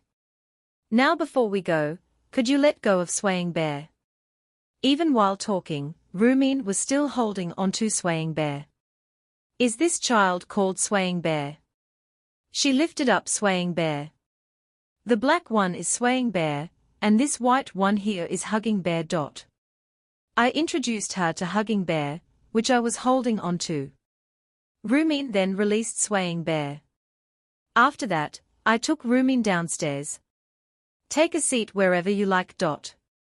Rumin sat down on a chair, and I gave her a loaf of Morn Sans bread along with some juice. Rumin said with a bow, and at the same time, her stomach growled again. With that, I urged her to eat. Deciding that I would also have dinner here, I took out my share and sat down. This is really good. I've never had such delicious bread before. Rumin ate happily. I was sure that Moin-san would appreciate the compliment if she was here to hear it. By the way, Yuna-san, where are your family members? I would like to greet them. They're not here. It's just me. Eh? Yuna-san, you live alone? Yeah, that's right. When I told her I lived alone, she looked really surprised. Yuri, living by yourself even though you're so small? Should she really call me small? She was of about the same height than me. Still, elves did have long lifespans, so she was most likely older than me. How old could she be? She didn't look more than 15 years old. I am not really alone. I have Swaying Bear and Hugging Bear with me. Swaying Bear and Hugging Bear were my precious family members. Both of them came over to me when I mentioned them. I know I keep asking questions, but is your outfit a trend in the capital? I only reached the city today, so I don't know much about it. She finally popped the question. She did seem to be intrigued by my outfit this entire time. Well, it made sense for people to be curious about it. No, it's not a trend. If it actually became a trend, that would be terrifying. As for why I wear this, I don't want to answer that. Anyway, why did you come to the capital, Rumin? I didn't want to tell a girl I had just met all about myself, so I tried to change the topic to why she had come here instead. I am looking for somebody. The last time we met, she told me she was working in the capital. So, she was searching for somebody in the capital. Was that why she was walking around for hours? I really hoped that wasn't the reason. Do you know where they work? If so, I can take you to them. I asked just in case. It would be impossible for her to look for someone if she didn't even know the general area they would be in. As long as she knew the location, I could take her there, and if I didn't know either, I could just ask Eleonora-san. From what I know, she was working at the Adventurers Guild, 10 years ago at least. 10 years ago? Yes, 10 years ago. Is something wrong with that? Rumin tilted her head. That long ago? As expected of the elf race, 10 years for them must feel short. If the person she was looking for was working at the Adventurers Guild, does that mean they were an adventurer? Is the person you're looking for an adventurer? I don't know. I just know she was working at the capital's Adventurer Guild. Maybe Sonia-san would know. She was the guildmaster, after all. Not to mention, Sonia-san was also an elf. I looked at Rumin's face. Wait, they looked similar. Is something the matter? Rumin got embarrassed from being stared at. What's the person's name? Her name is Sonia. She's my older sister. No wonder she looked so familiar. It was because she was related to Sonia-san. Why didn't I realize it sooner? They were both elves, I should have noticed their similarity. She asked based on my reaction. I do. Sonia-san is the guildmaster of the Adventurers Guild here. She's the guildmaster. Yes. The guildmaster is an elf with the same hair color as you, plus her name is also Sonia. There's no doubt about it. Yuna-san, please take me to her, I beg of you. Rumin said with a bow. That's fine, but it's already getting late now, so let's do it tomorrow. It was almost night time. The Adventurers Guild was open all day long, but right now the place would probably be crowded with adventurers returning home. I really wanted to avoid busy times like that. Also, Sonia-san might have already finished up her work for the day and headed home. It only made sense to go there tomorrow instead. The locations that are going to distribute the Noah short story, a bonus for buying Volume 2, have been decided. I received the notice the other day, and was asked to write a message to the stores. Anyway, the elf girl turned out to be Sonya-san's younger sister. Chapter 205 Bear-san wants to go to the elf village. The day after I took Rumin in, we went to the Adventurers Guild. We decided to leave late in the morning, so that we could avoid the morning rush hour. Rumin wanted to go as soon as possible, but I felt that going later would be less troublesome. Yuna-san. Rumin looked like she had something to say as she hid behind me. I had a feeling that I knew what she was going to say, but replied anyway. Everybody is looking at you. Yes, I knew that. It happened all the time. There were even some children pointing at me, just like usual.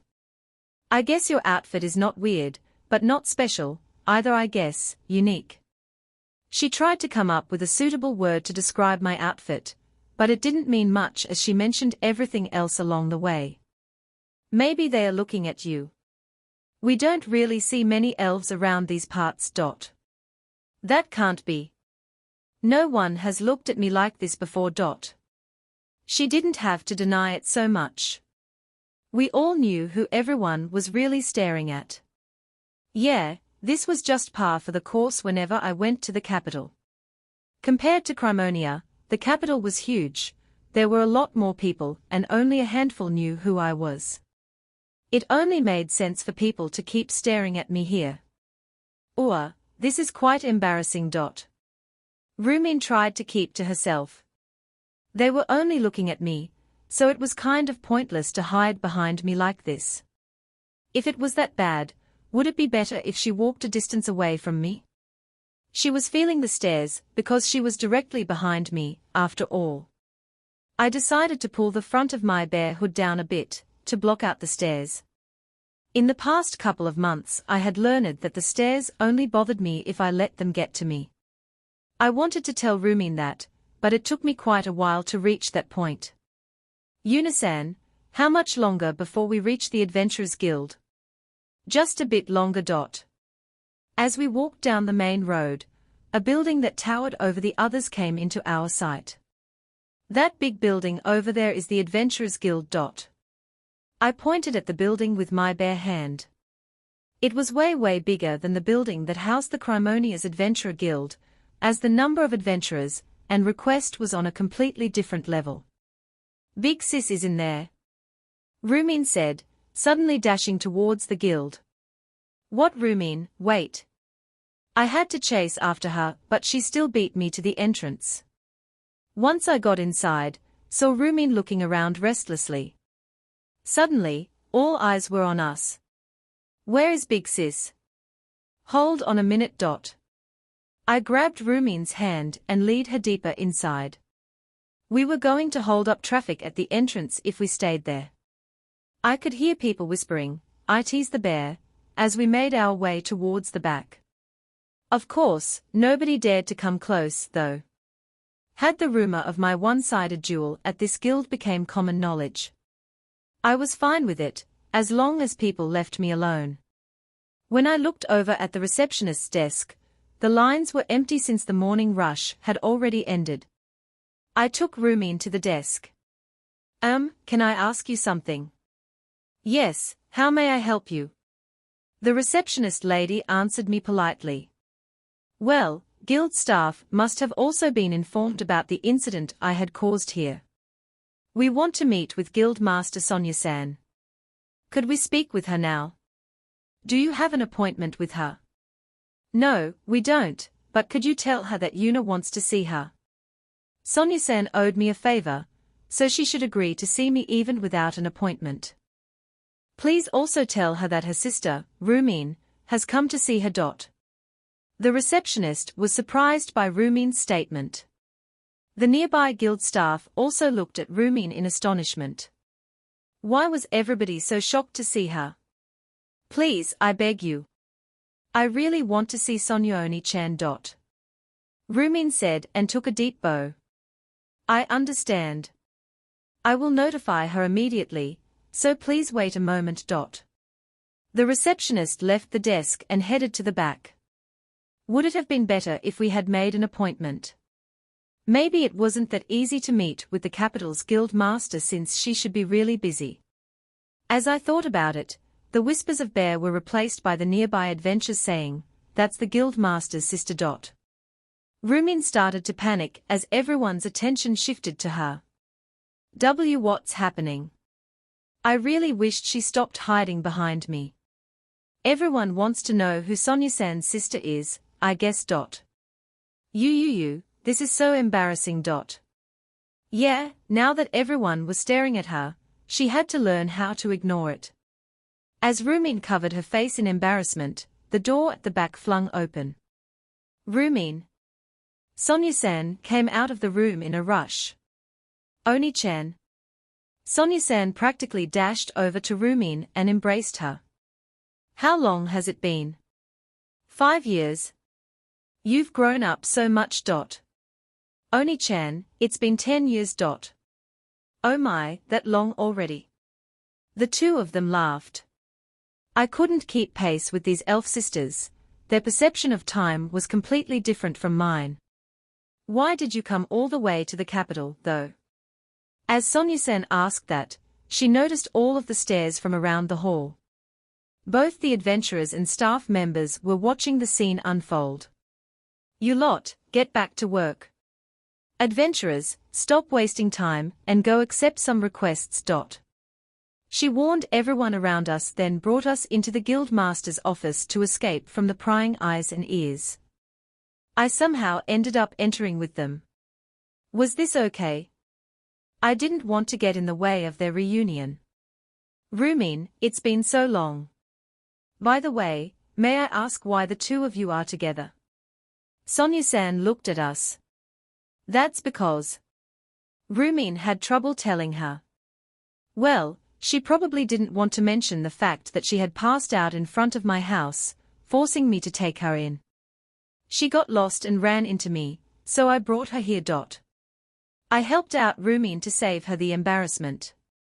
Sonya-san suspiciously eyed the squirming Rumin. Yuna-chan, I'm really sorry that my little sister caused you trouble. It was a coincidence, so don't worry about it. I just happened to find her passed out in front of my house. I added to myself. So, why did you come to the capital? Did you come just to see me? The barrier around the elf forest is getting weak, so the chief asked me to bring you back. The barrier has gotten weaker. Sonya-san raised her voice in surprise. The elf forest sounded like a forest full of mysteries, so it was understandable that a weakening barrier would be a big deal. That's right. There seems to be a tear in the barrier, so monsters are entering the forest. The chief wants you to help repair the barrier. I understand that, but I can't believe something was able to break through. It should have been fine for another 100 years or so. Even if you ask me, I have no idea how it happened. Either way, the barrier has gotten weaker, and more monsters are pouring in through the gap. I could get behind what Rumin was saying. The barrier was supposed to hold for another 100 years, but if monsters started to flood in, that would mean the barrier must have considerably weakened. Still, if what Sonya-san said was true, did that mean there was a specific reason why the barrier had gotten weaker? In games and manga, this would be all a part of the villain's plan to attack the elf village. It was quite common of have evildoers destroy a village's barrier and invade to steal their treasure. Can I ask something? What is it, Yuna-chan? Does the barrier only let elves through? No, other people can enter, too. The only thing it stops are monsters. Did that mean that only monsters with magic stones couldn't pass the barrier? This kind of ruined the chance of the villain breaking the barrier story. Still, if anybody could enter, then I could get in too, right? A forest village full of elves was the highlight of any fantasy story. Could I accompany them, maybe? This was a fantasy world, after all. I really wanted to visit the elf village at least once. Sigh. This is so troublesome. I have no other choice but to go. Are you the only one who can fix it, Sonia-san? I somehow managed to hold back my urge to ask if I could tag along. No, there are others that could. However, the barrier magic and the treasure used for it are passed down in the chief's family, and since the current chief is our grandfather, not to mention that we need 3 people to control the barrier's power. So only our grandfather, father, and I can control it. Of course, Rumin could do it, too, if she only had enough magical power. I wanted to try fixing the barrier, too, but it seemed to be a secret technique, which meant I couldn't help them. Still, the elf village is quite a distance from here. Is it really far? It's in the neighboring country. I couldn't understand when she just said the neighboring country. Just how far away was it? Well, Rumin was able to come here by herself, but on the other hand, for her to pass out in front of my house, she must have worked very hard to make it all the way to the capital. Rumin, which inn are you staying at right now? Come stay at my house for the time being. For the time being. I can't leave immediately. I need to assign my tasks to the Vice Guild Master and complete any unfinished work. I'm the Guild Master, so I cannot cause trouble for anyone else here. Oh right, Sonia-san was the capital's Adventurer Guild Master, so her workload must be huge, and she had to properly delegate her tasks to others before taking a leave. She was a working adult and took her responsibilities seriously. So, where are you staying right now? Rumin quickly glanced at me. Tell me honestly. Sonia-san began to study Rumin with her eyes, as if she already knew something was wrong. I arrived at the capital yesterday, and Yuna-san let me stay at her house. Rumin confessed. Sigh, so that's how it is. Yuna-chan, I cannot thank you enough. This girl is a complete scatterbrain, so I was pretty worried when I heard she came here on her own. I want to do something to express my thanks, but as I said before, I have a lot of work to wrap up, so I'll give you my thanks after I return from the elf village. Sonia-san said apologetically. In that case, how about you just take me along to the elf village? And so, we finally head off to the elf village. Chapter 206. Bear-san is heading to the elf village. Yuna-chan, you want to go to the elf village? Yes, but if outsiders aren't allowed or if I would get in the way. I remembered that elves were often quite territorial in games, manga, and anime. They would frequently attack any outsiders who entered their lands. For example, if someone stepped into their forest, they would be met by an arrow shooting past their head. When they would look where it came from, they would notice an elf on top of a tree who would say something like, "Turn back now, or the next arrow won't miss." If visiting the village would cause trouble for the 2 of them, I would sadly have to give up. No, that's not the case. Elves are cautious of strangers, but it should be perfectly fine if we accompany you. The problem is that the elf village is quite deep in the mountains, so it's difficult for a normal person to get there. I had my bear suit, so I could walk as much as I wanted without getting tired. I also had my bears, which had no trouble traversing through rough terrain. Yeah, it shouldn't be an issue for me. Hadn't I just been leaving everything to my bears lately? Also, since coming with us won't be considered a part of an official escort request, there will be no reward, nor will it have any effect on your ranking.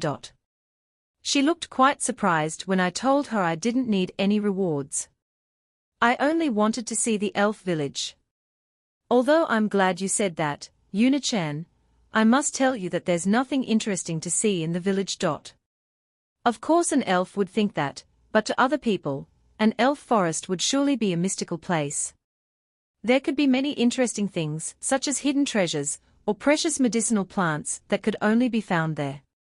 In fantasy stories, elven villages were always depicted as important destinations, and now that I was in fantasy world myself, I just had to visit an elven village at least once. Yeah, this would be my otherworldly sightseeing tour.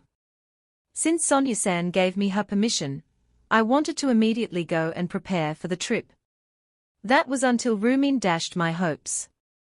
Oni-chan, do you really plan on bringing Yuna-san along with us? Rumin looked at Sonia-san in shock. So, Rumin was against me traveling to the village, huh?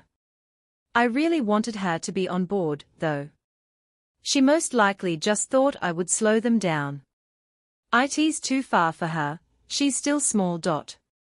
She shouldn't call me small when I was just about the same size as her, even in that certain area. Still, it seemed she was against the idea of me going since she was worried about my safety.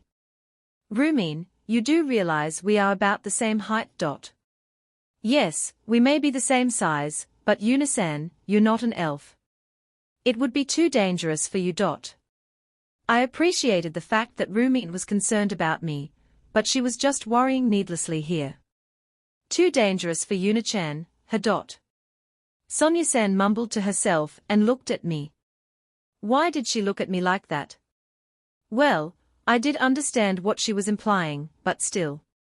For now, I needed to convince Rumin to change her mind. Rumin, you don't have to worry so much. I'm an adventurer, so I can protect myself. Yuri an adventurer. She looked at me with a doubting expression. It was the usual treatment. People found it hard to believe that a girl in a bear suit could be an adventurer. Sonia-san came to my rescue, however. She may be wearing a weird outfit, but she's an excellent C-rank adventurer, and won't get in our way. I couldn't argue against the weirdly dressed part, but it still made me depressed. Couldn't she have put it a bit nicer? Rank C, you're not fooling anyone, you know. I am not lying, though. What if I showed her my guild card? She might think it was fake, though. Yuna-san, the trip will be very long and full of danger. You won't be able to just come back in a few days' time. Vicious monsters could attack you at any moment, plus it often rains in the mountains. And it isn't just monsters, some humans might try to trick you along the road. Only now could I better understand the hardships Rumin had gone through to get to the capital. I almost wanted to pat her head and tell her, you really worked hard, didn't you? Although, I didn't see how it would be difficult for me, as I could set up the bear house for shelter from the rain and take down any monsters that came in my way. Of course, I also knew that some humans could be quite bad, but I would most likely simply outsmart them. I did notice a raise in pitch when she mentioned getting tricked by humans, or maybe it was just me. If you're so worried, Rumin, couldn't you protect Yuna-chan? You must have gotten stronger since we last met. Sonia-san gave us her suggestion, with a shadow of evil smile on her face. Rumin just stared at me for a while, looking slightly concerned, and took her time to think before responding. I understand, Oni-chan. I'll protect her, but promise me you will protect her on your way back. The mood had gotten kinda weird towards the end, but at least Rumin agreed to me accompanying them to the village. Although I was happy Rumin was concerned about me, I was far more worried about her. Ever since I found her passed out in front of my house, I had an inkling that she was a bit of an airhead. She was worried about me, but to me it seems that her going by herself was a much worse of an idea. Okay, let's set a date of departure, then. Sonia-san looked through everything she had to take care of and proposed a date. Oni-chan, how do you plan on getting there? Are we going by carriage? Carriages were a pain. Not to mention that they were slow. We should at least go by horseback, but I figured Rumin probably suggested a carriage for my sake. Rumin, how did you get here?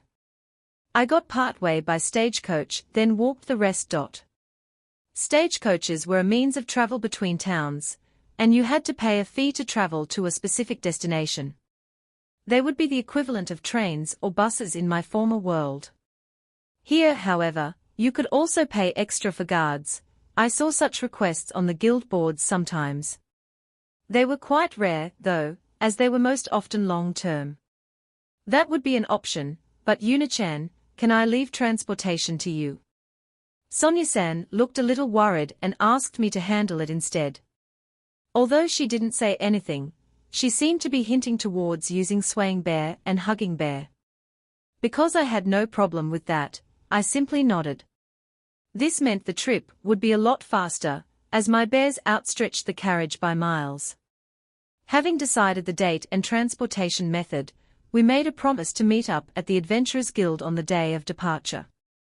Done with the conversation, I immediately went back to Crimonia to tell Fina and Terumi-san that I would be away for a while. Be careful, Yuno Onichan.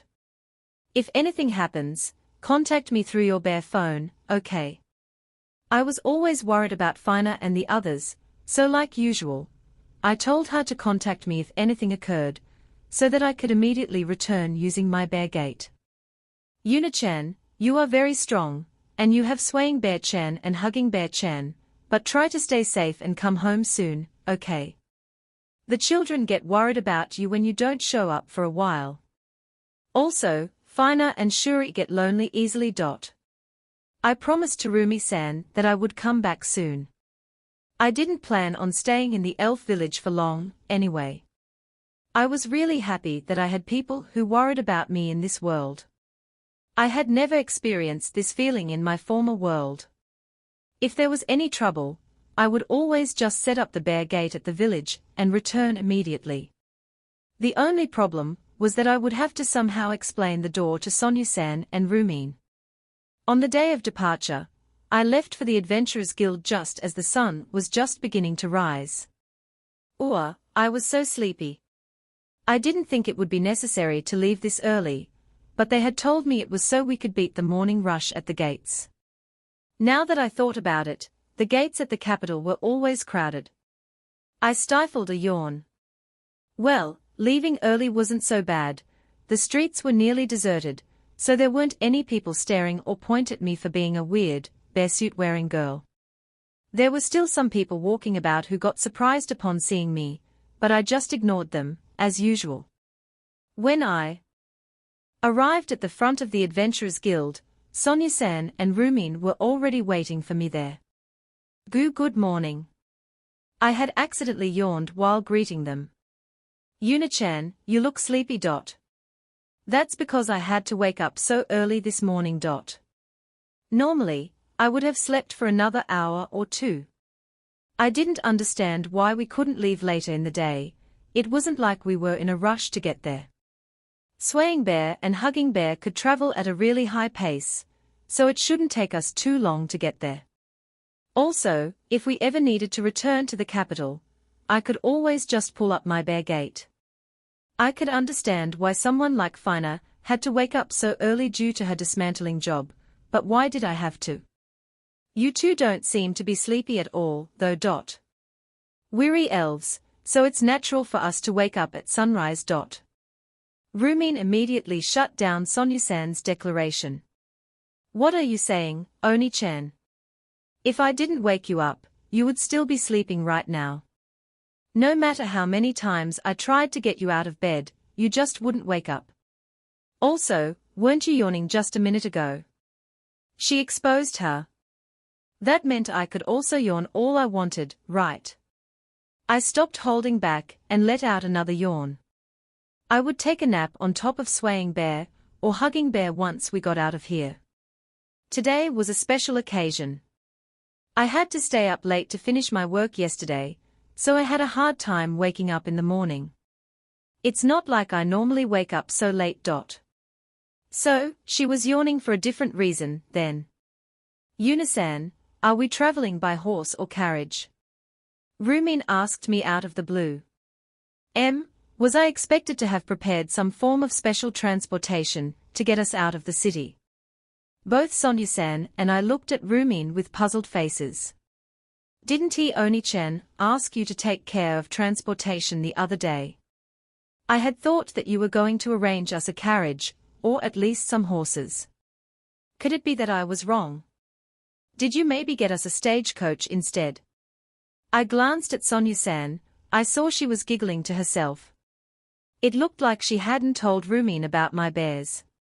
She must like to tease her little sister every so often. Rumin, no need to worry. Yuna-chan has a way for us to get to the elf village. She said and looked at me, so I nodded. I did have a mode of transportation, after all. Should we head out, then? Having nothing else to discuss, we headed to the gates. Rumin didn't seem entirely convinced, though. We finally depart in the next chapter. Chapter 207 Bear-san departs for the elf village. I made a mistake. TL note, probably a typo that has long since been fixed. We passed through the gates together with some merchants and carriages. I noticed that most of the leaving people had at least some sort of transport. We aren't going to walk all the way there, are we? Rumin asked with concern. Well, I understood where it was coming from. She must have started to worry when we just walked out the gates without getting a ride or giving any further explanations. We walked for a while before finding a deserted spot. Here should be fine, right? I stretched out my arms and summoned Swaying Bear and Hugging Bear. What are those? Rumin shouted. They re Yuna-chan's summoned beasts. For some reason, Sonya-san was the one who boasted about them. She did realize they were my summoned beasts, right? They are Swaying Bear and Hugging Bear. You've already met them both, remember? Swaying Bear-chan and Hugging Bear-chan. But they were much smaller before. Rumin said while gesturing how small they were in their cub forms with her hands. Those are their cub forms. I said and changed Swaying Bear and Hugging Bear into their cub forms. And then, Sonya-san was the one let out a shocked cry. Yuna-chan. What are these small bears? Sonya-san cried out with her eyes wide open in surprise. It seemed like she had never seen them in their cub forms before. Just like I said just a moment ago, they are my summoned beasts, Swaying Bear and Hugging Bear. Earlier, they were in their regular form, but they can also change into a cub-sized versions of themselves. I had no idea. They each picked up a bear and held it tight. The sisters exhibited surprisingly similar behavior when I observed them closer. I got them to let my bears go so I could return them to their normal size. Yeah, it really is. Okay then, can the two of you get on Swaying Bear? Do you mean we are going to ride them? They re faster than horses and way more comfortable, too. Sonya-san and Rumin slowly approached Swaying Bear. This will be my first time riding a bear. Normally, you wouldn't be able to ride one, you know. Swaying Bear lowered its back, letting Rumin and Sonya-san climb onto it. Swaying Bear-chan, please take care of us. I got on Hugging Bear and gently patted it. Thanks for doing this, like always. Hugging Bear cried softly in response. I know you two are probably a bit nervous, but please don't do anything rash while on top of it. Ready to go? And so, we departed for the elf village. We're going really fast. Is it okay for Swaying Bear-chan to run at such high speed? Rumin asked, clearly worried about Swaying Bear. We were only going a little bit faster than we would on horseback, though the bears could go even faster, but since we would be traveling for quite a while, lowering their speed should help conserve their stamina, which would also allow them to run longer than a horse. Plus, I really didn't want to burden them too much, so I told them to take it easy. Besides, I wasn't quite sure how much of my bear's strength should I reveal.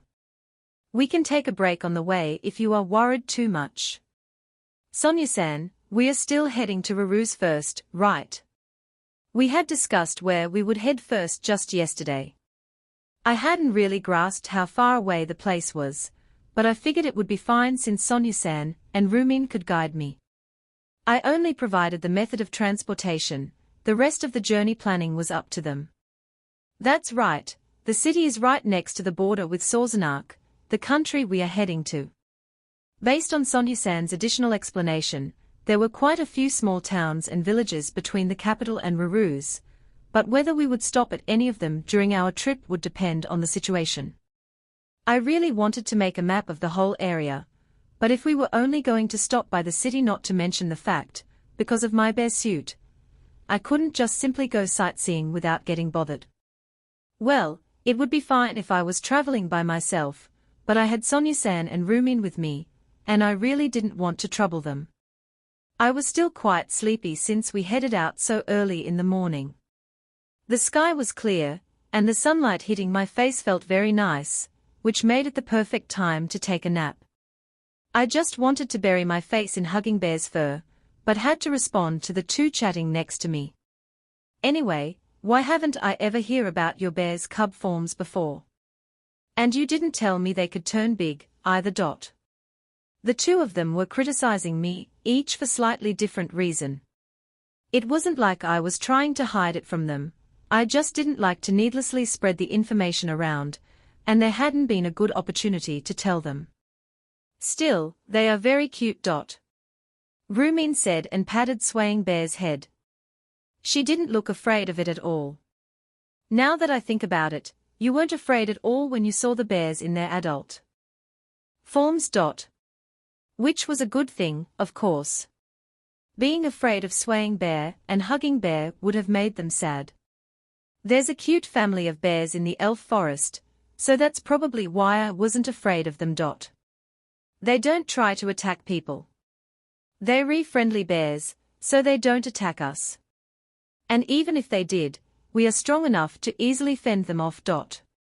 That was a relief to hear.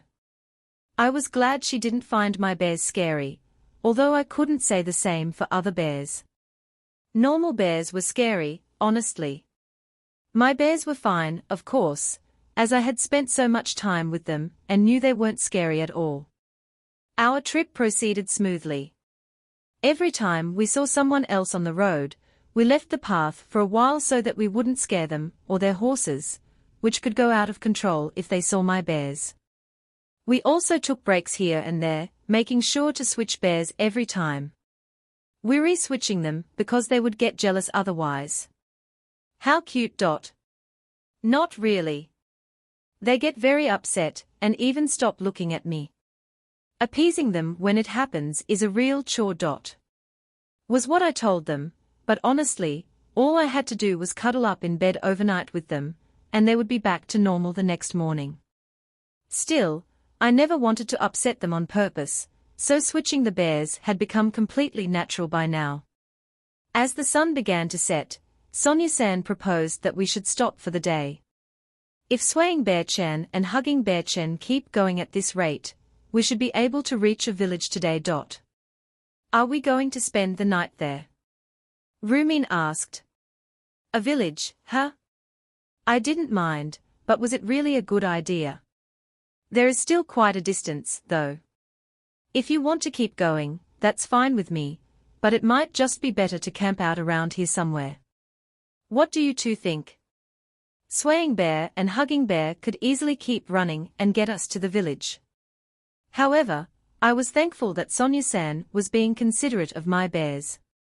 Even though they were summoned beasts, she wouldn't force them to push themselves for us. I am fine with camping out.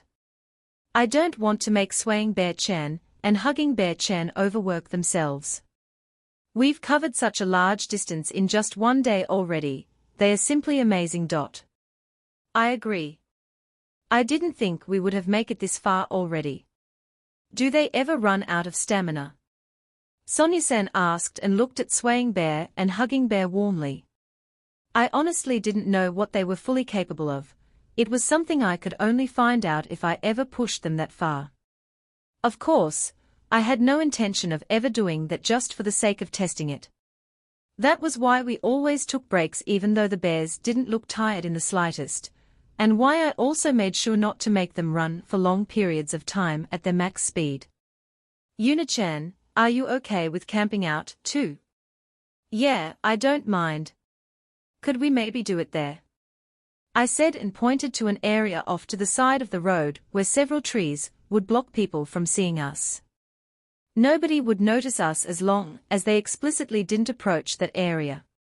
I didn't know how long it would take us to reach the elf village, but since we would be forced to camp out eventually, it would be better if they learn about the bear house sooner than later. It's a bit off the main road, but we would be out of sight because of the tree cover. They agreed without any questions as to why I wanted cover. Sonia-san, Rumin, there's something I have to tell you too. I want you to keep quiet about what I'm about to take out. Why shouldn't we tell others about it? I am not really sure why myself, but please just don't tell anybody about it. Rumin agreed immediately, so I looked over at Sonia-san. Okay, I won't tell anybody. She said a bit more reluctantly, but that was enough for me, so I proceeded to take out the bear house. A bear? A house? The things they noticed were different, but they were both clearly shocked at the sight of my bear house. Yuna-chan, may I ask you what this is?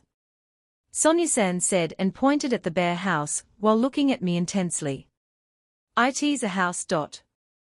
Not much else I could say. Oni-chan, is it possible for the people at the capital to bring an entire house with them? Normally, that's impossible, but Yuna-chan's item bag is an ancient relic. Maybe that's why it's possible for her. Oh, that was a setting I had completely forgotten about. Her item bag is an ancient relic. Rumin looked at Swaying Bear, Hugging Bear, the bear house, my bare hands, then finally at me. Yuna-san, just who are you? She popped the question, which was very difficult to answer. An adventurer that likes bears, I guess. I dodged the question with that, then urged the two of them to head inside the house. Rumin didn't seem convinced, but luckily didn't push the issue further. Volume 2 of my book is already being sold in stores. If you have time, please take a look. Thank you. Chapter 208 Bear-san takes a bath with the elf sisters. Bear-san takes a bath with the elf sisters. As we entered the bear house, the two elf sisters looked around restlessly. I made sure to have them take their shoes off before entering, of course. Yuna-chan, you're not going to take yours off. They don't get dirty, so it's fine. I showed them the soles of the Bear-san shoes.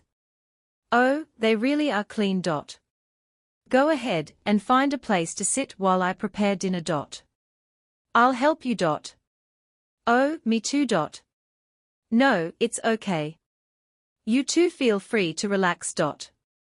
I politely declined their offers to help. Before I started to prepare the food, however, I first went to the bathroom to prepare the bath, so we could get in right after dinner. I was looking forward to sleeping in my bed after a nice, warm bath. When I was done, I went to the kitchen and prepared us a simple dinner. It was just the usual, Moin-san's bread and Anzu's soup. This time around, I also chopped up some vegetables to go with it. Rice would be quite nice too, but taking out bread was just simpler. This is delicious. Yeah, the soup is so nice and warm. There's plenty more, so let me know if you want seconds. I never would have imagined that we would be able to eat dinner in a house when camping outside. Sonia-san said and looked around the room. Even if it rains, we can rest without having to worry about getting wet at all. Rumin said earnestly, which sadly only made me imagine her getting drenched by rain during her trip to the capital.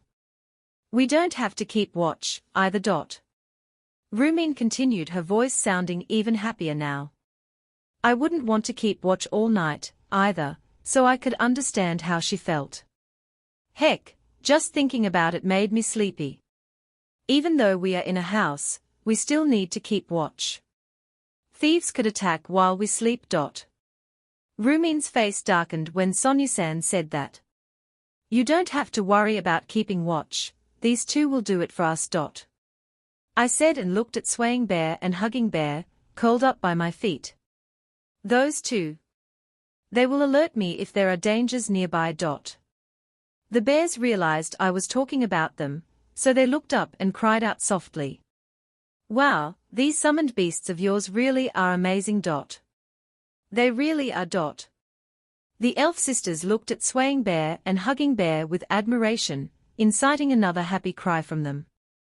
Anyway, because they are here, we can rest easy. Still, won't we need to stop by a town or village eventually, to get supplies? Sonya-san asked me. Well, I had plenty of food in my bear box, and we even had a bath here. We should have everything we needed for our trip, so there wasn't really a reason for us to purposely stop at any towns or villages. With our bellies full, we moved to the living room, where we just relaxed for a bit. Rumin eventually began to play with Swaying Bear and Hugging Bear while Sonya-san and I simply watched. So, Yuna-chan, where can we sleep? I don't mind sleeping right here in the living room. There's a guest bedroom, so you can sleep there. Before we head off to bed, though, would you like to take a bath? A bath?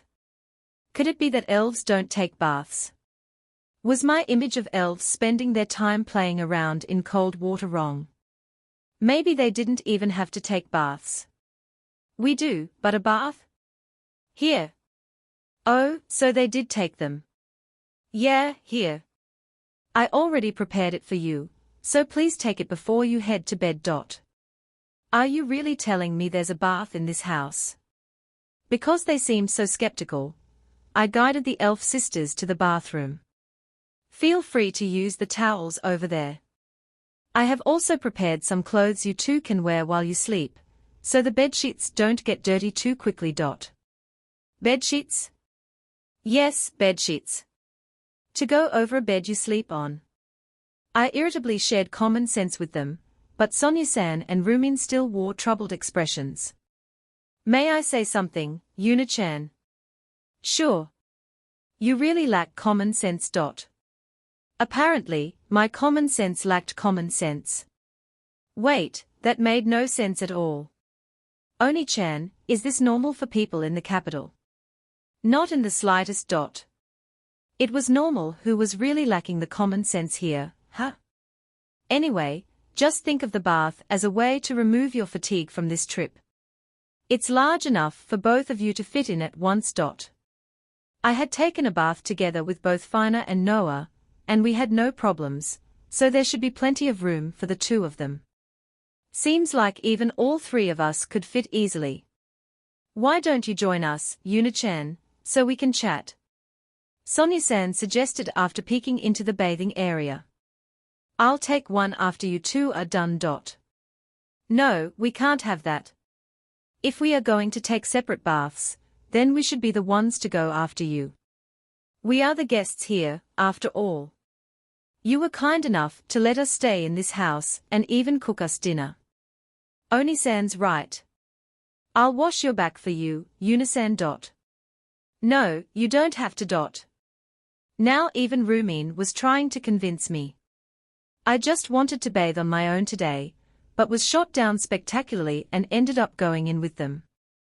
As expected of an elf, Sonya-san had a beautiful body. Her breasts were by no means huge, but she had a nice, slim figure. I could see no wrinkles on her skin, and her long, light green hair just completed the perfect picture. She had the feel of an adult woman. While Rumin's body more closely resembled that of a child, her waist was still way slimmer than mine. At least the size of her breasts were the same anyways. Looking at how slim these elf sisters were, I wondered, was it even possible for elves to get fat? I had never seen a fat elf in any manga or games. I stopped myself from staring at them and undressed as well. I felt Rumin's gaze on me, but I simply ignored it. You have beautiful hair, Yuna-san. Your hair is really pretty too, Rumin. Her hair was very similar to that of Sonya-san. As expected of sisters, Putting away my clothes, I noticed that Rumin was already ready, while Sonya-san was still taking off a bracelet from her wrist. The bracelet had a beautiful green gem in it. As expected of an adult woman, she wore a shining, ornate jewelry. Okay, I'm heading in first. Rumin said and started to rush towards the bathing area stark naked, but was suddenly grabbed by the arm by Sonya-san. Rumin, wait a second. What's wrong, Oni-chan? What happened to your bracelet? As soon as Sonya-san asked Rumin about her bracelet, her facial expression changed. I didn't notice it until now, but you haven't been wearing it. Rumin hesitated. Maybe Sonya-san was talking about a bracelet similar to the one she wore. What happened to your bracelet? That hurts, Oni-chan. The atmosphere suddenly took a serious turn. I don't really understand what's going on, but how about we head into the bath first? I really didn't feel comfortable having two girls argue in the changing room, stark naked. Sonya-san begrudgingly accepted my request and let go of Rumin's arm. As we started to wash ourselves, Sonya-san kept glaring at Rumin, causing her to keep to herself as she washed up. She really must be angry about Rumin not wearing the bracelet. Based on Rumin's reaction, she probably lost it. How long are you going to wash yourself for, Rumin? Hurry up and come over here so you can explain yourself. Sonya-san called out to Rumin, who still hadn't entered the bathtub. Ryumin slowly lowered herself inside, looking completely terrified. All right, explain. Why aren't you wearing your bracelet? Because I sold it. Rumin.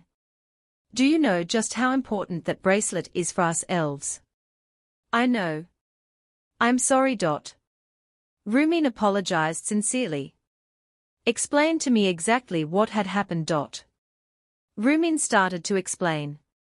On her way to the capital, she had run out of money.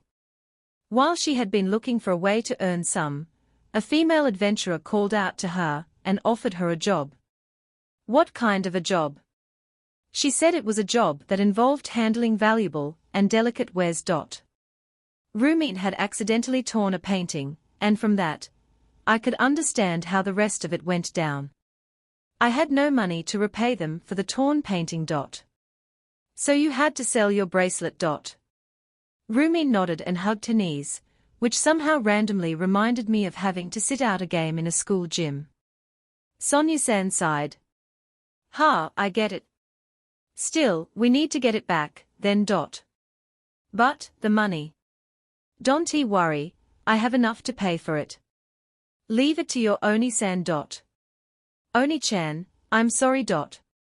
It looked like the whole thing would warp up nicely, and we wouldn't have to continue traveling in a hostile mood. What a relief. Is that bracelet really important? It's important for our village. That bracelet holds a very valuable gemstone, which is given to us by our parents when we become adults. So, it was very important. The stone is imbued with the parents' magical energy all the way until their child becomes an adult. So, when a child was born, their parents would get a stone for them and then pass it to them once they grew up in form of a bracelet. From what I understood, it didn't even have to be a bracelet. Some chose to make it into a necklace or a hairpiece. Males would mostly get bracelets, though. It's a very important item that the parents give to their children to wish for their safety once they start their adult lives. Do you realize what you did by giving it away? Sigh. That's enough for now. I guess I know you didn't sell it on purpose. I just forgot how clumsy you are during the time we were apart. Bubble bubble. Rumin submerged half her face into the water, making bubbles with her mouth. I just wish you would have told me immediately instead of keeping quiet about it. Sonya-san said and gently put her hand on Rumin's head. I get that it has a lot of sentimental value to you elves, but how much is it even worth to others? From what I had heard so far, it didn't seem like it would be very valuable to someone else. Something that was very valuable to an individual, or a family, could easily be worth nothing to other people. So, even if it was used as compensation, there would be no point in someone taking the bracelet if they couldn't sell it, and it would matter if the painting was just pricey, or really expensive. The wearer gains divine blessing of the wind. Divine blessing of the wind. In other words, wearing the bracelet will strengthen one's wind magic. If they knew about that effect, then they would definitely want it. Oh, so it was a power-up item. Even I kind of wanted one. Still, with my bear suit, wouldn't it be pointless? Yeah, my bear suit was strong enough as it was. I probably would have loved to get it if I were still in the game, though. With elf sisters now made up, we got out of the bath. Should I change into the white bear? Nah. It's better to stay as the black bear. It would be a pain to explain white bear to them. They had asked enough questions already. After we finished drying our hair, I took the two of them to their bedroom. It was the same one I had let Cliff stay in before.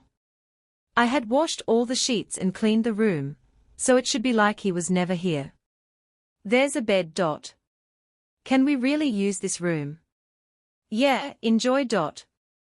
I said and gestured them inside. Traveling on bears, which also keep guard for us, a house, warm food, a warm bath, and even beds.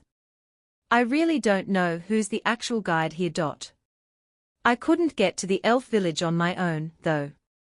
I needed someone to guide me there. If any monsters cross our path, I will definitely protect you, Unisan. Sonya-san smiled as she watched Rumin punch the air with her fists. Wait, would I have to somehow get us in situation where Rumin could keep her promise? Only now it really feels like the elf arc has actually begun. The ebook being published was an addition to the announcement about the second volume, so I wanted to announce it here. Chapter 209 Bear-san Gets Rained On. Since we would be resuming OU trip early in the morning, I instructed Swaying Bear and Hugging Bear to wake me up so that I wouldn't oversleep. At least I didn't have any distractions like games or manga to keep me up all night, so I was able to go to bed early. If nothing happened, I might even be able to wake up on my own.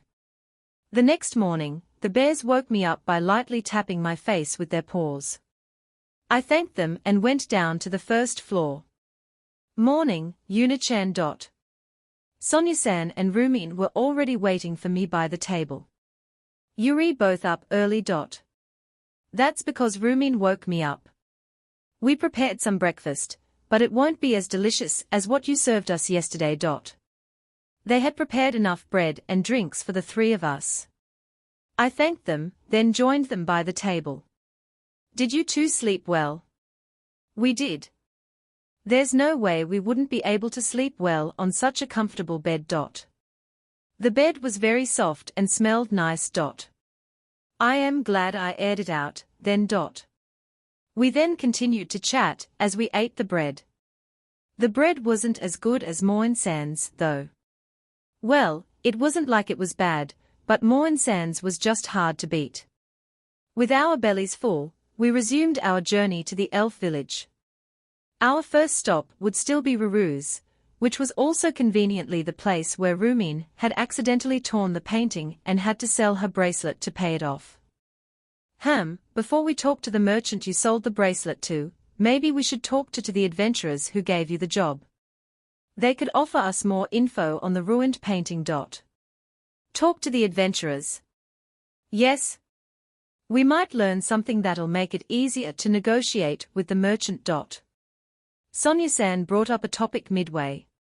Well, they are a female-only party, and their leader is called Miranda. They really helped me out by offering me the job when I was stuck with no money. They are all nice people. Rumin talked about the adventurers with a smile on her face. Still, my mistake caused them a lot of trouble. What exactly was the job again? The only thing we knew was that she had accidentally destroyed a painting as Sonya-san didn't pry further. I had to clean at a shop that sold things like artworks, ornate vases, jewelries, and other ornaments. So, it was a task that required physical labor, but the goods also needed to be treated gently. It made sense for it only to be available for female adventurers. Still, when Rumin had been cleaning, she managed to accidentally ruin a painting. Could it be that those adventurers were working actually with the merchant and simply conned her out of her bracelet? Yeah, they could have noticed her bracelet beforehand and tricked her into destroying what was actually just a cheap painting. It was something that quite commonly happened in manga and light novels. Still, I had no evidence of this being the case, while Rumen also seemed to trust the adventurers. It was more likely that she just sold the bracelet because she has no other way to repay them. While I was glad that she didn't have to sell her own body, I still couldn't get rid of the feeling they might have been aiming for her bracelet from the very beginning. Sonya-san had said that those who knew how the bracelet worked should also have known about its true value, after all. I really must have read too much manga and played too many games to think like this. What about the merchant, then? Did he seem like someone who would give the bracelet back if we gave him the money? I think so. So, there shouldn't be any issues in getting it back. Still, if it's such a valuable bracelet, there must be a lot of people who would want it. That would be a problem, especially if the merchant had already sold it. We can only hope that it hasn't been sold yet. Right now, all we could do was hope for the best and hurry to Ruse. Also, even if it had already been sold, we could still try to buy it back from whoever bought it. If the merchant refused our money, would the knife which Eleonora-san had given me come in handy? It had the seal of the Fashiro's family on it, so if they didn't return the bracelet to us, they would have this and that happen to them. Would it be okay to use it in this situation? I feared that the more I used it, the more karma I'd build up. Our journey proceeded smoothly in the following days. Thanks to the bear house, we were about to avoid any dwellings. According to Sonya-san, we would reach Ruse within a day. Still, the clouds up ahead didn't look too good. They were much darker than the ones above us. I wasn't a weatherman, but even I could tell that there would be rain up ahead. I don't think that we'll be able to reach the city today. We got this far without it ever raining, so we couldn't really complain. Obviously, even my bear suit couldn't help me overpower nature itself and change the weather, so we would just have to deal with it. Oni-chan, what should we do? Slowly, raindrops began to trickle down from the sky. The droplets just bounced off my bear suit though, so I stayed dry. Taking another look at the sky, I realized it would only be a matter of time before it began pouring. Yuna-chan, can you bring out your house? Sonya-san requested we use the bear house as shelter to get away from the rain. I agreed, of course. I didn't want the bears to run through the rain and honestly didn't feel like running through it myself. We quickly started to look for a secluded place to take out the bear house before the rain got worse. There. That should be a good spot. I took out the bear house behind some trees, and we rushed inside. Looks like we just made it. We managed to get inside just before it started to really pour down. The two elf sisters were a little wet, of course, while my bears and I were completely fine. This house is really useful. Yeah. Normally, we'd be soaked by now. And, even if we found a good tree to hide under, this heavy rain would surely get through. It will also probably get windy soon, which wouldn't help. I hope it stops raining soon, though. It was indeed now raining quite heavily outside. They would have been soaked if we had went in just a minute later. There's nothing we can do about it. You saw how dark those clouds were, so we will probably have to stay inside for a while. As the elf sisters continued to chat, I decided to serve us some tea. With how dark the clouds overhead were, we probably wouldn't be able to travel any further today. Hopefully, the rain would at least stop by tomorrow. Sonya-san said we shouldn't force ourselves to continue on in the rain, but rather spend the rest of the day relaxing. In a blink of an eye, the elf sisters sat down and then started an energetic conversation between them. They hadn't talked in such a long time, so they still had a lot they wanted to catch up on. It was nice they had gotten this opportunity to sit down and catch up in peace, rather than on top of my bears. I told them I would be heading up to my room to rest and took the bears with me. After entering my room, I dove straight into bed, with swaying bear and hugging bear following suit. Taking a nap with the bears would be great, but I remembered I had something I wanted to do, and instead sat down on my chair. I then took some thick paper I had prepared earlier and started drawing playing cards.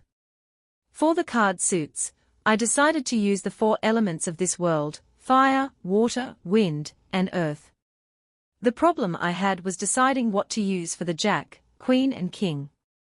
I thought of using His Majesty or Cliff for the King, but that felt a bit boring and could cause issues later on, so I decided against it. The only other thing I could think of was bears. I would be making the cards to play with the children at the orphanage or with Fina, after all, so drawing bears would be better than drawing real people. No matter how I looked at it, the bear seemed like the best idea, so I started drawing a bear on each side of the King, Queen, and Jack cards. This was a great way to spend a rainy day. For the kings, I added a crown on top of their heads. For the queens, I drew bears in dresses, and for Jacks, I had the bears hold swords. The jokers would have a bear as well, of course. The backs of the cards were still blank, but I decided it would be easier to print a design. I began to make a bear print design. I was so concentrated on the work that I almost didn't notice something hit my back. It was Swaying Bear. Before Swaying Bear could reply, I realized there was somebody at the door. Unisan, are you in there? Are you sleeping, perchance? I'm going to open the door, okay? The door opened before I could respond, and Rumin entered the room. Rumin, there's something wrong. Unisan, why didn't you respond? Didn't you hear me knocking?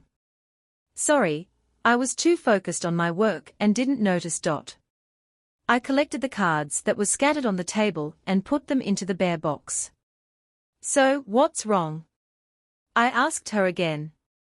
What will we have for dinner tonight? Is it already that late? I looked outside and saw that it was already pitch black. Well, that could be partly due to the heavy clouds as it was still raining, but it should be getting late anyway. At this rate, it seemed like it would be raining until tomorrow morning. Rumin and I headed downstairs, with the bears following closely behind. Yunichan, were you asleep? No, I was awake, working on something. Anyway, I'm going to prepare dinner right away. Thank you again. For the last few days, I had been preparing dinner, and in exchange, Sonya-san and Rumin had been preparing breakfast. I quickly threw together some simple dishes and served it to them. We ate, and then took some time to rest our bellies. After a minute of relaxing, Sonya-san took a quick look at the situation outside. With all this rain, even if we depart and make it to Ruru's tomorrow, we will have to wait there for a while. Oh, I guess I didn't mention this before.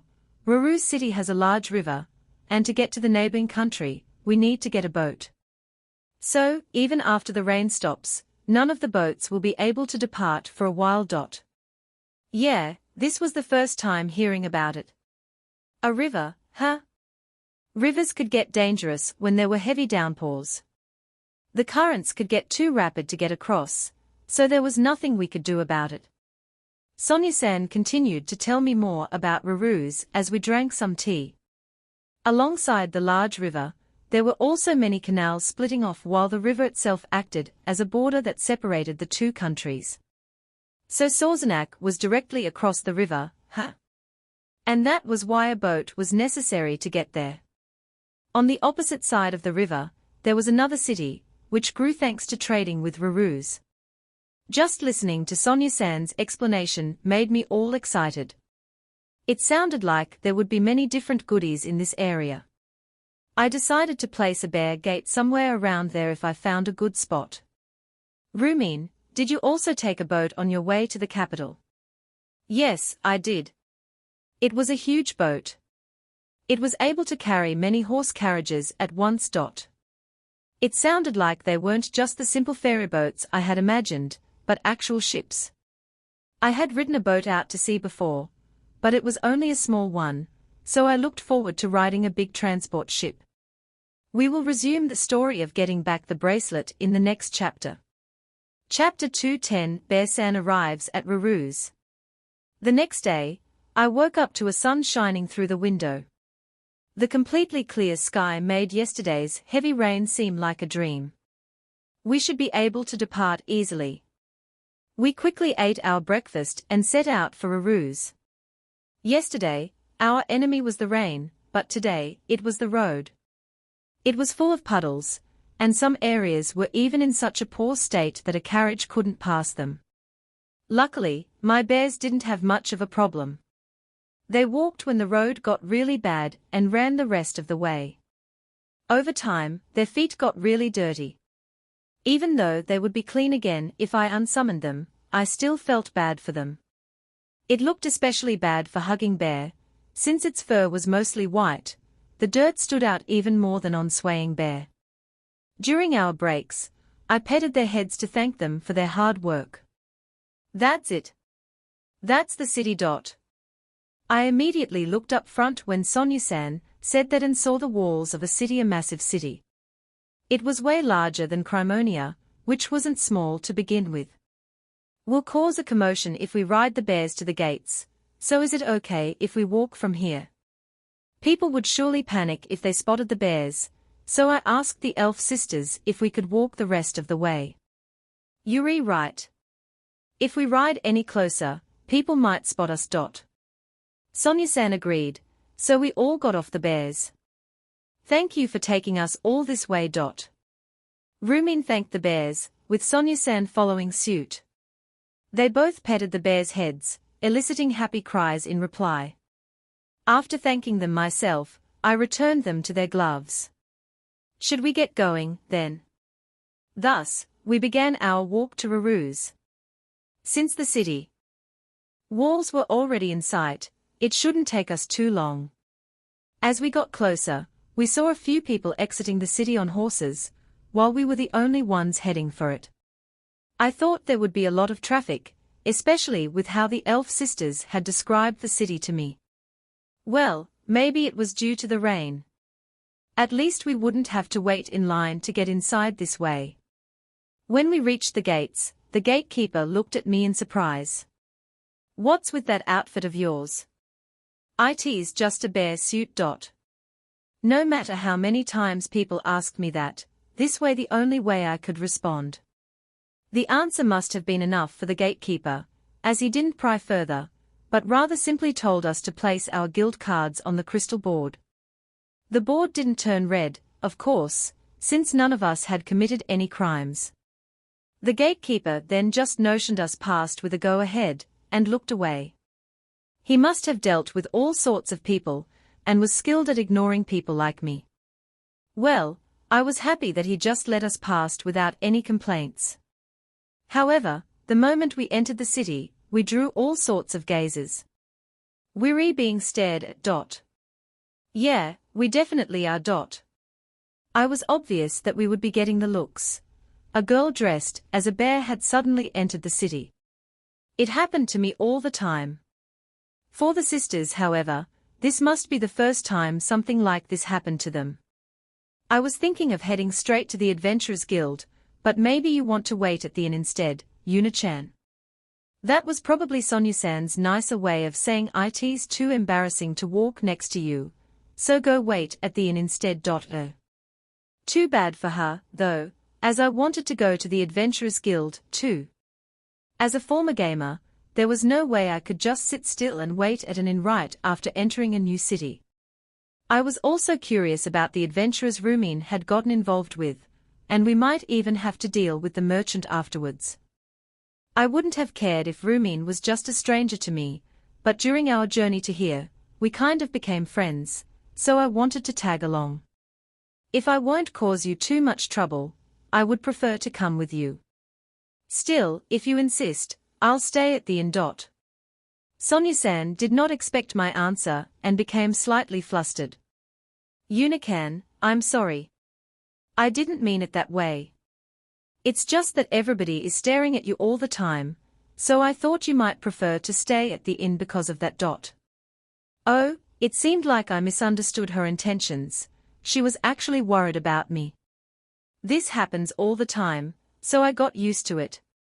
If you two won't be too uncomfortable with being in the center of attention, I would prefer to join you rather than stay behind. I am fine with it. Rumin? I'd feel bad about making Unisan wait for us by herself, so I'm okay as well. Rumin's kind response brought a smile to my face. All right, then we'll go to the Adventurers Guild together. Just a few minutes after we set out towards the Adventurers Guild, however, we're getting stared at. Yeah, we are. The two of them complained again. They were right, of course, as whether they were just passing by or doing something in the area, everybody took time to look at us. As usual, I pulled down my bear-san hood to at least hide my face. We should hurry. Yeah, we should. The elf sisters started walking faster to escape everyone's attention quicker. Maybe it would be better if I distanced myself from them a bit. I slowed down to let them get ahead. Unisan, what are you doing? You're lagging behind. Rumi noticed I had tried to separate myself from them, so I had no other choice but to catch up again. Once I did so, Rumin grasped my hand and started to pull me along. She most likely missed my intentions, but it still made me happy to see Rumin do this for me. She proceeded to pull me all the way to the Adventurers Guild, which was just about the size of the one at the capital. I'll go greet the guild master here. Rumin, you should go and check if those adventurers are around. As for you, Yuna-chan. Sonya-san looked at me and fell silent. Why would she? Please stay out of trouble. Well, that was a hard request. It wasn't like I tried to get in trouble on purpose. Trouble just always found a way to get to me. Well, it was mostly due to my bear suit, though. I promised I would try my best, and Sonya-san went off to go meet the guild master. For now, I decided to just follow Rumin around as she looked for the adventurers she had dealt with before. If it turned out that they had indeed deceived Rumin, I would punish them accordingly. Inside the guild, the amount of attention we got was even greater than what we had gotten out on the streets. A bear. What's with her outfit? That's a bear, right? A girl.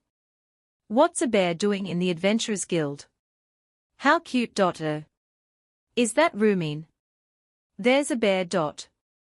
Among the whispers, only one stood out. As we started to look for the person responsible, they came to us instead. Miranda-san. I knew it was you, Rumin. A young female adventurer in her early 20s stood before us.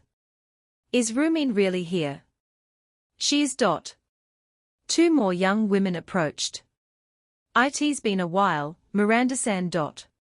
It hasn't been that long, but you really disappeared on us so suddenly. We were all worried about you. Miranda said and hugged Rumin tightly. I can't breathe.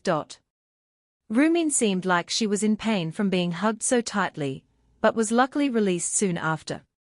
Geez, we were so worried about you.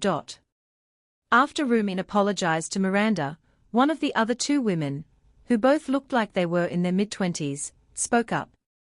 That's right. Not to mention that you gave Degrud-san such an important bracelet. She said and pinched Rumin's cheeks. I am sorry for causing you so much trouble. You really shouldn't have just disappeared on us without telling us first. I am sorry. She was finally released from the pinching attack. Anyway, I'm glad you're all right. She said and embraced Rumin gently. Did you make it to the capital safely? Finally, the woman dressed like a magician spoke up. Yeah, somewhat safely. You know what Miranda said? She went like, we need to chase after Rumin. And you said we should hurry, didn't you? Of course, With Rumin involved, it would have been an obvious thing to do. These adventurers must have been the ones who had helped Rumin. Based on their reactions just now, they didn't seem like they had deceived her in any way. It had just been me imagining the worst-case scenario. By the way, Rumin, is that girl dressed like a bear-san your acquaintance? Their attention suddenly turned towards me. Yeah, she decided to come along with Oni-chan and me when we set out from the capital. What an interesting outfit she wears. Rumin didn't even comment on that, she just laughed back, instead. Miranda-san kept looking at me, so I decided to introduce myself. I am Yuna. As you already know, I came here with Rumin and her sister. I am Miranda. I worked with Rumin for a short while. My name's Ariel. I must say, your outfit is really cute. Ariel then shuffled closer to me, so I instantly took a step back. Stop that, you're scaring her. But her outfit is just so cute. Even if I don't hug her now, I'll hug her eventually. Don't just make it worse. Miranda-san said and smacked Ariel-san over the head. I must apologize for her. You see, Ariel really likes cute girls. The woman dressed like a magician apologized in her stead. Don't worry, I'm not a weird person. Ariel said and started to approach me again, but I took another step back, regardless. Ooh-wah. Don't run away. Just let me hug you once, at least. Let me feel how soft you are. Suddenly someone behind the crowd laughed at her persistence. I thought it was getting noisy. And, of course it was because of you, Yuna-chan. What were they trying to say? It wasn't my fault this time at all. Oh, it was Sonia-san. Sonia-san, are you already done with your talk with the guild master? Yes. I'm guessing you are the adventurers who took care of Rumin for me. Sonia-san turned her focus to the female adventurers in front of us. I heard that you helped out my sister when she was in need. I thank you for that. Oh no, we have to apologize for not being able to prevent her from losing her bracelet. Sonia-san and Miranda-san then started talking about what happened, and we headed to the back of the guild. The merchant will appear in the next chapter, I guess. Chapter 211 Bear-san negotiates with the merchant Part 1. Sonia-san borrowed a room in the back of the guild for us, so we entered it with Miranda-san and her party in tail to listen to their side of the story. Apparently, after Rumin had accidentally torn the painting, she simply gave her bracelet to the merchant in order to not get Miranda-san's party into trouble and left the city without telling them anything. Sonia-san looked more and more exasperated as she listened to the story. I mean, it was my fault, so I couldn't drag everyone else into it. You could have at least talked about it with us first. Rumin looked down, trying not to make eye contact with anyone. If Degrud-san knew how important the bracelet was to the elves, he wouldn't have accepted the bracelet. Yes, and this all happened only because we gave you the job, so we are all responsible for it. The other two female adventurers spoke up as well. But it was my fault. I'm the one who tore the painting. It had nothing to do with you. As I said, we were the ones who gave you the job, so we all share some of the responsibility for what happened. That might be true, but even so, there was no reason for you to just disappear on us. Do you know how worried you made us? I am sorry. Rumin shrunk into her chair and apologized with a barely audible voice when the three of them disputed her reasoning. I also apologized to them in my head.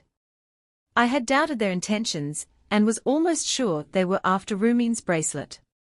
I thought they had just been working together with an evil merchant. When Rumin had explained what happened, I first assumed that the adventurers had tricked her into giving up her bracelet. Instead, these adventurers seemed to be genuinely worried about Rumin from the bottom of their hearts. They had found Rumin wandering around in the Adventurers Guild and listened to her story about having no money to get to the capital. Then, they kindly offered her a job to earn the money she needed. Based on what you said before, it sounds like the bracelet hasn't been sold yet to someone else. Yes, you're right. After we found out that Rumin left her bracelet and disappeared, we immediately negotiated with Degrud-san and asked him not to sell it to anybody for a while. We didn't know how long he would be willing to hold it for us, so we even discussed the prospect of buying it back ourselves before he sold it to someone. Yeah, but with us just being low-rank adventurers, it would take us a while to get there. He did promise to wait for us, though. All of you. Rumin's eyes began to tear up, and she looked back up at the people who cared about her so much. I could hardly believe it. They had actually intended to buy it back for her, and negotiated with the merchant to hold onto it until they had the money. Well, that was kind of stupid of them, honestly. To them, Rumin was a complete stranger, not even a real acquaintance. It would be very unusual for someone to try and buy back something so personal for someone they had just met. If I had relatives like that, I would cut ties with them immediately. I wouldn't want them meddling with my business. Well, I had already done something similar too, but not to such a length. There were acts of kindness even I wouldn't do. I wasn't as naive as them. Still, I couldn't really say I hated people who would go to such lengths for random strangers. I can't thank you enough for doing so much for my sister.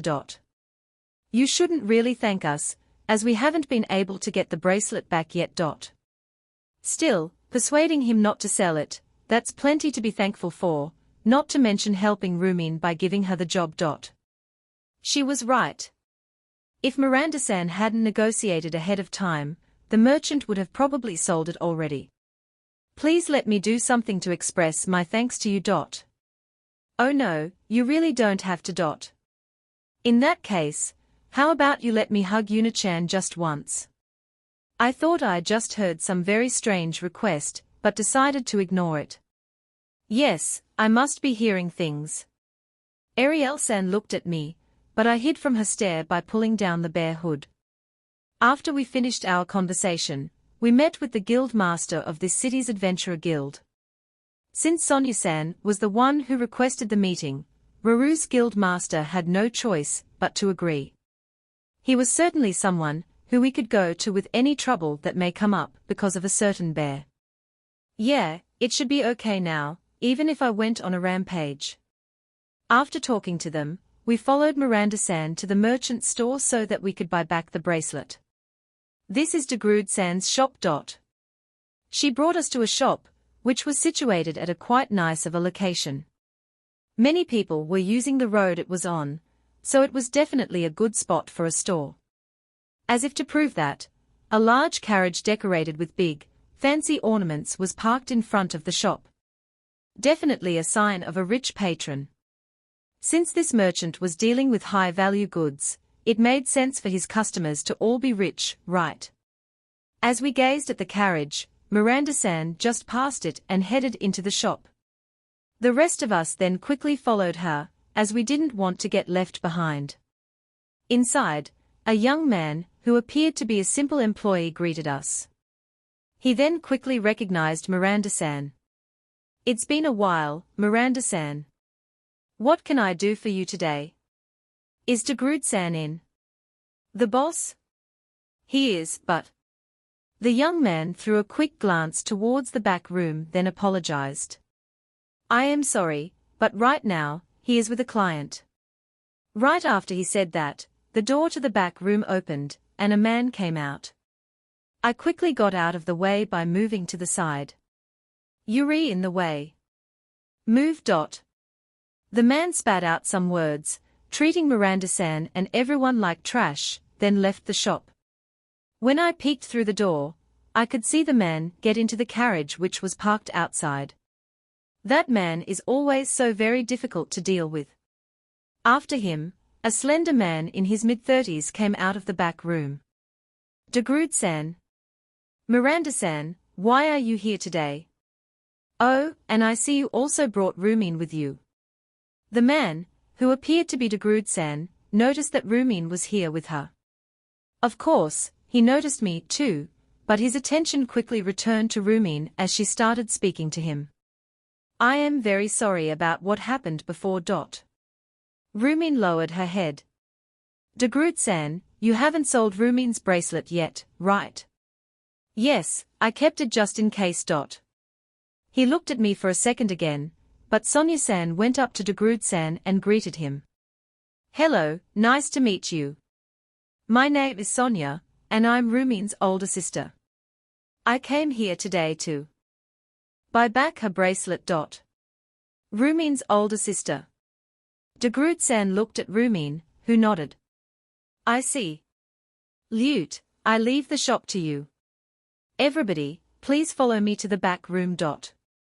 Degrud-san guided us to the room he had come from earlier. It was a wide room, which appeared to be Degrud-san's meeting room, as there was a long table situated in the middle with plenty of chairs placed on both sides. Please take a seat. Degrud-san sat down on his own chair at the end of the table, while the rest of us took a seat on the left side. Also, I was pretty sure that Degrud-san kept glancing at me every now and then. As I said before, I would like to buy Rumin's bracelet back. How much will it cost me? When Sonia-san asked that, Degrud-san suddenly averted his gaze, then took a quick bow. I am sorry, but I won't be able to return that bracelet. Wait, what are you saying? Didn't you promise not to sell the bracelet to anyone? After she heard him say that, Miranda-san got up from her seat and angrily pounded the table. I am very sorry. Degrud-san apologized again. Why? You did promise, and now even Rumin's older sister is here, willing to pay you for it. Could you please explain so that we can understand? Sonia-san calmly asked him. We waited for Miranda-san to sit down again, then listened to Degrud-san's explanation. You all saw that man who barged out earlier, I presume. He was going to purchase the painting Rumin-san had accidentally torn. When he found out he could no longer buy the painting, he left, to put it bluntly, outraged. Well, it made complete sense for him to be mad. If I found out I couldn't buy a limited edition copy of a game, which I had previously reserved, I would be outraged, too. I am really sorry for damaging it. Rumin apologized for what was now probably the 100th time. It's okay. Things like this happen once in a while in a business like this. I must be able to push through a situation like this if I ever want to be a first-rate merchant. A first-rate merchant wouldn't make such a mistake hiring someone like Rumin, wouldn't they? I am sorry, it's all because of me. Ariel. Miranda-san smacked Ariel-san over the head again.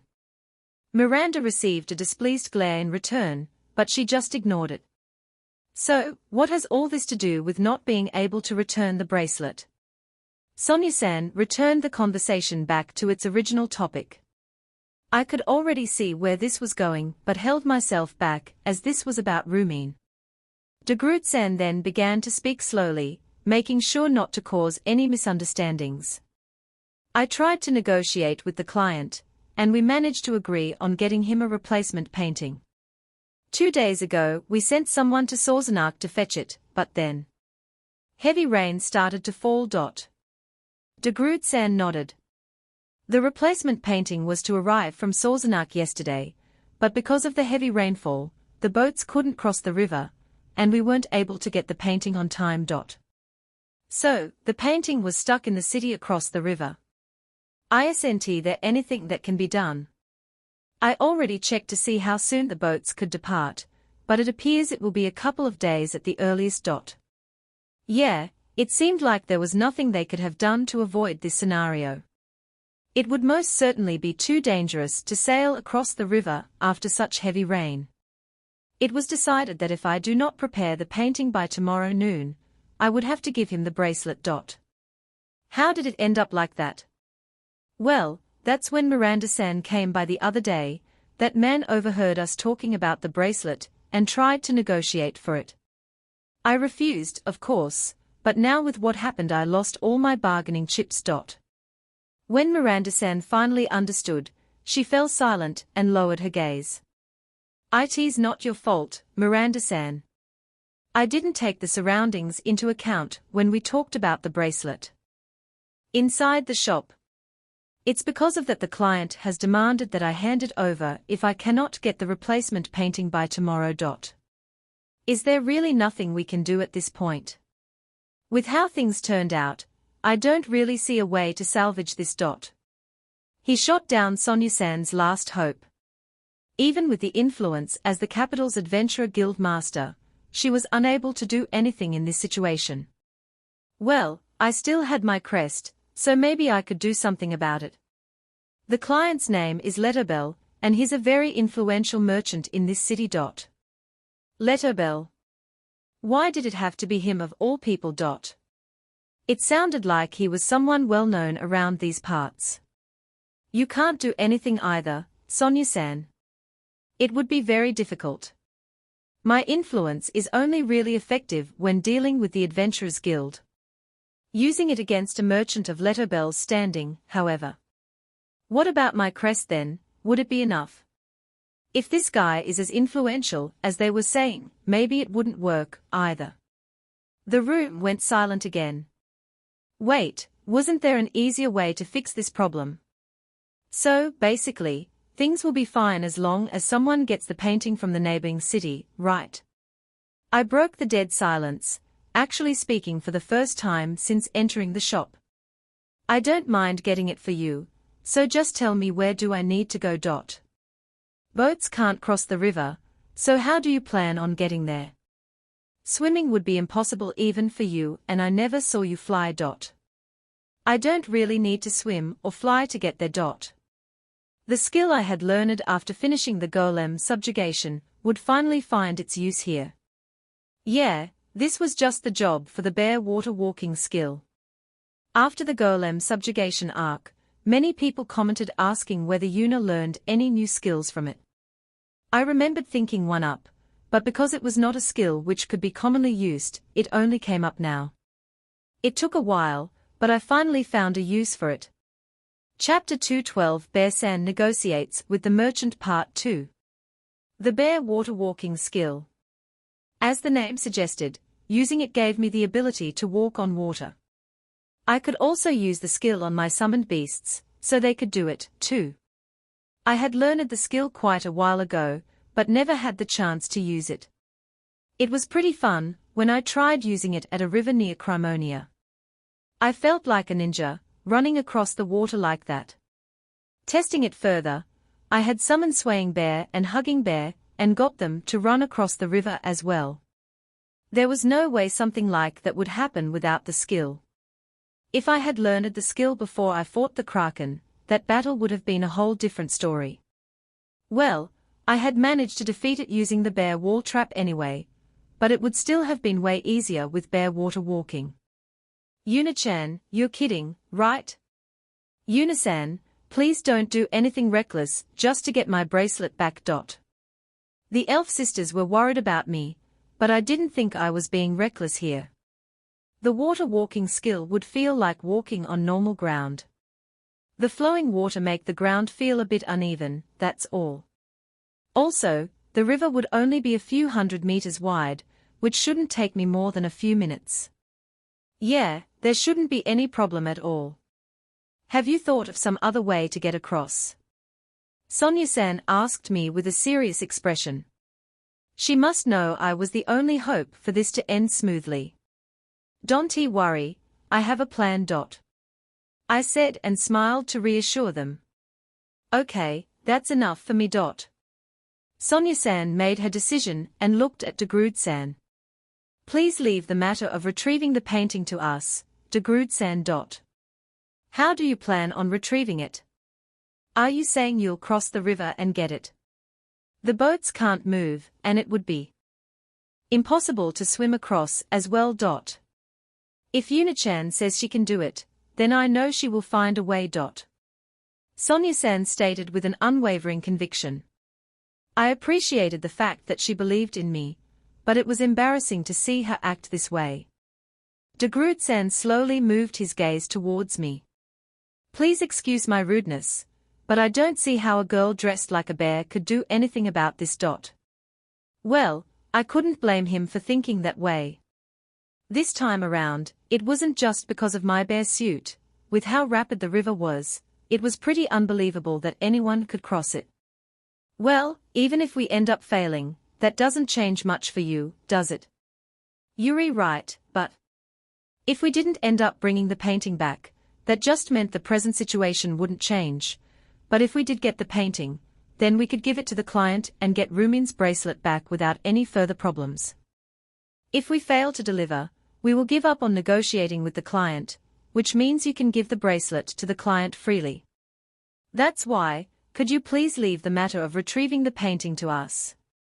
And if we do manage to bring it to you by tomorrow morning, then I would like for you to let us buy back the bracelet.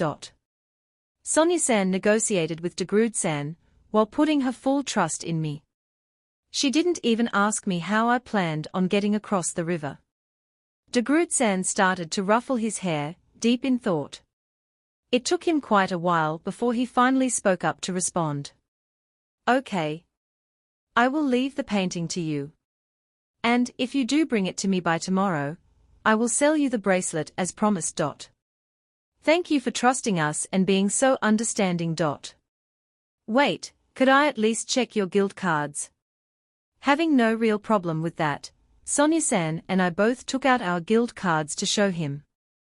The cards did show if we had gotten into any trouble, or had failed any requests, so it was completely understandable for him to want to have a look at them.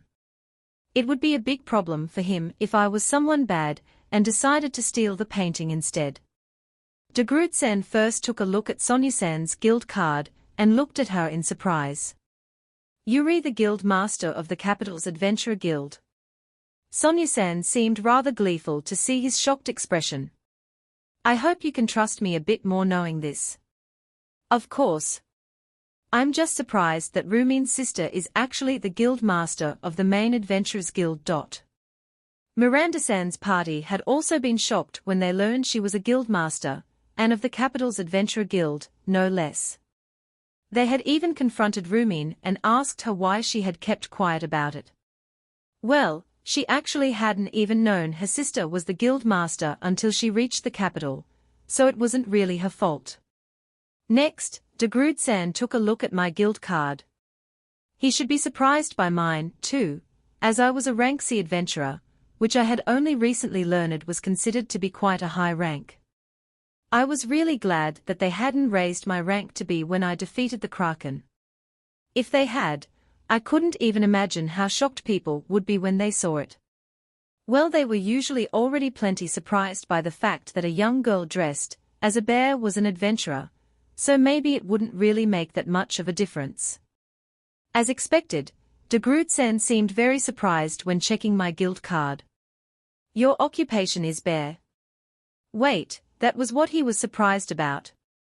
For a while, he just switched between looking at me and the occupation on the card before reading onward. And you're AC rank adventurer, her. Shouldn't he be more surprised about that rather than my occupation? Well, it was a really weird occupation, so it made sense to leave people puzzled, but still. You're really AC rank adventurer, Yuna-san. It turned out that Rumin didn't believe me all the way up until now. Miranda-san's party was shocked as well, while Sonia-san was simply laughing at their reactions. You are really rank C. But you're so small and cute. You must be kidding, right? Everyone got up from their seats to look at the guild card Degrudsen was holding. Didn't these people know not to judge others based on appearances? In games, it was impossible to tell how strong another player was without looking at their stats, or at least taking a good look at their equipment. Yuna-chan may be dressed like a bear, but she is still an excellent adventurer. Sonia-san tried to convince them, or rather, save me from having them all look at my guild card. None of them really seemed convinced, but they did all return back to their seats, still wearing puzzled expressions. I think I get it now. I don't know how you plan on crossing the river, but I will leave retrieving the painting in your hands. De Groot-san then proceeded to explain where the painting was and gave me a sealed letter. Please take this with you. It's the contract showing that you have accepted the request of bringing it here. If you show it to the shop owner, they should give you the painting without any further trouble. I stashed the letter into my bear box. I just have to bring you the painting by tomorrow noon, right? Yes. It should be fine as long as you make it back by noon. And I promise that, until then, I will not hand over the bracelet. I thanked him and headed out of the shop. The others followed me out. It was already evening with how long everything had taken us. Yuna-chan, if you don't mind letting me know, how exactly are you planning on getting across? I am just going to head over first thing tomorrow morning. Miranda-san and her party were here, so I didn't want to reveal too much. Sonia-san quickly grasped what I was trying to do and changed the topic. Okay, let's go to an inn and rest for the night, then. We followed Miranda-san to an inn where we treated her party to a meal, as thanks for everything they had done for us. The bracelet arc should finish in the next chapter. Think. Chapter 213 Bear-san crosses the river. It was dark and rainy outside when I woke up the next morning. I would have kept on sleeping in my bed if I hadn't made plans to go out today. Even though my bear outfit would keep me dry, I still felt depressed just having to think about walking through this rain. It was only now that I could appreciate Japan's accurate forecasts. It life a lot more convenient. You would know not to hang your laundry out to dry when it was going to rain, and you would know when would be a good time go on a trip. However, there was no form of weather forecasting in this world. I would have left yesterday if I had known it was going to rain today. It would really be great if I had a skill that could let me know what the weather would be like. Something like a bear weather forecast maybe. Having a skill like that would make planning trips so much easier.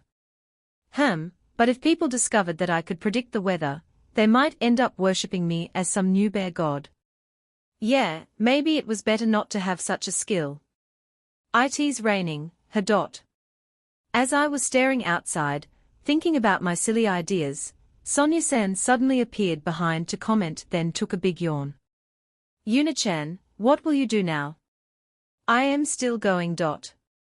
There was no reason for me to put it off.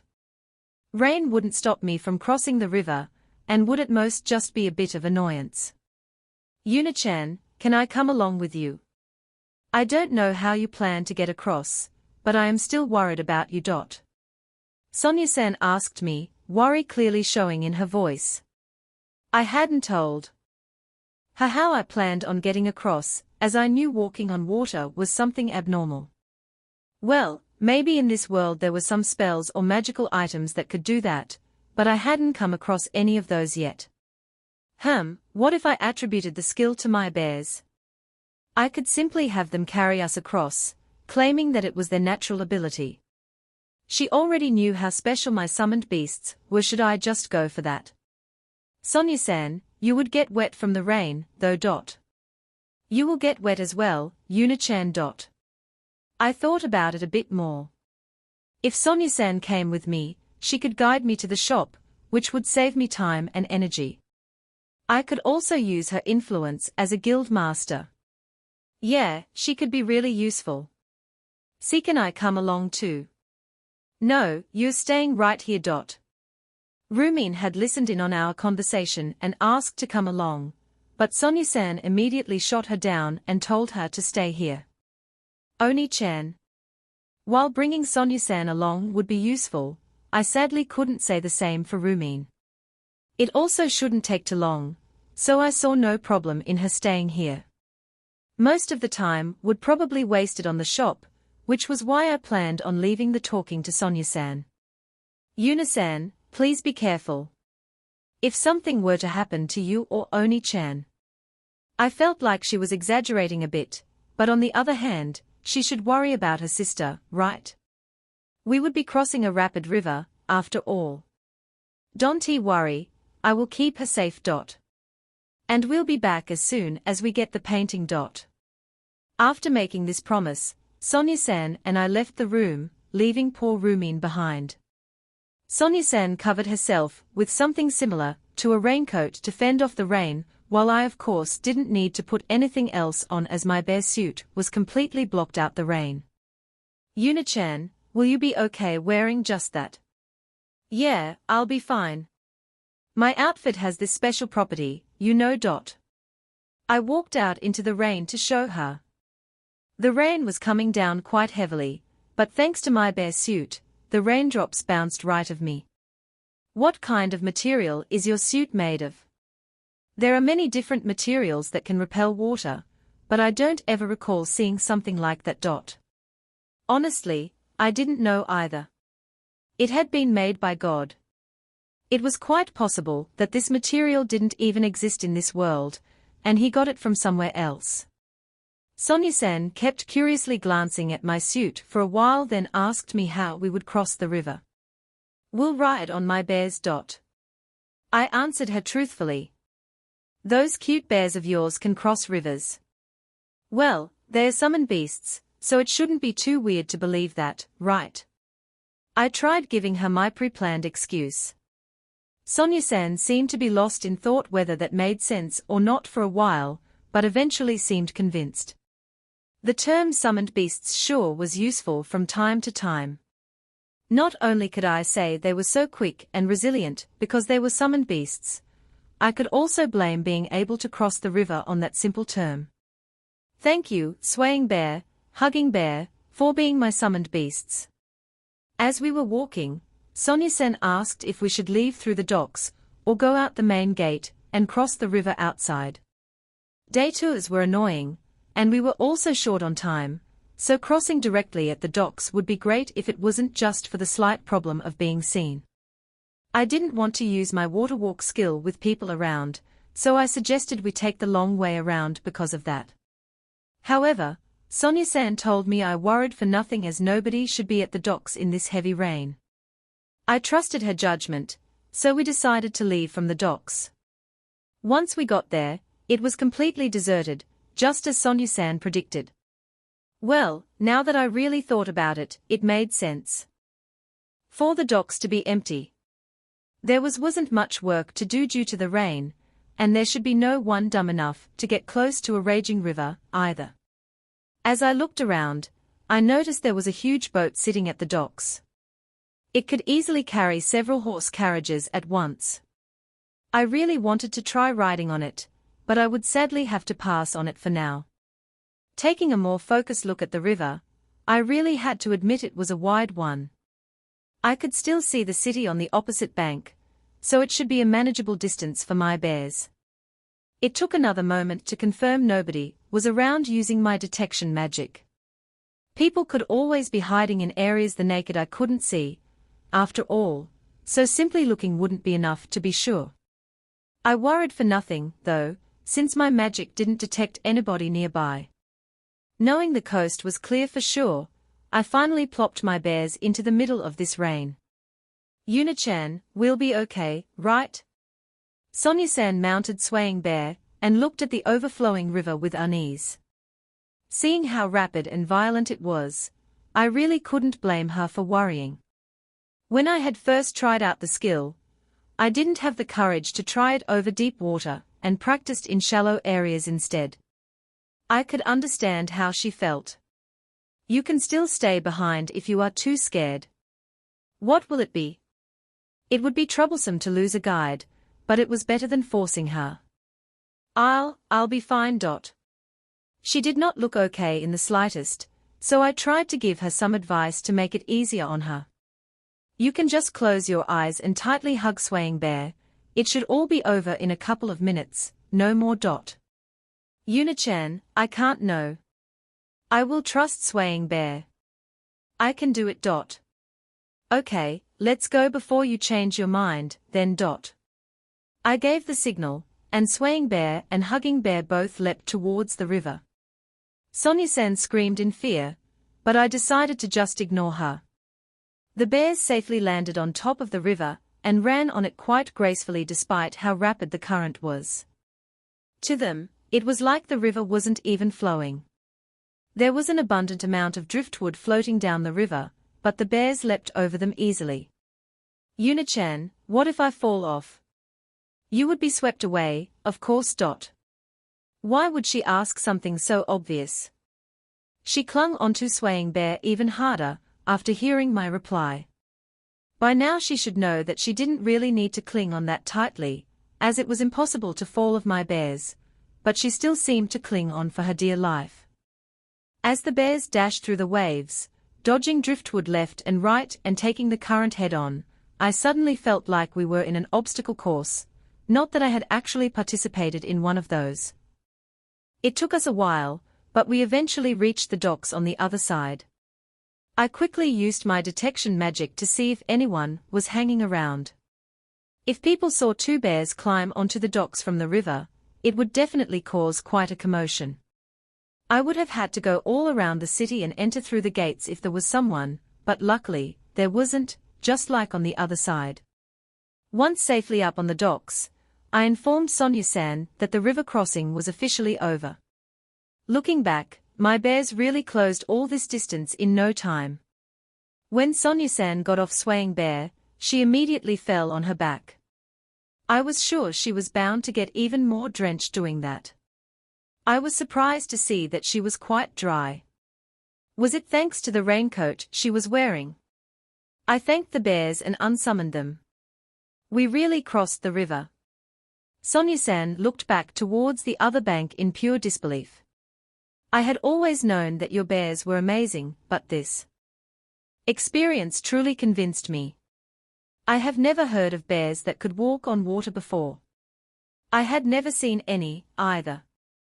I hadn't even read about anything of the sort. Sonya-san, we should start moving. We shouldn't stay out in the rain for too long, after all. I asked Sonya-san to lead us to the shop where the painting was at. Sonya-san had been to this city a lot of times, so she knew it quite well. I would have been completely lost if I came alone. When I had asked Degrud-san about the location of the shop, he simply replied with, yeah, it's just around that area. Sonya-san started to lead us to the shop. Due to the heavy rain, we didn't pass by many people, so my outfit didn't draw too much attention. Also, my bear hood looked kind of similar to a raincoat from a distance, so some people didn't even take notice of it. Well, even if they did notice, I would just ignore them as usual. When I had woken up this morning, I thought that this rain would be a bad thing, but in this situation, it proved to be quite useful. Leaving so early in the morning might also have helped. We reached the shop without anyone freaking out about my outfit. I had a sneaking suspicion that things wouldn't have gone this smoothly had I gone alone. It's closed. We weren't sure if it was closed due to the rain, or because we were here too early. We weren't familiar with shop hours of this area, but most people in this world tended to wake up early, eat breakfast, and then head straight to the shop to open up. Let's try knocking at least. I was about to knock when I looked at my hands. The bear puppets were looking right back at me. Oh right, I couldn't knock. I looked over to Sonya-san. I'll do it. I don't want you to surprise the people here, so could you please step back a bit, Yuna-chan?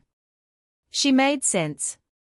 If someone were to open the door only to be met by someone wearing a bear suit, they would surely be confused, maybe even startled.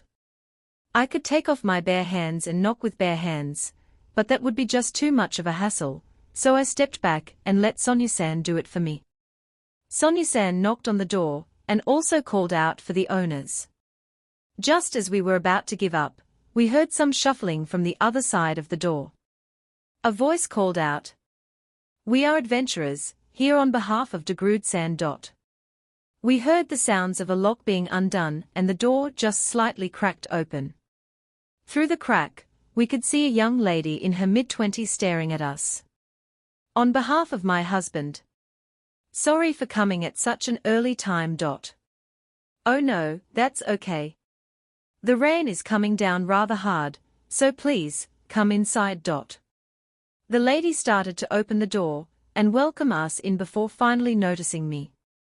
I'd tell you to ignore her outfit if I thought it would work, but she's actually an adventurer as well, here on Degrudsan's request. The lady gave me one final confused stare, then let us in. Thank God I had taken Sonia-san with me. It was only because of her that we found the shop so easily, and that the owner wasn't too suspicious about my looks. If it was just me, I was sure that the shop owner wouldn't have believed that I was an adventurer. The lady took us to a nice room and served us some warm tea. So, why did my husband send you here? I took out Degrudsan's letter from my bear box and handed it to the lady. Is that an item bag? The lady said in surprise when she saw me take it out of my bear puppet's mouth. Merchants must tend to notice such things, huh? The lady proceeded to unseal the letter and started to read it. After nodding several times, she then looked back up and smiled at me. Wait, why was she smiling at me? I understand the situation, but it's still hard to believe. This letter was written just yesterday, and you two managed to arrive here early in the morning, despite the heavy rain. Do you doubt us? Oh no, I have my husband's letter here in hand, so I completely believe you. Anyway, he wrote that I should pass over a painting to you. Having heard her positive reply was a huge relief to me. I was so glad that we didn't get simply sent back after coming all this way. Sonia-san must have felt the same way, as she looked quite relieved herself. Still, I am a little curious on how you two managed to cross the river in this rain. Sorry, that's a secret. Sonia-san replied to her in my stead. Is it okay if I at least take a look at your guild cards to confirm your identities? We both took out our guild cards and handed them to her. She proceeded to check them and giggled a few times as she read them. I am sorry. You really do have bear labeled as your occupation. My husband actually wrote in the letter. Here, the two adventurers that will come to pick up the painting are Sonia-sama, the guild master of the capital's Adventurers Guild, and Yuna-sama, occupation, bear. She kept smiling as she threw another look at me. Couldn't he just have written my adventurer's rank instead of my occupation? I would rather have merchants know that instead of thinking of me as a bear. He also mentioned that you would be dressed as a bear. At this point, Sonia-san let out a giggle as well. Although it was completely true, I really didn't want to be known as the bear girl. I asked for my guild card back and returned to enjoying my tea. Okay, enough of that. Please wait for a moment while I get the painting. Good, at least we would get the painting without a problem. We quietly drank our tea as we waited for her, and after a minute or two, she returned with a large wooden box. Sonia-san quickly got up to help her. Thank you, let's put it there. The two of them gently placed the box on the table. The lady then opened the lid and unraveled a painting of a landscape inside. Was this thing really that valuable? I didn't know much about the art of this world, so I couldn't really tell what was considered expensive. Great, now we just have to take it back to Degrudsan. I said and placed the wooden box into my bear box. You'll be heading back immediately. Yes, Degrudsan is waiting for us, after all. I do not know how you plan on returning, but you can stay here and rest for a while, too. With the bears, it shouldn't be a problem if we stayed a bit longer. The lady seemed to assume that we would take her up on her offer, as she already began serving us some snacks. We didn't want to refuse her generosity, especially since she had already served them, so we decided to stay for at least a short while. Sorry, I lied. Bracelet arc continues. Chapter 214 Bear-san gets the bracelet back. Please give my husband my regards. Thanking the lady for the tea and snacks, we made our way to the door. Thanks to the tea, my body had warmed up quite nicely. While we had been enjoying the snacks, the lady asked a lot of questions about my outfit, but I simply claimed it was rain gear. When we got outside, the rain continued to pour. We didn't stay too long, since we didn't want the rain to stop on us. If it did, people would most likely go to the docks, so we decided to hurry and take the short way out while we still had the chance. Luckily, there was still no one at the docks when we got there, so I quickly summoned the bears and had them leap onto the river as soon as we were both on them. This was Sonyu-san's second time doing this, so she wasn't as scared. The bears crossed the river just like before, not being slowed down by the rapid river at all. Just as we finished crossing the river, the rain began to thin out. Phew, that was close. If we had taken any longer it could have been dangerous. Yuna-chan, let's head straight back to the shop. We still have time till noon, but I think it's best if we get it there as quickly as possible. She was right, better sooner than later. We didn't really need to bring Rumin with us, so we went straight to Degrude-san's shop, where that rich-looking carriage from yesterday was again. That merchant must be here as well then, right? He was the type of person I really didn't want to get acquainted with. Sonyu-san and I carefully entered the shop, and were met by the young shop clerk from yesterday cleaning the shop. You're the ones who were here yesterday. I heard about the situation from the boss. Could it be that you have the painting? The young man just beamed at us. Yes, we do. We would like to meet with Degrude-san straight away, would that be fine? Sonyu-san went straight to the point. Of course. Letobel-sama is already here to pick up the painting. I knew it, that merchant really was here. He seemed to have a bad attitude, so I wondered if this would end smoothly. The young clerk knocked on the door leading to the back. Hurry up and hand over the bracelet to my master. Like I said, please wait until noon. That was the agreed deadline. How could anybody possibly bring back the painting in this rain? The boats can't even move, much less cross the river. I asked some adventurers to fetch it for me. Even adventurers can't cross such a rapid river. We could hear people arguing on the other side of the door. Boss? The young clerk opened the door and called out to get their attention. The people from yesterday are here. They brought the painting back with them. The young clerk gestured us in, so we slowly entered. Inside, there were 3 people. Degrude-san, the merchant we had already seen yesterday, and an old man with a long beard. 3 people. Who was this old man? Why are there an elf and a bear here? They are the adventurers I mentioned. Sonyu-san, is it true that you two have brought the painting? Yes, we do have it with us. Sonyu-san then looked at me. Oh right, I had the painting. I took out the wooden box from the bear box and laid it on the table in front of everybody. Degrude-san immediately stood up and opened the box to confirm its contents. Yes, that's the painting. Thank you very much for getting it for me. That can't be. The merchant also stood up and looked over the painting like he couldn't believe what he was seeing. But couldn't this be forged? The artist's signature is right here, isn't it? The man tried to call it a fraud, but Degrude-san was quick to silence him. In this case, you have no need for the bracelet anymore, right? Degrude, can't you simply sell me the bracelet instead? The old man finally spoke up. Master, you do not need to make such a request. Roadies, Degrude-san kept his promise. The deal was for the bracelet to be given only if he failed to provide the painting until noon. It's over. The old man replied calmly.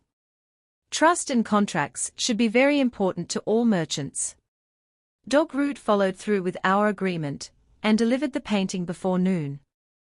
That means he has completed the contract. I cannot ignore that fact just because I want the bracelet. That would destroy the trust we have with each other. Therefore, the only way is to obtain a new contract to purchase the bracelet. The angry merchant realized there was nothing he could do and bowed at the old man before sitting back down. How about it then? I wouldn't mind paying for the bracelet. No matter the price. In fact, I can easily pay double what you got it for. Sorry, but it has already been agreed that we will be taking the bracelet. What? Who do you think you are? The angry merchant burst out again, and gave Sonia-san an evil glare. Well, he would have gotten the bracelet if we hadn't brought the painting, so he most likely didn't feel very fondly about us. I am the older sister of the bracelet's real owner. We came here to buy it back. Of course, Sonia-san had no intention of stepping down from just a simple glare. I tease your sister's bracelet, you say? That's right. My sister may be trouble, but even so, I can't allow others to take her bracelet. The old man stroked his beard and thought for a bit, gesturing the angry merchant to sit back down. So, you won't let me take it even if I pay for it? That's right. I cannot allow anybody else to take it. Do you even know who you are speaking to? This is the great merchant, Letobel-sama. The younger man spoke up once more. Oh, so the older man was Letobel. I had been sure that it was the angry guy. Rodi-san, this is Sonia-san, the guild master of the capital's adventurer guild. The guild master of the capital's adventurer guild. Sonia-san took out her guild card to prove her status, immediately shutting up the angry man. Her title carried a lot of power even among merchants, it seemed. It appears that I will have to give up this time around.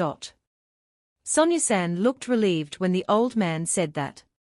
With this, the bracelet was secured. Master, are you really okay with this? There is no benefit in going against someone of her status. Thank you for being understanding. Still, I have to ask, why do you want the bracelet that badly? I heard that the wearer of the bracelet will receive the protection of the wind. That's true, but if you are not blood related to the family, the protection is minimal. Oh, really? I did some research about it, so I am aware of it. But it still does have a slight effect, right? Yes, that's correct. I wanted to give it to my granddaughter. For merchants like me, bad things may happen to my family, so I wanted to give my granddaughter at least some protection. I see. As I said, the protection would be minimal, so she won't be missing out on much. Yes, I understand that. Well, please do tell your sister to never leave it behind again. There may be others like me who will want to get their hands on it. Yes, I will lecture her about it. Unlike the angry man who was with him, the old man seemed like a nice person. Well, he did seem a little strict on the rules, though. Anyways, Rude, what about my other request? I am sorry, but I couldn't procure it. Despite the fact that Sonia-san and I hadn't left yet, Letobel-san started talking about something else. We didn't get the bracelet yet, plus they didn't tell us to leave the room, so we decided to stay. I tried asking about it through all of my connections, but nobody was willing to sell. You couldn't do it, even by using my name. What a useless fellow you are. The angry man mocked Grude-san. You shouldn't say that. You couldn't get it either, after all. Well, that's true, but it looked like there was still something else the old man wanted badly. All the people who have won personally received it from His Majesty, so they aren't willing to sell it. What about finding the artist? If we know who the artist is, we could just ask them to draw another one. Oh, they seem to be talking about another piece of art. This old man sure loved his art. The problem is, I only know that they are a bear. Those who know the identity of the artist refuse to talk about it. Sorry, did I hear that right just now? The artist was a bear. Yes, we know. That, too. It says so on the picture book itself, after all. That is why you were asked to find the artist. The angry man yelled at Grude-san. Rodies, lower your voice. It wasn't possible for my connections, but to think you failed as well. I am very sorry to disappoint you. I tried my best. There is no need to apologize. I'm just sad that I can't give the bear's picture book to my granddaughter. Listening to the conversation, I finally realized that they were indeed talking about me. The bear's picture book was the one I had drawn. Yuna-chan, don't you think that the bear's picture book is? Sonia-san nudged me with her elbow and whispered to my ear. Yes, I also knew that by now. The bear's picture book that the old man was searching for must be from me. An acquaintance of mine from the capital showed me the picture book. It was wonderful that I immediately asked if I could buy it off him, but he refused. Also, when I asked for the identity of the artist, I was told that His Majesty had ordered for it to be kept secret. It looked like His Majesty had kept his promise and adhered to my weird request. Amazingly, everybody followed his order, even with how weird it was. But wait, if the artist is a bear? The old man's gaze turned to me. Oh right. A bear could be. De-Groot-san also looked at me. Who else could use a weird name like bear? The angry man also looked at me. Finally, Sonia-san turned to me as well, completing the picture of everybody staring me down. Why is everyone looking at me like that? Who are you, if you don't mind me asking? I am an adventurer. Do you know anything about the bear's picture book? It would be easy for me to deny it, but there was something that told me I shouldn't. Do you really want the picture book that badly? An acquaintance showed it to my granddaughter once. She really liked it, so it pains me to be unable to get her a copy of her own. The old man looked really sad when he said that. The reason he wanted the book wasn't so that he could resell it, he wanted it so that he could give it to his granddaughter. Yeah, the old man didn't seem like a bad person at all. The bracelet had also been meant for his granddaughter's protection, and not his own gain. Being sure of that was finally enough to make me decide on bringing out the picture book. Do you mean this, perhaps? I pulled out a bear's picture book from the bear box. As soon as the old man saw the cover, he reached for it. That's right, this is it. The old man cried out after he took the book. Could it be that you are the artist? He looked back and forth between the picture book and me. I had planned on staying quiet at first, but because of his sincerity, I answered him honestly in the end. I am sorry, but could you please give it to me? I will pay you, of course. He said he would pay for it, but I didn't have any plans on selling the book in the first place, so I wouldn't mind just giving it to him. Not just yet, though. How much are you willing to pay for it? I asked him, because I was curious about its value. Nope, still not finished. At this point, I'm honestly not sure if I can promise ending it in the next one. We need to get the picture book out of the way first, after all. Chapter 215 Bear-san and the picture book negotiation. I am willing to pay however much you want for it. The old man said something unbelievable. That answer was the hardest one to reply to. I didn't even need the money, so I was partly joking when I asked. Letobel-sama, that's. Master, I think it's best for you to state the price. We don't know how much the seller will ask. For, after all. De-Groot-san and Rhodey-san both tried to get Letobel-san to take back what he said. If I had been a corrupt merchant, it would have been possible for me to state some insane price for it. Even so, Letobel-san refused, and wanted me to name my price. I said I don't care how much it costs. How much will it take for you to sell it to me, young bear lady? He looked straight into my eyes.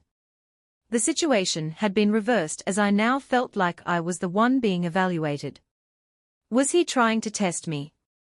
Should I give him the regular price of a picture book, or charge him a bit extra? What will it be? Before I realized it, I had been dragged into the old man's territory. Had it been a mistake to take out the picture book? It was impossible to haggle against a merchant of his level. It felt like I would immediately lose if I just stated a price at random. If it was truly meant for his granddaughter, then I was more than happy to just give it to him for free. Still, at this point just handing it over would be annoying. No matter the cost, huh? In that case, I'll receive the payment from your granddaughter. Come again. Letterbell-san was surprised by my unexpected answer. I felt a sense of accomplishment at seeing his surprised expression. I don't plan to make money off of these books. I drew them so that the children, basically Floraheim, will be happy reading it. Therefore, please let me decide on its price after seeing how happy your granddaughter will be after she receives the book. Don't be stupid, who decides on the price of something based on that? Roadies, can you be quiet? If your granddaughter's smile doesn't satisfy me, I won't give it to her no matter how much money you're willing to spend. Likewise, if she shows me a wonderful smile, I will give it to her as a present. Ho, are you sure about that? Do you think you can win against my granddaughter's smile? I don't plan on making money off of these books. I drew them so that children, or rather, Floraheim, would be happy reading it. That's why I ask you to let me decide on its price after seeing how happy your granddaughter is after she receives the book. Don't be stupid, who decides the price of something based on that? Roadies. If your granddaughter won't be happy to receive it, then I won't give it to her no matter how much money you're willing to spend. Likewise, if she shows me a wonderful smile, I'll give it to her as a present. Ho ho ho, are you sure about that? My granddaughter's smile is second to none. Letterbell-san smirked, seemingly fascinated by my proposal. His strong appraising gaze had completely disappeared at this point. Even if I saw his granddaughter's smile, I had no intention of wavering if it didn't look genuine. A child will never show you their true smile if you simply throw money at them. That's true. Letterbell-san laughed at my comment. He then turned to me and bowed lightly. I apologize. I was testing you. Letterbell-san apologized to me. So, he really was evaluating me like I had thought. I wanted to know what kind of person you were. You're acquainted with His Majesty, and you have connections to the Guild Master of the capital's Adventurer Guild. Not to mention the fact that you're an adventurer, yet you are an artist who can also draw picture books.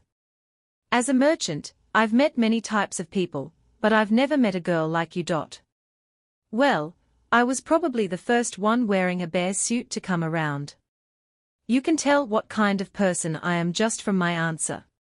At the very least, I could tell whether you're good or bad. Did he see me as a good person, then? If I had named an absurdly high price, what would you have done? If it was an affordable amount, I would have bought it regardless. If not, I would have simply refused. Still, your answer surprised me. It's been a while since I laughed like that. I never thought you'd base the price on my granddaughter's smile. It needs to be a good one, or it will be a no-go. She had to give me a real smile. My granddaughter will pay you many times over, don't worry. That isn't a grand-doting parent, but a doting grandparent. The feeling of having to win or lose was completely gone now, but Letterbell-san probably still thought it would be his victory when his granddaughter showed me her smile. For me, it would also be a win whenever I saw someone genuinely smile when they read my picture book, and if by chance the granddaughter showed no interest in my book, I would have to consider it a loss. Anyways, it seems like His Majesty is quite interested in you. Yes, that did seem to be the case. Though I had said it without much thought at the time, it seemed their promise not to reveal my identity had been kept. It looked like many merchants wanted to get their hands on my book, but they couldn't get it because of His Majesty's protection. Yeah, His Majesty must have sent out an order to not spread any information about me around for sure. This picture book was originally made for Floraheim, but His Majesty saw it and got it duplicated for a few more people. I see, that explains why it comes from the castle itself. Letterbell-san said with a nod, finally understanding the full situation. Can I ask you one thing, though? Why don't you sell more? This book would surely sell. Not to mention it has the backing of the royal family. I don't need the money, and I don't really want the contents of the book spreading around too much. After hearing my explanation, Letterbell-san looked me over again. That's funny, considering your outfit. No, that's exactly why. After that, I asked everyone in the room to keep quiet about the picture book, and then all agreed. It was per His Majesty's orders, so nobody wanted to oppose him. Also, if I was going to give the book to the old man's granddaughter, she would have to do the same. Finished with the picture book negotiations, de Groot-san finally remembered he still had to give us the bracelet back. Sonia-san immediately took various gemstones out from her item bag and placed them on the table. I didn't know how valuable they were, but de Groot-san picked them up one by one to examine them. This should be enough. He said, and took a couple, returning the rest to Sonia-san. Thank you for keeping your promise. With this, I also kept my promise with Miranda-san, so I'm glad we were able to do it this way. Promises are very important to us merchants. Hearing de Groot-san's words, Letterbell-san laughed out loud, probably since he had said the same thing just earlier. Thank you, Yuna-chan. Without you, we wouldn't have even made it here in time, much less be able to procure the painting. It was thanks to Swaying Bear and Hugging Bear that we had gotten here so early. Had we gone by horse or carriage, we wouldn't even have reached the city yet. Please give your thanks to Swaying Bear and Hugging Bear next time we ride them. Finished with our task here, we now just had to return the bracelet to Rumin. That way she would leave no regrets behind here, and we could head straight for the elf village. We thanked de Groot-san, and were about to head back to the inn when Letterbell-san stopped us. Well then, young bear lady, could you meet with my granddaughter now? Right now? Wasn't this a bit too quick? I would like to see my granddaughter's smile as soon as possible. His face had "Don't run" written all over it. Well, I guess there was nothing for me to do once I got back to the inn anyway. Okay, I'm fine with going now. Sonia-san, you can return to the inn first, so Rumin can be at ease. We had spent a long time out here already, so she was probably already worried at this point. Will you be okay going by yourself? She asked, even though she should know that I can take care of myself by now. What could she possibly be worried about? Well, I was happy she was worried about me, though. I'll be fine. Well, if someone tries to pick a fight with you, don't fight them, okay? Oh, that was what she was worried about, huh? I couldn't promise her that, unfortunately. It was a habit I had picked up back in my gaming days. Still, I did choose who to fight and who not to, so she didn't have to worry that much. I parted ways with Sonia-san, who headed straight back to the inn, and got into Letterbell-san's carriage to meet with his granddaughter by myself. The sky was still cloudy, but at least the rain had stopped, so the carriage moved quite smoothly. Rodi-san sat in the coach seat while Letterbell-san and I sat inside. Your name is Yuna, right? Why do you wear an outfit like that? Everyone wondered about that, didn't they? I decided to just respond as usual. It's a long story, you see. I still find it hard to believe that you're an adventurer. Not to mention that you're rank C. You're stronger than most of the adventurers in this area. It just happened by chance. I was sure he wouldn't believe me even if I had told him the truth, so I just made something up. I started thinking about it recently, but maybe it would be better if I just lived in peace so that my rank didn't go up any further. Or wait, maybe it was possible to demote my rank. I won't probe too much into it if you aren't willing to share. I'll also let you know right now that you also don't want to hear about my life experiences up until now. There wasn't any deep reason behind not sharing it. I just didn't want to talk about it. As for his end of the story. By the way, how old is your granddaughter, Letterbell-san? Even though he asked me questions about myself, I had nothing to talk about, so I changed the topic to his granddaughter. She's turning 5 this year. She's so cute. She looks just like her grandpa. Are you sure about the cute part? If she was similar to an old man, she could hardly be called cute, right? Had he said something like the bridge of her nose looks similar to his, that would be believable, but just saying she was cute and looked like him without me asking further, he then began to talk about just how cute his grandchild was. I had changed the topic, but he was still annoying. If we didn't arrive at our destination soon, I would lose my mind on the way. As I let his boasting go in through one ear and out the other, the carriage finally stopped. Thank God, we arrived before I lost it. Oh, we arrived already. There's still so much to talk about. It was okay, I had heard enough. We got off the carriage, and I finally noticed that we stopped in front of a tall building. It looked like it was about 5 stories tall. The bottom part is my shop, and the top is my home. In other words, the entire building belonged to Letterbell-san. Roadies, I leave the carriage to you. Letterbell-san proceeded to lead me up the stairs into his home. I am sorry, but could you wait in here? I'll bring my granddaughter over. Letterbell-san left me in a wide room, and rushed off to fetch his granddaughter. I decided to take a look around the room while I waited for them. The room was decorated with various paintings and vases, but I couldn't tell whether they were good or bad. Maybe it would be a good idea to decorate the bear houses with stuff like this. Would it maybe be better if I decorated them with bear-related things? I felt like Fina and Shuri would most likely like that better.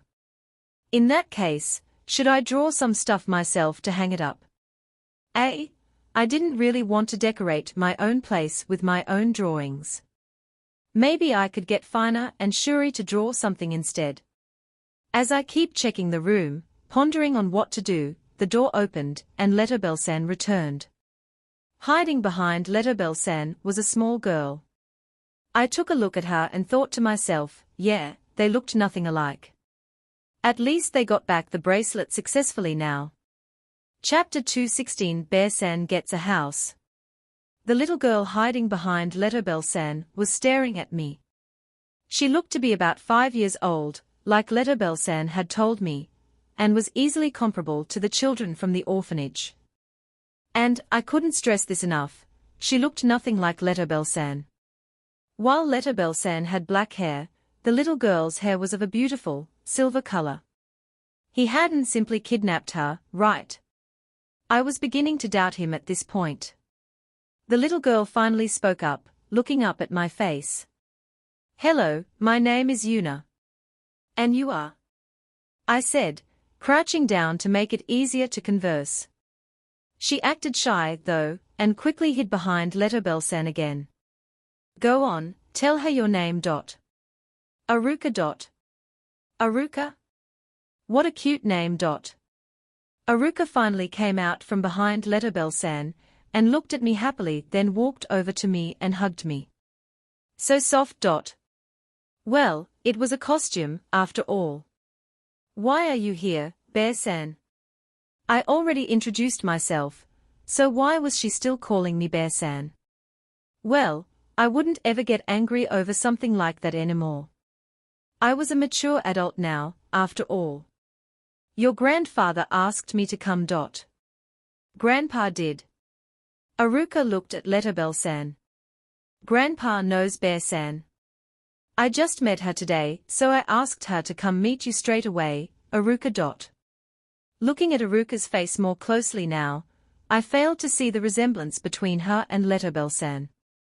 If it turned out that they weren't actually blood-related, then that would mean that this old man was dangerous. Still, based on their conversation, they had to be related, right? I looked back at Aruka while deciding to ignore the potentially dangerous old man for now. I brought a present for you, Aruka.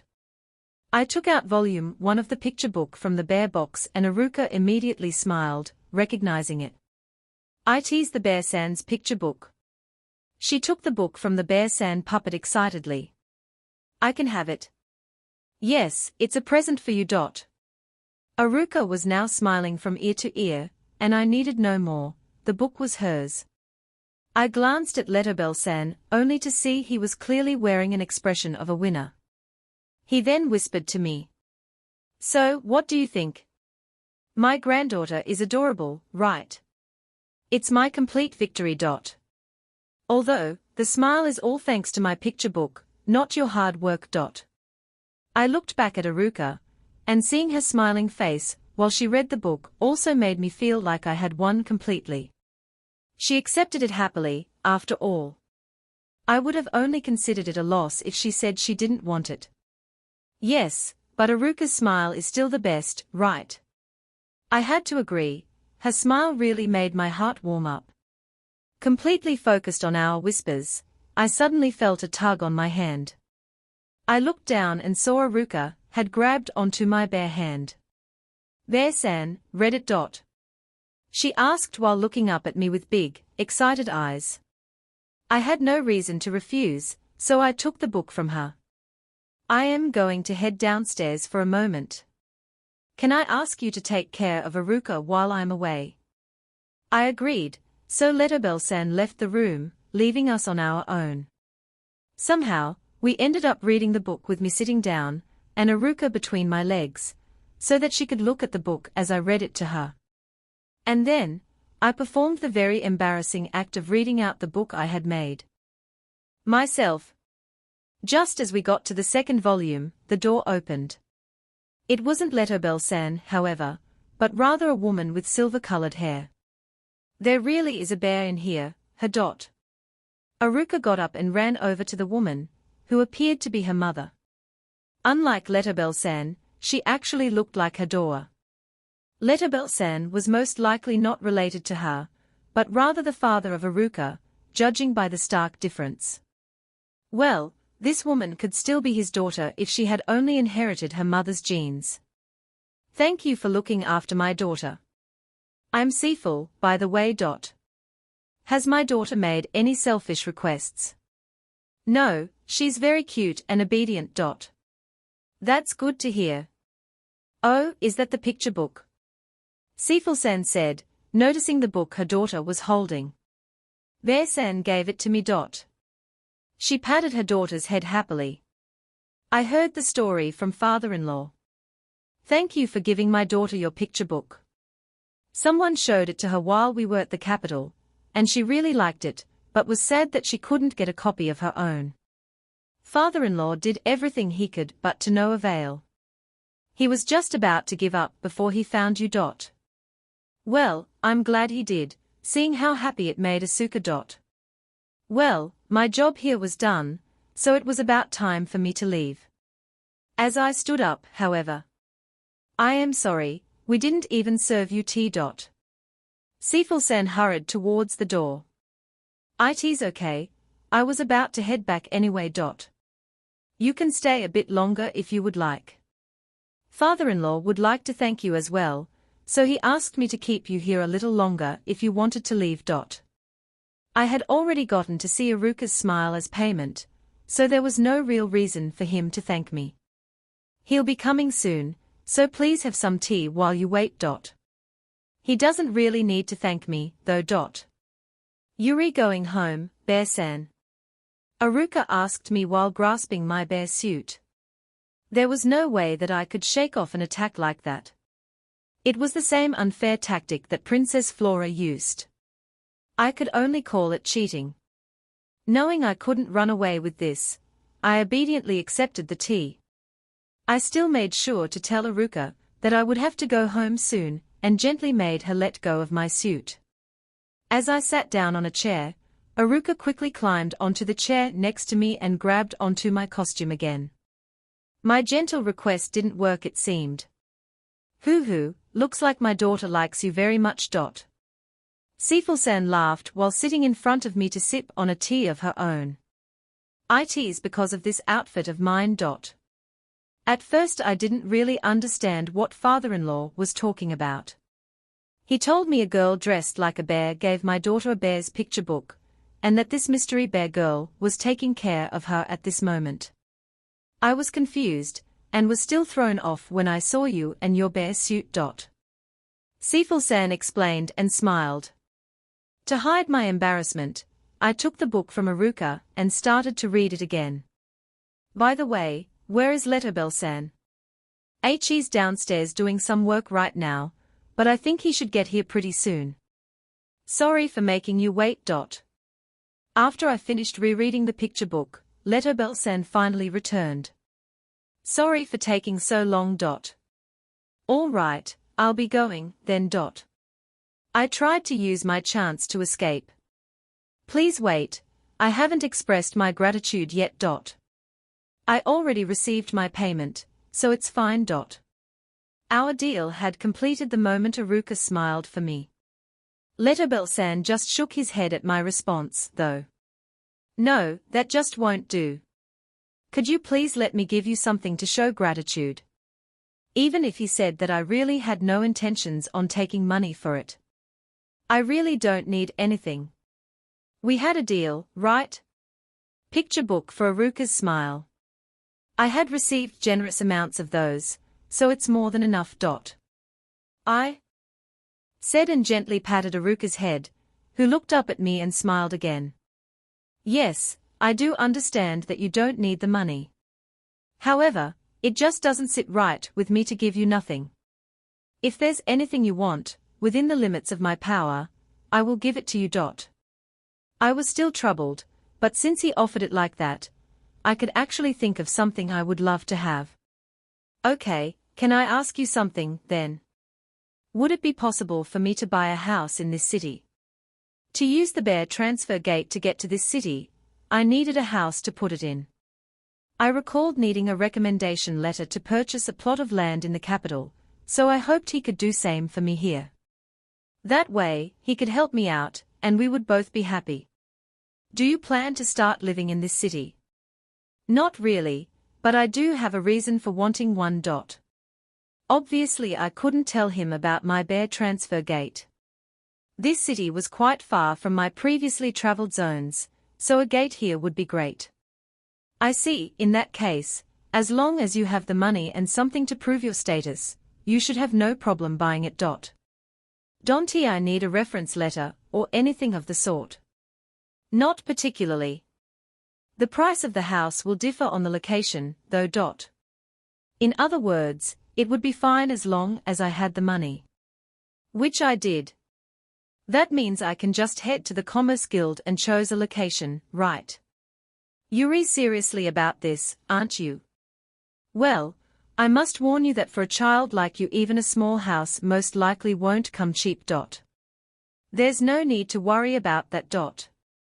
I had plenty of money from my former world, not to mention all the income from the shop and the tunnel. I hadn't ever checked how much I had been getting, but I was told that it was quite a reasonable sum.